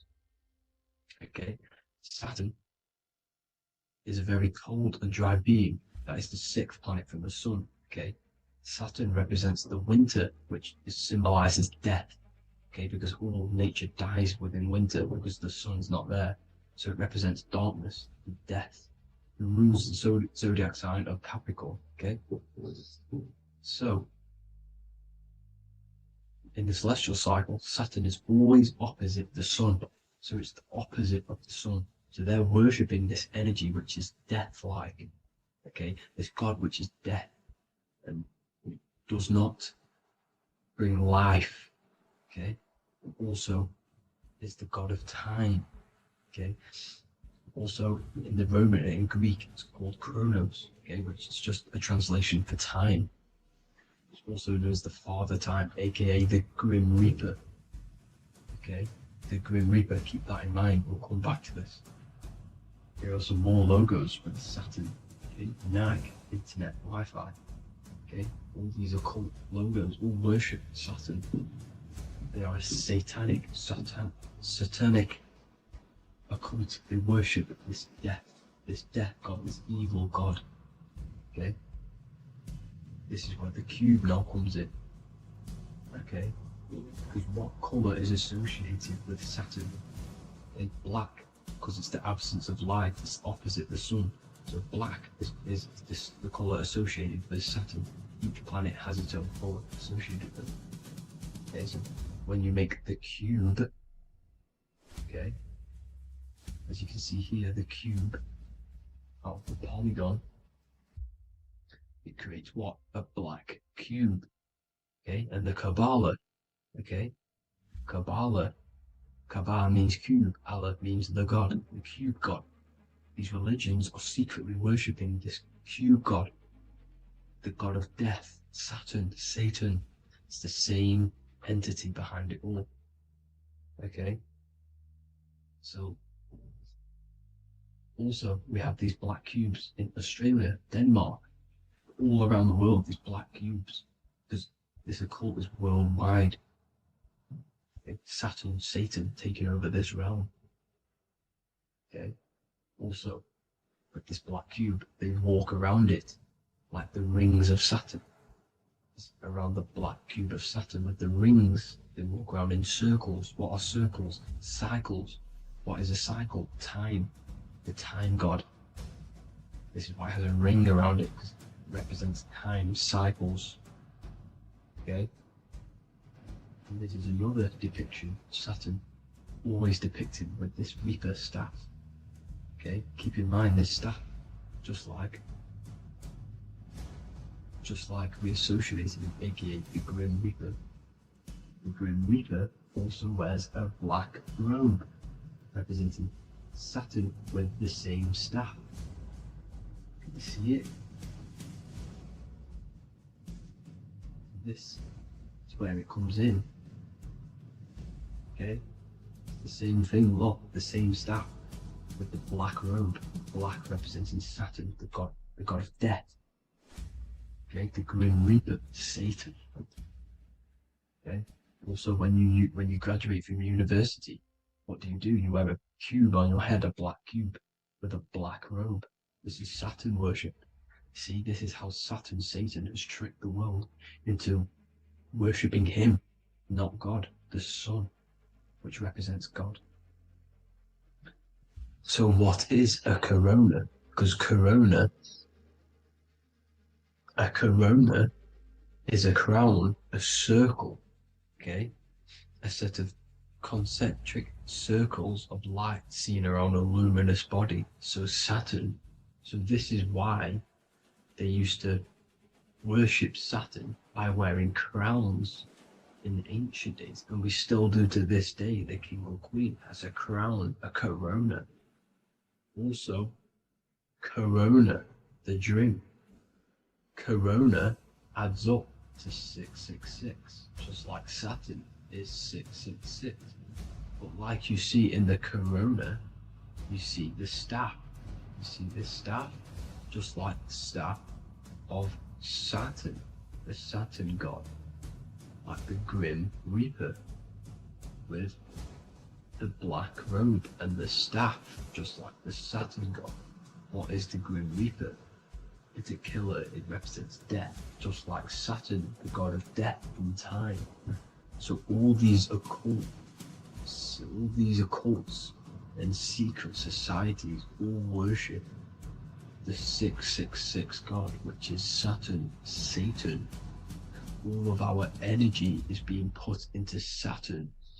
Okay, and Saturn, Satan, is harnessing all of this energy. So gradually, this is what the mark of the beast is. Like it says in the Bible, the mark of the beast, or the name of the beast.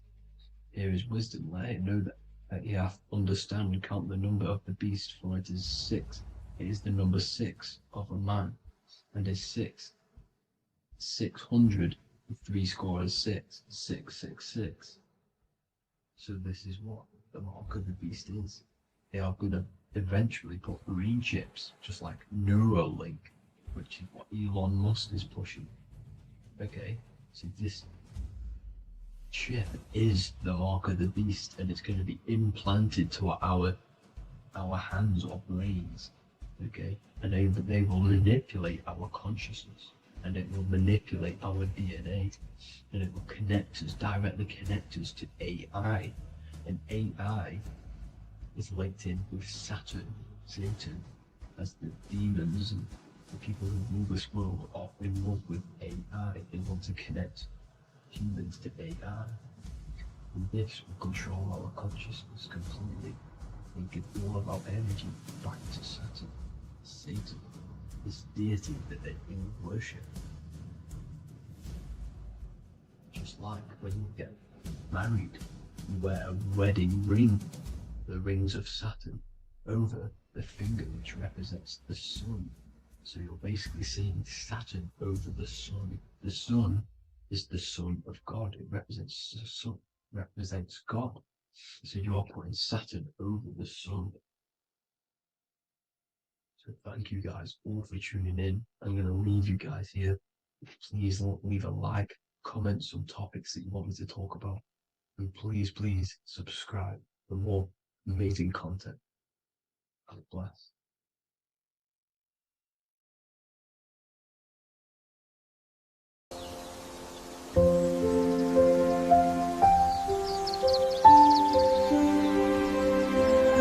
bookofwisdom.com. Visit today.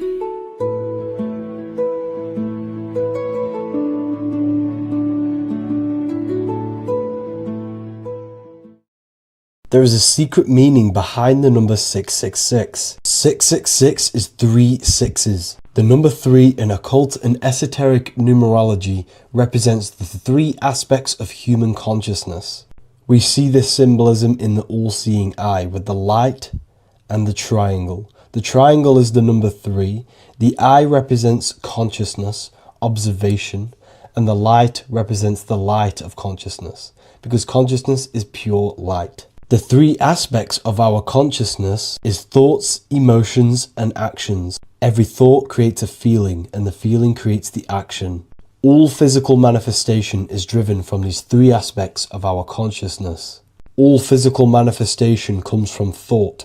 Every object you see around you, this screen, the phone you're on, the laptop you're using, or the iPad, was a thought in the invisible realms of consciousness. Then it was brought into physicality through feeling and action. This is because man is made in the image and likeness of God. We are all mini creators. We are all extensions of God's creative consciousness.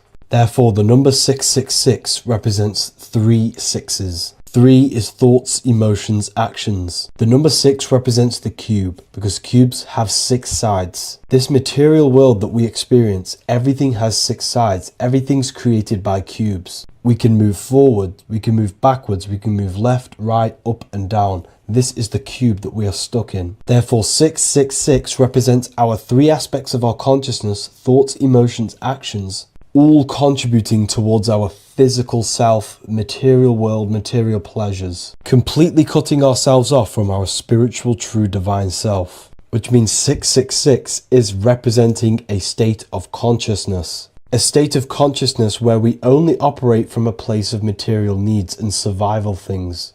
As humans, we possess a physical material body in the physical material external world, but we also possess an invisible inner world, which is what we call spirit. When we disconnect ourselves from our inner world, we become lost in this materialistic way of thinking and acting, which can lead to no life purpose, a feeling of emptiness and voidness in our hearts. Humans possess the ability to transcend our animal instinctual natures and turn to the divine mind, to the spiritual inner world. It is our inner world that is projecting our outer world. The outer world is just an effect of our inner state of consciousness. It's important as we go through this human life to not lose ourselves and look for our validations outside of ourselves. The external world is simply just a mirror, mirroring with mathematical precision what happens inside our consciousness. When we change our inner world, we produce effect in the outer world. To get back on track about this number, this represents when we are lost in our material self and we are completely cut off from our true divine self. The devil is always having goat horns, which represents a ground animal. This is the lower animal self of man. He's always red. The frequency of red is the lowest vibrational color, and it also represents the root chakra. This is all to do with survival mode and our physical needs and physical self. Red represents chaotic and intense emotions like hatred and anger. This is why the devil is always red, because it represents anger and an uncontrolled state of emotion and consciousness. You see, we've been taught in the church and all through religion indoctrinations that the devil is an external deity which influences humans. And in fact, this is nothing but a metaphorical story. The devil is a character which represents an aspect of the human mind, the lower aspect of the human mind, a facet of our own consciousness and psyche. The voice that we have in our head that tells us to do these negative things is not an external deity pushing us to do something bad. This is an aspect of our own mind. Jesus and Satan are just two characters which represent the two voices that we have in our own consciousness. In fact, the word devil was never present in the early Gospels. Instead, what was mentioned was a spirit of evil. A term spirit of evil was not meant to denote a specific deity or being, but rather any force of negativity, whether it manifests as a destructive thought, emotion, or action. The spirit of evil represents the darker sides of our mind, the part that leads us astray and brings forth negativity in our lives. The reason why they want you to believe in a devil is because they don't want you taking responsibility for your creations. They don't want you to realize that the external world is truly a mirror of your inner state of consciousness. Instead, when something bad happens in your life, you blame it on some external devil or Satan who tempted you. Everything is your creation in your life. When you realize this, you take full control and you begin to reshape your external world by changing your inner state of consciousness.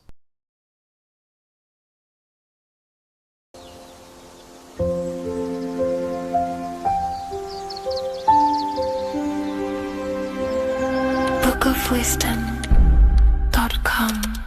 Visit today.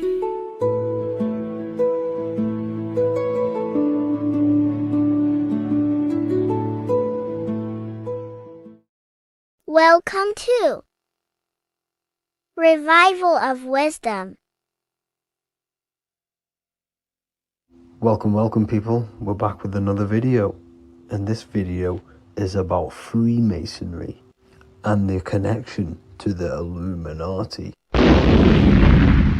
Please, as always, to make sure to hit that like and the subscribe button and turn on the notifications to never miss a video. On May the 1st, 1776, the founder of the Illuminati, Adam Weishaupt, founded this secret organization, and this date can be found in Roman numerals underneath the all-seeing eye pyramid on the $1 bill. This $1 bill also says Anu Coptus Novus Ordo Secularum. This is Latin for announcing the birth of the New World Order. This New World Order will be headed by Lucifer, the all-seeing eye, and followed by the 13 layers of bricks for the 13 elite bloodlines.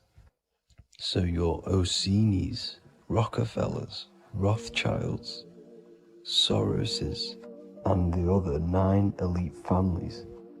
So when Adam Weishaupt created the Illuminati, he made it consisting of high-level degree Masons, French and Latin philosophers, and many more powerful people to all become one society. So this is why you see Masons using this same symbol of the all-seeing eye inside the pyramid. But not all Freemasons are part of this Illuminati secret society. As the 33rd degree Freemason Manly P. Hall said in his book The Secret Teachings of All Ages, Freemasonry is a fraternity within a fraternity, an outer organization concealing an inner brotherhood of the elect. So what he's saying here is that Freemasons have to go up the degrees of Freemasonry, and once they hit the top, they either get elected or not into these secret societies like the Illuminati, Skull and Bones, and Knights Templar. So when you see celebrities doing this one-eye symbolism, either covering one eye, doing the triangle, or doing 666 over one eye, this is showing and reflecting the symbolism of Freemasonry. They have taken the oath to never speak on anything they learn about Freemasonry. Duncan's Ritual of Freemasonry book states the oath they have to take, quote, I ... of my own free will and accord, that I will ever conceal and never reveal any of the secrets, arts, points of Master Mason's degree to any person whomsoever. All this most solemnly, sincerely promise and swear. Now, this is what happens when they break the oath, stated in this book, quote, myself severed in two, my bowels taken from thence, and burnt to ashes. So this states that Freemasonry comes first, before any law of the land. It has the right to kill you if you break your oath. This is the hand gesture they have to do every time they enter the ritual room inside the Masonic lodge. This is the cutthroat symbol, showing you and reminding you of the oath and what will happen if you break it. Now in this book, Richardson's Monitor of Freemasonry, it states, if you break your oath, binding myself under no less penalty than to have my throat cut across, my tongue torn out by the roots, and my body buried in the rough sands of the sea.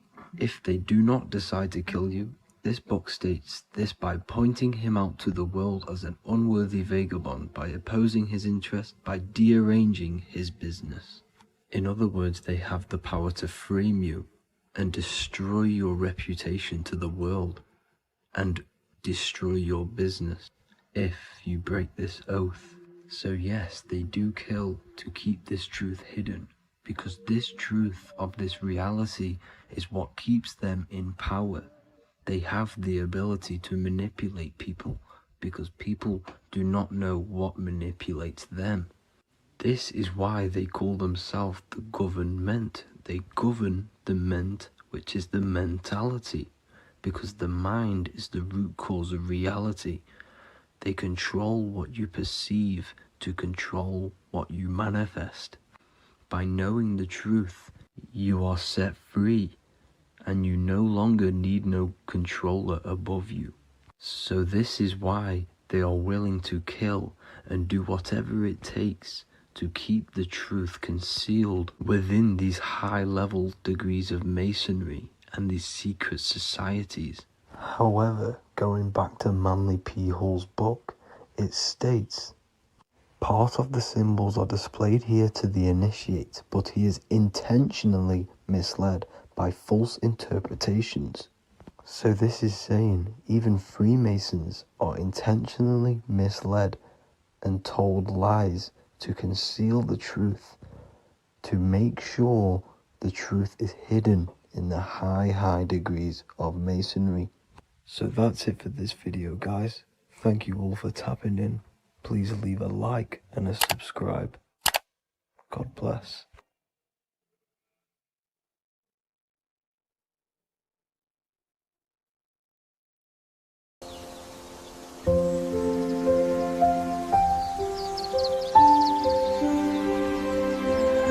bookofwisdom.com. Visit today.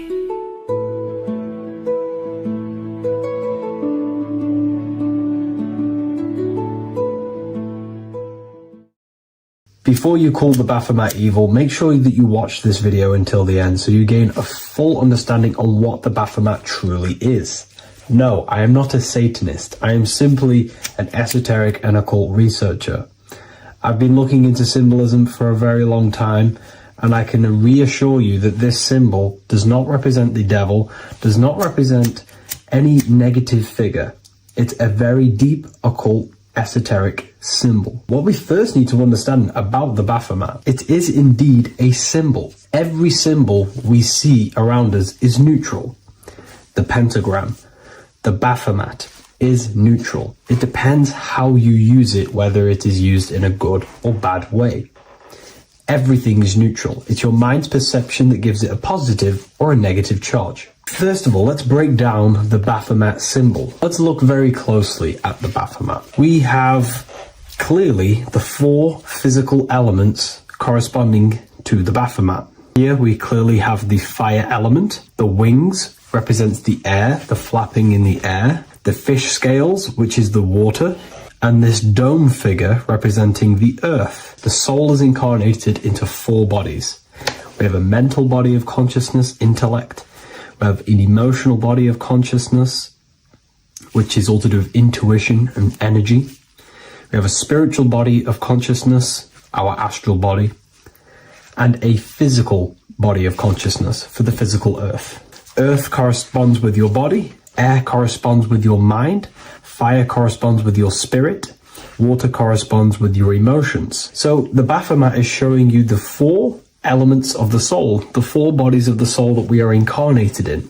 Now, let's look at this moon figure. We have the moon. The moon represents the internal world. It represents what we cannot see. The sun represents our conscious mind, what we can see, what we're aware of, the physical world. The moon represents what we are not aware of. It represents our internal world. Remember, we have two worlds. You're an individual. You have a dual nature. Individual. You have an internal world. When you close your eyes, you have an internal voice, an internal world of thought and emotion, and an external world of this material body. The moon represents the internal. The moon on top represents the moon controlling the mind, represents the inner world controlling you. Now this is very symbolic in the occult world. If the inner world is controlling you, then you have no control over reality. This is the devil horns. You know the devil horns? The moon crescent?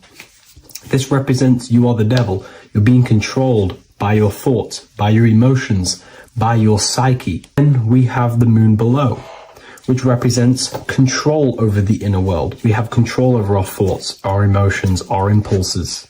So you're either being controlled by thought and emotions, or you're controlling them and having self-mastery. In alchemy, we always see this symbol of the man or woman on top of the moon, representing emotional control and self-mastery of the internal world. The journey of the occultist is to gain full mastery over their consciousness. They want to be conscious of every single thought that enters their mental field of consciousness. We get over 7,000 thoughts a day. It is possible to achieve a certain level of mastery where you are conscious of every single thought that enters your mind.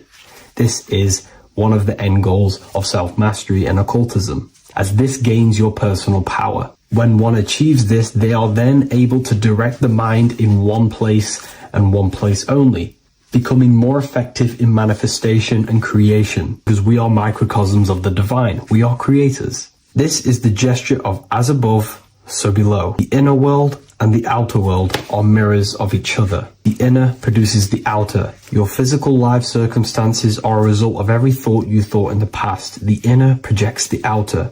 If you want to produce a change in the outside world, you got to produce change in the inner world of consciousness first. As above, so below. As within, so without. This corresponds with absolutely everything in the universe. Now we have the goat head, which represents the animal self. This represents the lower carnal mind. Lower carnal mind, which is earthbound, because a goat is on the ground. It's not a bird, it's on the ground. It represents the lower self, the beastie nature, the one that tells us to hate, to steal, to eat all the time, to consume. It's the beast within us, the beastly side of our consciousness. It has a human body resembling this, the human in the beastie nature, or we have the spiritual nature, the higher self. In essence, this symbol of the Baphomet represents the higher and the lower self of human consciousness. It represents the higher and the lower. To conclude all of this, the Baphomet is a symbol that represents the two paths that one can take. We can take the beastie path and become an instinctual animal, our body, or we can take the divine path of reaching our higher self. It is a symbol that represents the higher and lower self and the four different bodies of consciousness. In essence, this does not represent Satan or the devil. The devil represents the lower aspect of our human psyche. The war between Jesus and Satan is symbolic and allegorical for the war that happens within our mental field of consciousness. The internal war between good thoughts and bad thoughts, positive emotions and negative emotions. It is the constant war inside the battlefield of your own mind. Jesus, Satan are symbols, characters that are symbolic of aspects of your own consciousness, because the universe is mental. The only thing that truly exists is your mind. Therefore, all of these ancient spiritual texts like the Bible, the Bhagavad Gita, the Quran are all symbolic of what's happening inside of our mental body. It is the inner chaos that can destroy our life, or when we create structure and restructure our inner world, we can live a peaceful life. If you are struggling from the internal world and you want to gain mastery of yourself while learning the occult secrets, join Ethereal University, a community of like-minded individuals who are all striving for the best versions of themselves. We host live calls and we have an abundance of lectures that you can watch. Or check out the Book of Wisdom. This is volume 2. I'll leave all the links in the description. Have an amazing day.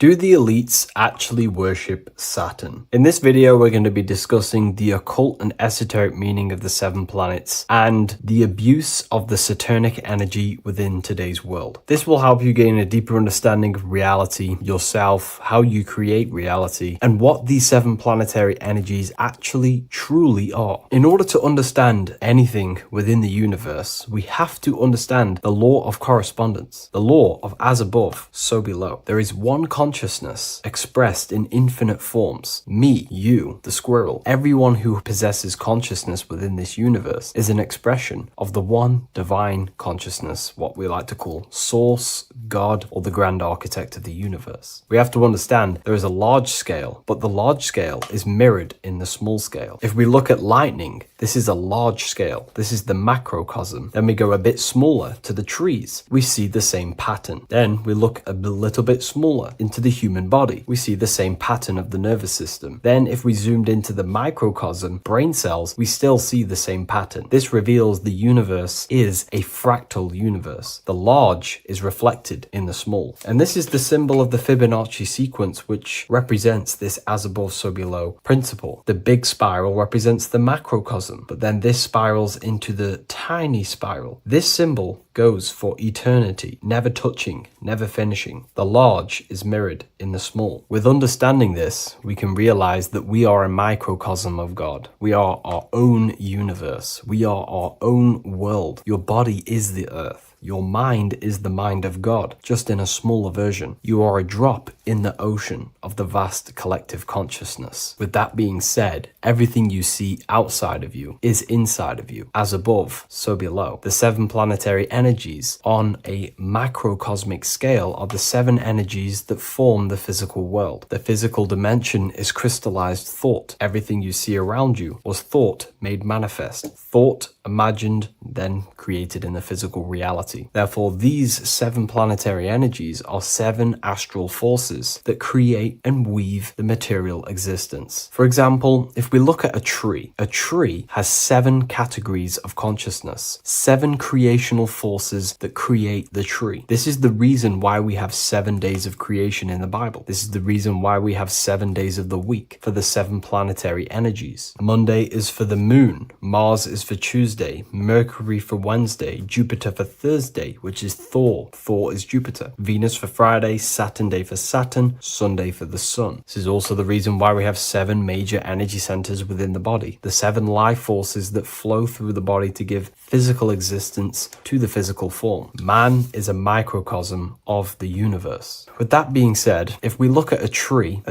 is nature, and nature is the macrocosm, the creation of God's mind. And if we look at the tree, we can see 7 creational categories that go into create the tree. For example, the stem of the tree, the trunk, represents the sun. The root system, the base of the tree, where the tree grows out of, is Saturn. If we look at the fruit of the tree, that represents Jupiter. The smell, the look, the colors of the tree, that's Venus. How the tree communicates with other trees through the root system is Mercury, the intellect, the intelligence, the communication. The leaves of the tree is the moon. The defense mechanism of the tree, how it defends itself from infections and other territories, is Mars. So we can see all physical matter, all physical creation demands these 7 categories of consciousness, these 7 planetary forces. But again, that is the macrocosmic scale. The macrocosm is reflected in the microcosm, which means you have access to these forces, these 7 planetary energies, and you use them to create anything in reality. You've been using them maybe unconsciously your whole life. For example, this book that I've created, the Book of Wisdom Volume 2, you can find it in the bio if you're interested in reading it. It has the 7 planetary forces that go into this tree, into this book. I used the sun, which is my passion and my drive to take actions. I used Mercury, which is my intellect, my thinking, my communication. I used Venus, the layout, the look of the book. I use Mars, my defense of my work, my trademark, my copyright. I use Saturn. Saturn is my time, my discipline, my attention. I use Jupiter, which is the why, the reason why I created it. I used the moon, which is my care. My care is the generative force. Whatever you create in your reality is because you care. You care about keeping a house above your head. Therefore, you go to work and earn money. Care is the driving force to create anything in reality. What you see right now watching this video is because you care about watching this video. If you lose care about watching the video, you will turn it off and continue to do something else. All creation demands these 7 forces, hence why we have here a midsection. Sometimes we see the symbol of the earth, which is a circle and a cross in the middle, because these 7 forces create earth. But again, this video is specifically aimed to Saturn. We're going to be discussing Saturn's Saturnic energy because there is a lot of misunderstanding in today's world, and I'm going to give my perspective and my research on the energy of Saturn and how we use it and how it's being abused in today's world. Saturn externally, because remember, we have an external world, an internal world, a macro and a micro. Saturn externally in the material plane governs the foundational and enduring aspects of existence, such as the roots of plants, the bones of our body, even the insects that dwell beneath the ground. It represents the dull, hard, unyielding forces of life, symbolizing structure, limitation, and conditioning. Under Saturn's influence, things become rigid, bound by the god of time, bound by restriction and boundaries. In Roman mythology, Saturn is revered as the god of time, ruling over the cycles, beginnings, and endings. This connection with this emphasizes Saturn's role in marking the passages of life, aging,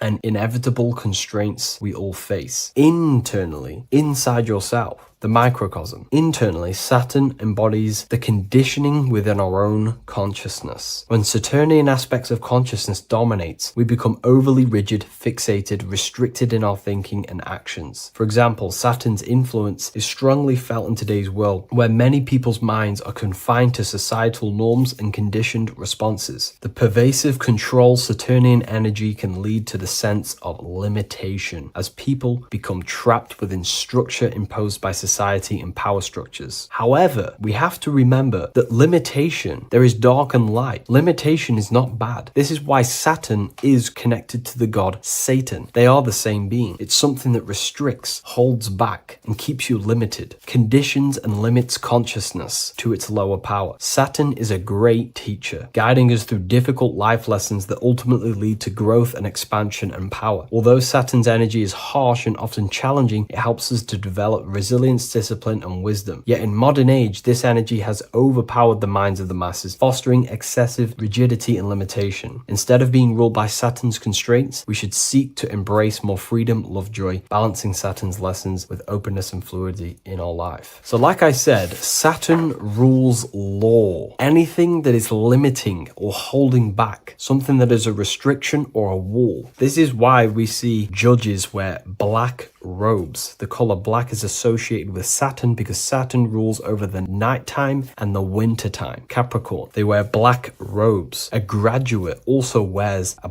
black robe with a black square cap on its head because black is associated with Saturn, restriction, limitation. University graduates wear this. Personally, not to offend anyone, these educational systems that we have in today's world are not here to give you power, to find you the power of consciousness or yourself. They are simply to restrict you, to keep the mind limited in a certain belief system. That's not to say the things in university are completely useless, but what I'm saying is it is a conditioning by the educational system. And if we actually look at the top of the hat, it's a square over a circle. And in Freemasonry, we see the compass on top of the square. In Freemasonry, we see the square underneath the compass on top of the square. The square creates squares and the compass creates circles. So this is symbolizing the square, which is matter, the circle, which is spirit, matter over spirit when it needs to be spirit over matter. This is a symbol of conditioning, limiting the mind into being locked in the 5 senses and base consciousness. Saturn's energy is keeping people restricted. This is why there is so much Saturn symbolism in today's world, because Saturn is anything to do with limitation, restriction, and time. All of the systems in place are to limit our minds, to keep us on base consciousness, only thinking in a limited box, only thinking and aware of the 5 senses. In base consciousness, in animal nature, one only thinks according to their senses. When they have a sense, their mind thinks. This is an affect state of consciousness. They're living in the affect. We need to understand that in base consciousness, we have no true power to create. We're simply living in cycles of affect. Now, what do I mean? The physical world is the effect. It's already manifested and cannot be changed. Our consciousness needs to rise to become a cause instead of playing around and being lost in the effect, to become a co-creator. And this is what the system does not want you to do. It does not want you to become a conscious creator. So they keep you in base consciousness, not giving you the awareness that you are literally a god creating a world right now. You are a world and you are shaping the world. Our consciousness needs to be mastered, controlled, and then we can become a conscious creator instead of running around in the world of illusion and effect. As above, so below. What happens in the mind happens in reality. We do not want to be matter over spirit, which means the external world over the internal world. We need the internal world to rule over the external. Saturn's symbolism can be symbolized as a black cube. The cube symbolizes this physical world because everything has 6 sides. We can move forward, backward, left, right, up, and down. We are in this cube. This is why we say think outside the box. Thinking outside the box means to become a cause and not an effect. The mind needs to be a cause, an instruction center, and not just thoughts that are reinforcing the effect and lost in the effects of the material world. Instead of reacting, we need to become a commander. This is a symbol of conditioning and the physical plane. Black is dull, lifeless. The physical world is lifeless. It has no power to create. It has no power to do anything. It is simply a projection and an effect. You, the mind, consciousness, are the cause. You can create the effect. In today's system, Saturn's energy is heavily relied on, which is just simply man-made laws, restrictions, time wasting, and keeping people in base consciousness, only aware of the physical 5 senses. Let's get something straight about the elites. They do not worship Saturn. There is nothing to worship. They simply use the energy of Saturn to keep people limited. They're not using the planet Saturn, but they're limiting people in their belief systems and physically where they can go, restricting boundaries, countries, restricting people's minds through mass media, which is all symbolism of limitation and restriction of Saturn. They're not worshipping it, they're using it and abusing it. Saturn could be anything in your mind that keeps you limited. If you have a limited thought that does not allow you to take action on something, that is a Saturnic energy within your own mind. Anything that is indoctrination, anything that is boundaries on you, that is a Saturnic energy. Some people say that the Saturn and the moon are working together to trap our soul. This is highly symbolic. Saturn and the moon are not forming a matrix to trap your soul and keep you reincarnated. Again, this is symbolic, and in the esoteric version and understanding of this, we can see that they do have a relationship. The moon is our subconscious mind, and Saturn is restriction. If we have restrictions and belief systems in our subconscious mind that keep the soul locked and trapped only in these 5 bases, these 5 senses, then we will think and condition ourselves that we are only the physical body and never actually free ourselves from the material world and ascend. Saturn and the moon are not working together, but these are highly linked. By limiting the subconscious, we keep people stuck in base awareness, keeping them locked in the world of effect, never becoming a conscious creator. We have 2 spiritual currencies, time and attention. These are the 2 currencies that we spend. We spend time or pay attention. These are the 2 spiritual currencies that pretty much create our reality. And the system aims to hijack these 2 currencies from you, to limit you, to dominate you, so you do not become a conscious creator. So again, no one worships Saturn. It's simply just a symbol of limitation and restriction. Limitation has good and bad. Limitation can make us learn, overcome, become strong, disciplined, but when it's abused, it can keep people locked in base consciousness and stuck in their lower nature, never figuring out how powerful they are. You hold the power to shape a world. That's how powerful you are, to turn thoughts into physical existence. I'll see you in the next video. Please leave a like, comment, and a subscribe. What are we all doing, people? Survival wisdom. Today we're going to be breaking down the Bible and its real, true metaphysical meaning. All of these slides within this video is taken from my book, The Book of Wisdom. So you can get all of these slides. So the Temple of Solomon, you are body, mind, and soul, which is the Holy Trinity, the moon, sun, and earth. The sun is your soul because the sun is its infinite source of energy. It is its own source of energy. And that is what your soul is. It's its own source of energy. The moon is mind. This is why you call people a lunatic. You're a lunatic. Luna means the moon. And inside of your mind, you have a specific mood. Mood is moon. And mind in German is Mond. And the word Mond means moon.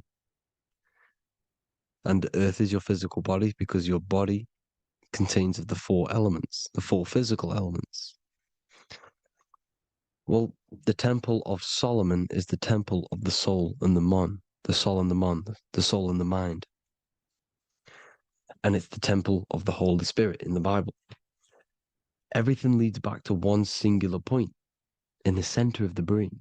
The brain is not the mind. It's mind over matter. Okay?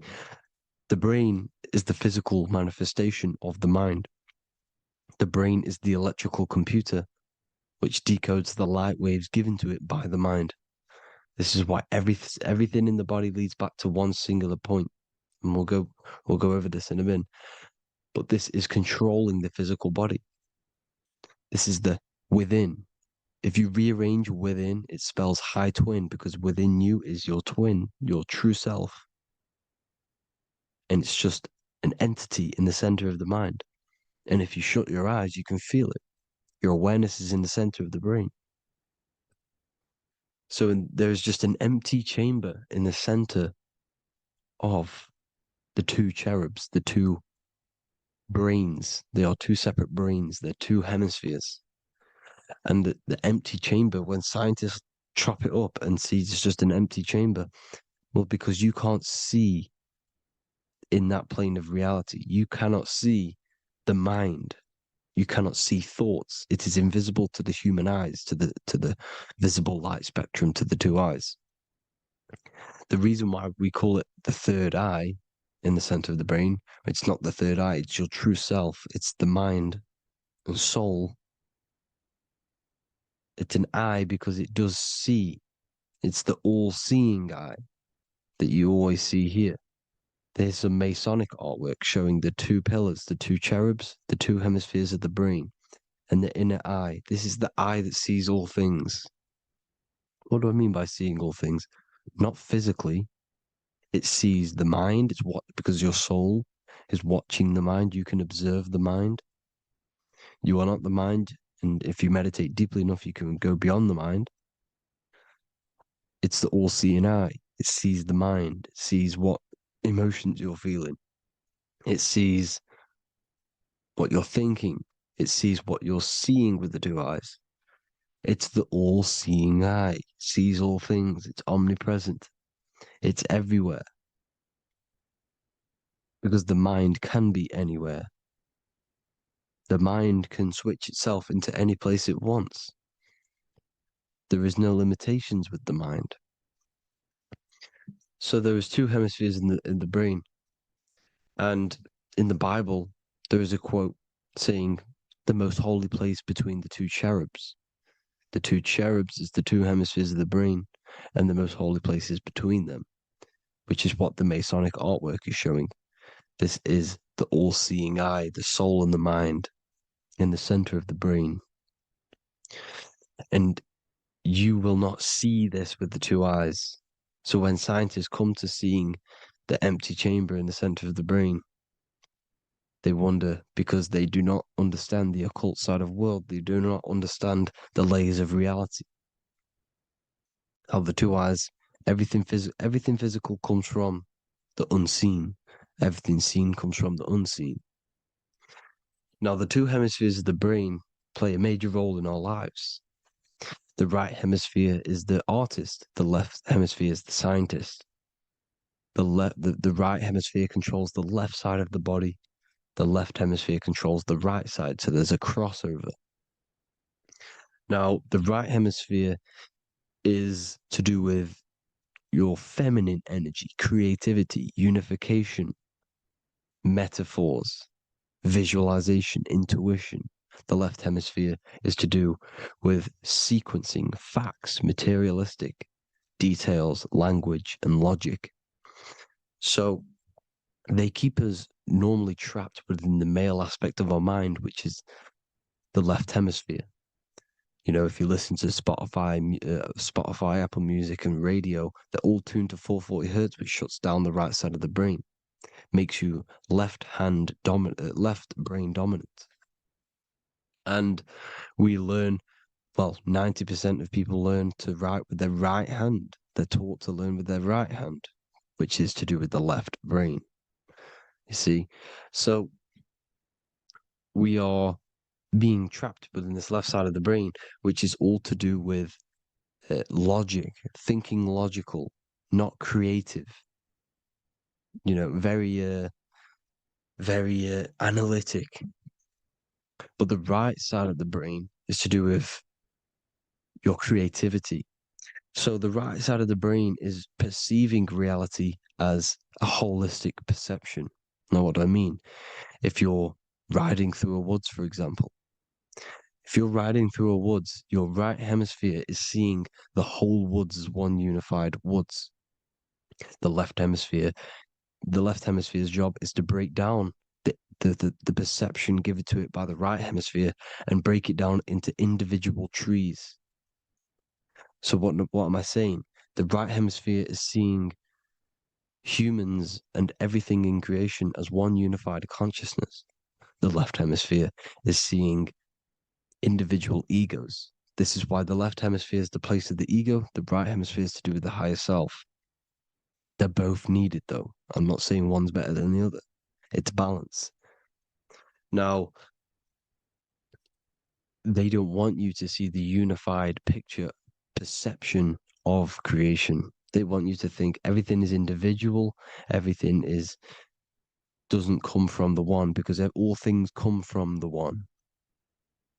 And we experience the two in this reality, dualism. In order to understand the one, we have to experience the two to advance.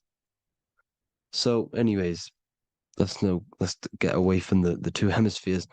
The right hemisphere, like I said, is to do with the higher self. And this is why in John 21:6, it says, cast the net onto the right-hand side of the boat and you will find fish.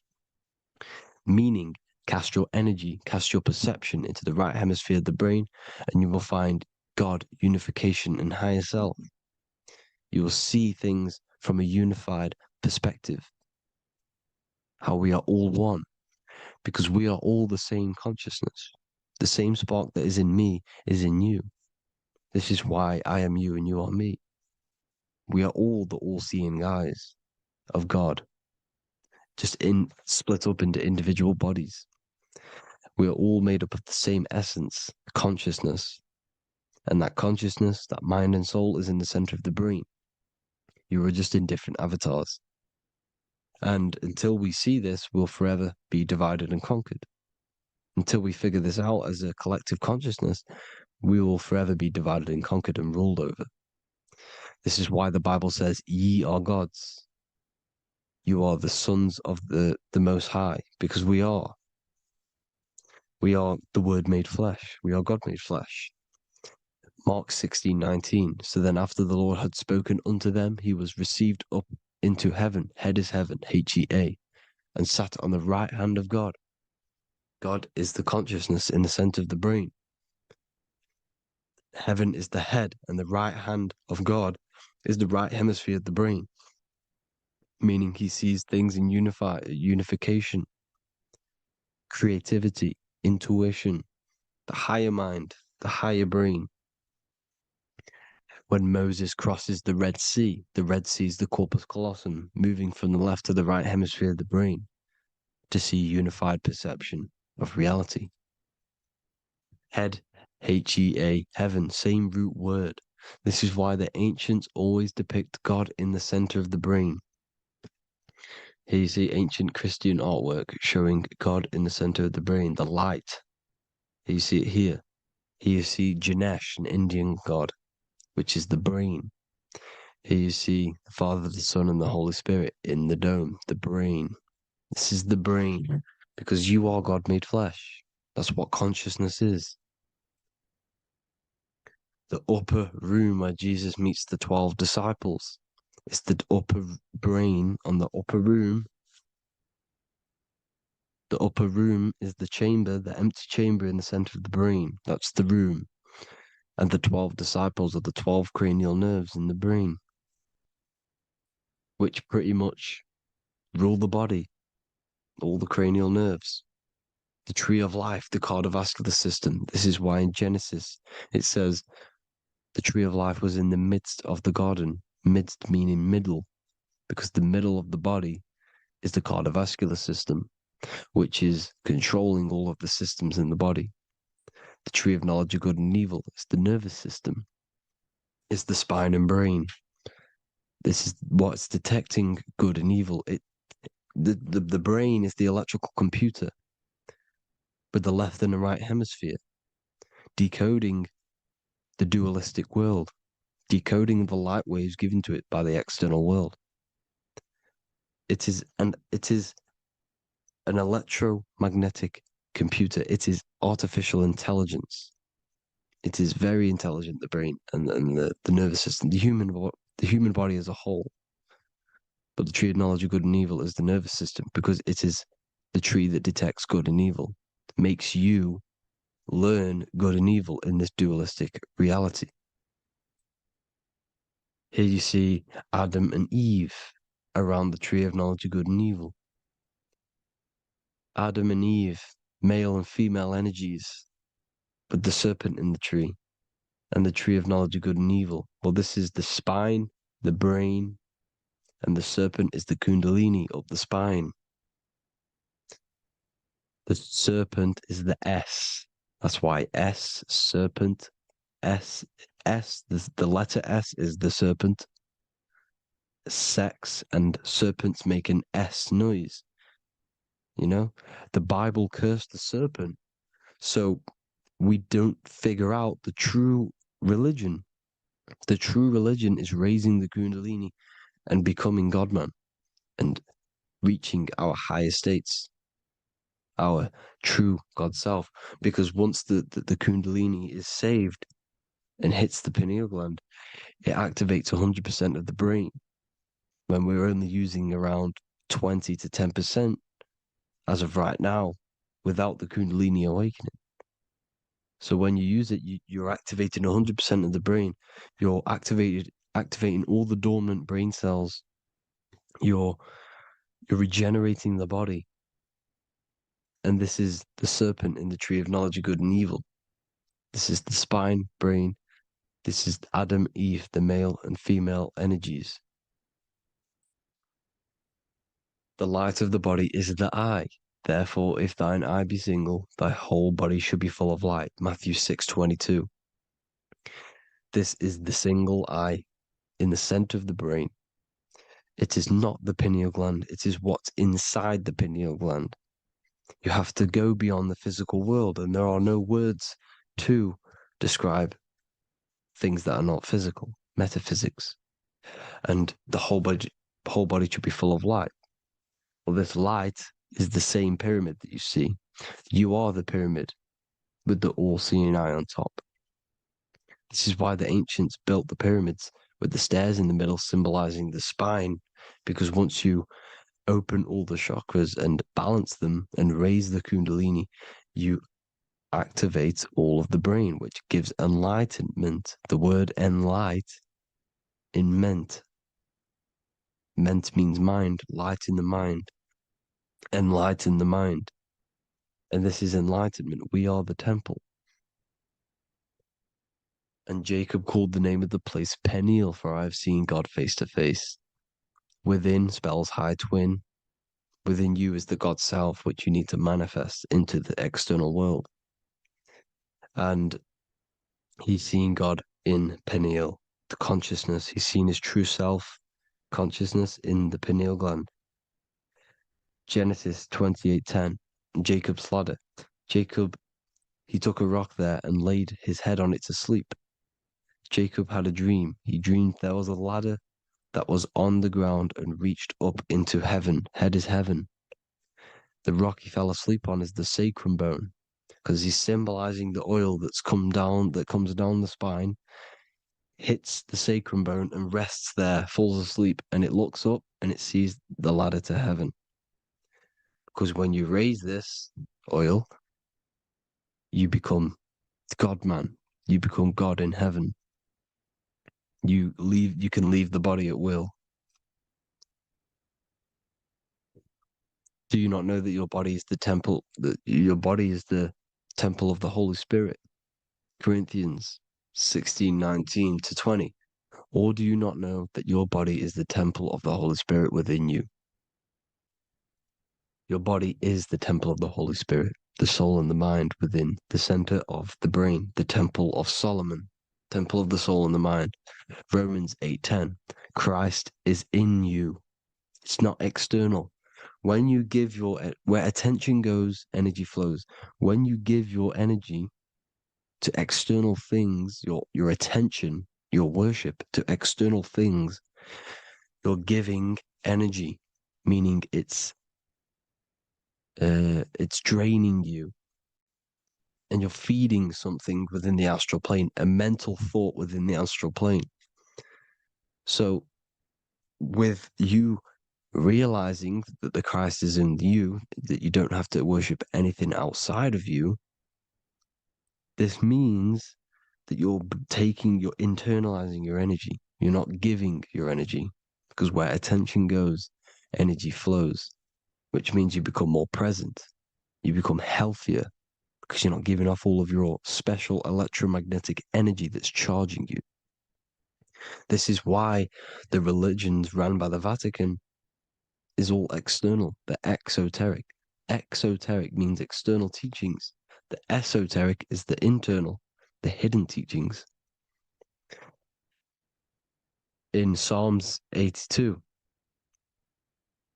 I have said, ye are gods, and all of you are children of the Most High, because we are the Most High, split up into individual bodies. That's what consciousness is. Consciousness is the Most High, and we have to raise ourselves to the Most High. Brahma, Vishnu, Shiva, the Father, the Son, and the Holy Spirit. Why is it always a trio? It's a trio because it symbolizes us, the soul, mind, and body. The mind is the bridge for the soul to be in the body. What is the soul? It's the life force. It's the watcher. It's the all-seeing eye. The soul sees into different realities, and it gives life to the body of every reality it goes in. This is why you always see light around the all-seeing eye, because it is the energy, the life force, the light, life, L-I. Life is light, and it's the eye because it sees into the different realities. It sees into the dream world. When you're going to sleep at night and you dream, it's not a dream. It's another reality. You're a multi-dimensional creature. We live in a multiverse. There's infinite amount of yous. And there is a version of you which is the highest self in a reality somewhere. And this I has the ability to switch realities, which is exactly what astral travel is. Astral travel is the ability to switch reality beyond the 3D construct of this world.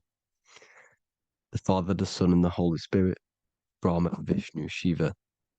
Brahma, the soul, inhabits different bodies. This is why they have different heads. Vishnu, the mind, symbolizing gnosis, meaning knowledge. This is the serpent. The serpent symbolized knowledge. Shiva, the body. Father, the Son, and the Holy Spirit. The bird, the soul, because the bird symbolizes the soul. This is why you have here the Egyptians showing you the soul leaving the body. Here you see here with the twin head, the same head, and it's a bird. This is the soul self. This is the ego self. The Egyptians knew this. They knew all of this. Of course they did. Now the whole story of Jesus is all metaphorical for the process which goes on within your body. Your neck and head is the holy grail which the sun and the moon creates.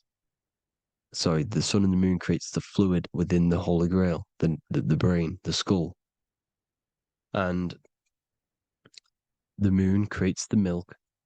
Sorry, the moon makes the milk. The sun makes the honey, the land flowing with milk and honey in the Bible. The land flowing with milk and honey is the center of the brain in the Holy Grail. Here you see the Masonic artwork showing you the sun and the moon creating the fluid in the spine. Here's the serpent. Serpent symbolizing the two Kundalini channels, the Ida Pingala up the spine. Here's the furnace raising the Kundalini, raising the oil, heating it up, and rising it to the crown. You see? So here you see more Masonic art, seeing the sun and the moon creating the holy fluid in the brain, in the cup, filling the cup.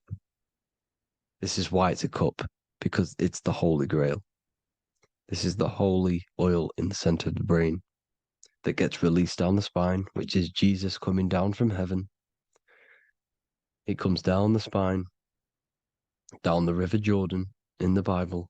This is when Jesus goes from Nazareth to Jerusalem. He comes down the River Jordan, and Joseph and Mary are in Nazareth waiting for Jesus' return. Joseph and Mary symbolize the pineal and pituitary gland, which produce the two oils created by the sun and the moon. And he returns. When he returns, he gets crucified at 33, because there's 33 vertebrae at the back of the spine, and it crosses the vagus nerve.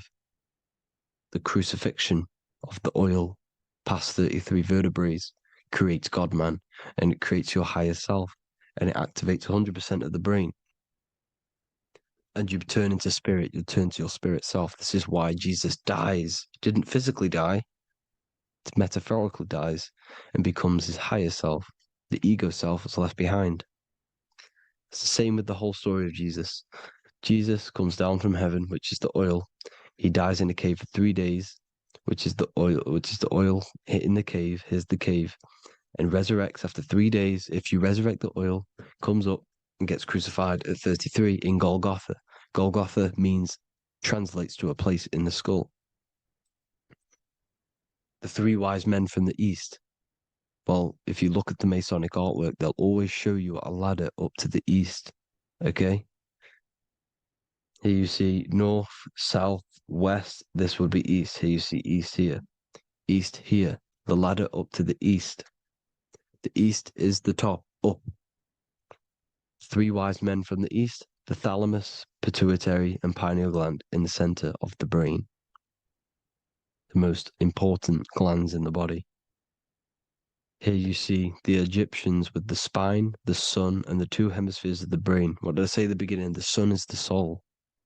The sun is its own source of energy. It's the life force, which gives life to anything it inhabits. The soul is the same thing. That's why sun and soul mean the same thing. So, what I'm saying is consciousness is God. And this is why when it refers to as God in the Bible, it means your higher self, pretty much. And returning back to this higher self, because God is something that you need to manifest. Consciousness is God, and your body is a reflection of the creation by God. This is why everything in the body corresponds with the stars. The stars rule the body. We are an image of the stars. This body is an image of the whole of creation. Aries rules the head. This is the cerebrum, the ram in the brain. Here's the ram, Aries. And we have something called the cerebrum, Aries, the ram. This is the Lamb of God moving to the higher mind. Taurus, which is the lower brain and neck, the cerebellum, the bull Taurus, the lower mind, and the cerebrum and the cerebellum, the ram and the bull, is what makes you ramble on. Ramble meaning walking. The higher mind and the lower mind working together makes the body ramble. Ramble is what makes you walk along. Thank you to Santos Bonacci. Gemini, the two twins. rules the two arms, the hands, and the lungs. These are the two twins of the body. Sagittarius, the horse, which rules the hips. Hips means hippo. Hippo means horse. Hippopotamus means water horse. Hippo means horse, and this is why we call them hips, because horses have massive hips. Capricorn, the kneecaps. Pisces, the two fish, the 2 feet. Then they make us swim. We are an image of the stars, people. Well, the body is anyway. Consciousness is God, and the body is the image of the whole of creation. It's a reflection of the whole creation, as above, so below. 12 systems in the body, 12 cranial nerves for the 12 constellations, 12 cell salts. The body's made out of 12 cell salts. So, this is where it gets kind of deep. You know, this is where we get deep. And he said, Jesus was known as the fisher of man. And fisher of man, meaning man does not mean man as in the male. Man means mind. He's the fisher of minds. So the Bible is not patriarchal. It's not patriarchal. Man just means mind, pretty much. So the fisher of mind, man, because he was fishing minds out of this reality into the higher realities. He was teaching people how to leave the body when he walks on water. Walking on water is the physical, etheric, astral, and mental. These are the different planes of reality. The ether is the either, because the ether is the substance that's on either side, astral and physical. It's the 5th element, is ether. And the 5th element is the water. The same water at the beginning of the Bible when it says, let the firmament divide from the waters above from below. The water symbolizes the ether. It's the base of all physical matter. And the ether is known as the water. So when you're walking on water, you're walking on the ether, meaning you're leaving the physical body. So when Jesus walks on water and he's teaching Paul to walk on water, Paul becomes scared and falls back into the water.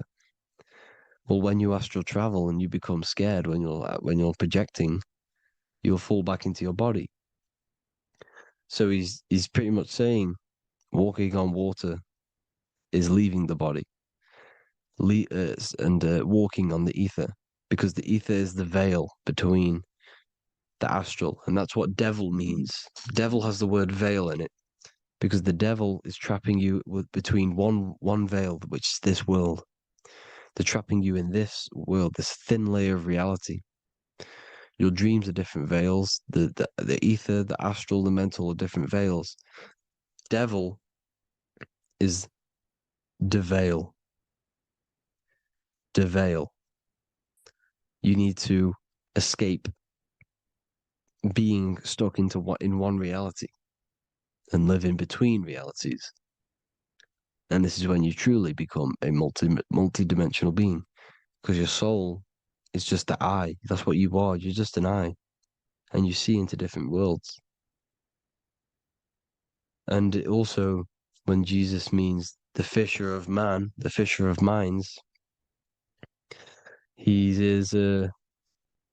I truly believe, because of my research, that there is other worlds. It's not just this one. There's higher worlds. There's an infinite amount of you, and you've been in them dreams you call dreams. Them dreams are other realities that you are in. That's why when you're there, you don't feel like you're in a dream. You feel like it's 100% real, because it is real. So this is why the ancients always depicted the many different heads, because there's many different versions of you. And this I, the soul, the watcher, is switching itself into different bodies at all times. Well, when you sleep, when you astral project. And this is what the ancients were doing. They understood the multiverse, and they could switch bodies at will. And this is what the 7 seals are in the Bible, also known as the 7 chakras. These are literally portals within us to these different worlds. We're in the heart at the moment. Earth, rearranged, spells heart, meaning middle. This is where good and evil exist. It's the middle point, the midpoint of realities. So, I hope you all enjoyed the video. All of this knowledge that I've give you in this video is inside of my book, the Book of Wisdom. The Book of Wisdom gets updated every single month with new pages. It's a one-time payment for a lifetime worth of research and knowledge by me. So if you do want to get it, the link will be in the description. But I hope you all gain some amazing insight. Please like, comment, and share to help the algorithm, and drop a subscription. And for more lectures, every 2 days, I drop lectures and knowledge within the Patreon. If you want to support the channel, join the Patreon. Everything's in the description because we are not monetized on YouTube. Thank you all. Have an amazing day.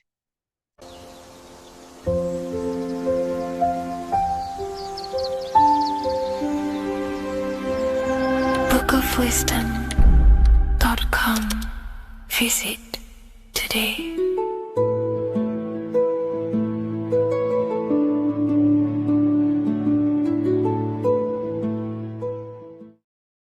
So depression doesn't actually exist, and in this video I'm going to show you how depression is actually a choice. And I'm going to give you some solutions on how to deal with it.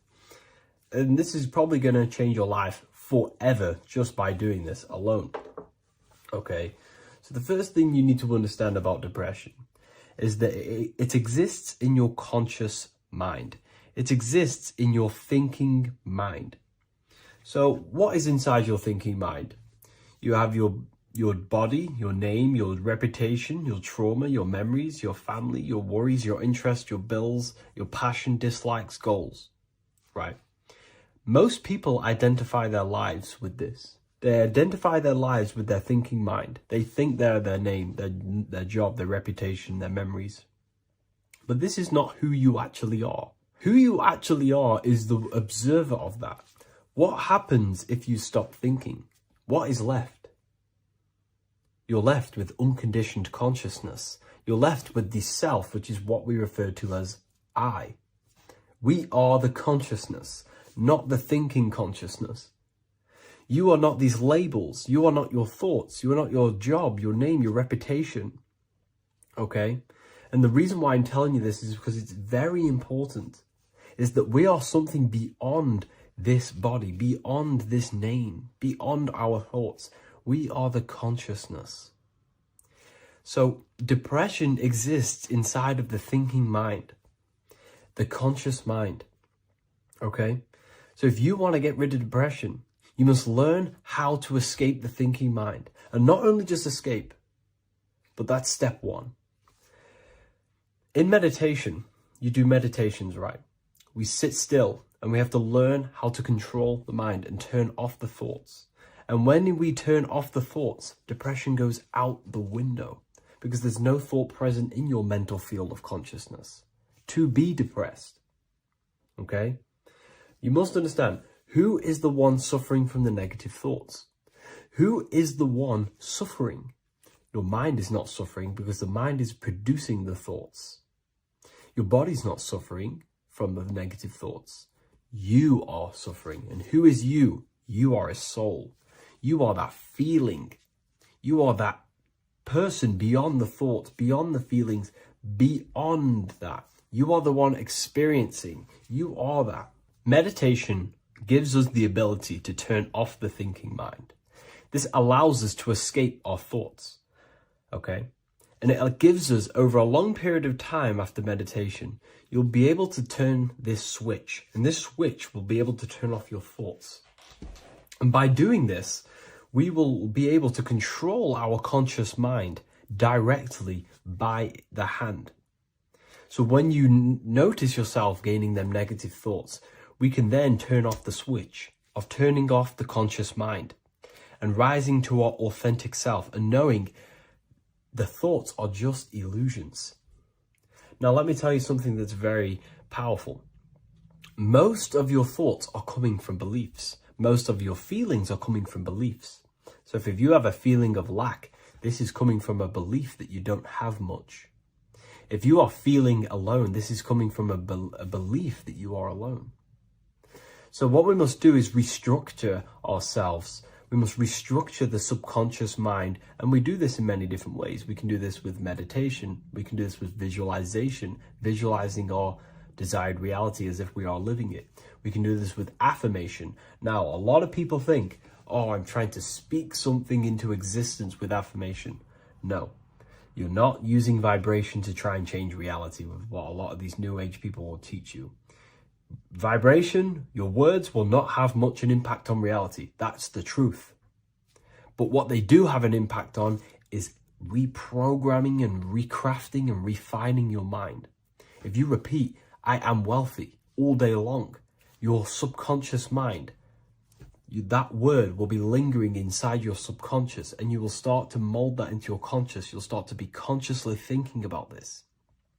Most of your thoughts are coming from your subconscious. So if you want to get rid of depression, you got to figure out the trigger. What are you depressed about? What are you feeling? What are the beliefs that are making you feeling and thinking this way?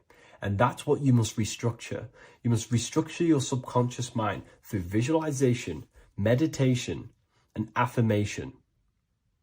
You do these all the time. You do these every single day, and you will slowly, if not surely, restructure your subconscious mind. While by doing the practice of meditation, you'll gain the off switch as well. Sometimes depression comes from not living in your authentic self. You're not doing the things that your soul is telling you to do. We all know what we should be doing at all times. I don't care what you have on.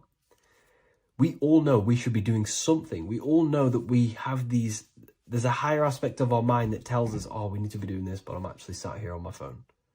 Oh, I shouldn't be eating this, but I'm doing it anyway. There's always that higher voice. And that is the voice that has to be connected to. And when that voice, when your body's not acting out the voice of the soul, then the soul becomes sadder, and suffers more and more and more. There has to be a connection between the soul, the mind, and the body. They have to work in unison. Okay? So I hope this video helps with depression, with whatever you're going through mentally. Religions were made to hide the truth about yourself, God, and the universe. You see, religion teaches there is a God separate from you. He created the universe separate from himself. They did this to truly disconnect you from consciousness, from God, and from yourself.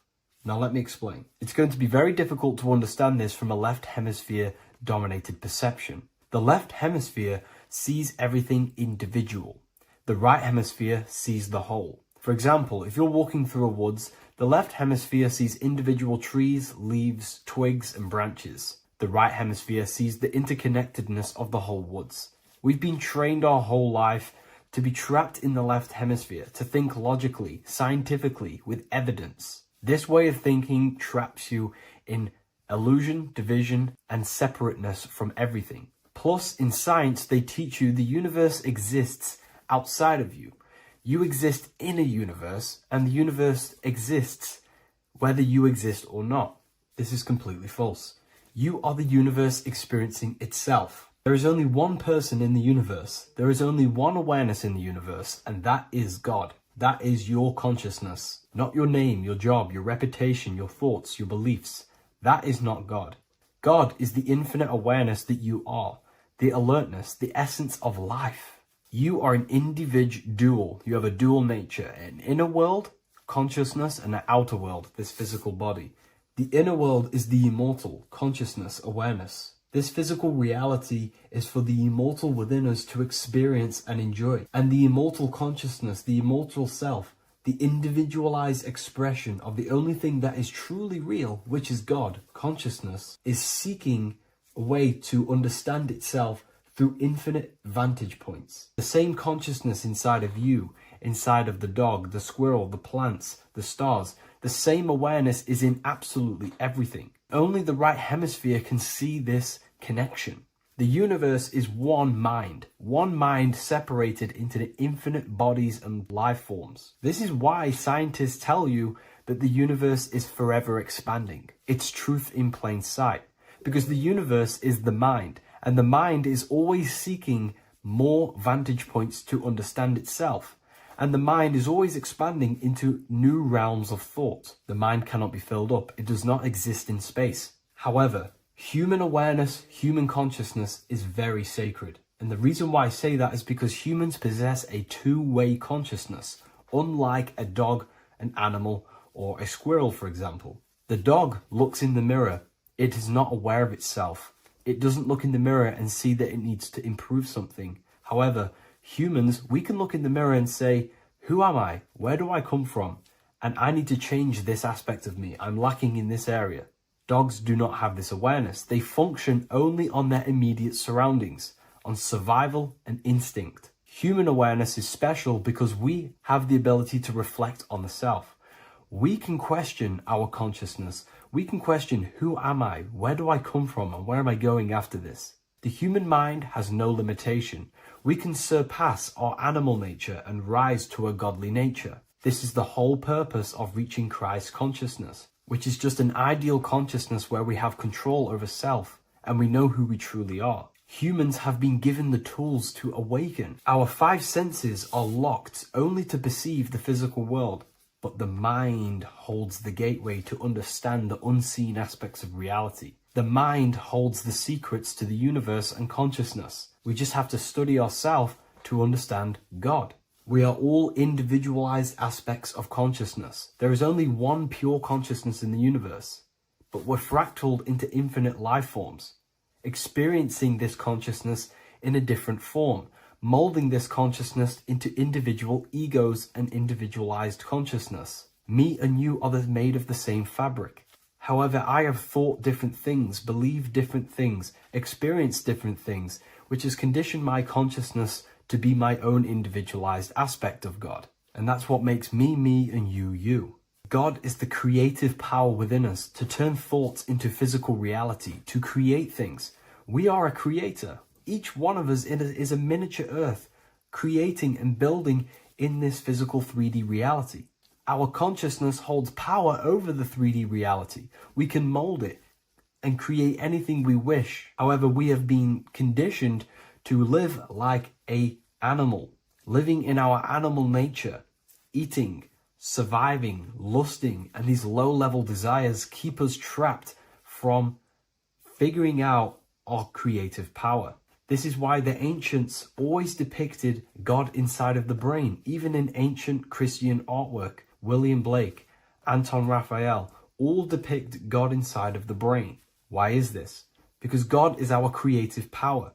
The spinal column acts as a type of ladder of consciousness. If you just think about sex and act on sex, eating, consuming, and living in a survival animalistic state, then your consciousness is functioning on the lower end of the spinal column, where your reproductive organs are and your gut organs are to consume food. In order to activate the God within us and to us to truly know God, we have to be aligned with the God consciousness. We have to unlock the God within us so we can truly actually experience God and understand it. However, God exists beyond our personal consciousness, beyond our human identity. In secret societies, satanic rituals and satanic societies, they are seeking a way to escape the human identity through ritual work, meditation, and trance-like states. A trance-like state is like the state that you enter just before you fall asleep, where there is no thought present in your mind, because you are not the mind, you are the observer, you experience the thoughts. And when we escape the human identity through rituals, meditation, or trance-like states, we can actually experience beyond the veil of this material world. However, satanic rituals do this in a negative way. Satanic rituals include ways to make the human mind tap out by pushing the human minds to the limit through pain, suffering, and even torture. to allow the mind to pass out so you can temporarily pass on the veil of the physical world and escape the limitations of the human identity and the human thinking mind. Now, you do not have to do it this way. You can experience the divine and beyond your human identity through many different ways, such as deep, deep meditation, rising above your thoughts, and setting 3 alarms, one for 6 a.m., one for 6:30, and one for 7:30. And when you wake up at these times, what you need to do each time you wake up is allow your mind to stay awake but your body to fall asleep. And you will enter this trance-like state. And you can gain ideas, experience lucid dreams, and maybe even astral project. All of these rituals in secret societies and satanic societies is all about escaping the human identity and experiencing the divine planes beyond the physical. To wrap all of this up, this is all about consciousness. Consciousness is the infinite awareness of the universe, just fractaled into separate bodies. And this consciousness is seeking a way to understand itself in infinite angles and vantage points. And religion was made to cut off your connection to the divine planes beyond this world and beyond your self-identity. Therefore, if you want to know God, you have to study the attributes and qualities of God, such as geometry, numbers, consciousness, the mind, the subconscious, human anatomy. All of these things are aspects of God. We have to study ourselves and study nature so we can see God. God is the infinite awareness of the universe. If you love this video, please leave a like and share it with a friend. I'll leave a link in the description for the Book of Wisdom, Volume 2.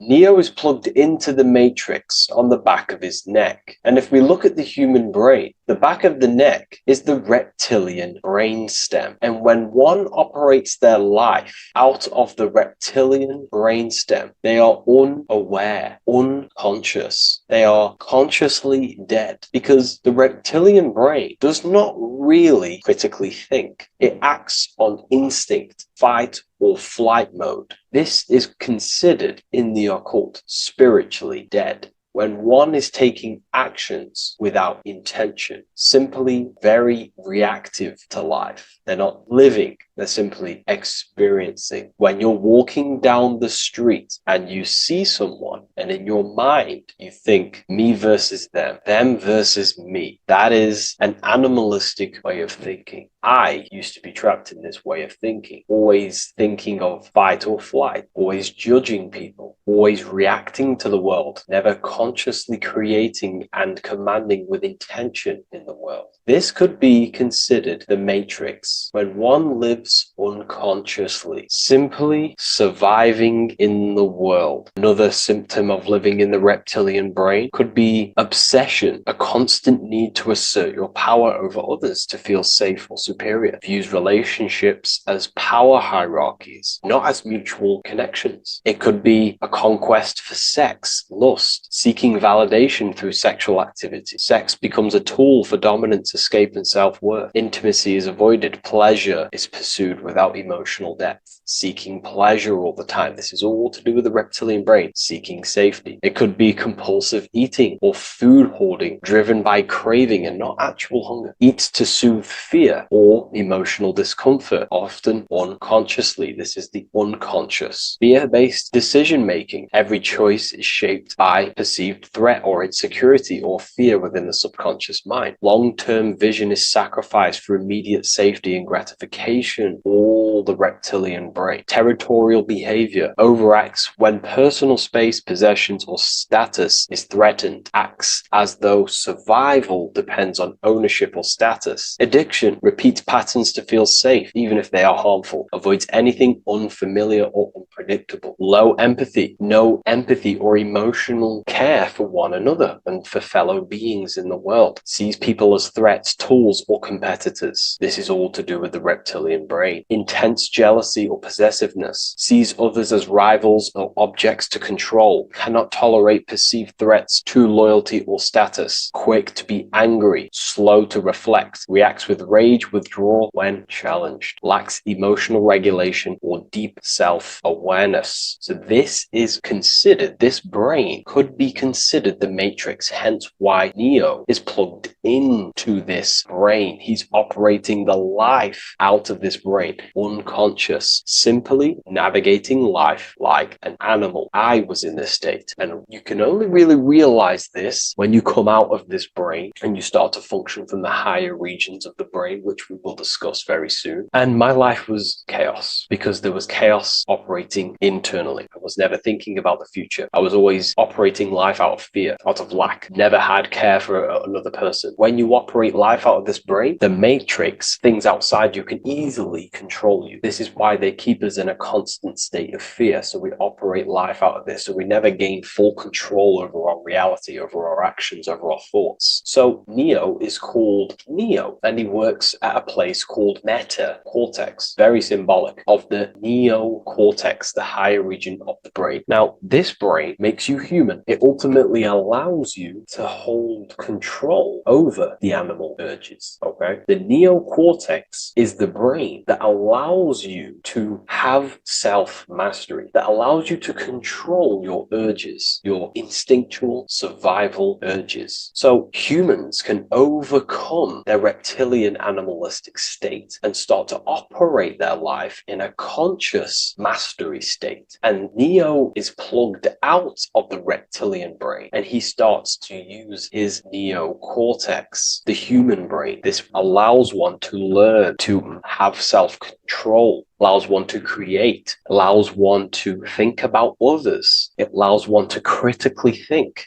deeply. It allows one to be self-aware. Who am I? Where did I come from? And where am I going? This is ultimately the brain that has shaped the world. We look at humans. We built technology. We built all of these amazing things. They all come from the neocortex. This is the higher region of the brain that allows consciousness to function on a higher degree. It allows you to truly become a creator and have self-control instead of living in a reactive animal state. You see, animals are only aware of their five senses. They're only aware of surviving. If you notice, look at animals, they're always looking around. Even in their home, they're always looking around, sniffing around. That's because they operate in an animalistic brain. Humans have the neocortex. This is a higher region of the brain, which if you wish to master yourself, this is the brain that you will be using. This allows you to operate life on a higher degree. We see this reptilian brain symbolized everywhere. See it as reptiles. Reptiles are symbols of this brain. We see the Egyptian god Osiris with the green skin representing a reptile, a crocodile. Sometimes we see Osiris depicted in Egyptian artwork with crocodiles or reptiles, if you do a little bit of research on that. And also, if we look at the overall symbolism of Osiris and his story, we notice that he is the god of the dead or the underworld. This is not literal, but the dead or the god of the death,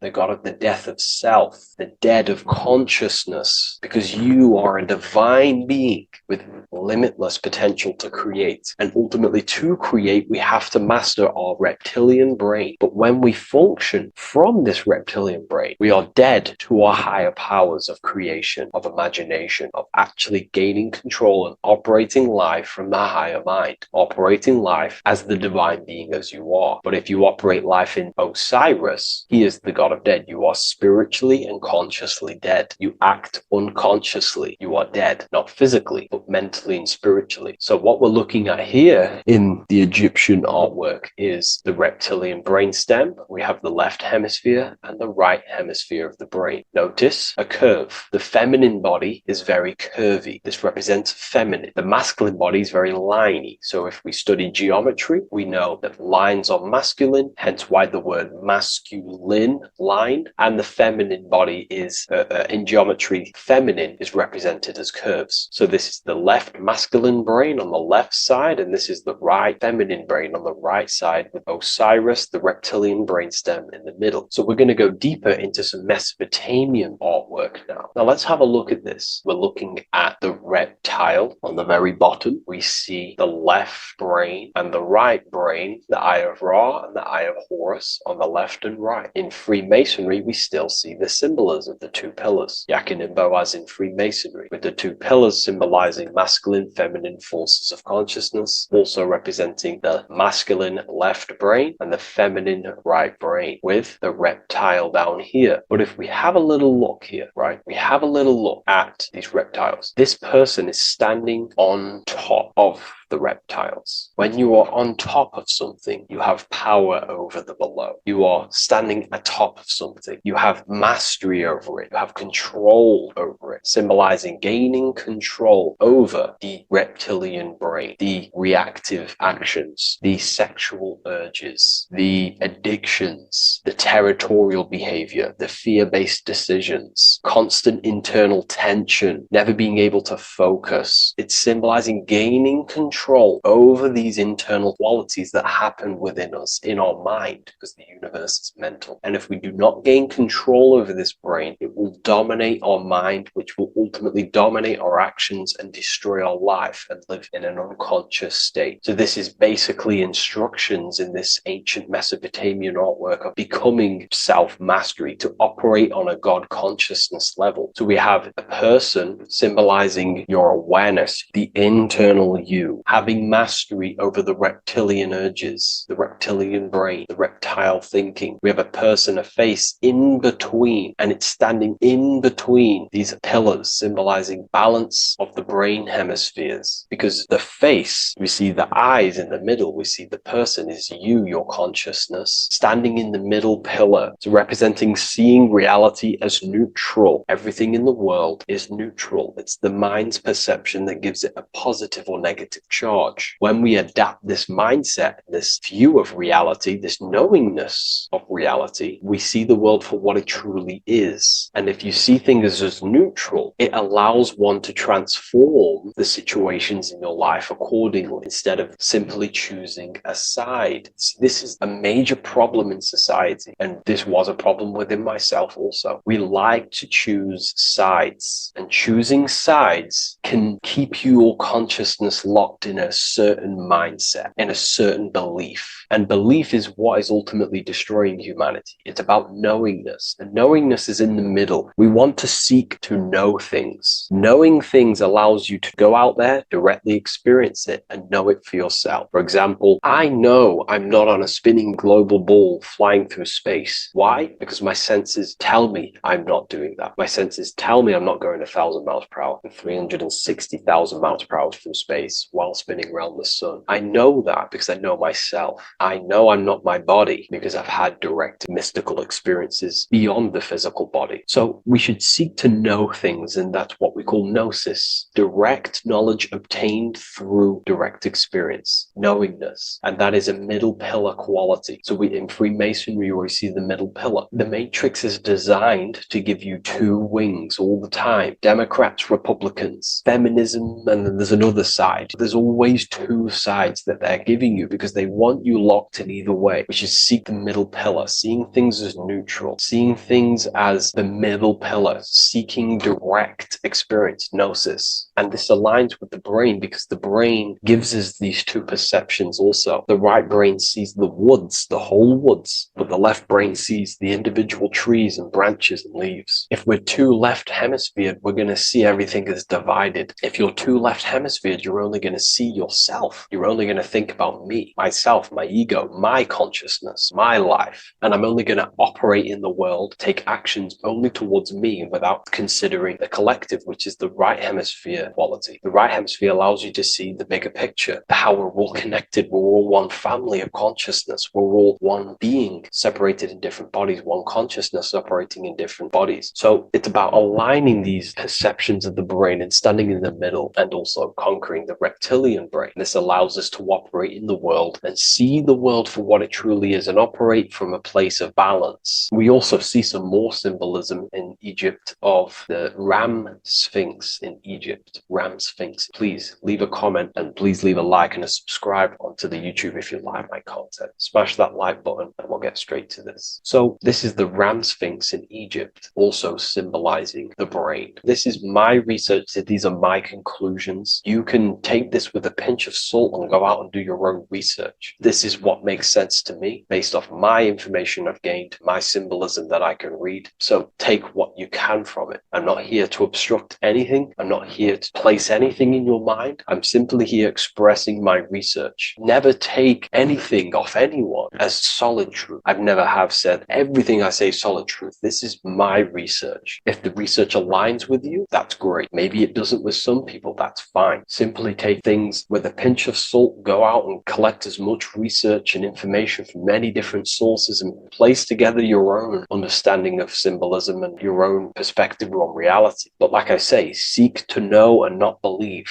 So this is the Ram Sphinx in Egypt. This is a more powerful symbolism of the brain. We have Osiris here, the god of the dead, which is the reptilian brain, and an Aries symbol here symbolizing the hippocampus in the brain. So this is the reptilian brain stem, heavily aligned with the reptilian brain stem here. We can see the connections if we look closely. So this represents the dead of consciousness. This is the dead of self, living in impulsive animalistic state, the symptoms that I listed earlier. I'm not going to go over the symptoms again. And Aries symbolizes the hippocampus in the middle of the brain. It's the hippocampus. And Aries is a symbol of a state of being. Why? You see, ancients and the ancient Egyptians, according to my research, Freemasons still use this symbolism today. So what they do is they use the path of the sun to symbolize a state of consciousness or a journey in consciousness. So what do I mean? So Aries here is the transition from the winter arc. So this is the winter arc from Libra, Scorpio, Sagittarius, Capricorn, Aquarius, Pisces. This is when the sun is dead. This is when the electromagnetic waves of the sun are not very present. This is the winter. This is when there's more darkness in the world. However, from Aries, Taurus, Gemini, Cancer, Leo, Virgo, and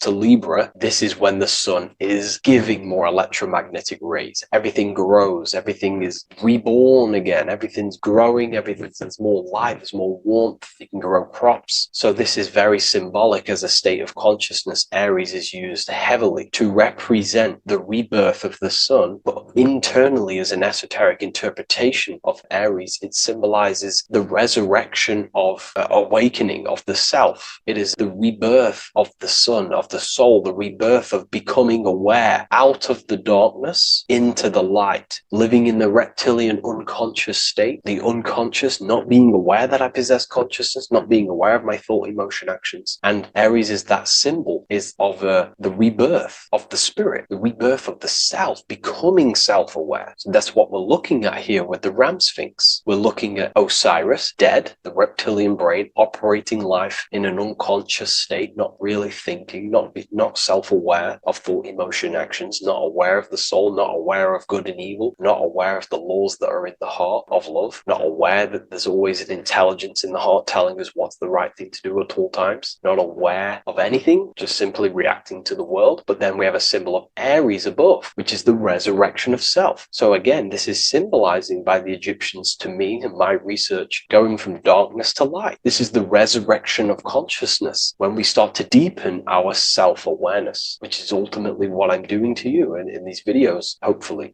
I can awaken some people's minds and make people think deeper. And that process of internally what's happening within you that's what Aries represents when you're starting to say, wow, my mind's going deeper and deeper into the self and I'm realizing more. That is what Aries symbolizes. When the sun returns, it's also a symbol of a sacrifice, because obviously when the sun returns back to Aries, we're sacrificing the winter, when we're transitioning, and all transitions require sacrifice. So in Aries, the Jews celebrate the Passover. It's the Passover of the sun. And what do? They eat lambs in the Passover Aries, because it's all symbolic of this internal process. In Aries, Christians celebrate with Easter, which is the resurrection of Jesus, the resurrection of the sun. Remember, it goes deeper. There's deeper layers to this. It's the resurrection of the self and the mind deepening into a deeper awakening. So again, we're going from the lower regions of the brain, and when we start to critically think and become self-aware, we're starting to use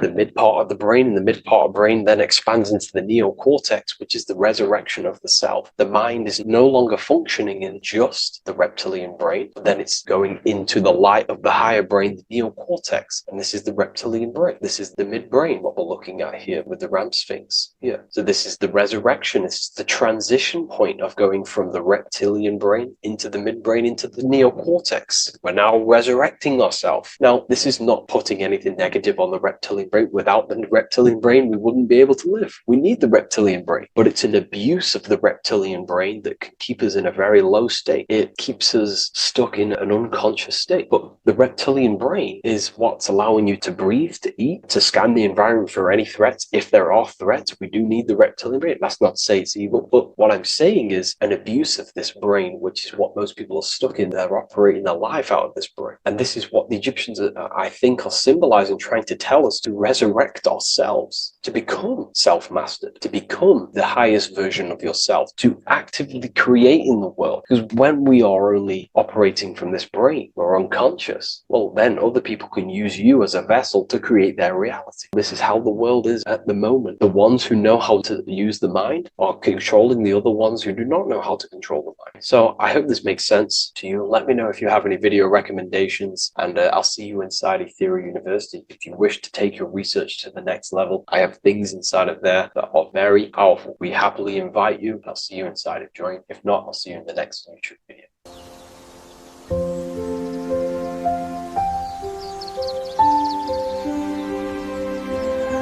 bookofwisdom.com. Visit today.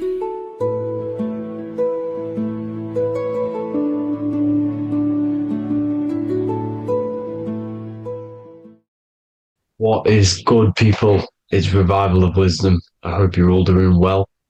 Now, this video is how to raise your holy oil or your kundalini. Let's get straight into this.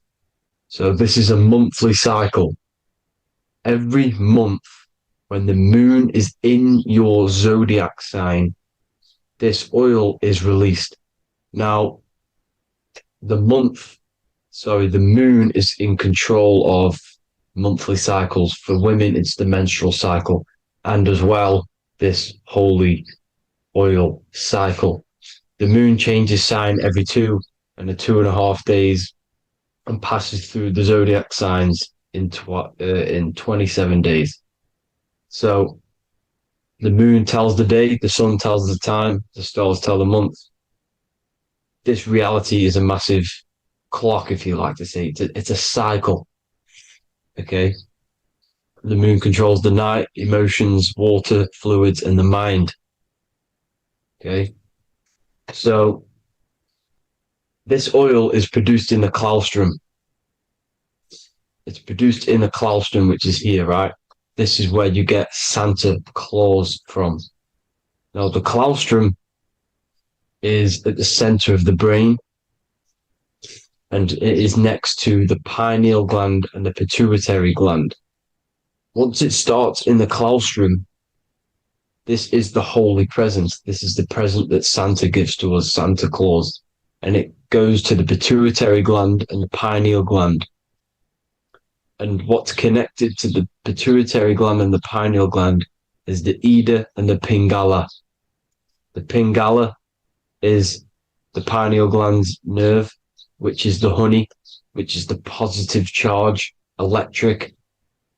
And the pituitary is the Ida nerve, which is the magnetic charge. This is the milk, the land flowing with milk and honey. This is the brain, the heaven, okay? And it travels down the spine using these two nerves, these electromagnetic charge. And this is what the ancients symbolized with the two serpents wrapped around the spinal cord, the Ida and the Pingala. And this travels down to the sacrum or the solar plexus. Okay. So once it's here, okay, the spine is an elongation of the brain. So the spine is pretty much the brain. It's an extension of it. And it's kind of a microcosm of how we descended from heaven to physical reality, to physical matter, which is our consciousness has done. Our consciousness has descended from heaven into physical matter. and this is a microcosm of it. Okay. So once we're in the sacrum bone, this holy oil, like I've just explained, this holy oil starts in the Santa Claustrum, goes down the chimney to the sacrum. This is the sacrum, the solar plexus, and drops the present off at the sacrum. Now, once we're at the sacrum, we need to raise our vibration to take this oil back up the spine. Okay. And the River Jordan symbolizes this in the Bible. King Herod wants to kill Jesus in Nazareth, which is here, this is the River Jordan, is Nazareth. He goes to be born in Bethlehem and then goes back up to Nazareth to Joseph and Mary. Joseph and Mary, the pineal gland and the pituitary gland. The Bible is huge symbolism. It's all metaphors for this sacred process which goes on inside of your body. You are the Temple of Solomon. You are the Holy Land. The Holy Land is your brain. Once this oil is at the sacrum, you need to raise your vibration in order to take it back up. Once this oil has gone back up to the pineal gland, it activates the crystals which are wrapped around your pineal gland. Your pineal gland is this tiny little beam here. This is the claustrum. This is the pineal gland. And it's wrapped in crystals. And when this oil travels back up the spine by raising your vibration, back to the upper room where Jesus met the 12 disciples, or the 12 cranial nerves in the brain, and it activates and it turns on this pineal gland. And once it's turned on, it illuminates all the cells and the nerves in your brain and turns them all on and activates the higher God man, the God consciousness, Christ consciousness. And it regenerates the whole body. This is the secret to regeneration. It regenerates all the cells in the body. And this is how the ancients lived for thousands and thousands of years, as talked about in ancient texts. They lived for hundreds and thousands of years because they knew this secret. And this fluid, this brain fluid, the secretion, or the Christos in Greek, which means gold, because this is the alchemical process from turning lead to gold. Your body is the alchemical furnace. Now, the ancients knew about this center of the brain because they symboled it. This is the Eye of Ra, and it's the brain. And this is what's wrapped around our consciousness. Our consciousness isn't wrapped around the brain. The brain is built around the consciousness. We are the consciousness. You don't have a soul, you are the soul. Okay? Now, the head, heaven, hell, heel at the bottom of your foot, that's hell. Head is heaven and hell. Simple. Now, the pineal gland produces DMT, which is dimethyltryptamine, which is known as the spirit molecule. So, let's move on. Now, when this oil travels up, back, the spine, the chimney, it crucifies at the top, which is called the vagus nerve. So when it reaches here, the optic thalamus, it crosses and crucifies once it's raised back up. And this is why Jesus dies at 33. He was crucified at 33. Because you have 33 vertebrae on the back of your spine. And then it's crucified by the cross of the vagus nerve. When this oil crosses the vagus nerve, this is the crucifixion at 33. And it symbolizes the death of the physical consciousness. You then become spirit. You then become God consciousness, activating the Kundalini, regenerating the body and the mind. Okay. The Garden of Eden. You are the Garden of Eden. The land of milk and honey is upstairs. The pituitary, which is the milk, the pineal gland, which is the honey, which is DMT. It even says this in the Bible. As he brought us into the place, and he has given us this land, a land flowing with milk and honey, which is also symbolized as the sun and the moon. The Bible also says the light of the body is the eye, not the eyes, the eye. If therefore thine eye be single, thy whole body shall be full of light. This is the activation of the pineal gland by raising this oil back up to the pineal gland, to the center of the brain. Neither shall they say, see that here, or see there, for behold, the kingdom of God is within you. So he's saying, don't look out there. Nothing is out there. It's all inside of you. Everything's inside of you. You're the universe. Now, how to raise this oil back up to the pineal gland? Every month, like I said, the moon controls the cycle. The moon controls monthly cycles. When the moon is going into your zodiac sign every month, this oil goes down the spine and you must raise your frequency to get it back up. You must retain your seed. This is the most important. Your fluid, your secret, your holy fluid, your life force. You can't let that go. That life force is the reason you're alive. This holy oil is the reason you're alive, because it feeds all of the systems in your body. It feeds all the systems in your body. You have to retain your seed, alkaline diet, positive thinking, and meditation. Okay? When you retain your seed, you will live longer. The moment you release it, you're killing yourself. You're killing a piece of yourself every time you release your seed. Every single time. You're killing a part of yourself. Okay? Now, this could be why this could be the illumination, the single eye on the Illuminati's symbol, the Freemasonic symbol, the illuminated eye, the triangle, which could symbolize the body, mind, and spirit, but the eye illuminated. Now, in the Bible, it talks about the two trees, the tree of knowledge and the tree of life.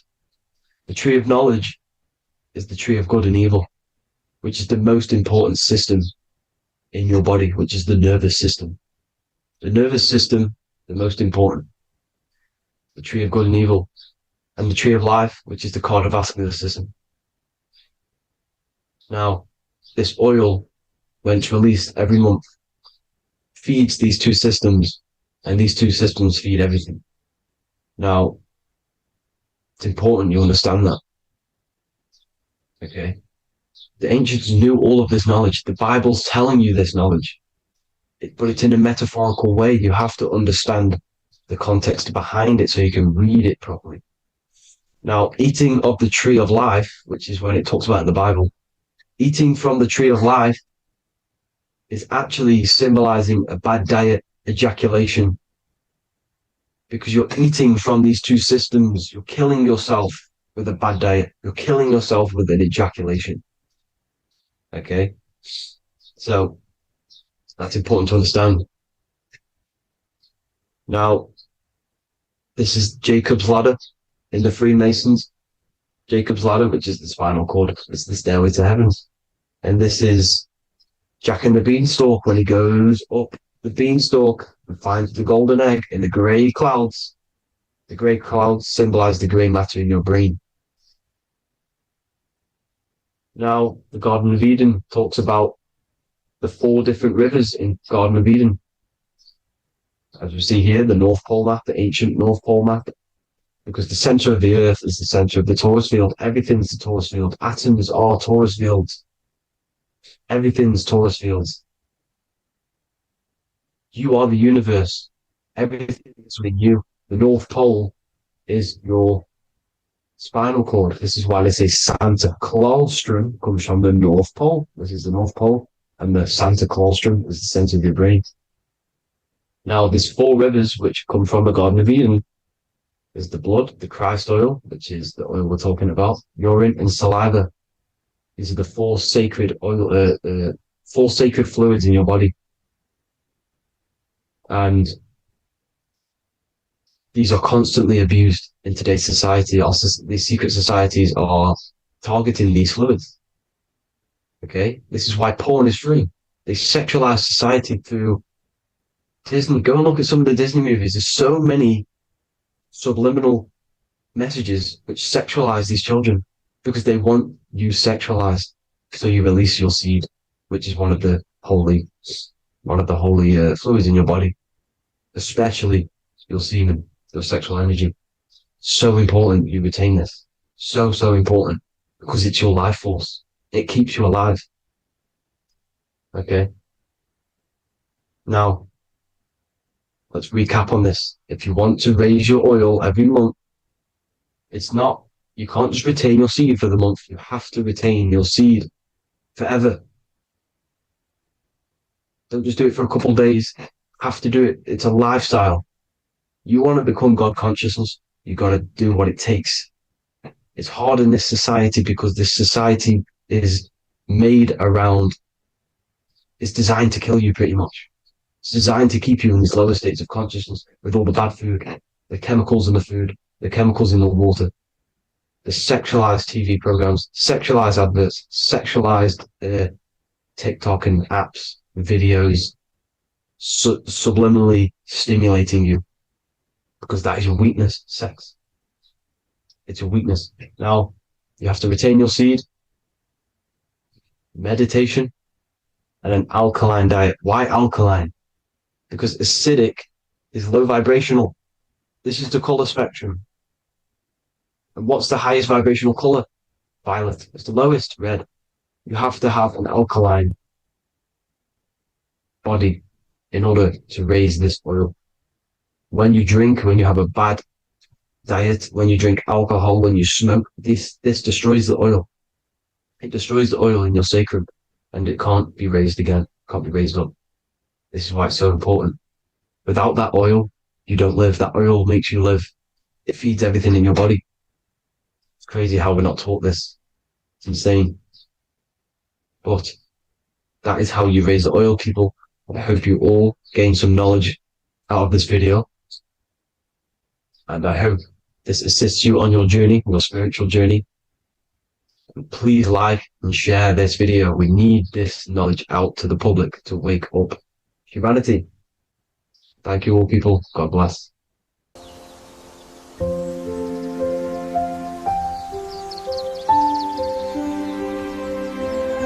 bookofwisdom.com. Visit today.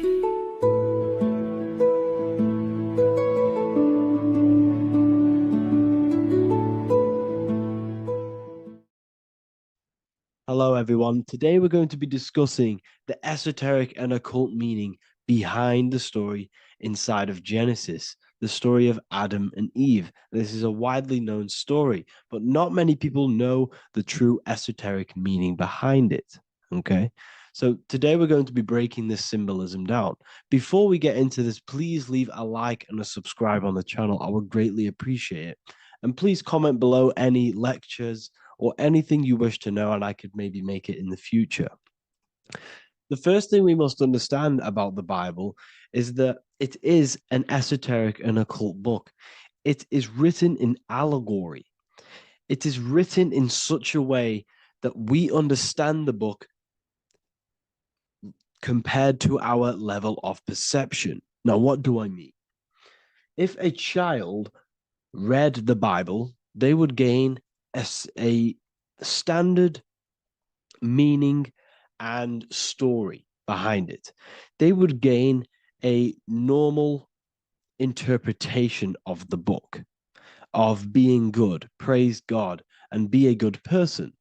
However, me, who have studied the occult and esoteric and symbolism for a very long time, when I read the Bible, I see a deeper meaning. I can read between the lines of the allegories, which means the Bible is written in such a genius way that it speaks to your level of intelligence. Depending on how advanced you are mentally and with knowledge, will depend on how you decipher this book and how the parables inside the book can speak to you in your personal life. Okay, so the Bible is the greatest psychological book ever written in history.